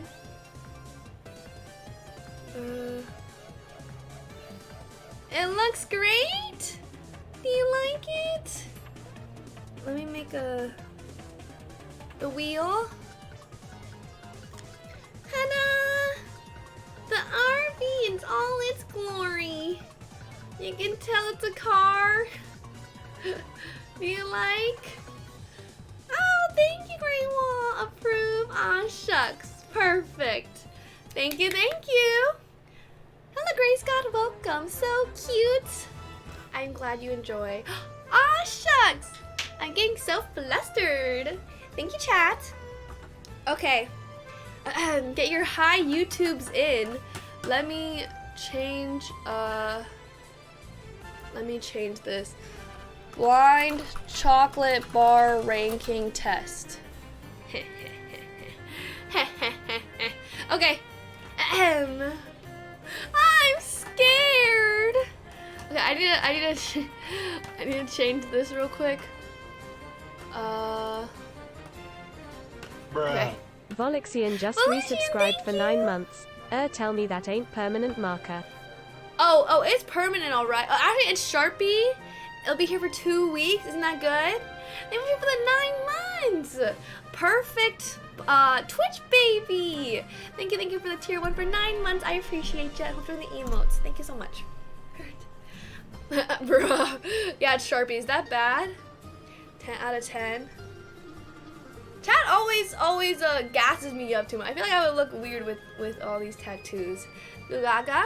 I'm gonna close my eyes. So okay. So welcome chat to the stream. Actual tattoo. It would have to be a lot. Like, I don't even know what I would get for an actual tattoo. Hello YouTube. Hello Earthlings. Today we're going to be doing a blind chocolate bar ranking test.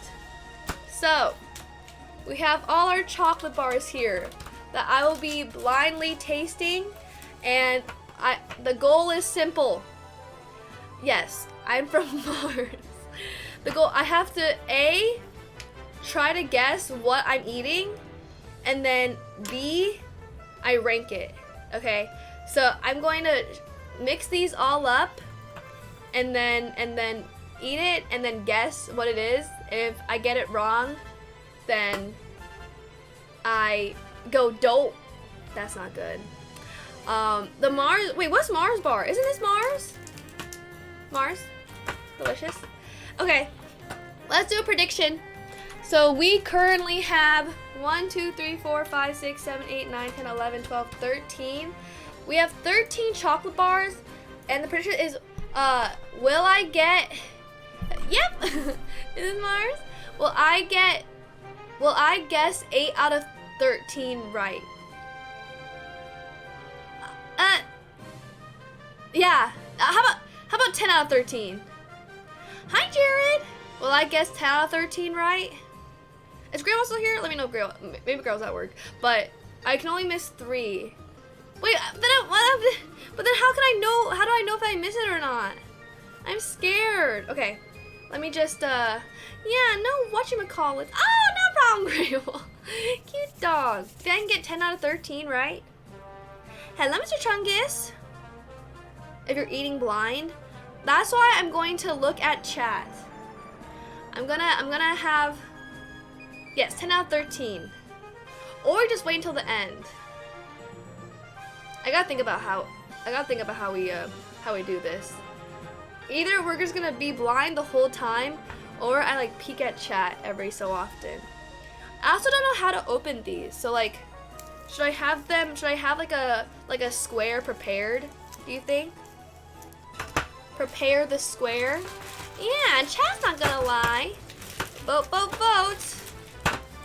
Okay, let me show you one by one what we're working with here. Okay, I'm actually gonna let me do my non-blind ranking based off what I think it tastes like, okay? Almond Joy, F tier. Definitely last. I am not a fan of Almond Joy. It has to be like to the back. Disgusting. Horrible. Horrible. Milky Way salted caramel. Almond? Wait, how do I pronounce it? Almond, sorry. Almond Joy. Almond. Salted caramel. Milky Way salted caramel. I've never had this before. I would assume it's pretty good because I like salted caramel. Almond. So I'm gonna put it in the middle for now. Twix. pretty freaking good. I do like me some Twix. All right, I do like some Twix. Should I get Tiff to come in here and help? I should ask Tiff and see if she can help me like mix them up. I don't know. I'm a left bar person. What can I say? Okay, maybe I'll ask Tiff if she can help. I like the left side. Twix, I feel like is pretty good. I'll put it like in an A tier. Mounds. Don't even know what that is. Don't even know what that is. What the fuck is a Mounds? Is this the same? Is this the same company as Almond Joy? Look at that font. It seems even worse than Almond Joy, if that's even possible.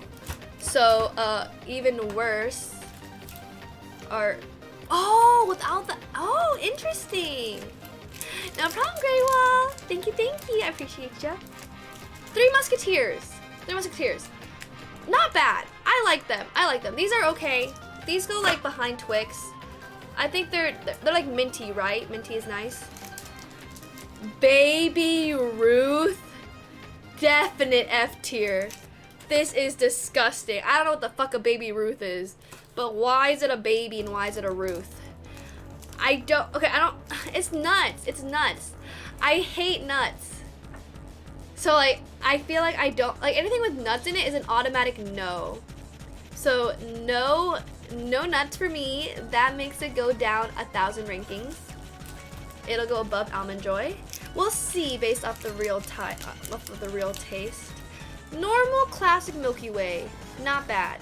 I like this too. It can be above salted caramel. I don't like nuts because I just like plain chocolate. I feel like the nuts takes away space that the chocolate could be. You know? These opinions. Yeah, we'll see, we'll see. I'm excited to check. Snickers?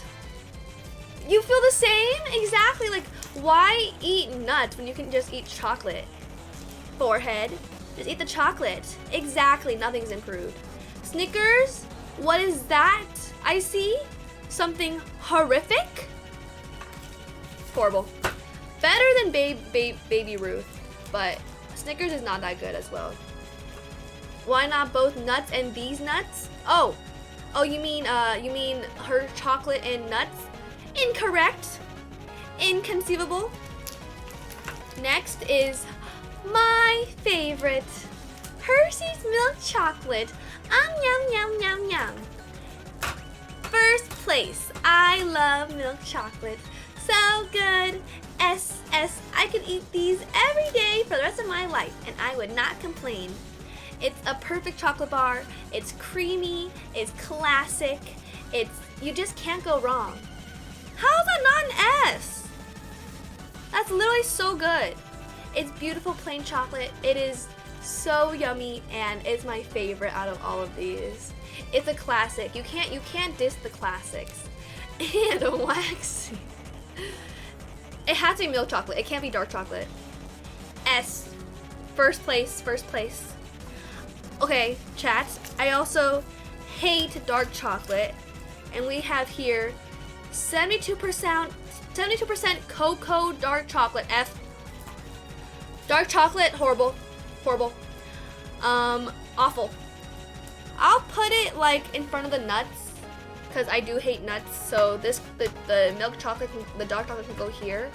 Dark chocolate is way too bitter. I don't know why people drink it. I mean, eat it. Like, why would you eat dark chocolate? That sounds horrible. Give me my milk. These opinions are literally facts. These are literally facts. Okay. Now we have crispy rice milk chocolate. That sounds horrific. Literally horrific. Okay. I don't know what the crispy rice is doing there. It's probably like here, honestly. I don't even know what this is, so we'll see. Never again. That is horrifying. 99% dark chocolate. It's like tasting dirt, right? Crunch bar. It's good. Okay, I'm excited. The classic Trader Joe's milk chocolate. Pretty pretty good. You know, it's classic milk, so it has to go here, right? It's here. So I would say it's better than the Milky Ways, but not as good as Three Musketeers, I feel like.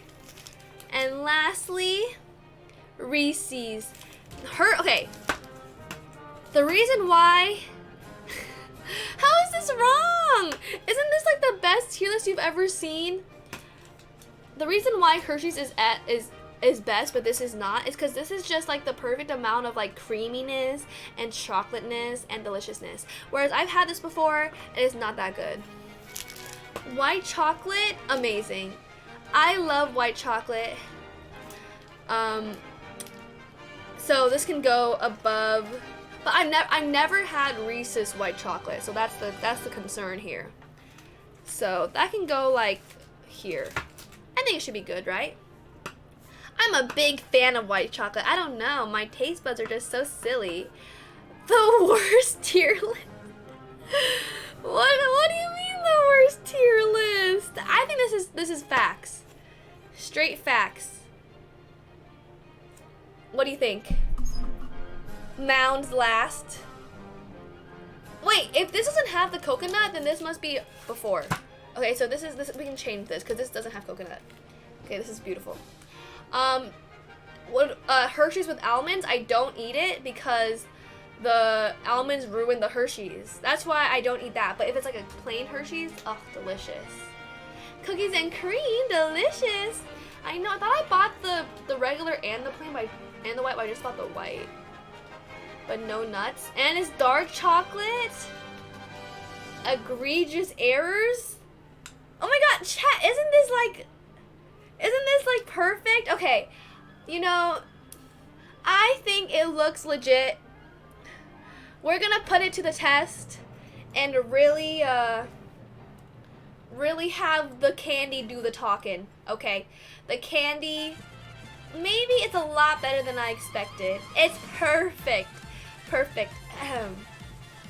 Okay, last.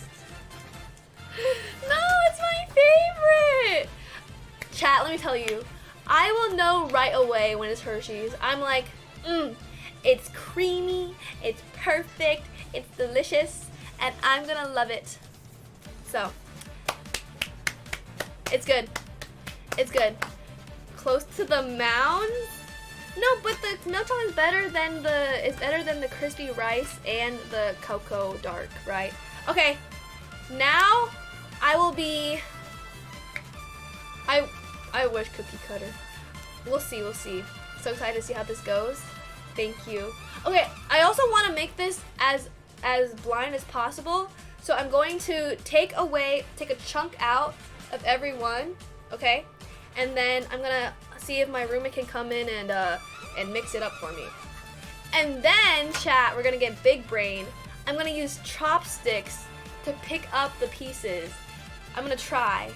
So then I don't feel like the structure of it.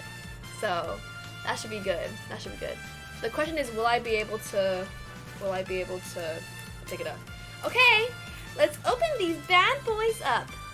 First, Hershey's, my favorite. I love it.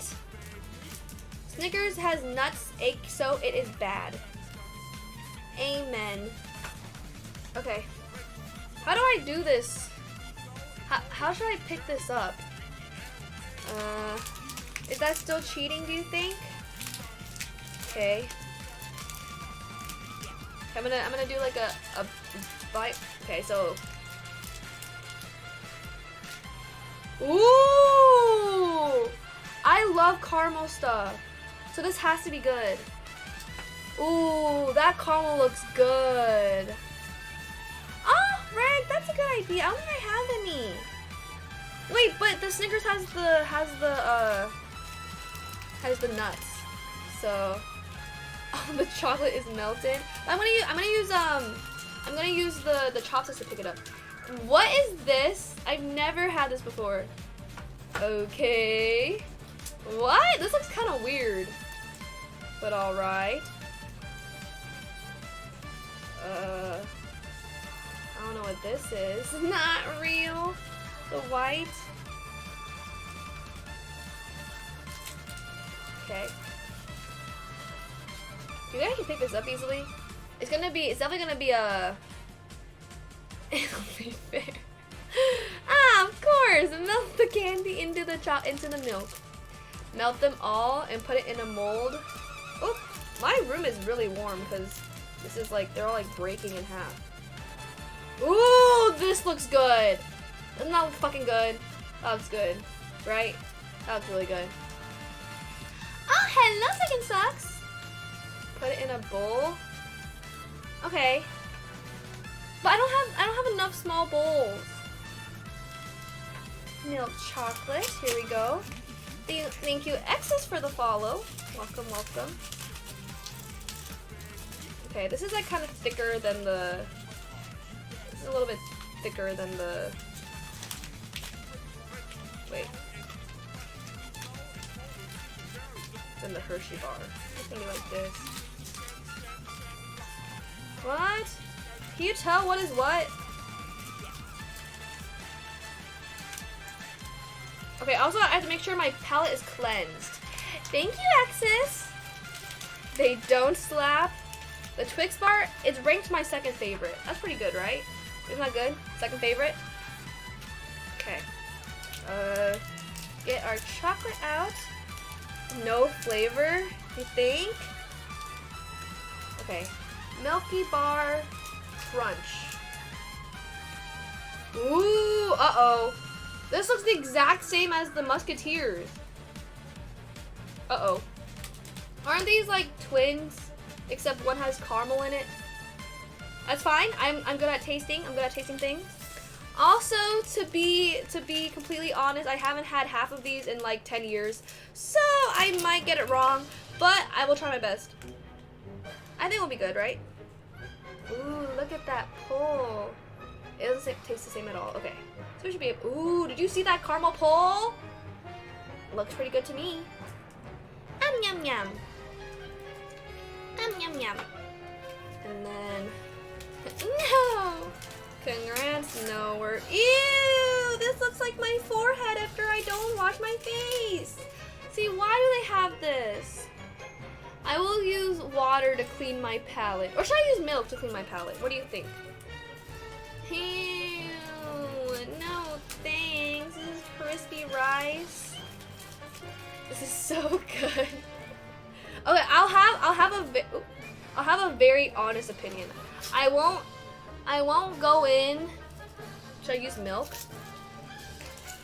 I'll use milk as my palette cleanser, and I'm gonna have no opinion. I'm gonna go in with a very open mind. Not the dark chocolate. This is horrifying. Look at how this looks like literal dirt. Ew, not dark chocolate. I don't want that. Woohoo! Ewy. Okay. Which... Oh, now we're getting to the nuts. Oh, not the nuts. Oh, these nuts. Ew. See, it would be so much better without the caramel, wouldn't it?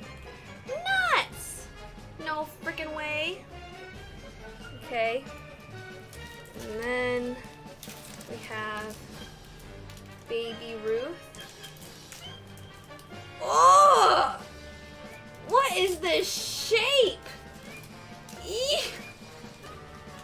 Why does it look like a lump potato? What is this shape? I am horrified. It's not even like smooth. Okay. Hi, what is this? I haven't seen a Baby Ruth in literally ages. Alright.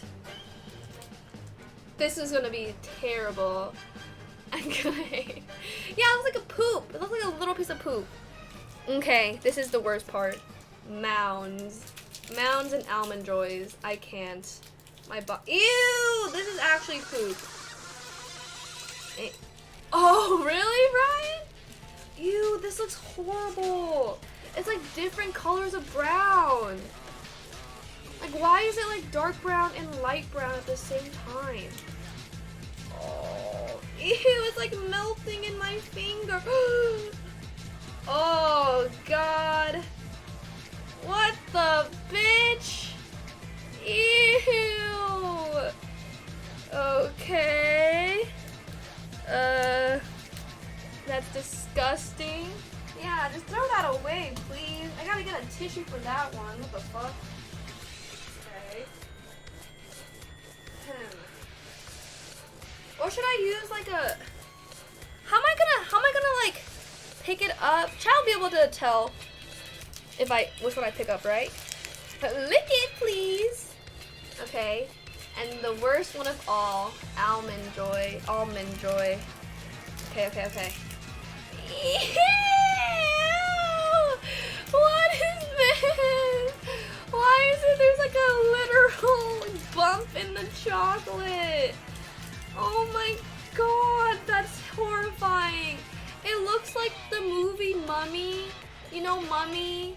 When they have bugs crawling under their skin.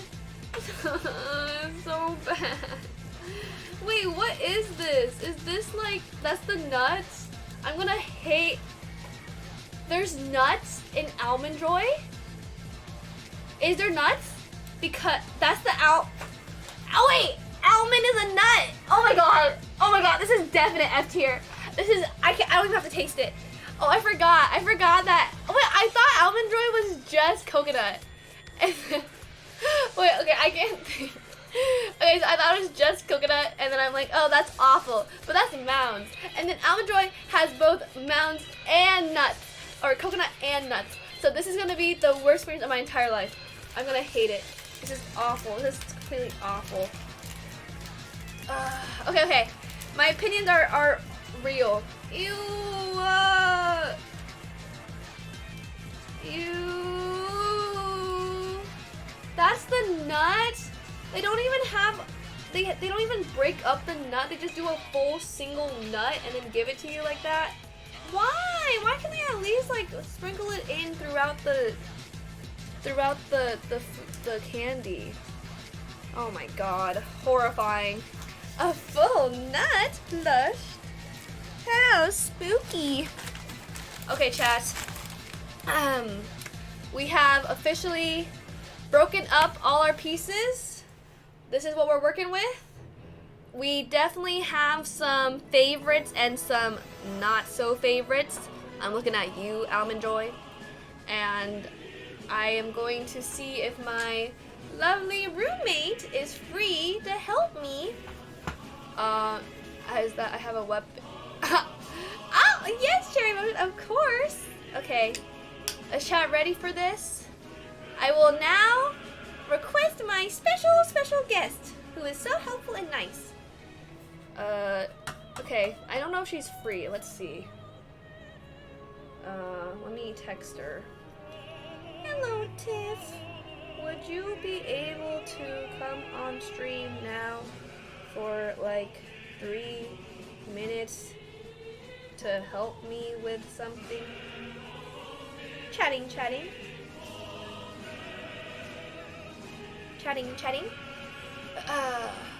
Blanket can, oh yeah, should Blanket come? She might be napping. What do I do if it's a nap? True. Oops.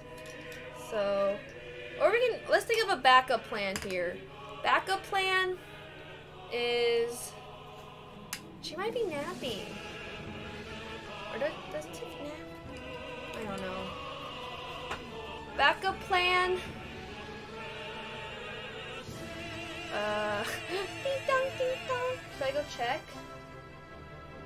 I'll go check. But her door's closed. Let's see.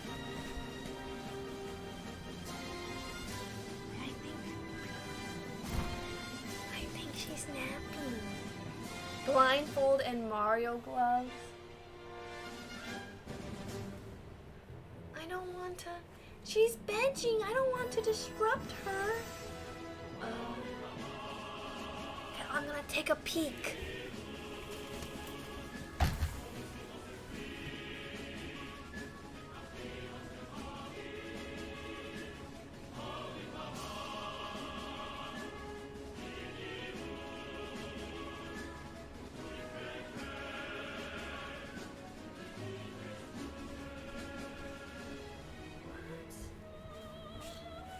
I know. Yeah, let sleeping tips lie. I look tall. I am 5'4" and 3/4. Okay. Another trick? What's another way to do this? Another way to do this? I don't know. I think she's napping. I don't want to wake her up. What's the best way? Let me think. Pine faces at 7:30 p.m. Hella good. Isn't that magnificent? Can wait. But then won't the chocolate get cold? Do you think? Yeah, that's 6 foot. That's 6 foot. Just trust chat. 7:30 p.m. Can I just like move it around, just like throw it up in the air and then hope for the best? It'll be okay. Huh. Whatever shall we do, chat? I don't know. I think there's definitely a way to get around this. Should I go ask my neighbor? I'm just kidding. Ask a random person in the building. They'd like come in, they'll be like, oh my god, this is horrifying. They'd see my room and be like, they would throw up. They'd be like, what? I'm not stepping foot in there. No thanks. Tiff will stand right here. Perfect. Other Emily Zhang. Fall from the roof. Ah, yes. Just do that. Just blindfold. And, Emily? Go from the table outside? There's definitely an easier way to do this. No, they all look kind of similar, don't they? Don't these look all like the same chocolate? They look like the same pieces. It's a party for sure. Okay, I'm gonna go whisper. Let me go whisper and see if it works. Okay, can try hear me?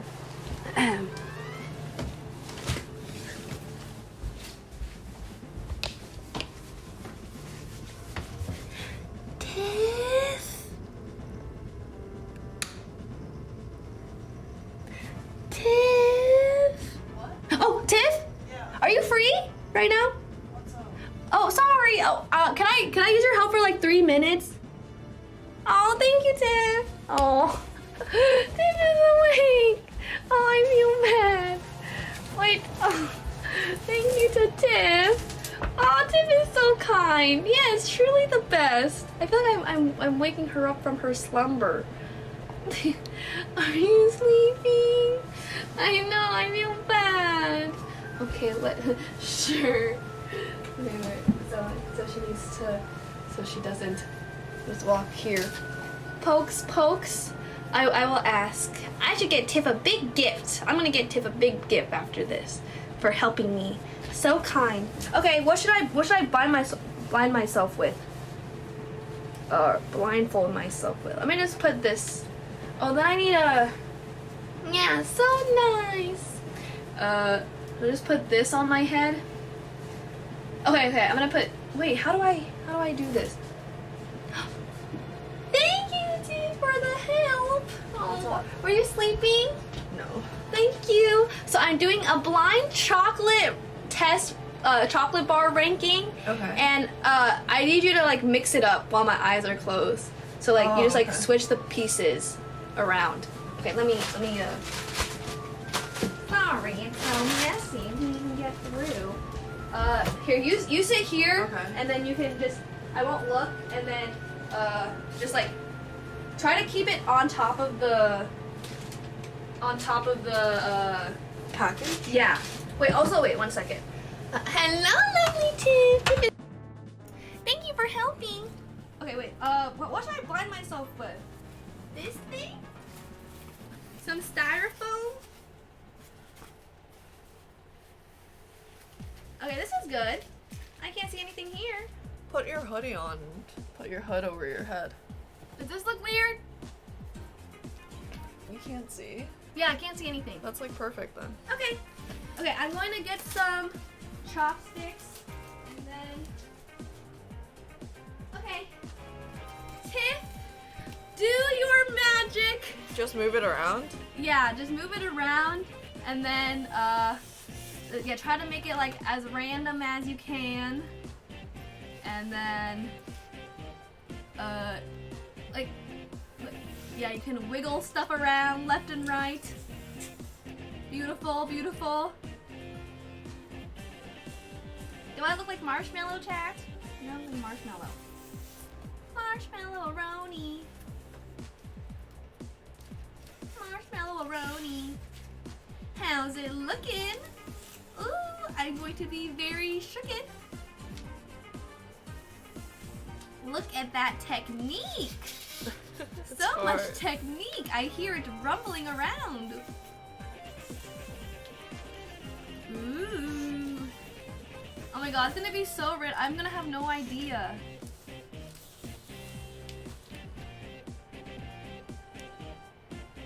What do you think? What's chat saying? Nothing yet. Does it look Is that good? Does it look good? Am I gonna get bamboozled? Like this. This. Like this. What do you think? What do you think? Good, good. Perfect. I think that's good.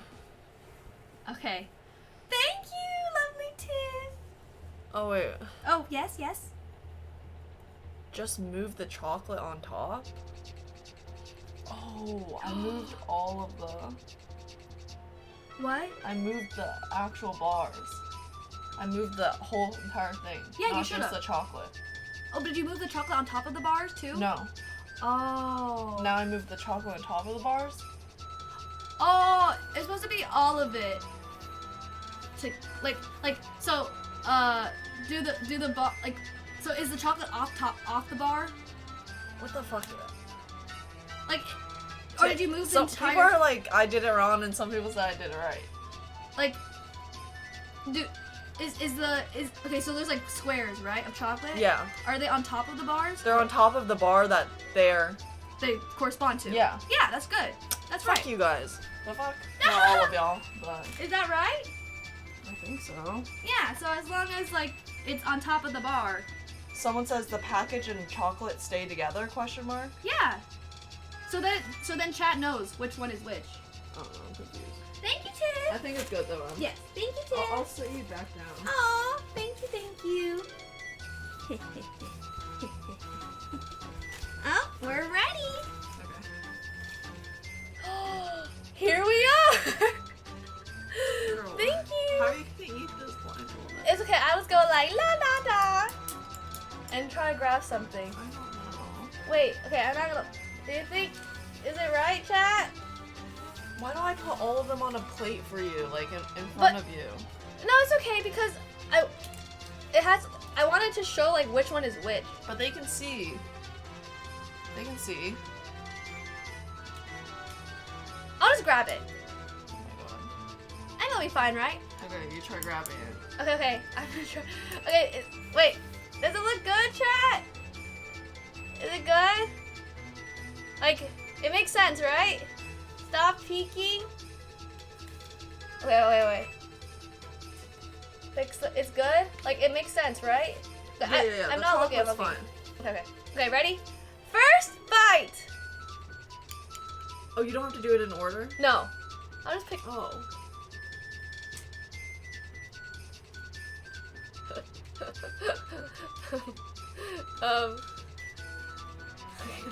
Why don't you use your hands? You have to use the chopsticks. I guess because like the hands, I can feel the texture of it. Is this right? Is this like the? Oh, that's one. Yeah. Oh, okay. Our first piece. Pretty good. Thank you, Tim. Where the hell? Okay. Okay. Ready? 3, 2, 1.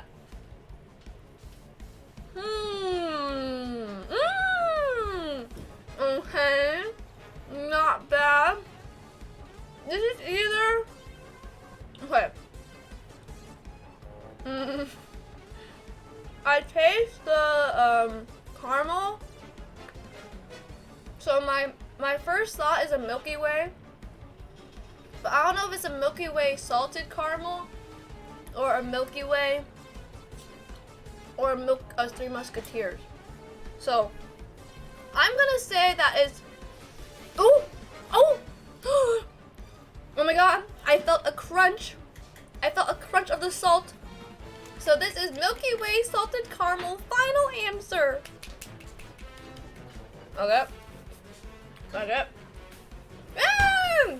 Great, chat. I knew it. Okay, I'm just gonna check every time. That was very yummy. Very yummy. Yeah, I'll just check every time like this. People clap. Okay. I just do it like this, honestly. Whatever. Fuck that thing. I'm not peeking, I swear. So, okay. So that was like pretty good. I liked it. I would say that's like a, it's like really sweet though.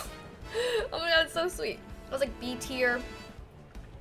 Now my teeth are rotting. Okay. 1 down. Great chat. Next.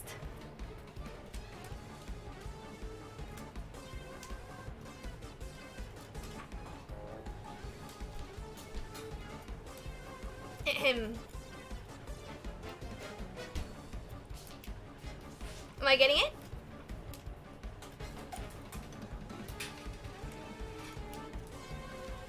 Okay. Okay. Number two. Number two. I gotta cleanse my palate. Cause my palate here. Awful. Awful! Awful! What is that? What is that? Horrible! Horrible! Ew! I'm gonna throw up! I'm gonna throw up! Oh, I can't fix it! I can't fix it! Oh god! No! What is this? Okay. Oh! Oh god! Oh dear lord! I taste the coconut. Oh! I taste the almond. You don't like that? I hate it! Almond joy F tier! Oh! Do you want a napkin you can spit into? You're gonna eat a lot of chocolate. That's okay, Tim. Really? Yeah, I'll eat it all. That's a lot of chocolate. Is it? Yeah. I don't want to finish this. This one's Yeah. Oh, thank you, Tim. No almond joy. No almond joy. You can tell from the first bite how terrible it is. Thank you, Tim.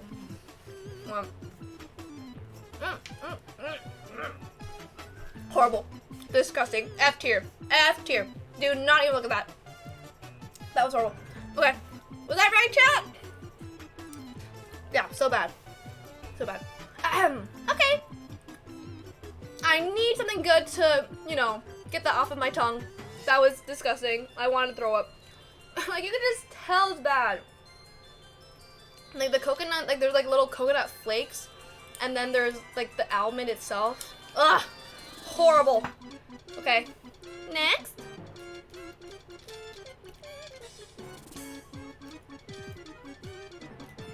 Do you like my chopstick skills, chat? Isn't that pretty good? Okay, ready? Please be something good after that atrocity that I just ate. Thank you. I'm scared. What if it's Baby Ruth or something?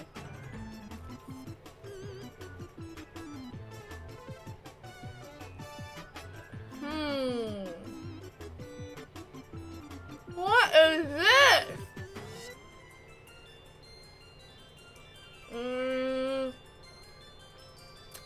Ew. Oh. Is this Snickers? Ew. The nut is overpowering. The terrible nut. I don't even want to eat it. I don't want to spit it out either. I'm just gonna eat it. Okay. I mean, it tastes horrible because I just taste the nut. The actual chocolate itself is fine. I would put that like C tier. It's a good C tier. It's like alright. But, the nut is, I'm really good. Thank you. You can just tell when it sucks. So, yeah, I taste the caramel, I taste the chocolate. Would be good, except the nut ruins it.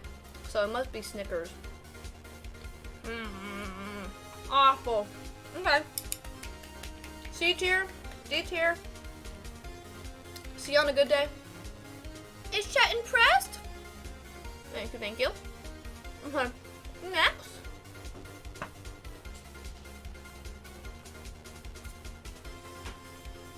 Oh, what is this?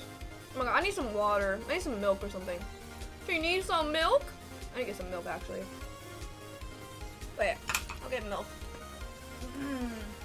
Be right back, chat.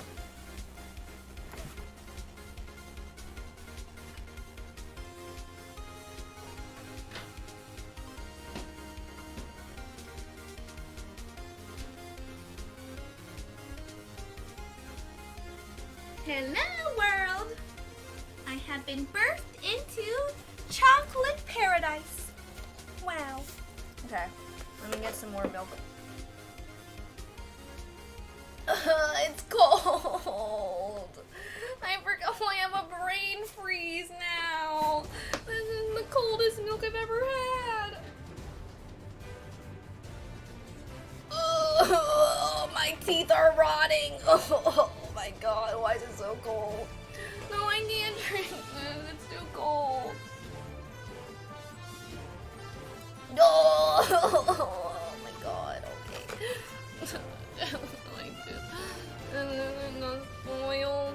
Okay. From the carton too. Okay, here we go.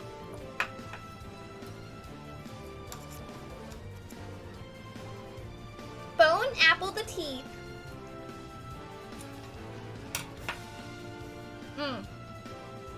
Okay. Okay. It's smooth. It's fluffy. It's definitely Three Musketeers, for sure. You can just tell. Three Musketeers is like a nice fluffy consistency, really yummy. Like kind of fun to eat. And you definitely know it's Three Musketeers. It has to be that. So, final answer. The chocolate is good quality. This is like A tier, I think. This is pretty good. Nom nom nom nom. Three Musketeers. What? What is this? I got it wrong? I get it wrong? Okay, fine. Wait, am I allowed to know or no?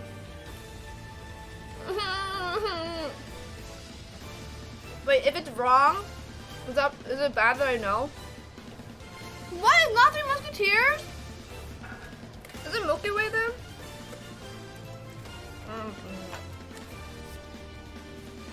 Nom. Wow, that wasn't Three Musketeers? What? I thought that was good. Not fluffy. I can't go without looking at chat. Yeah, that's true. But I feel like I have to look at chat. It's too long to look to do blindfolded. Oh, this is bad for my freaking teeth. Okay, fine. Okay, next. Where's my next victim? Okay, that was an A though. That was pretty good. Is this something? Okay.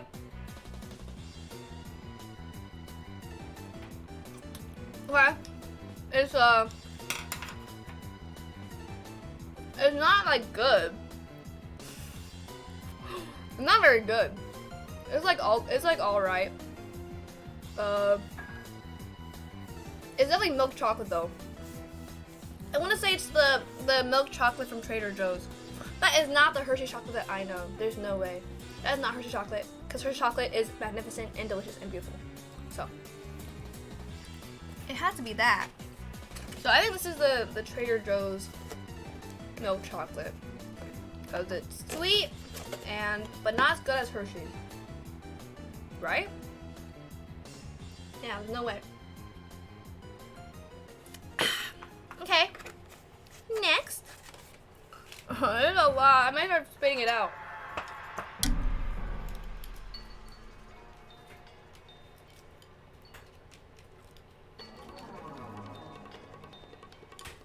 Am I doing it? Am I doing it? I hear a lot of rappers. I'm not a rapper.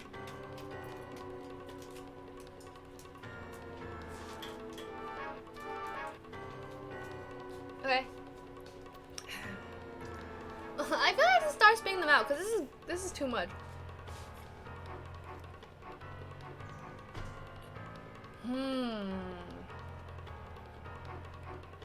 Okay, this is musketeer, right?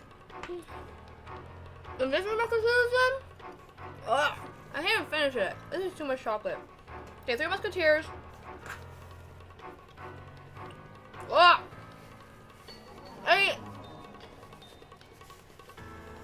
It's good, but it's just too dense. Okay. Yes. Like if it was a good day, I would eat it.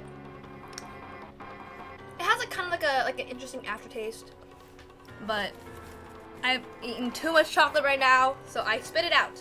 It's like a B. It's not even as good as I remember. Sad. Okay. Nice. 3 Musketeers D, like B tier. I thought it was gonna be better than that, but whatever. Okay. Next. My next big. How many have we had? Are we halfway done? I think. Okay. What is this big bahooga?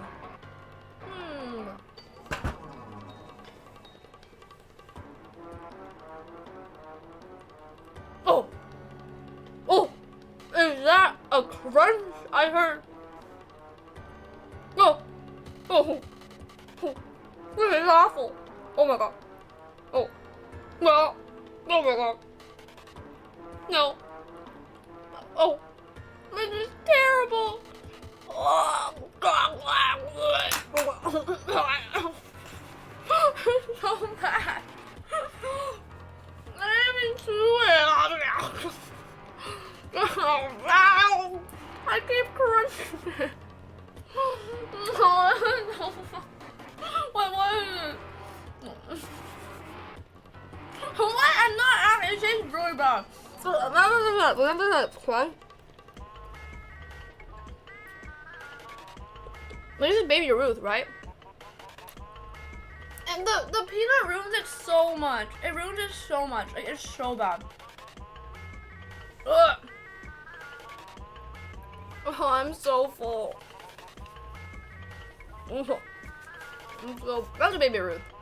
Cause like that crunch, that lopsidedness is definitely Baby Ruth. You can just tell. Horrible, horrible. Ugh. Okay. Ew, I can't even finish it. I don't think I haven't had that in a while. It's terrible. It's so bad. So bad. How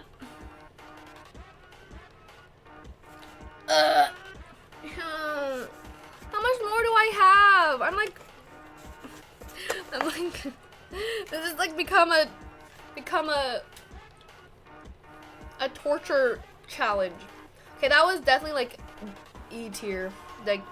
Like between D and F. Almond Joy is still F. Baby Ruth is like E, like terrible. And then the rest are like okay. But those two are so bad. Snickers is bad too. It's like D. Ugh, I don't even know. 6 left? I'll eat it all. Yeah, look at me. It's good. I don't think it's anyone's favorite. Yeah, it's so bad. Didn't Chad say you like Baby Ruth? But it just seems so weird. The chocolate was overpowered by the nut. And Chad knows how I feel about that.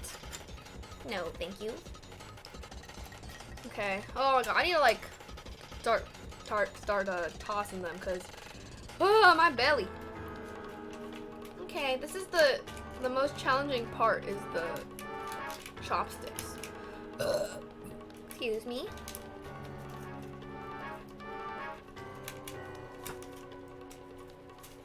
Okay, what is this? I hope it's good. It better be good. Hello? Anyone home? Hello? Hello? Can chat see me pick my Can chat see me pick my chopsticks up? Use my chopsticks. Am I doing the whole bar right now?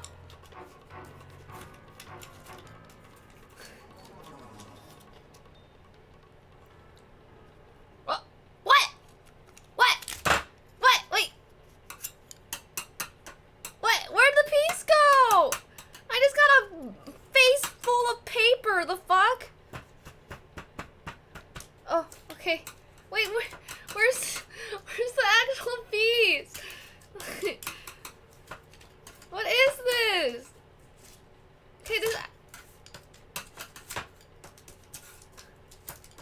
Okay. What? Wait, that was a. I thought that was a square Trader Joe's bar. That was an actual candy bar. Wait. Did I eat this already? I already ate this, right? Then.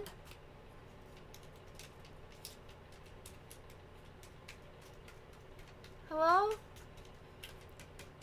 So I probably already ate the thing on top of it.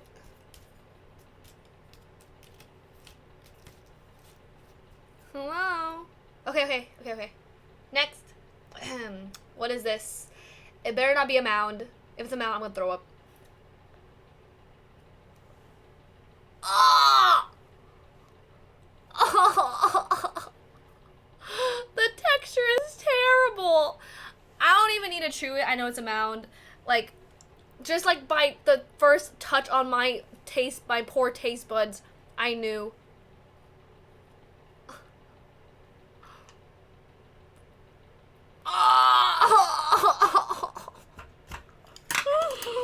Oh God. Oh. Oh. Horrible. Oh my God. Oh my God. Oh. Okay. It's definitely not as bad as the almond joy, but it's pretty terrible. The coconut is not the move. Like, I don't know why they use coconut. It's not it. Oh God. Okay. Oh, sorry. That's also like D tier. No, not D, like F. Very F-a-roni. Ugh. Yuck. No, thanks. Okay. Terrible. I still have the coconut in my veins. It's no coconut is so bad. It's so bad. Like, I would be fine, like, even coconut milk. You know there's like coconut milk, it's called like Viva La Coca or something like that. It's not good. It's the coconut water, I mean. Like the coconut water called like Viva La Coca. Is that what it said? Is that what the name is? And even that I can't really drink it because it's not very good to me. Yeah, terrible coconut. F-a-roni, Viva La Coca, Vita Loca. Yeah, that thing. Gross. No thanks. Okay, how many left do I have? That was F tier. Better than almond joy, but worse than. Wait, no. Better than almond joy, but still like the worst ever. Okay, we still have a few that I'm missing. That I have been waiting on. Okay. Okay. Come on. Come on, buddy. Pick it up. Pick it up. Come on. Where are you? Where are you? Hello? This?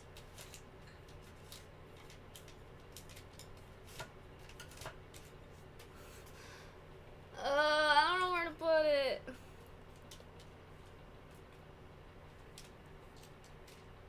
there's more over here. What was that? Did it fall off the table? Did it fall off the table? Where are you? Did it fall off? It did? No. Okay. Where are you? And I'm so sorry.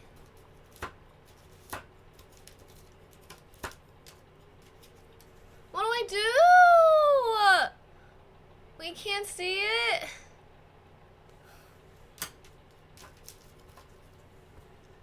Is it Tiff? I'll save that one for last, I guess. The one on the ground. Or should I go on the ground and try to feel it right now? I found it! Okay. It's kind of a cheating because it's a square thing, but okay. Crunchy. Crunchy. Definitely a Twix. Definitely. Twix, the Twix texture is just, it's just very unique for its, you know, for the space that it's in. The Twix is very one of a kind. Pretty good. I would say it's good. We got everything you need. You got the crunch, but not too crunchy because it's not nut. You got the chocolate and the caramel. Great. Good Twix. Good Twix. That's a good one for me. Yummy, yummy.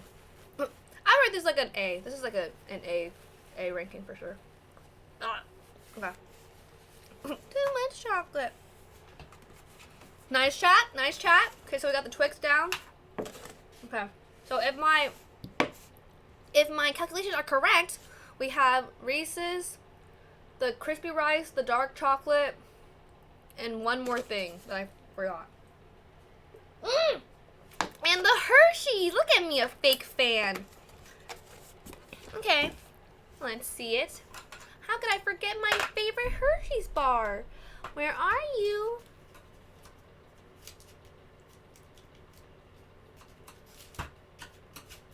Hershey's? Hershey's, please. How could I forget my favorite possible chocolate bar? Hello? Huh? Oh, it's my mouse. Silly me. I was about to pick up my mouse. Is this something?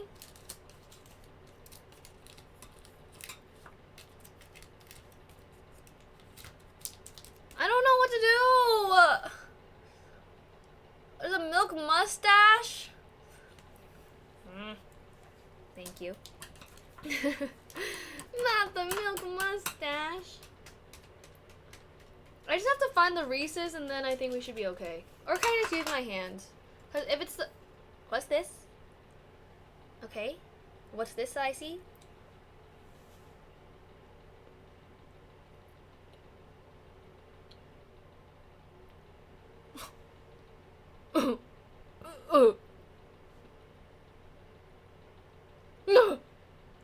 Oh god! Oh my god, I can't even finish it.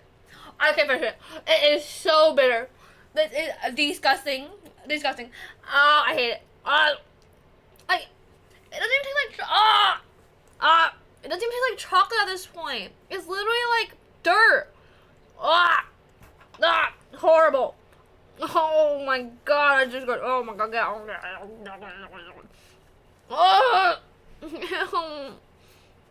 that is, dark chocolate is the worst thing ever. Like, 72% cocoa dark chocolate. Ew!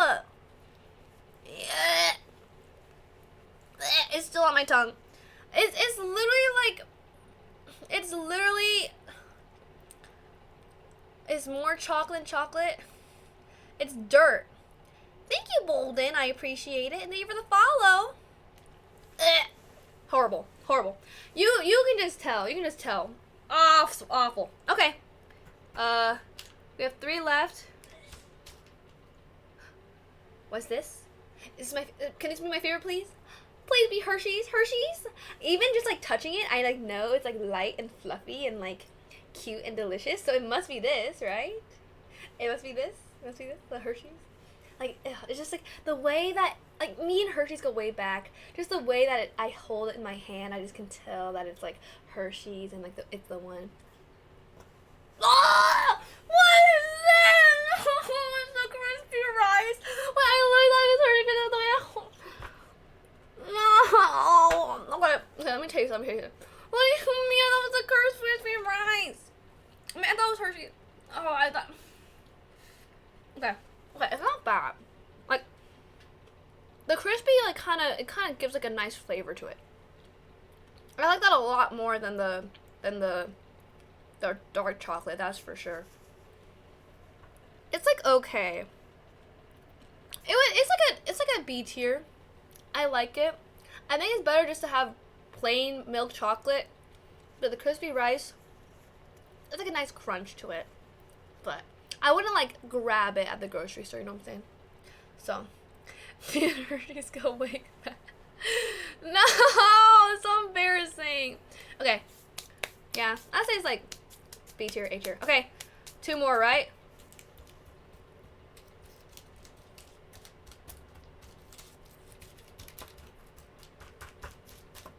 What the? Why is there so much stuff? I can't even. I knew it. I just knew. Okay, this is what I said earlier. Ignore that. This is the Hershey's because it's light, it's fluffy, it's really good, and I just can't wait to eat it. Oh, amazing. Wow. Best chocolate bar ever. Oh, I could just sit here and enjoy it. Nom, nom, nom, nom. For eternity. S tier. Wow. Wow. It's so good. Ooh, brings me back to all the good memories I've had with chocolate. It's so luscious. It's so poignant. Ugh. Definitely the best. Definitely the best. Amazing. Amazing. Yay, chat! And our last one, immediate S tier, is the Reese's.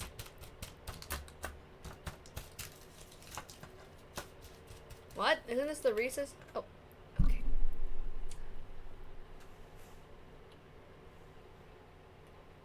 Oh! Ew! This is so bad. It like crumbles in your mouth. Ew! Wait, this white chocolate version is actually so bad because it's like crumbling on the inside, but and I can't even finish it. Ew! It's so bad. It's like crumbly. What? It's worse than Reese's by a lot. Wait. That could be like a C tier. And the white chocolate is just weird. It is built differently. That's all I gotta say. Otherwise, we did it, chat. Yay! We ranked all the chocolate bars. It was a trip. Did you like it? Oh my god, I made a mess. I made a whole ass mess, didn't I?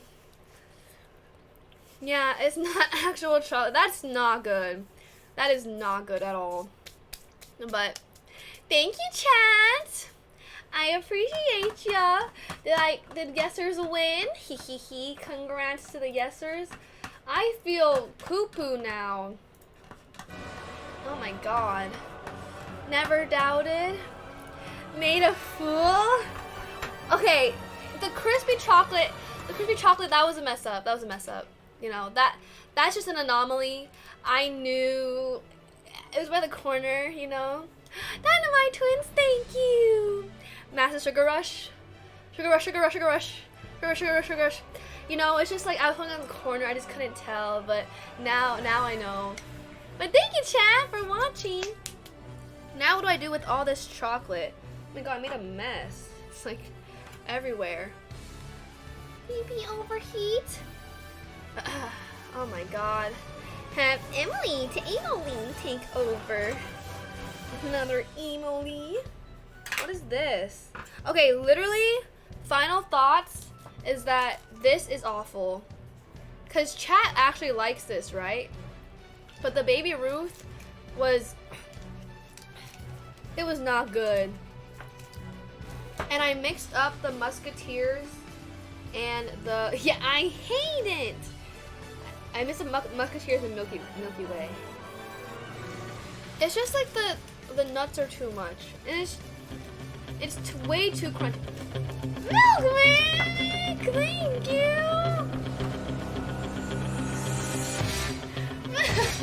Milkman, thank you!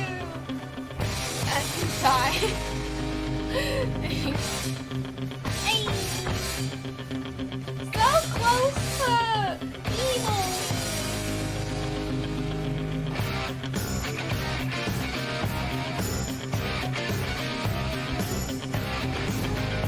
Correct taste. Thank you, Milkman. Oh, gotta work off the pain. Garbage. Those are okay. Rising up, back on the street. Milkmanic Zero tipped $40. Molly's turn to do a chocolate taste test. Ah, Emily's turn. Of course. Thank you, Milkmanic, for the $40 more. So kind, so kind. Thank you. Thank you, thank you. So close to Emily. Chat's too generous. Oh, I'm sorry, chat. Pat. But thank you, Milkmanic, for the $40. Sub 4, so sad. What is that at? Oh my gosh, so crazy. Chat's so generous. Thank you, thank you. Emo-ly. Emo-ly is very emo. She's so emo. But I can do that. I mean, it's not even me. It's like it's my arch nemesis. No, my alter ego. Emo-ly. I'm good at that. But thank you, Milk. Emo-ly's turn. She'd be like, ew, what is this? I'm trying to look like a real person. Ew, Almond Joy, fuck that. But thank you, Boldem, I appreciate it. XM Emo. Chocolate doesn't have any. I don't even like chocolate. It's too sweet. I do love the dark chocolate. Incorrect opinion? Incorrect. Just like my soul. Thank you, chat. But yes, thank you for watching my my blindfolded chocolate tier list, and for all the support. Crunch bars, the crispy rice, it's not as good as regular milk chocolate. It's based, no. Let's see. I think. Okay, maybe this. The milk chocolate was not good. This was pretty bad. Emo-ly understands the dark chocolate, just like her soul. But whatever. We're doing that at 7:30, Clifford. No, Emo-ly is just depressed and sad and emo, you know. XM emo. What can I say? But yes, I'll just put all of this away. I'll put this in the trash. Yeah, she hates coconut. She'll think it's disgusting. I'll put Mounds in the trash. I'll put Babe Ruth in the trash. Okay, I'll just keep it for later. But what pie? It's like an apple pie. It's like a small apple pie. I'm gonna put whipped cream on top, and then Tiff will pie me. How perfect! But thank you, chat, for watching. I hope you enjoyed. I hope it was somewhat shookening. And now chat knows my exact opinions on chocolate and how this is the best ever. We all love Hershey's. You liked it? I'm glad. Thank you, thank you. Did I look like I was gonna throw up when I had the nuts? I was like, bleh! Ugh, nuts. Disgusting. Like, I really tried to go in with an open mind. It's just, I just couldn't. I just couldn't handle it. It's just not good. It's not good. Just saying.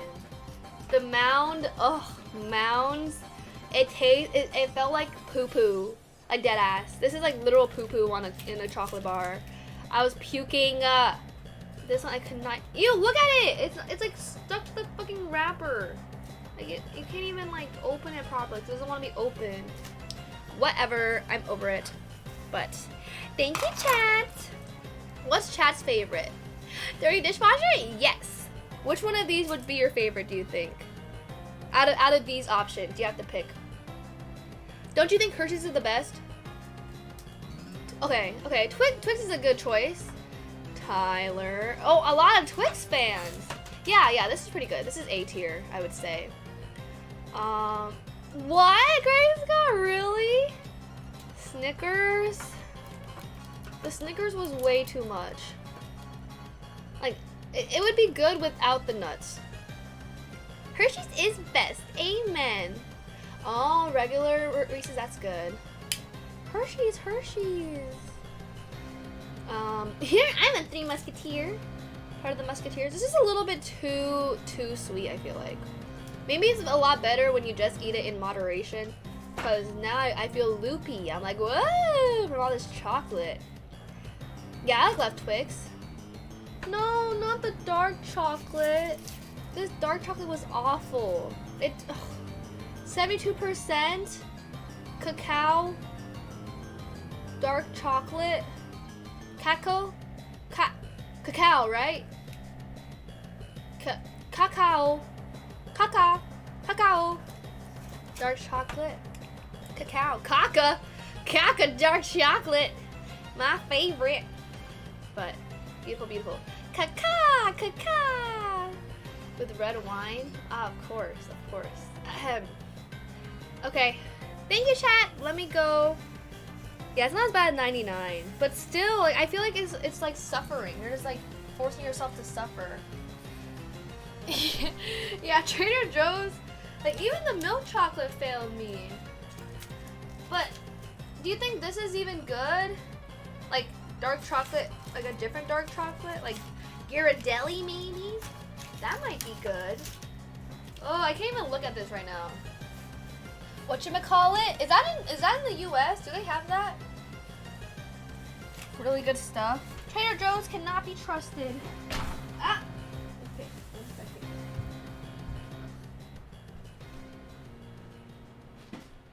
Yay! Thank you, chat. Oh, I do not feel good.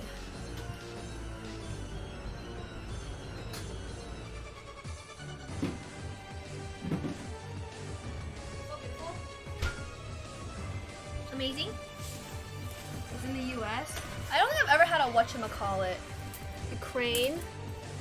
I usually get Lindor truffles are one of my favorites. They're really good. But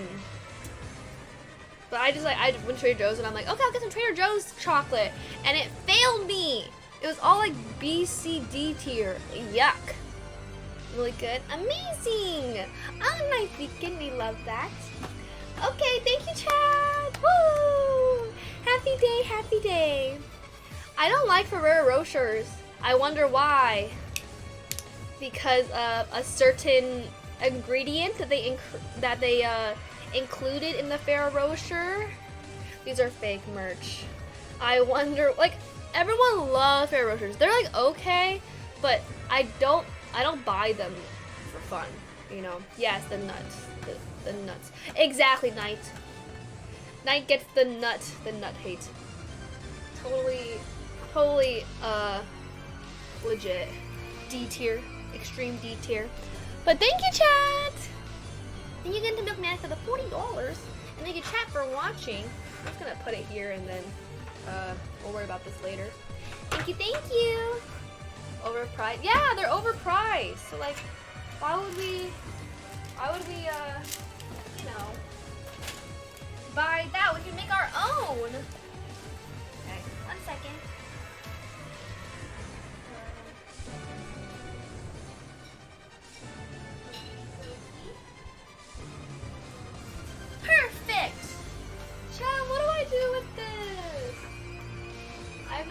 Raffaello. Yes, we did Clifford. So 8 p.m. cat. Here. Now let me just put it on the. Just put it on the table and worry about it. Eh! Look what fell out. Horrifying.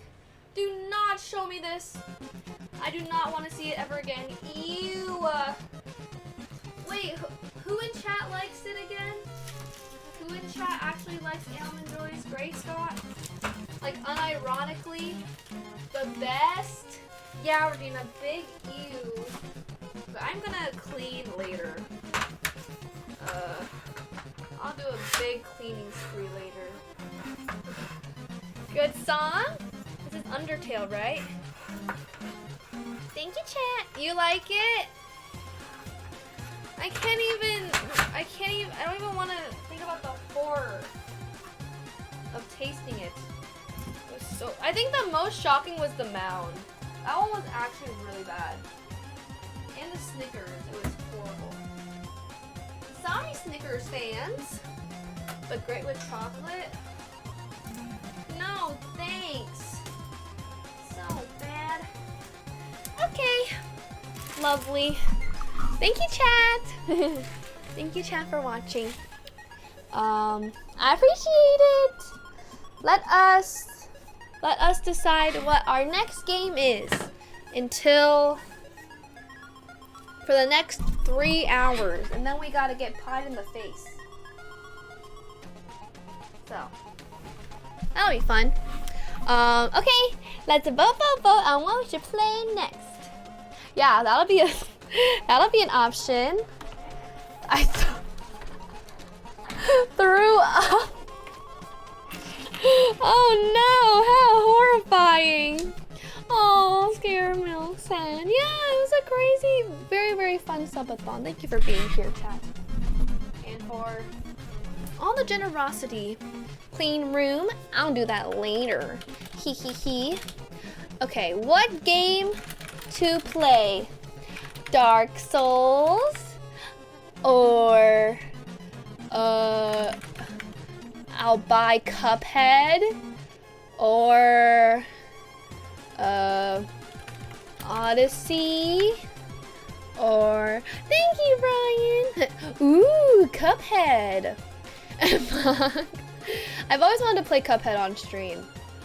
Or what's another game? Cool math games. Vote. Yeah, I played Cuphead before. I think I beat the game with my friend. No way, Cumhead? No freaking way. I love that game. Cuphead's winning. Okay, let me buy it. What? There's a Cuphead anime? No freaking way. That sounds horrifying.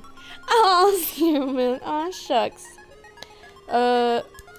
Why is there a Cuphead anime? Who decided that? It's a cartoon. Daddy, goodness! Thank you. I appreciate it. Thank you for the happy belated birthday. Hope you're doing wonderfully. Thank you, Daddy, goodness. Aw, shucks. Aw, shucks. Netflix is making a Cuphead anime. They probably never would have thought, huh? But that's quite cool. Huh? Okay. Oh, I need to use birthday jers. When is Kirby coming out? Does anyone know? Is it coming out soon? Cuphead. It's on the Switch, right? We gotta play Kirby for sure. That'll be a cute one. Here? Spring? Okay, so we still have a while. It'll be my first Kirby game. That'll be fun. Don't deal with the devil. So, I may seem like I'm good, but I'm actually very bad. So for the predictions, I'm kind of worried. Okay. 1 second. Again! No, thank you! How kind! Oh, yeah, yeah, bitch, yeah. What? Milk Manic Zero tip $25 for Cuphead. Thank you for helping buy Cuphead. That is so kind. Thank you, thank you. Too sweet. And you overpaid. It's only $20. Thank you so much. Hurt, hurt. Thank you, Milkman. Nick, let me get my credit card. So kind.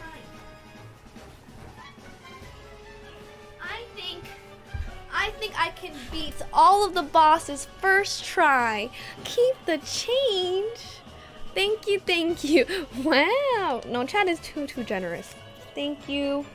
I appreciate it a lot. Okay, no doxing my credit card, so then I don't have to get a new one, please. Thank you. Oh, no, no, no. What? Why isn't it working? Oh, it's loading. Okay. Hacker man's into the credit card. Wait, did you know that the first 4 numbers are the same?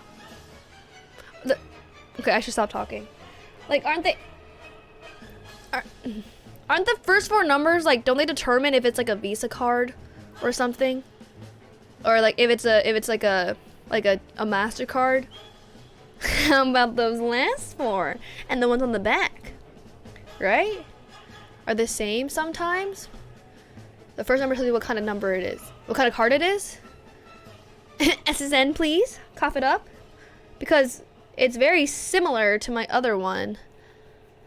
Okay, only the first one? Interesting. Thank you, thank you. Ta-da! Okay. Next. Save. And a 4342. Yeah! So then there's only 12 more numbers that you have to guess. And I can do that in my sleep. Chat, I know one of your credit cards is 8299367824169982. I got ya. Like, that's so easy to guess. No need to confirm or deny, but I know. Like, I could just like type it in, I can just twiddle my thumbs and then go beep bop bop, and I would. So close. Sorry, I know. I'm just very good at just knowing it. I'm sorry. And then the expiry date is definitely March. No. I'm feeling like a June 06. 06-20. What year is it? 2024. Yep. I said it. I knew it. So easy to tell. Clap. Got it right. How did I know? Hee, silly me. Thank you for the Cuphead. Okay, it is loading. Now. Wait, do I have to? Is there an any % run for this? So nice. Got all the details. Beat first boss in first try. Okay, I'm really scuffed at it. But the pred is, will I beat the first boss, the grave guy in first try? Mine, thank you. Guys, it's not me. She stole my card. Oh, It's sorry. sad. Thank you, Mite. Oh, Dynamite, thank you. Thank you for the 200 bits. Yes, Hackermans. That's me. Is the carrot? Okay, I can do the carrot. That's not bad. Yeah, I did play it before, but it was co-op. So isn't co-op like a lot easier than single player? The carrot, don't mind if I do. Okay, it's still loading. As we wait, we're gonna play Mario Party Superstars. Depends on who you're playing with. That's true. I think my friend was like pretty good at the game. I was just like la-di-da-di-da. just like doing my little power-ups. Yeah, oh, they get more health. Or they also, what is it?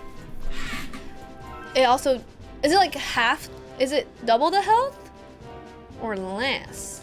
I wonder. Anyone I play, oh no, Dynamite, I'm sure you would learn very fast.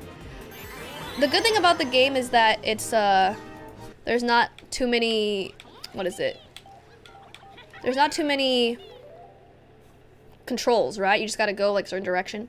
So we got it in the bag for sure. Oh, wow! Here we are. Wait, is it downloading when I'm playing the game? Does that work? Okay, it's okay if I play a game, right?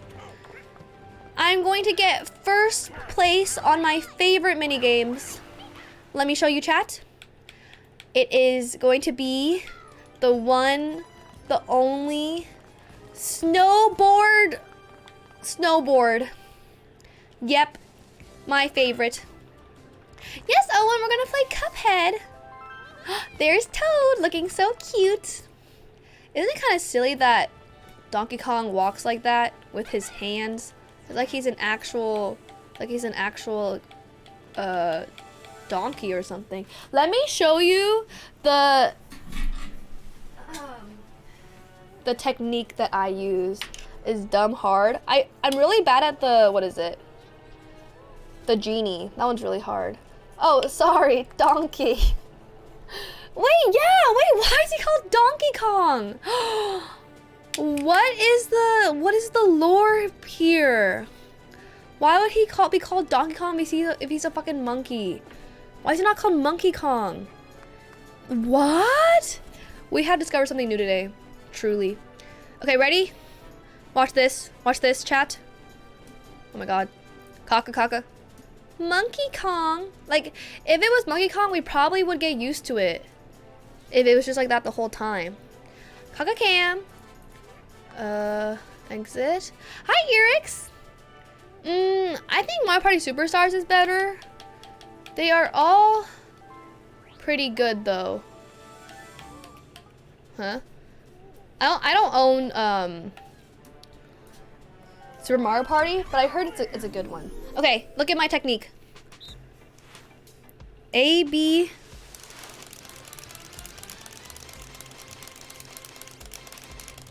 Okay.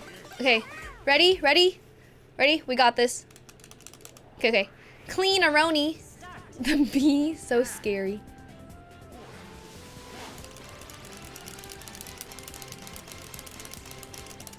Wait, that was terrible. Wait, did I win? Do you think I win with that? That was so bad. Yeah, Cuphead is fun. Oh my god, you suck. Only 3,690. I wiped my butt with that score. Okay. I don't own Mario Kart 8 Deluxe because I don't like how it's manual. I don't like drifting, so I don't own it. Like, that was so embarrassing of her. What's happening? I'm in a parallel dimension. Okay, wait. Stubborn? Well, Kong was just stubborn ape. Oh, that's kind of cute. But is a donkey stubborn? I could learn drifting. I'm too lazy. Yeah, wow. Too bad none of us know that that's what Donkey Kong means. Okay, the sugar's getting to my head, Copium. That's why. Okay, it's halfway done. You know, it's the sugar. It's incorrect. But we won the first time. I have yet to win my favorite game. Conky Dong. Kaka. This is my favorite game on this game, and I can't win master mode for some reason, cause it's awful. But yeah, it's good to know. Conky Dong, don't mind if I do. Okay, ready? Watch this. Feast your eyes on Wario's butt. So beautiful. Am I winning? Ah! Aha! This is so hard. But he does have a nice butt. No, I can't react fast enough. The fall of shame is so embarrassing. Ah! Oh yes, Addie, of course. This is the new Cuphead.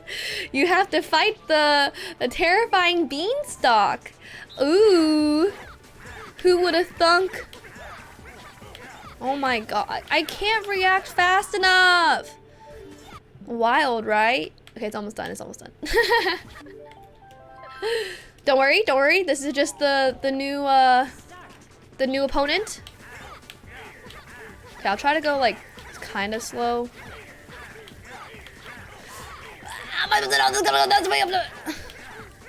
Oh my god! For real? Go, go, go! D-pad? Maybe it does it? I feel like... Oh my god! Addie, very sweet. Hello? It doesn't. Dang it. Okay, okay, this is the one. Just kidding. Next one is the one. But I'm gonna keep going though. Okay, I'm not patient enough for this game. Hello? Cuphead, please hurry up. This is extremely embarrassing. Okay, wait, one more. Let me at least, I'm gonna do a no reset. No reset right now. No reset.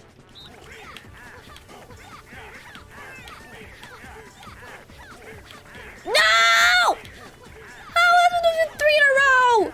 They would always switch it up at that exact moment, I swear. Okay, that was a misclick. That was a misclick. That was incorrect. Okay, that was a misclick. That was a misclick. This game is hard. I'm playing off OBS. Copium. That's why. Oh my god, I'm not even close. Look at me. I'm on the literal ground.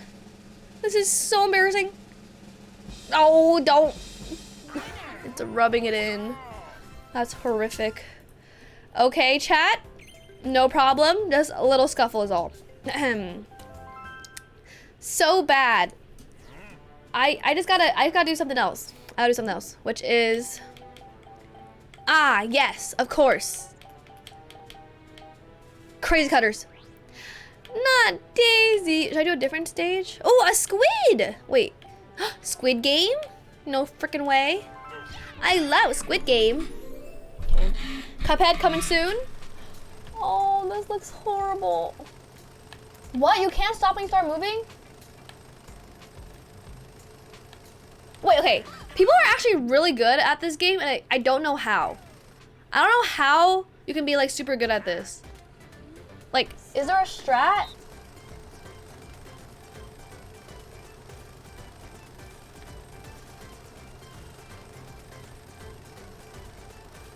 Like what?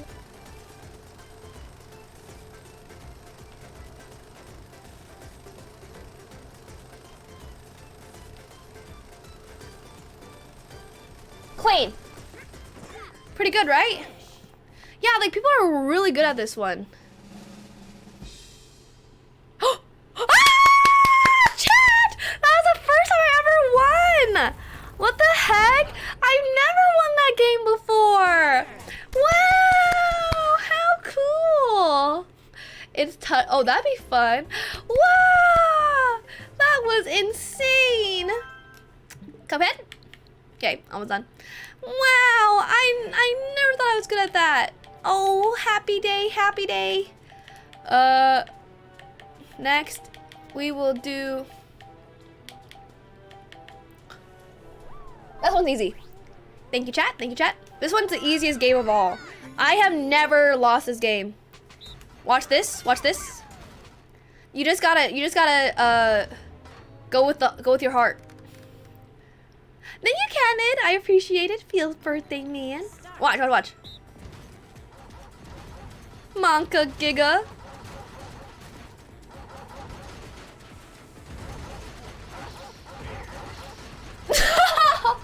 I lost! Okay, it's because I can't hear it. I can't hear it. What? How do they all do so well? No, Yoshi wins. Okay, this is a stupid game. This game is dumb, isn't it? Okay, one more time. Not Yoshi. Wait, can I even hear it? Okay, I can hear it now.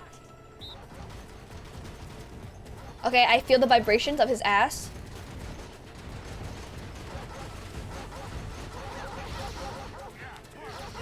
Did I do it?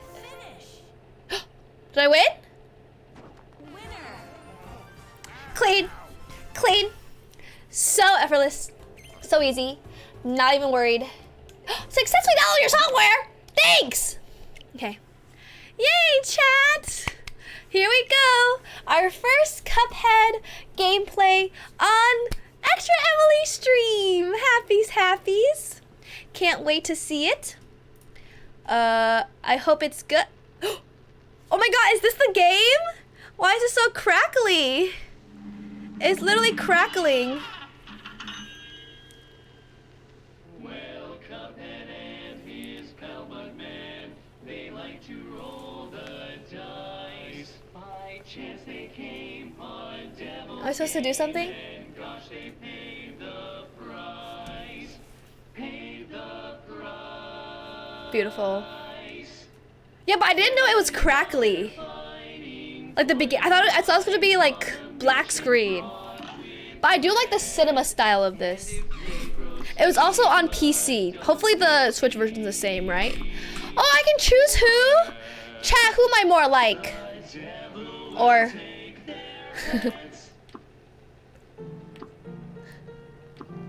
Okay, he has this mug. Yeah, aesthetic. I think his nose is smaller, so maybe... Who do I look more like? Probably... Ew, because his nose is smaller. That's us, chat! Okay, here we go. Here we go. I'm scared! What's taking so long? I want to play! Is this right? Oh my god, the crack... Ah! Acme Publishing. Once upon a time, in a magical place called Inkwell, there were two brothers named Cuphead and Mogman.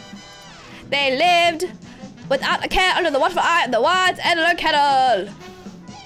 One day, the two boys wandered far from home, and despite the elder kettle's many warnings, ended up on the wrong side of the tracks, entered the devil's casino. Inside, Cuphead and Mogman soon found themselves on a winning streak at the craps table. Hot dog! Exclaimed King Dice, the casino's sleazy manager. These fellas can't lose. Yeah, we're good. Nice run, boys, laughed a newcomer. I'm scared, this is a horror movie! The brothers gasped. It was the casino's owner, the devil himself! Oh my god! Hot dog! Now, how about we raise the stakes? He's just with a toothy grin. Ah! He's so scary! Win one more roll and all the loot in my casino is yours, the devil boomed. But if you lose, I'll have your souls. A deal?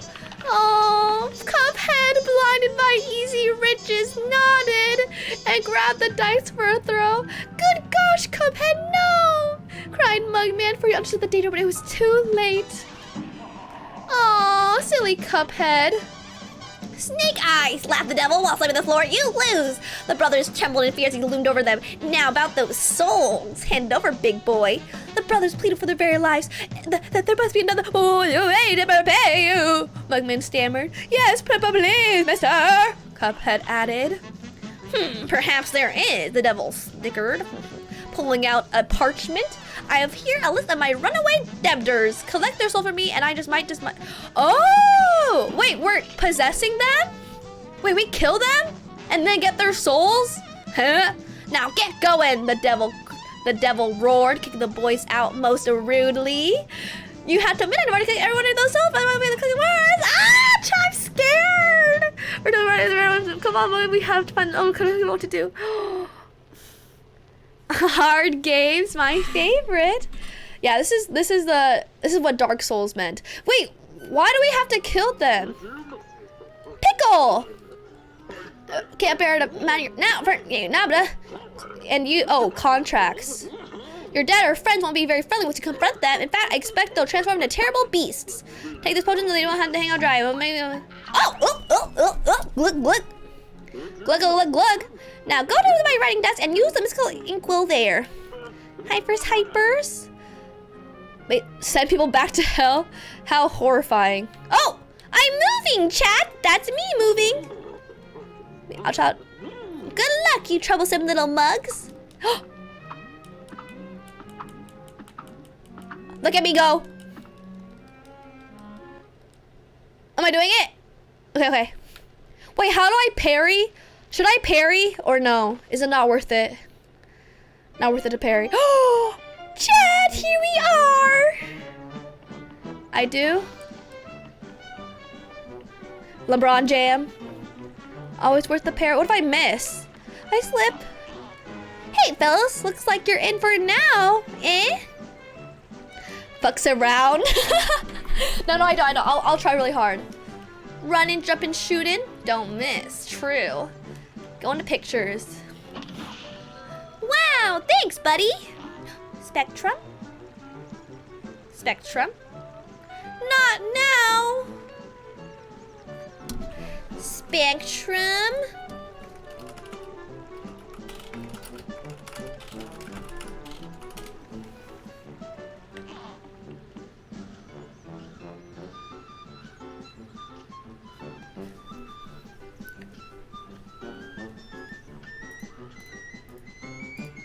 Let me close my tabs.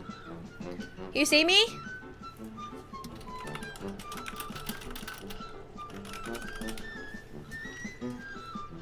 Close tabs, close tabs. Oh, okay. Yeah, hey, yeah, hey. Should I buy something right now? Okay. Now it's better. Pork Rinds Emporium. Don't mind if I do. Welcome. Okay. Isn't I need 4 for this one? I think I like the spread the most. Good boy. Okay. Easy chat. Where's the carrot? The carrot aroni.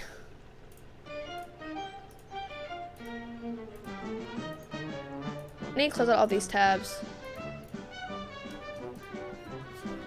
Spread. Spread's the best. This one? This one? Is this the first one? Spread them. This? I'm scared. Wait, where's the tutorial level? How do I like do it?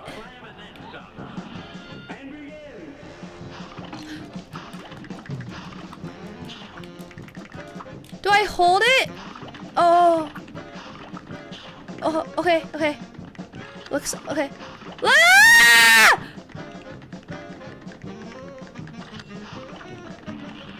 Okay, okay, clean.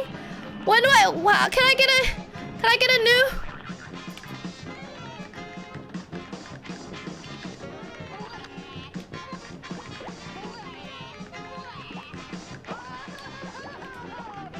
I can't parry. I'm too scared.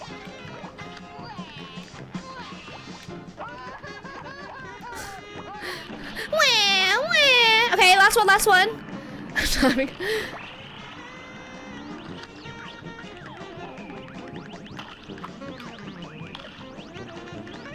I'm scared! Ah! I should... What do you mean? No! Oh my god. There it is. Horrifying. Wait, I didn't know. Do I... The bumpers, do I do anything? How do I parry again? Is that not a parry? Oh. Bro, what's the hardest boss?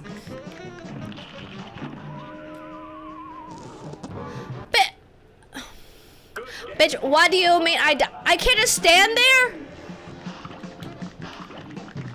Okay, this is gonna go so well. What? I thought parry was like... I'm parrying, right? Bruh! This is the hardest boss ever! Okay, it's fine. Yeah, the music is really good. Chat. Okay. New prediction. Beat blue ball guy in 2 tries. Okay. Give me 2 tries for the blue ball guy. Harder than Dark Souls. Can't even get past the first level. Floral Fury.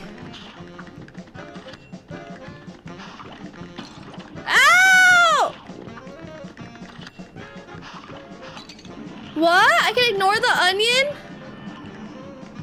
I don't have to hit him? Hi, Falcony. Ah. Okay, let me learn how to parry. What? Wah, little baby. Preda's for blue guy.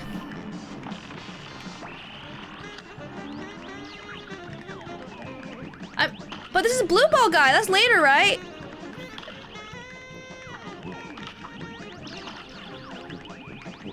Die, please.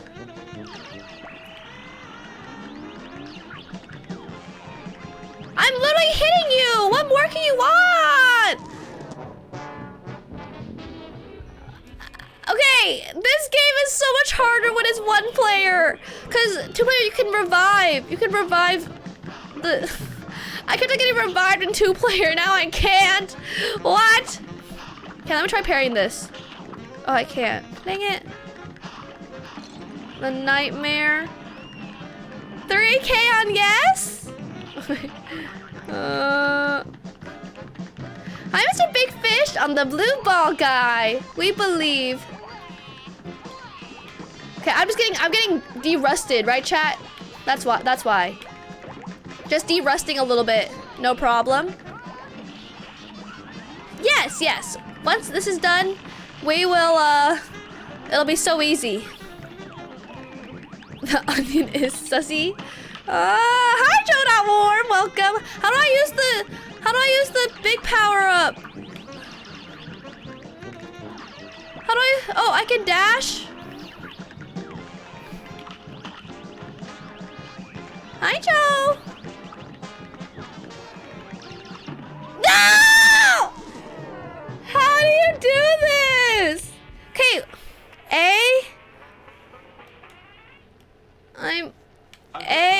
but I'm using Y and B. Yeah, where's the tutorial? Can I do the tutorial, please? Okay, I'm doing the tutorial. I need to learn the rules. Once I learn the rules, we're good. Field day! This one? No. Aw, very cute. Do I even have a charm? I don't even have a super, right? This one? Cause default is weird. Oh, really? I should remap it? Okay. Let me see. Oh, okay. Thank you. How's that supposed to know? 73K on yes. I mean, no. How beautiful. 6 months. Jump. What? I have to go like this? I have to go up? No. How do I remap? Let me remap, please. What? Okay, I'm gonna use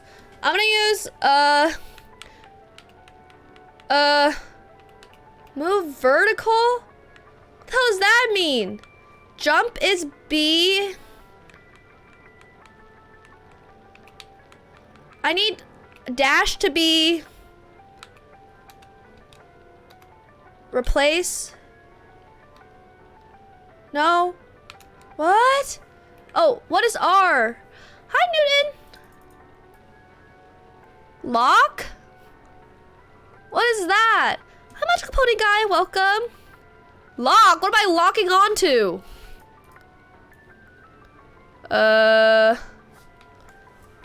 Okay. Right trigger? Wait. Okay, ZL. Lock can be... What was that?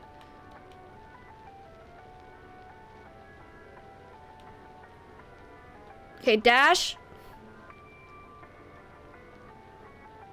What? Okay. Oh, no. Oh. Okay, that should be good. We're ready. Right, chat? We're ready. Oh my god. Oh, I don't know anything. Oh. Okay. Okay. I'm just getting used to it. Look at this movement. And then nice. Lock.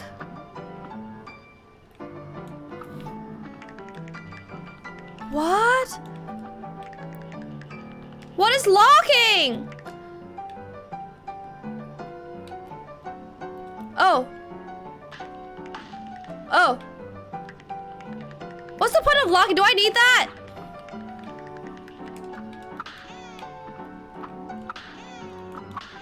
Am I doing it? How do I get up there? Aim without moving?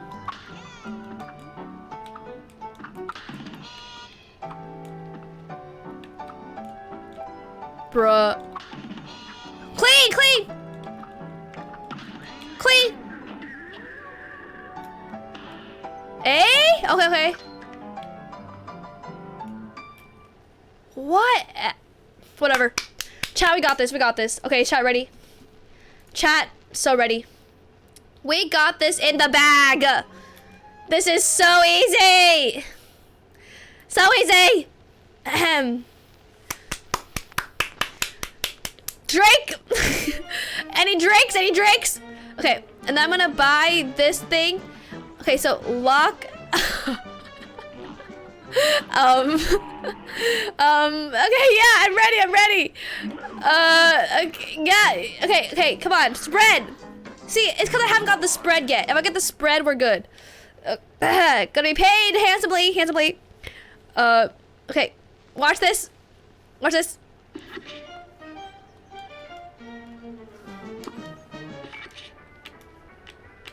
Pea shooter? 8-way. Okay, watch this. I don't have the spread. Now that the spread is here, chat, come on, spread. So, we're Gucci. Watch this. Clean. Wow, look at my spreads. This is a cream cheese spread if I've ever seen one. Cream cheese with onions. Ah! Okay. Oh, thank you, Dogan! Oh, thank you. Yes, we will win soon. I believe. Thank you. Very kind. What? I was distracted. Now I'm good. Okay, watch. Not even hitting him. Okay, wait. Ah!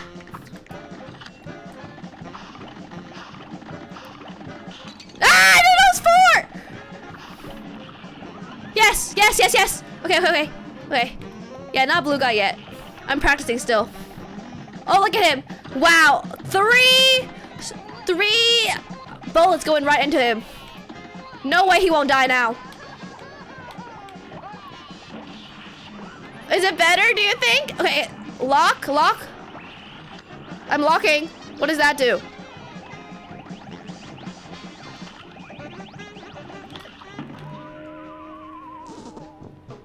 He is a...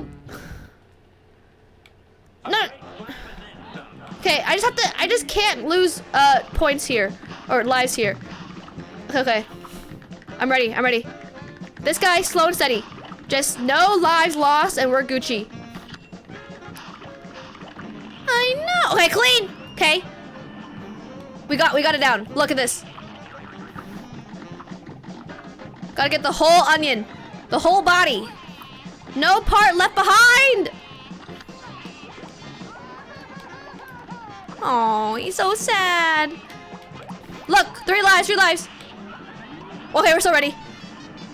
You died. Die.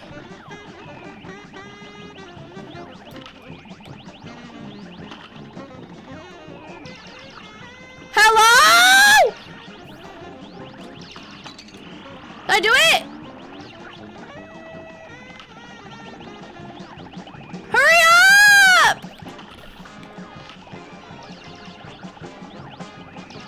Oh, right, dash. Ah! I'm so far away from the end! I don't understand!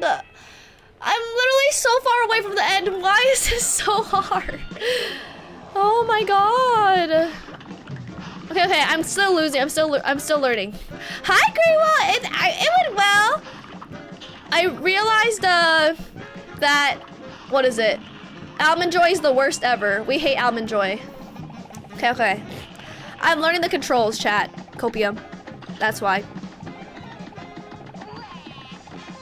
And maybe this is just harder than the blue ball guy, you know? Oh, cry. Clean. No, Almond Joy is so bad. Oh boy.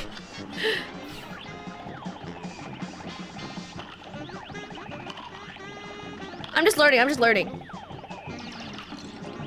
Yo. Ah!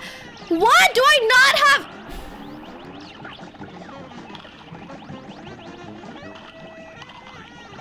Come on.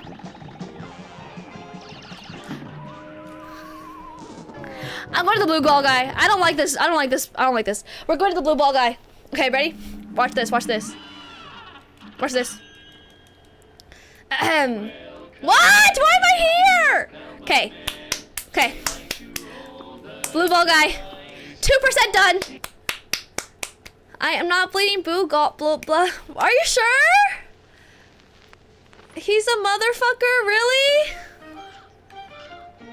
Yeah, people leave for good. You cannot tell me Almond Joy is good. Look at it. Look at it! Like, what is this? Hello? It literally looks like a bulb in here. It looks so silly. My favorite was the Hershey's. So yummy. I'm puking. So puke. Nut. S tier. Definitely F tier. Most F tier of them all. Okay, here we go. This is the one. I forgot the controls. Okay. Hershey's is S, right? Hershey's the best. Amazing. We'll never get tired of it! Okay. I'm focusing. I didn't get the Dove chocolate. I think it'd be the same. I think I put Hershey's still as first, and then Dove chocolate is right underneath that. So yummy. Basic? But that means it's classic. It's like good. Like, basic is like, it'll never go wrong. It'll never do you wrong, you know? Plain? Oh my gosh, Greywall, working so hard. So kind of you. Okay, look at that, chat. Look at that. I'm dashing! Holy moly!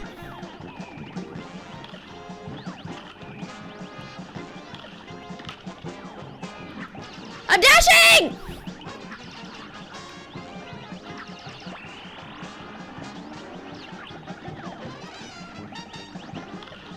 Why?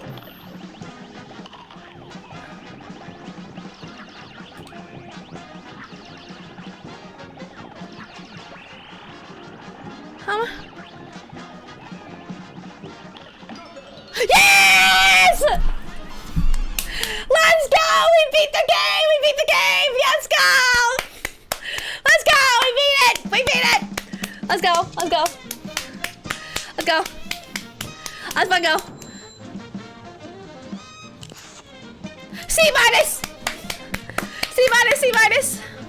C minus. Hand over. I'll take that. Okay, chat, we're so ready. We're so ready for blue ball guy. We're so ready. Right? Huh? Okay. Here we go. Emily is basic. Aw, shucks. Enjoy space at Rupak. Oh my god. Humph. I'll be a monkey's uncle if I play my moolah in the bank. The bell probably controls the place too. They'll never get a hold of my glove. I spread it all around. And some Joe happens to find a coin or two. Good for him. That's what I say. Harumph. Oh, he's cute. Very nice of him. Okay, where is it? I need that power up that it follows the it can wiggle around and follow the enemy. Let's go! You're the coin. Why can't I take him?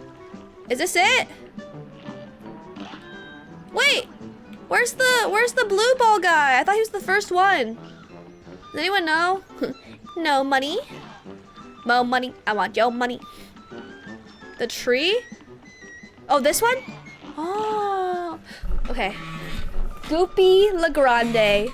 Can I get a praise in the chat, please? First try, first try. Ahem. Now I know how to dash. I know how to do everything. I'm not worried. Pray. Yes, sirs?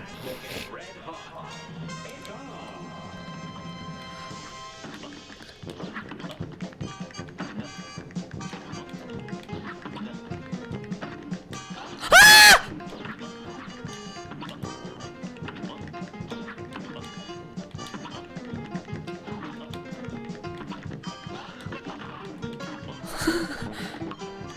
Ah!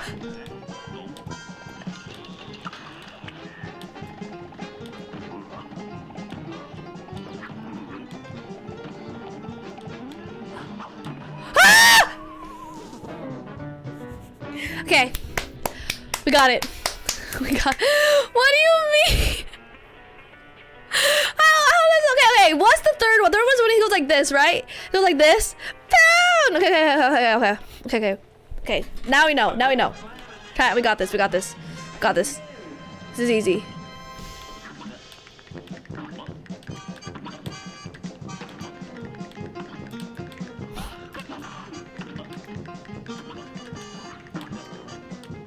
Slow and steady wins the race, you know? You know? It's not a speed run. Ah! Ah!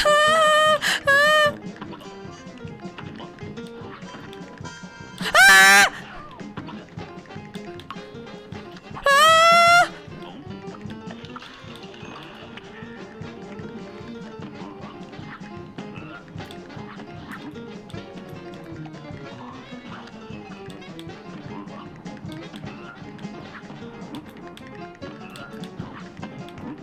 Thank you. Ah! Oh. Ah!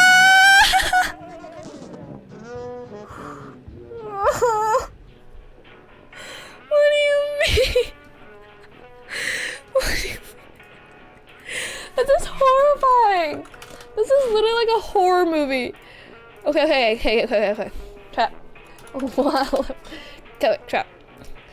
Beat ball guy by 5:02 p.m. We can do it. Knockout. I got clapped. Okay.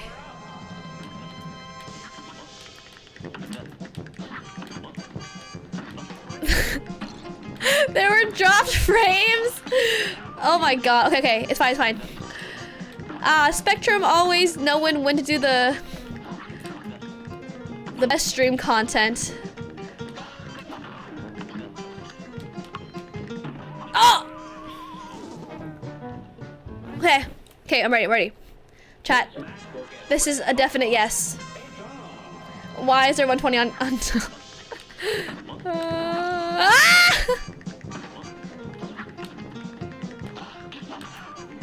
Okay, I need this one.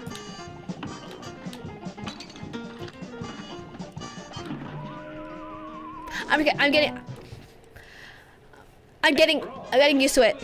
I'm still learning.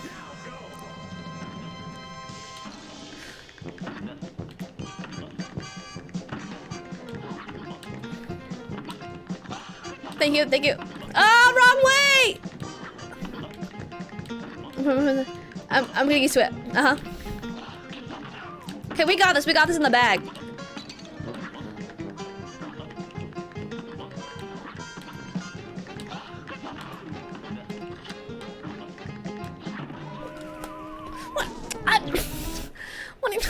What do you mean to? Okay. Chat.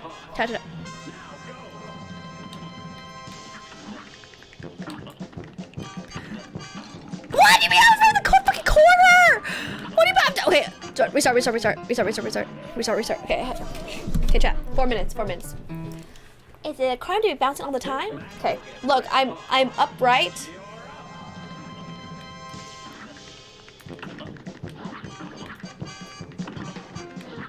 Come on. Look. Hello? Clean.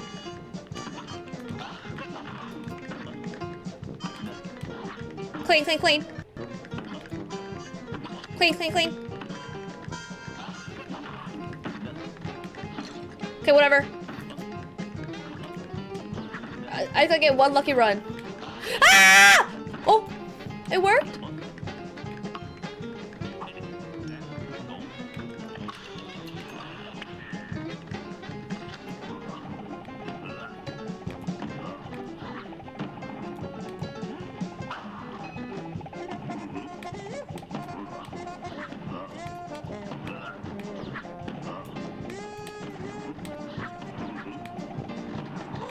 No!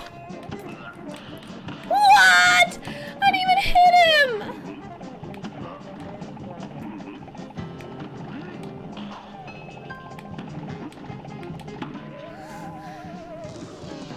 Okay, I have 2 more tries. Okay, I have 2 more tries. Isn't this going well? We're improving, right?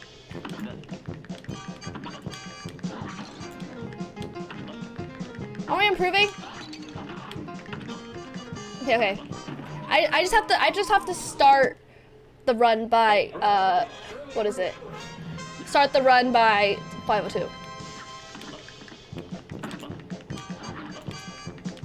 Thank you, Marcella, for the follow.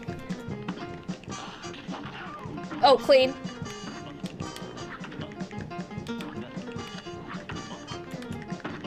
There must be an easier way to do this. I just don't know how.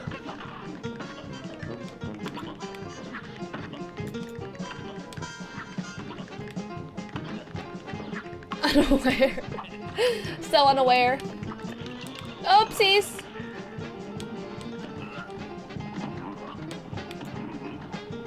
Clean, clean, clean, clean, clean. Nice, nice, chat. We broke his ankles.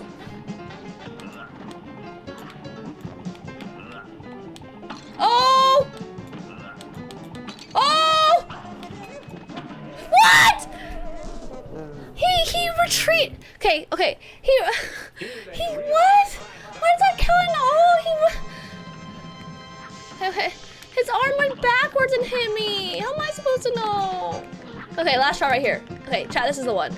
Ah, just kidding, just kidding. Okay, okay, redo. Okay, last one. Okay. The arm retracting. Okay, is this the last one? Oh my god, I'm facing the wrong fucking way.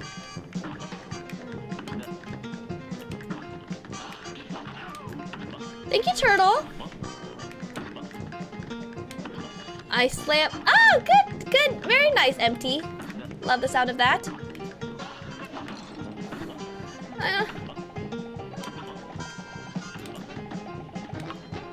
Okay.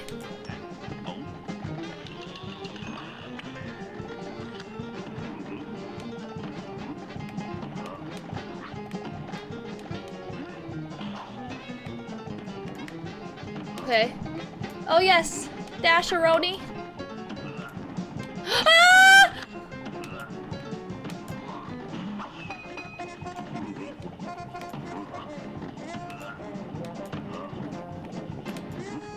Ah! Okay, okay. One bone. It's still 502. It's still 502. One bone. It's still 502. One bone. Right? Oh. Brill. That is just a brill. Exembra. No bone. Hi, Diego. Thank you, Lovely Grey Wall. Brill. Absolutely brilliant. 502? Come on. Look at this. Look at this. Oh!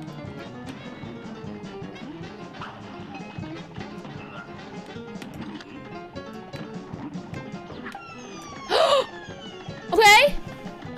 Brill.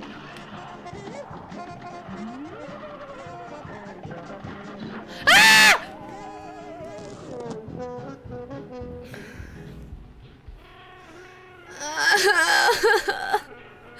Why did he slam dunk my ass into the dirt?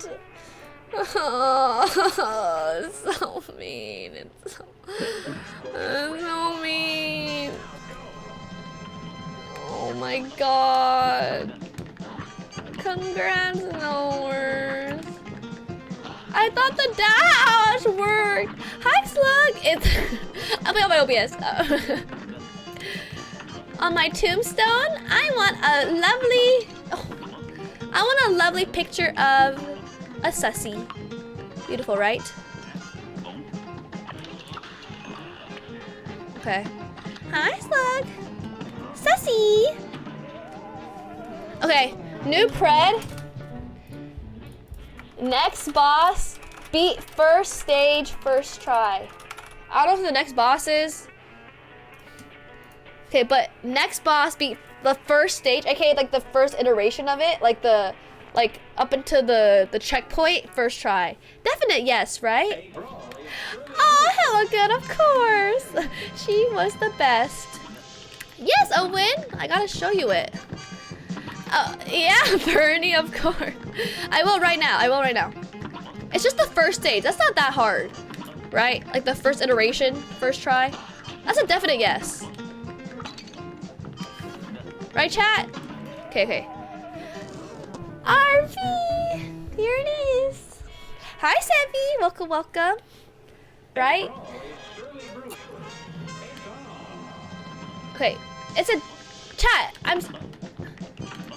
Like the first try is clear, right? What I mean by first try.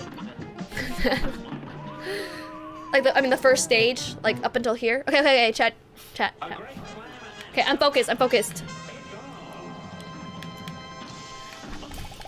No.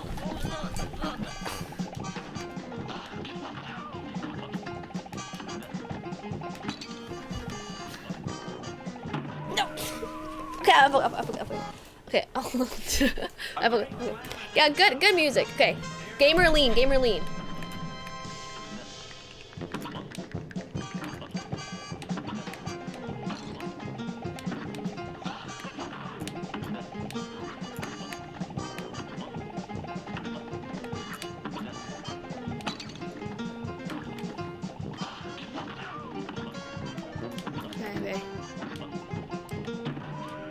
Okay.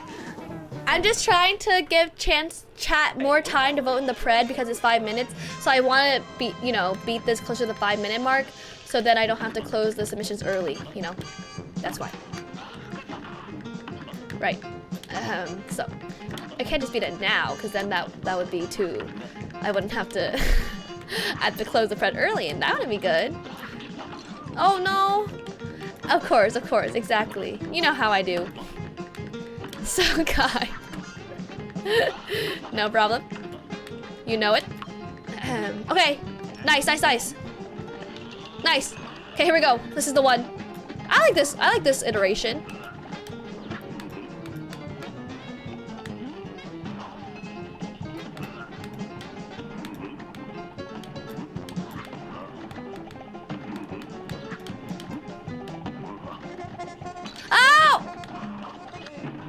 I can't just stand here. So God. Okay. We got this. 2 options. Who is it? Is it the sailor and what are the options? I can't just stand there and like hug him. That's so rude. What if he wants a hug? Monty, thank you. I can't stand inside the boss. Hello, Monty. Hello, Raiders. How was your stream? Thank you so much. How was Odyssey? I hope it was wonderfully. It went all moons gone wrong bad. How many moons have you gotten? It's so hard, Monty. It's very oppressive that you are trying to get all moons in the first place. You got it. Okay, here we go. Great, so kind! Ah! Go. There's like...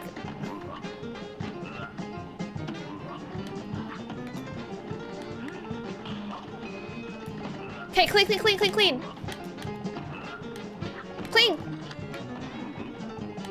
Ow! Ow!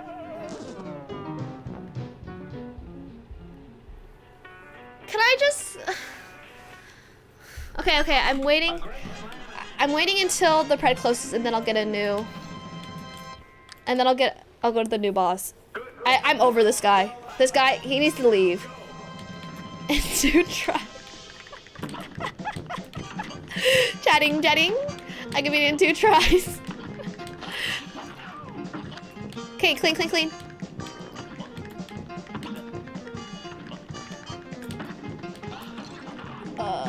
Yeah, this is first try. Okay, here. Beautiful.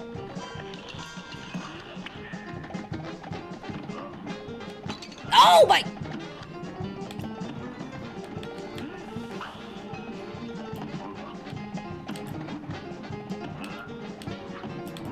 Clean. Okay, it's closed, right? Okay, whatever. What? Okay, chat. I'm doing it. Praderoni. Praderoni. Here we are.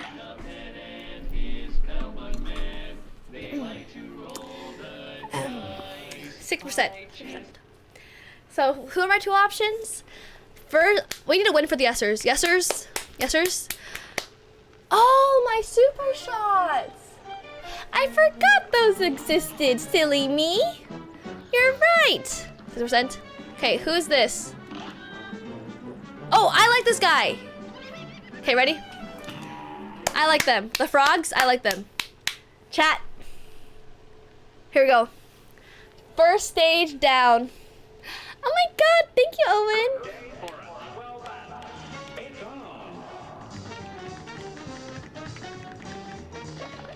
What's he doing?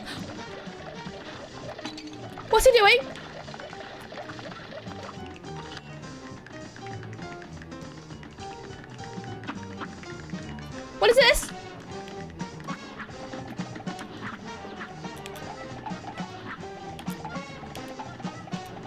What's he doing? Did I do it? Did I get past the first level? Yes! Yesers! Congrats! Yesers won. I said first stage. Yay! Let's go! Happy day! That's a whole phase. I had to make sure that you knew what I meant when I said first stage. For 2 months. Thank you, Griff. Of course, we will do more 64 in the future. 16 stars, sub 20. Thank you, Griff, for the 2 months. And I hope you enjoyed the watermelon gang. Oh, okay, great. Okay, that was easier. Hope you enjoyed the emote. Perfect. Congrats, yesers. Watermelon gang. This is scary. Hella tilting. Oh, definitely. Oh. Okay. Whip.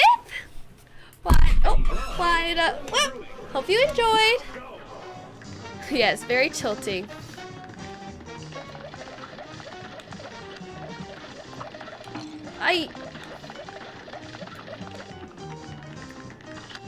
There it was. Yeah, had to make the pred easy.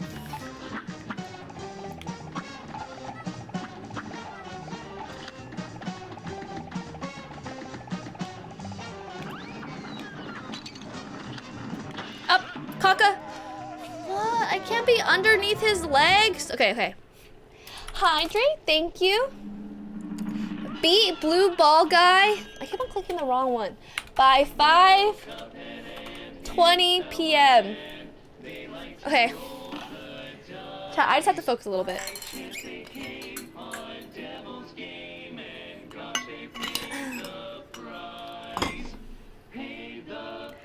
Here we go. Standing in the bosses. Okay. Beat blue ball guy. But 42k on no. My motivators. I'm motivated. I'm prepared. Are you ready for this juicy win? So juicy. Ready? Song is good. Let's go. I am a motivator.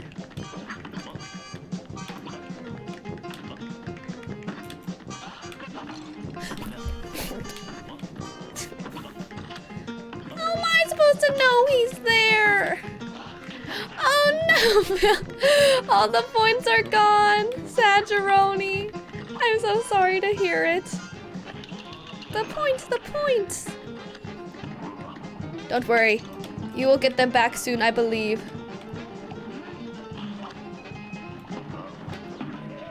Okay, that was an accident.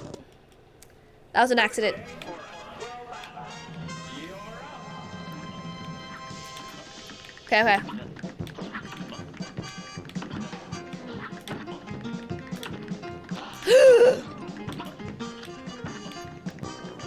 No. That's juicy! Okay. Yes, back to yes. Okay, I'm focused. 60K! I'm sorry.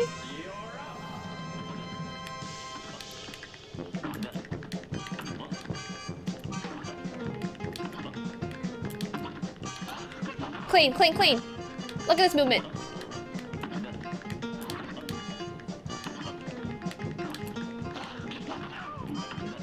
Good movement. Past 2 days. Thank you. Running into him. Perfect, right?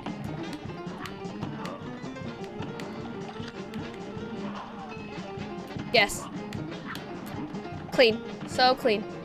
Ah! Okay, nice. Ow, that's fine. I don't care. Ow! Okay.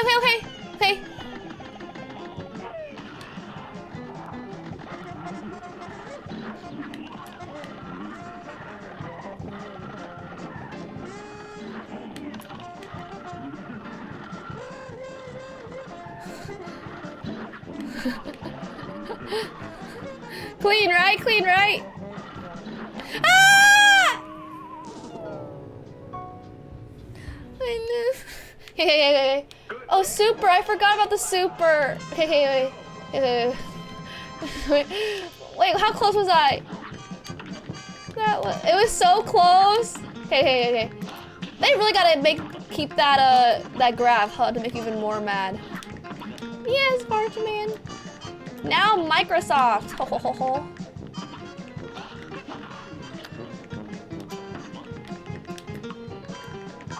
Okay. Beautiful. I can't tell when my supers are ready.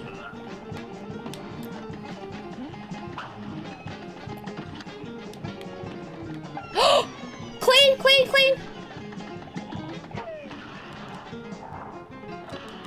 Did I do it?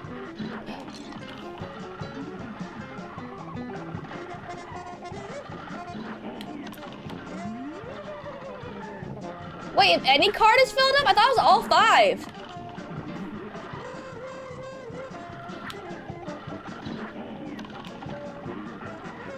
Has to be all 5?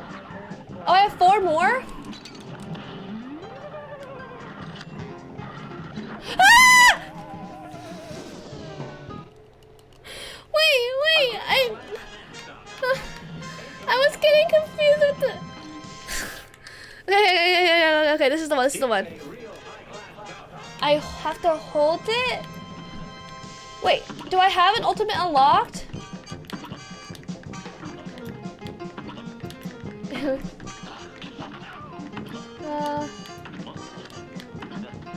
Okay. We got this.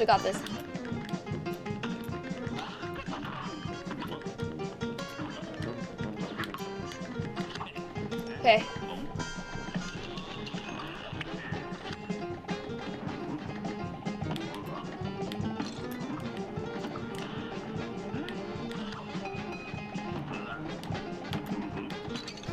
I did too early!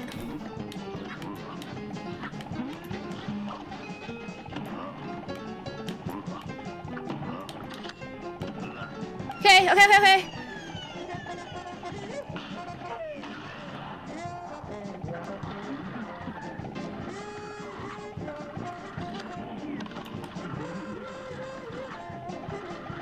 Mausoleum?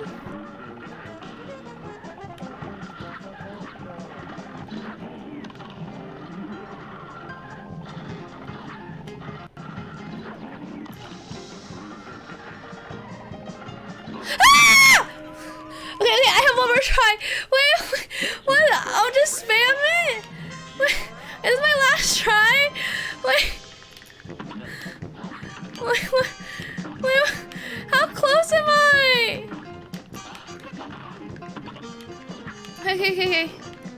I'm confused about supers. I'm stunned. Ah!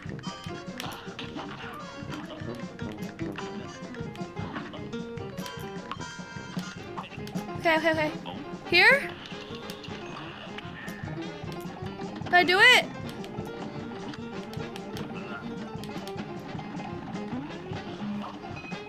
We can explain after. Okay, yeah, this is the one.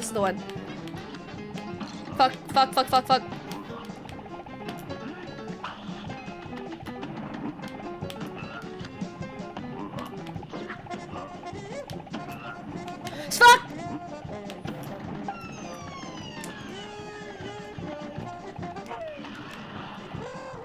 What? I just did it twice.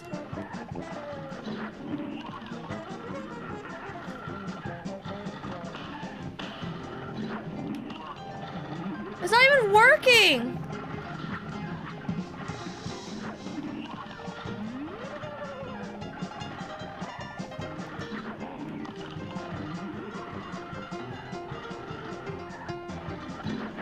Hurry up! I don't have any supers left.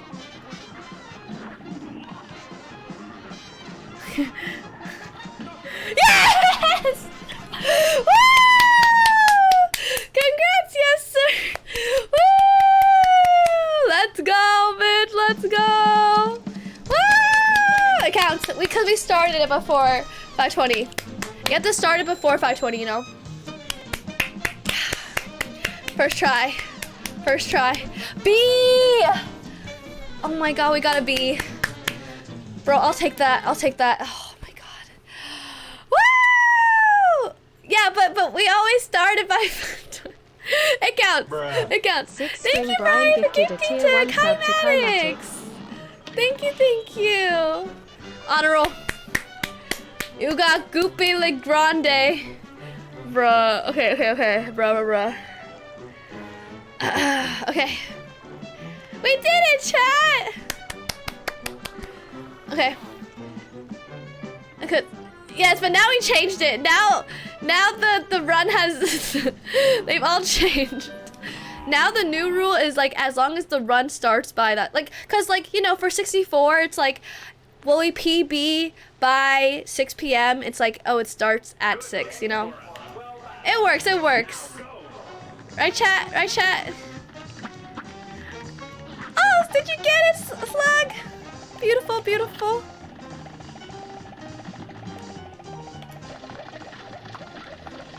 Clean, chat. Clean.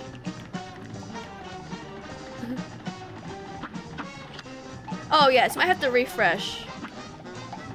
Okay, this is easy. I'll do this first try right now. Slowly getting it, Hi, yo.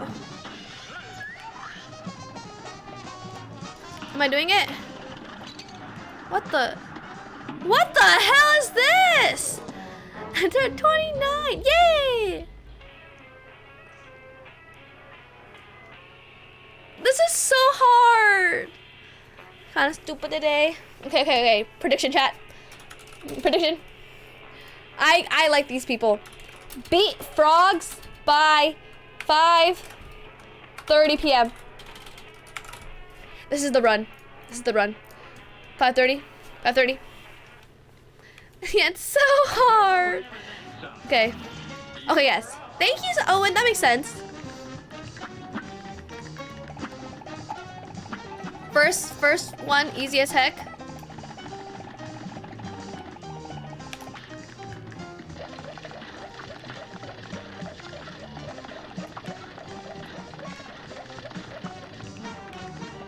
Okay. So 5:30. Clean. Ayo!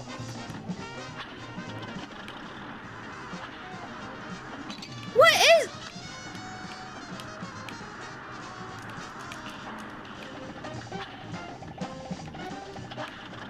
What is he? clapping?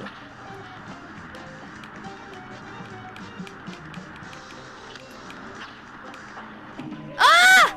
Okay. This is good. Okay. Chat, what do you think? Looking good, right?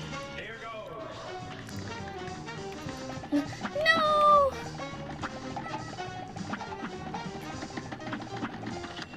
Cheeks! Get the cheeks. Clean. I believe. Oh, I forgot. Okay, redo. Yeah, the parry's too hard. Parry's terrifying.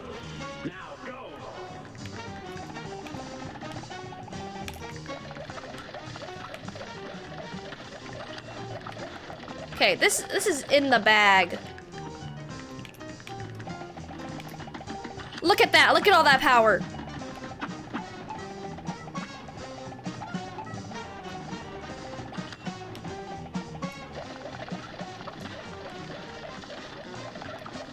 Okay.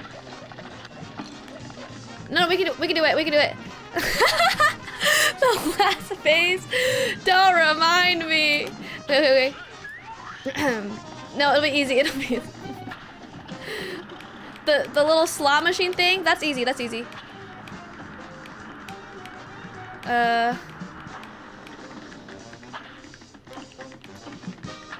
feel like we can do it.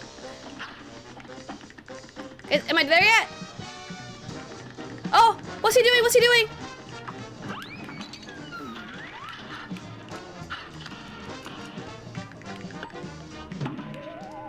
What? And now you're croaked? What happened? Frog legs. Okay. I have to hit the thing, right? Okay. Not the slots. Ah! Okay, whatever. Okay. 4 minutes. This is easy. But I have to, it's only for 2-player, right, Jimmy? Just catch the money. Why doesn't the money count as real money, huh? I know, they're just in the back like, woo! You can do it! No. Okay, no. This is a yes. Look at this gameplay. Look, right?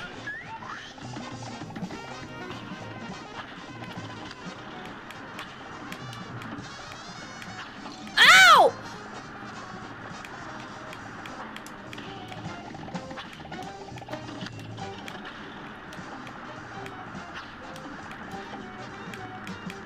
Okay.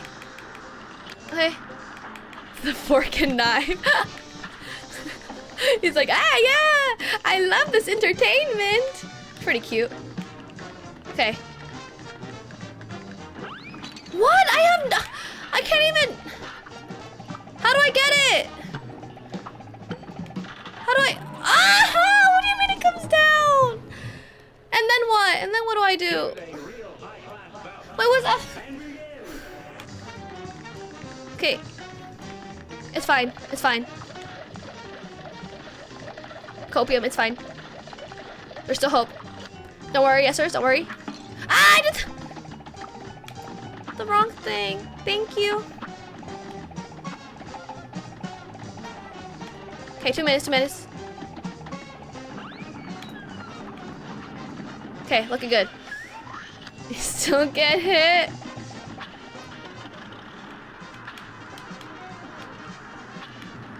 Okay. Thank you, chat. Easy. This is the one. Did I do it? I'm still using my supers. It like barely works. What do you mean? Okay. Does this do anything? Does it do anything?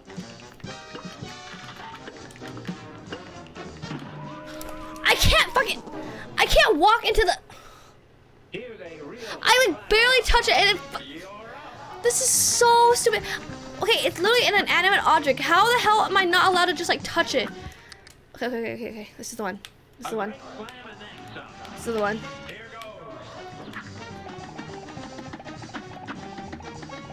Hi, Epic.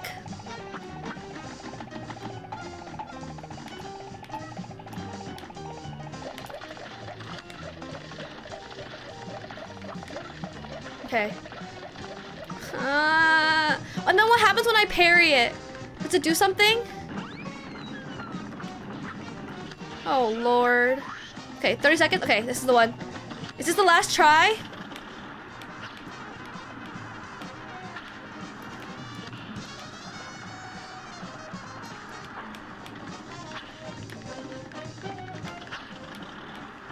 Throw me a bone. One bone, please. Okay, this is clean. This is clean.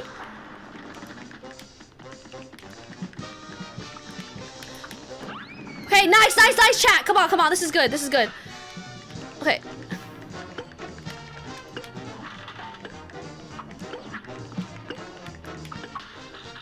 Fuck. What's that?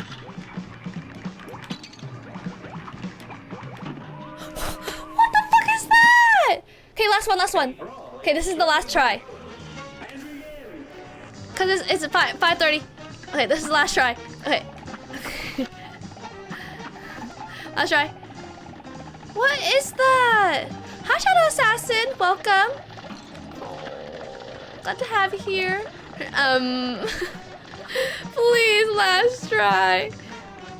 Yeah, but last try has to start by 5:30, you know.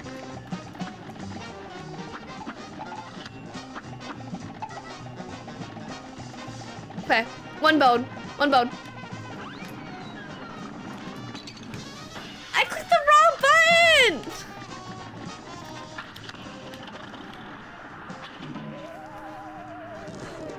Okay, one more bone. Okay.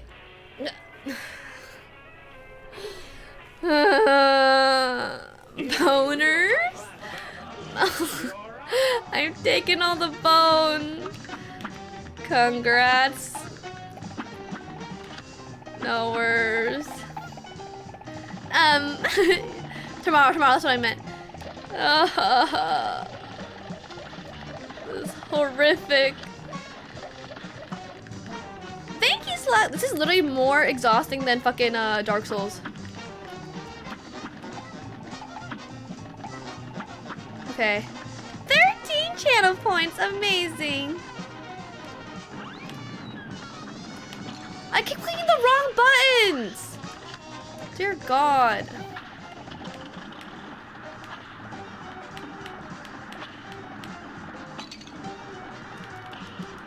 Okay. It's so cute. It is a cute game. It's just so hard. Turn it off, please. Turn it off. Okay. This is gonna be another pred. Could lovely Grey will make a pred? Beat frogs by 5:45. 35? Okay, 5:40, 5:40, 5:40. 5:40. 5:40. Doable. Very easy. 5:40, 5:40. Super before the frog turns to a fan. Okay, thank you. Oh. Thank you. Okay. Before the frog turns to a fan. Perfect. I shall. Vote. Very well. Hi, Grumplet. How are you? Welcome. Glad to have you here. Ah! I keep doing the wrong moves. Don't let me down. 5:40. Mortgage. Perfect. Okay, I keep pressing this as the boost button. I feel like as the skip button. Great, well, thank you. Thank you for gifting to Grumplet. So kind of you. Thank you. Where is stream? There we go. Bruh. Thank you, Grey Wall, gifted for a tier sharing 1 with sub to Grumplet. Grumplet. So kind. They have given 98 gift subs For in another the channel. gifted sub. Heart gift. Thank you. Now? Like that.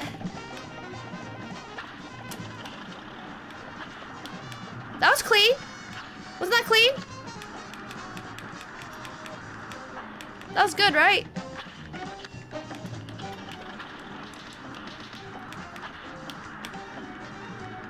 Okay, this has to work.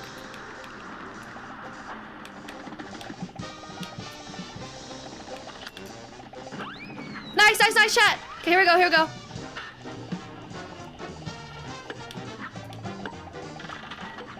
Bruh. H_Greywall gifted a tier 1 sub Thank you, to Grandma, for Shadow getting to Assassin. Assassin. They I have given appreciate ya. 99 gift subs in the channel.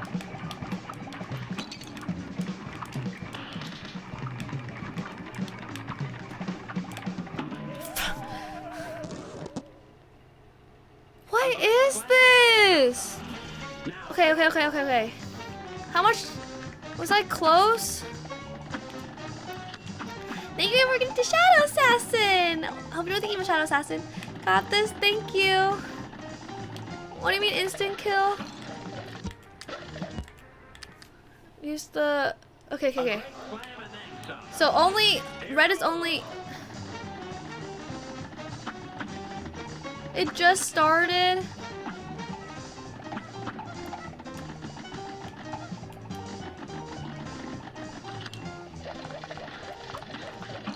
I ducked! Oh my god, this game is unforgiving.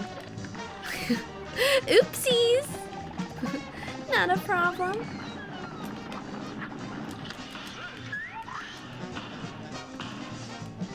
Did I do it?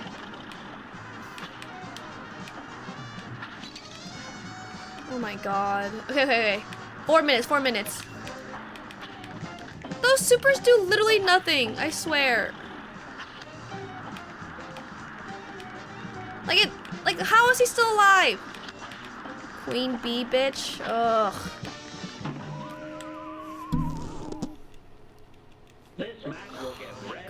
Okay, okay, okay. 4 minutes, right?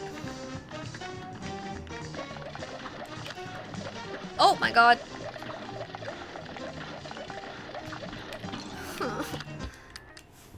How can you even tell? Ghost boss.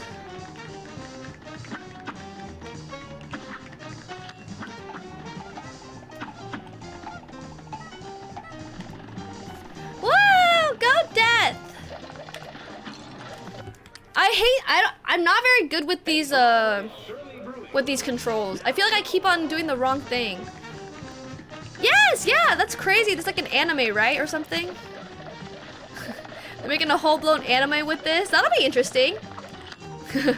How cute. Get used to it? Okay, yeah. I just keep having left bumper as something. DLC. Oh, there's a DLC? That'll be cool. Can't wait.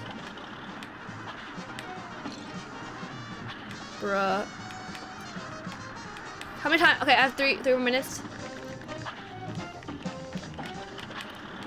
February 18th is so soon. It's like less than a month. What the heck? Yeah, still making DLCs. That's pretty cool. Okay, clean. Okay, okay, here we go. Coins. Clean.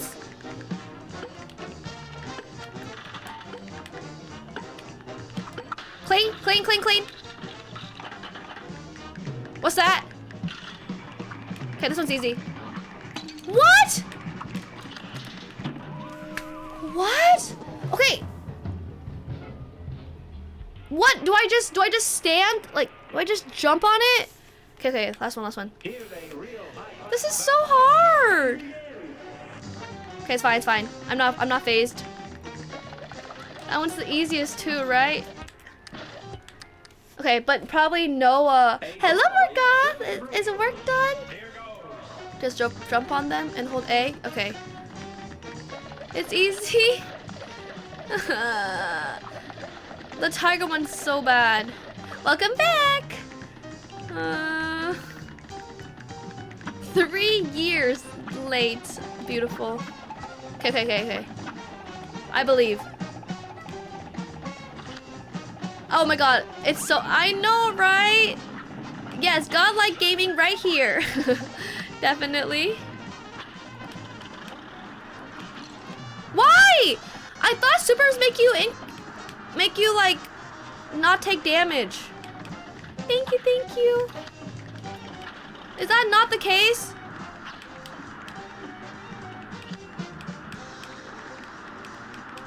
Hurry up. Okay, okay, okay. Okay, okay, okay. Oh, invisibility. Believe it or ah! Okay, okay, okay. Easy one, easy one. Oh no, not this one.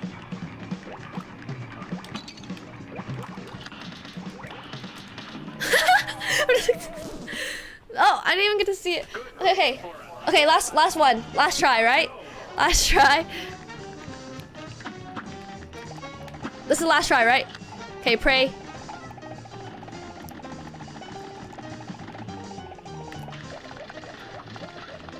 Got this, thank you.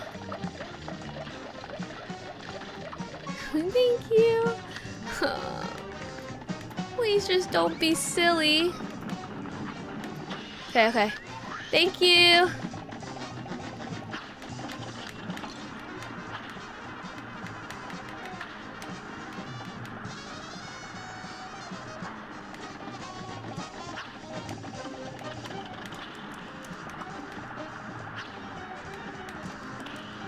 Who am I even hitting? Why am I not invincible when I have my super on? That makes no sense.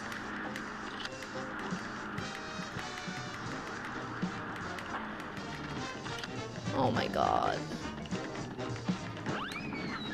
Okay, okay, okay. Here we go. Come on, give us an easy one. Oh. Easy, easy. Tiger! There's no way in hell.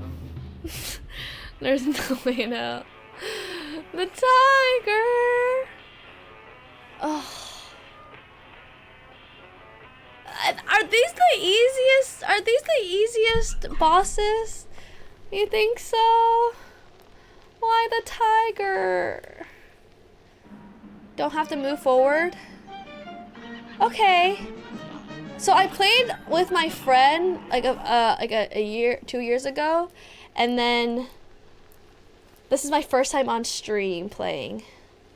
Pretty tough. Oh, flying? Is that the genie one? Thank you. Okay, okay. Gotta get, we can do it, we can do it. Yeah. Imagine going to simple mode. Hi, Ray. Wait, there's 3 worlds? What? 30 to 60? That's crazy. Yes, 2 hours. It's been 2 hours of this and I'm still sucking. That's fine. Yeah, crazy. You don't want to be crazy for this.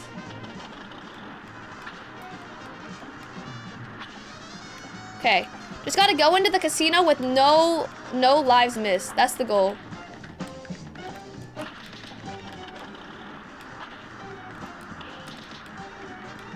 Okay.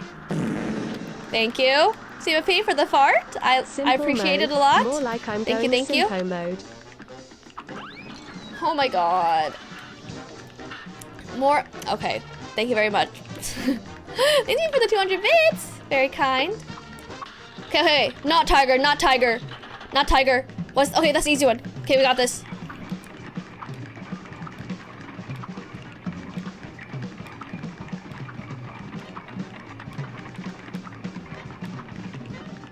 Clean, clean, clean, clean.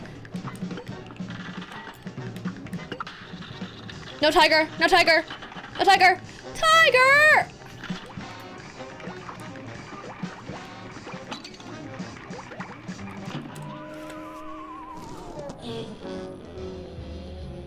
Oh my god, oh my god. Not the fucking tiger.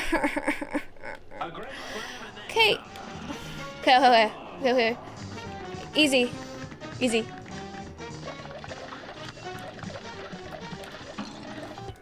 Okay, prediction.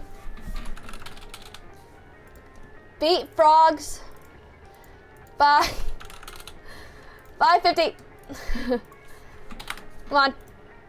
We just need the no tiger RNG. And now you're croaked. You're the tiger. True. Hater percent. Oh god. Horrifying. So horrifying. Yep. 10-minute increments. Exactly. One of them will work out, I'm sure. Oh, P, like pacifist, right? Yeah, nowhere's one.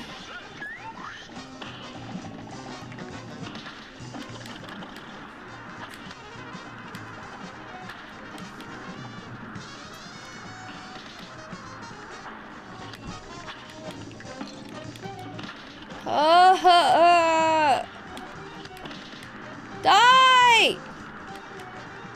How are they not dead yet? I used like 1,000 freaking. Okay, okay. Okay, here we go. 550.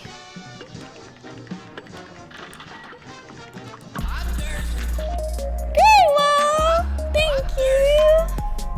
Oh, so kind. Girlie with the 20. Yeah. Yeah. A. Thank you, Greywall. Oh, no problem. Greywall tipped $20. This was such a fun subathon. I have to go now, and I probs won't be back to see the end of it. Exam sad, but happy birthday again.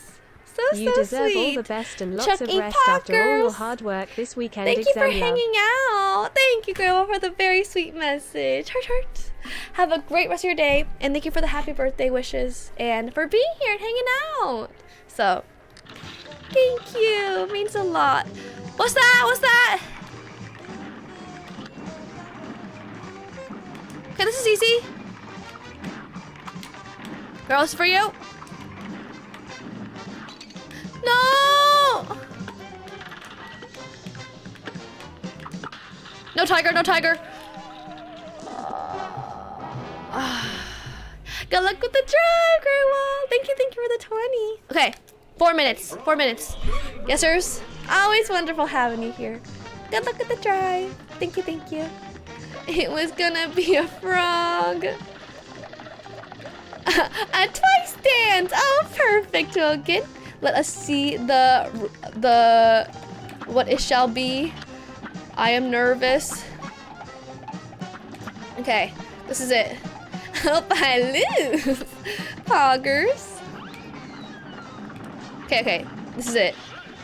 That one is really nice. I like that one. The one that we just did. It's easier than the green one.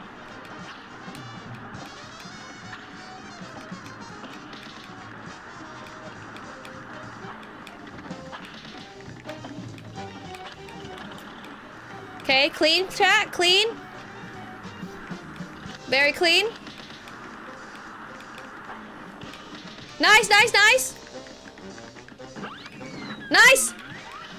At the end. Yeah, I know, this one's hard. Prage. Prage. Come on. No! Oh my lord, this is awful. How do you even do this one? Okay. 2 more minutes. Really? Aw, cool Kappa. I'm honored. I hate the tiger. Like, is there actually a strat to that? I just don't move forward, I just jump. But how do I tell when I jump? Or should I, maybe I should like just get good. Amen. Wow, I'm honored, Timothy. Get good. Okay, walk backwards. What? How does that even, what? Okay, so closer to the, far away from the casino, right? And not to the shooting. Okay, got it. The balls, people G. Hi, Iron Viking, no spam, please. Okay, this is it. God damn it. Whatever. Okay, this is fine. Lita Shikata. Okay, no tiger. Yes, yes, this is great, this is great. This is the one I want. Clean.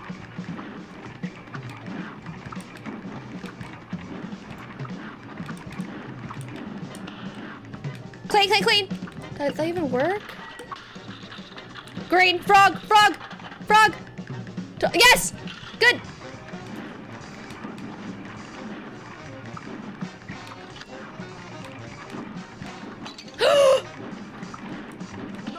Yes!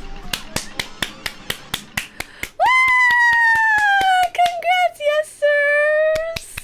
Happy day, happy day! Hello, Lisa! Let's go! Let's fucking go! Give me my C minus, give me my C minus. Come on, hand it over, hand it over. C! C! I take that! I take that, bitch. Oh my god, thank god. Thank god. Okay. Brian, thank you. Thank you for gifting the sub Richard. 6-string Brian gifted a tier 1 sub to Sir Richard TV. Oh, I'm so sad. Woo! Frames, frames. Oh my god. Oh, that was horrifying. Devil's Office. Ribby and Croaks. Ribby and Croaks. Okay, okay, okay. Chat, I don't even know if I can like continue. Like, this is horrifying. This is awful. C for crazy. Blimp. I think I like the flying ones, actually. I feel like they're kind of good. Oh, sorry, I got to answer your question. Thank you, chat, for all the claps. So kind. Okay. Oh, this is like a... Oh, hello, little fish. Be gone, spirits. Take a break, love. Oh, scare milk. Oh, wait, you're real. Oh, parry move. Okay. Okay, wait. Okay, so cake smashing's at 7:30. That's in an hour and 40. Mausoleum. Okay, this is good parry practice. Okay, Prage. Super easy. First try, all parries. Just kidding. Probably impossible. Help!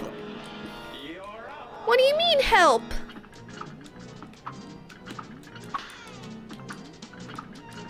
What? What? I was parrying! What do you mean? Was I not parrying? That was... What is... Dead. What? What is the pet? Like, don't I press B as I'm touching? Oh my god!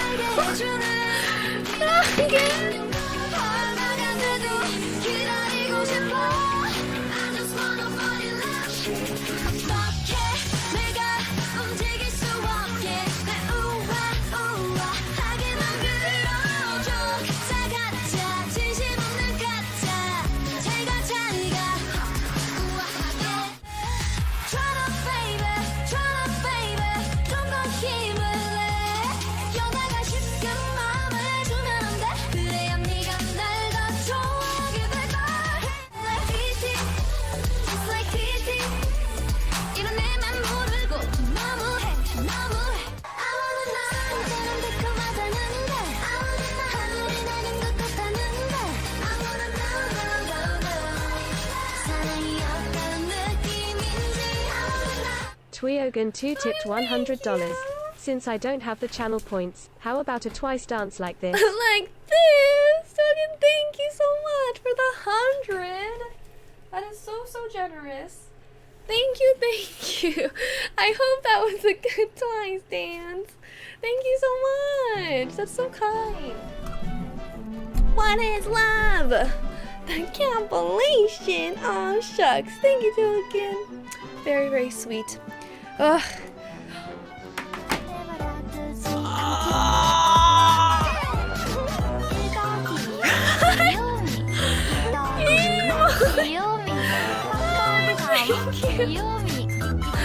Oh my gosh! Emily's here!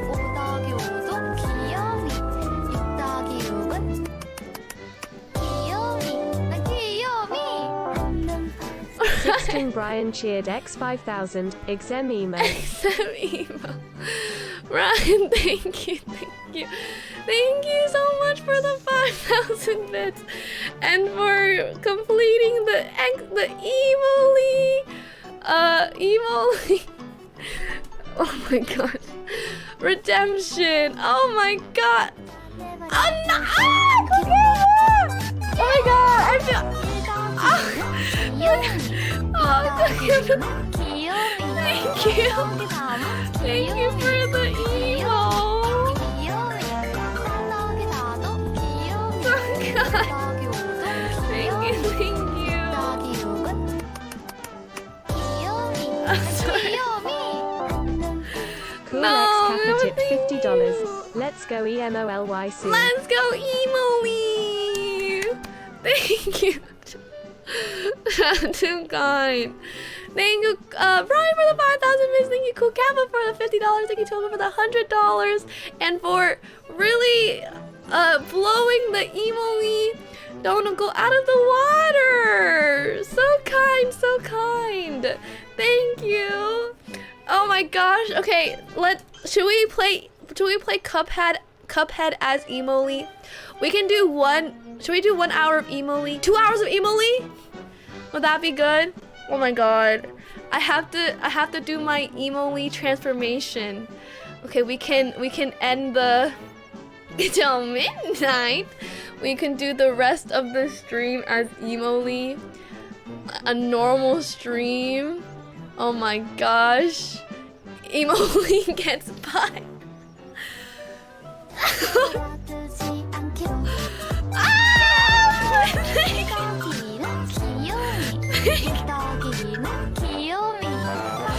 Oh my gosh. Thank you. Again. So kind.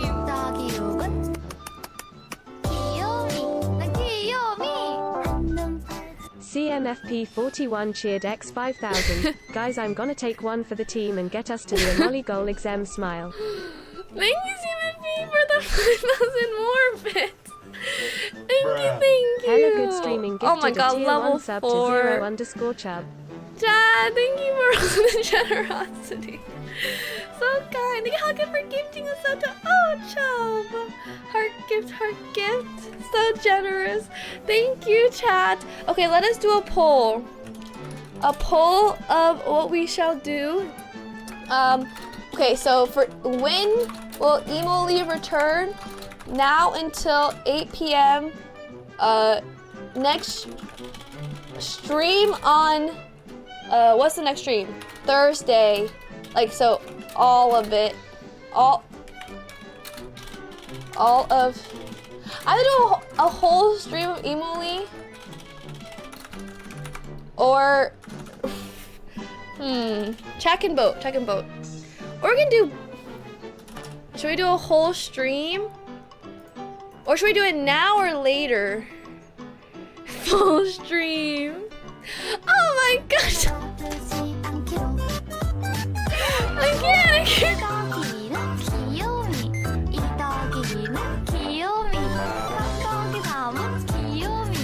Thank you. Oh my god. Another Emily.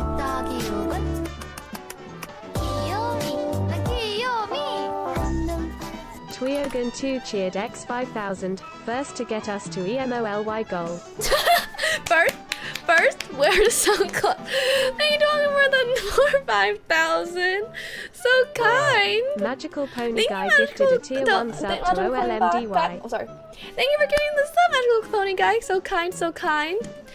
Both? Okay. Wow, we can get there. This can be, the one here can be like, why not?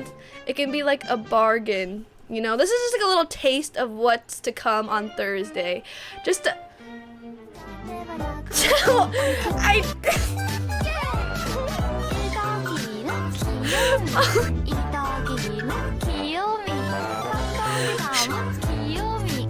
We're about to get Emily.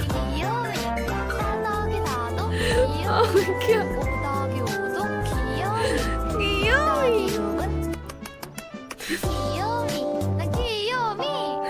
So close. Morgoth Rising cheered X5000. What the hell? Let's try to hit that Amoli goal chat. Exem heart. Oh my gosh. Guys, I think we can hit the Amoli goal.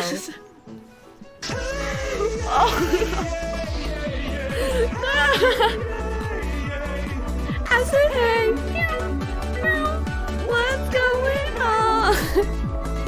T-Power 118 cheered X1500. Give me EMO. I mean, we have to do Emily now. I won't be able to keep a straight face. Like, I'm literally so excited.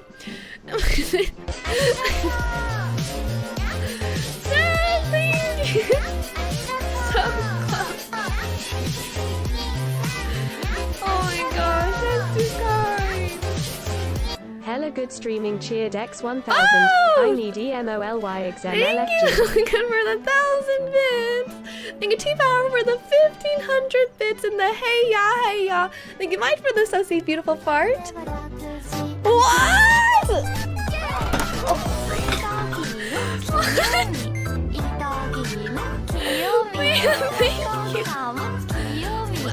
I wasn't expecting to get closer to Squid Game.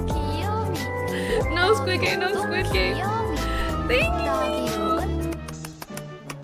Oh my gosh.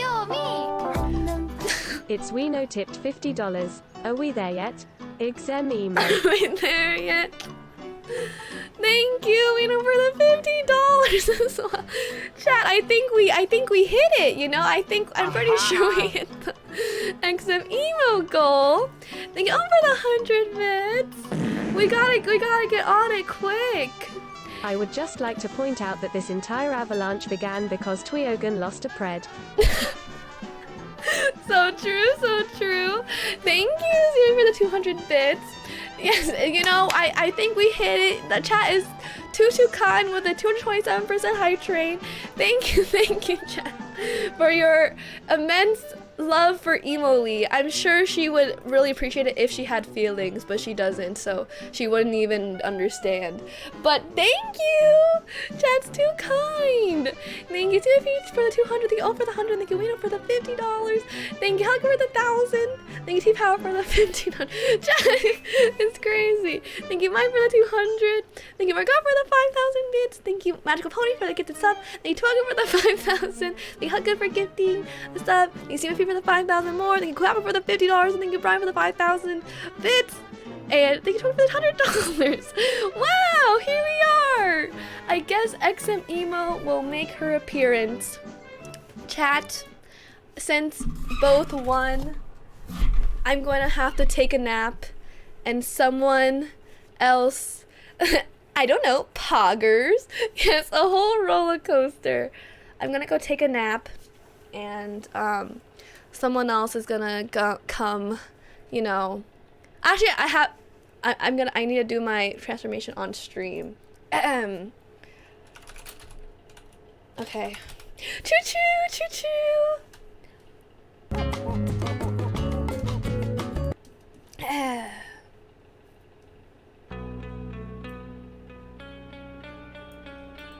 Wait. Thank you. Emily gets pied in the face. Hello, chat. Thank you for the crazy family. Welcome.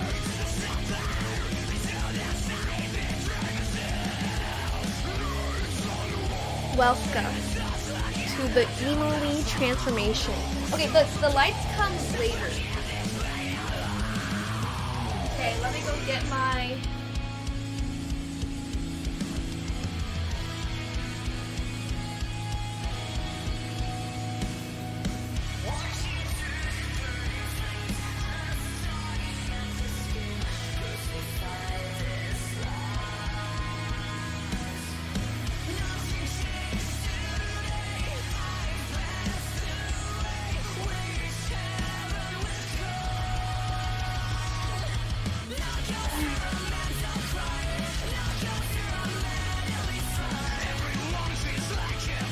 chat for blowing the donegal out of the water.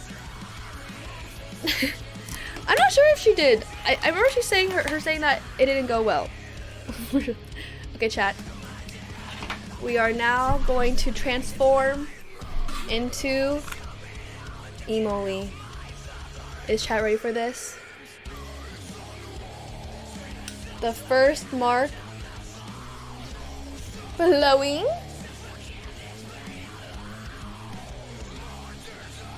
One second. Been ready.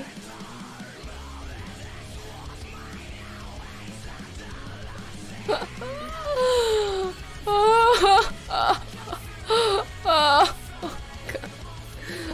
God. Oh God. Okay. Gotta get the dark eyeshadow on here because I'm so XM emo. Right, chat? Only XM emo people do this.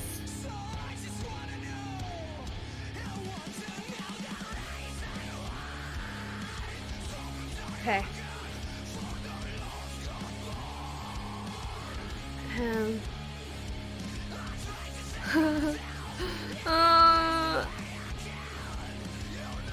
I doing it? So excited. 8th grade PTSD. Okay. Black eyelids as black as my soul. Done. I move ignore. Really, Clifford? You can see the whole transformation. Listening to my metal screamo music as I do my makeup as a true emo girl would. What can I say? Okay, a little smoky at the top. Gotta smoke it out, you know? Cause we're still makeup artists. Life is pain. We're just living on this earth to suffer. And then we do this. The scary part.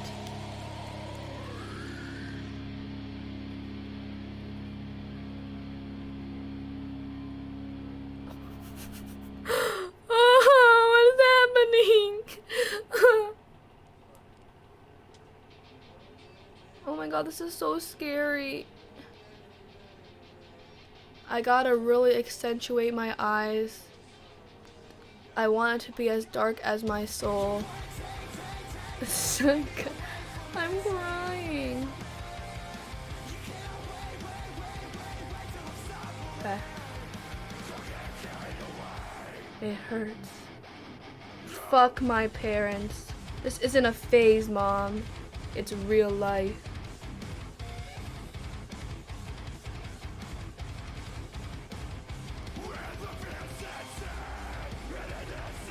Wait, why is it like uneven?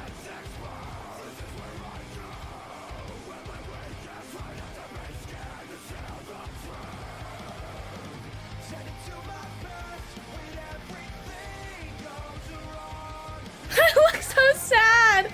I look so sad. Why do I look so horrifying?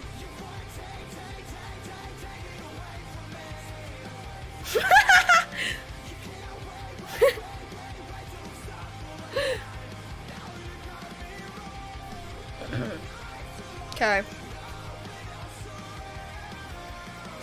Let me change the titles of people who like Cuphead, but I'm just a little emo. Okay.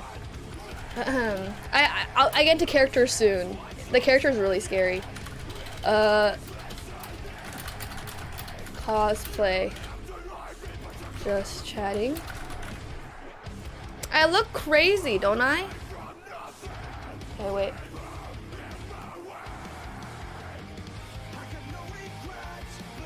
As dark as my soul. To leave soon. Okay, chat. Emo Cuphead playing. I will.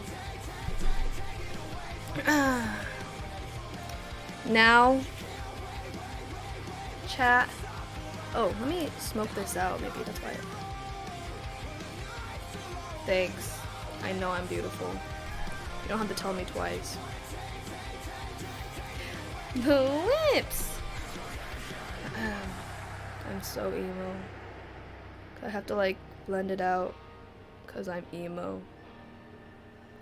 Blending it like my soul.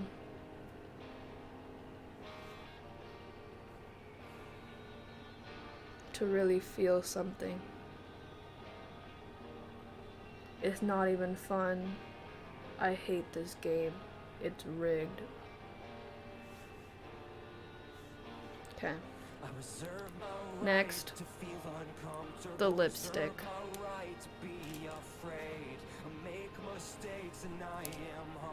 Not the lipstick! Lipstick is the worst part! Like, whatever. This is the worst part. Hi, Opal!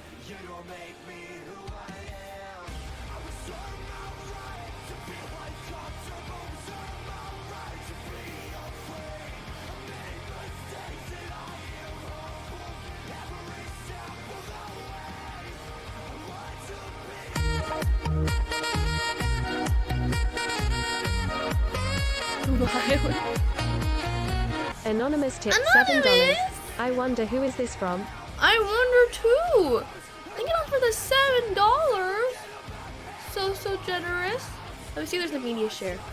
Thank you, Anonymous.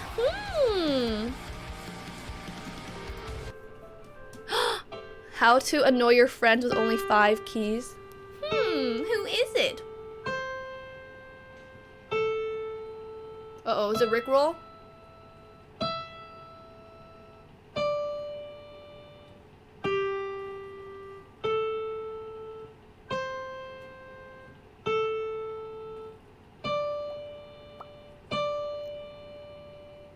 What is it? Emily!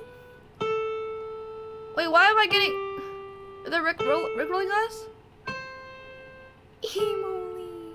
It's Slip, right? It must be Slip.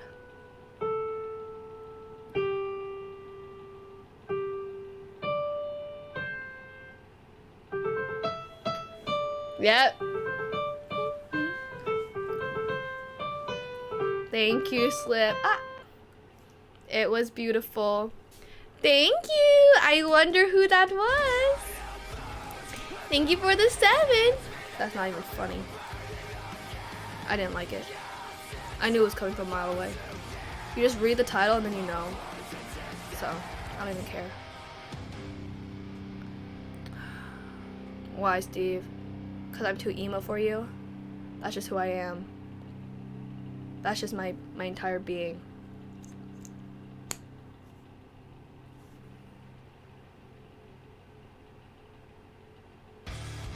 Okay. How else do I become more emo?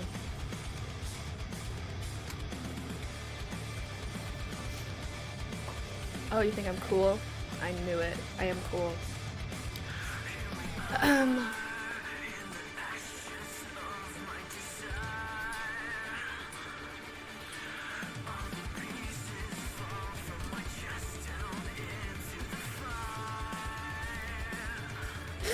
I look horrifying. Okay, I'm gonna change into a black shirt. Okay. Huh?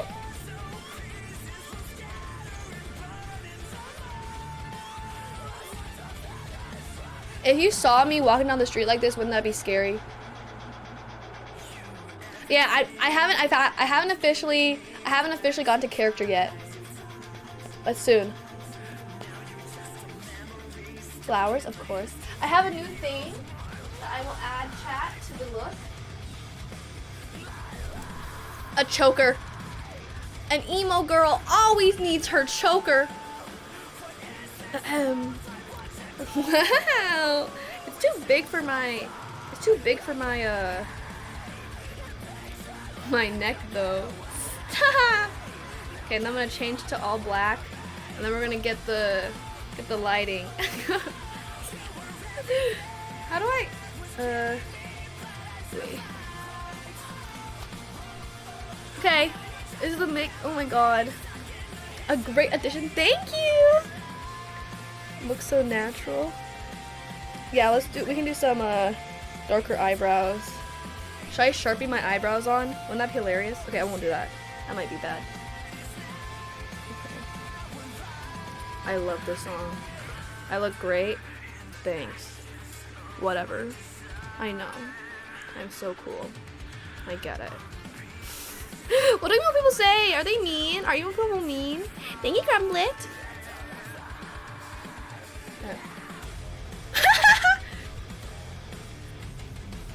Face. Duh.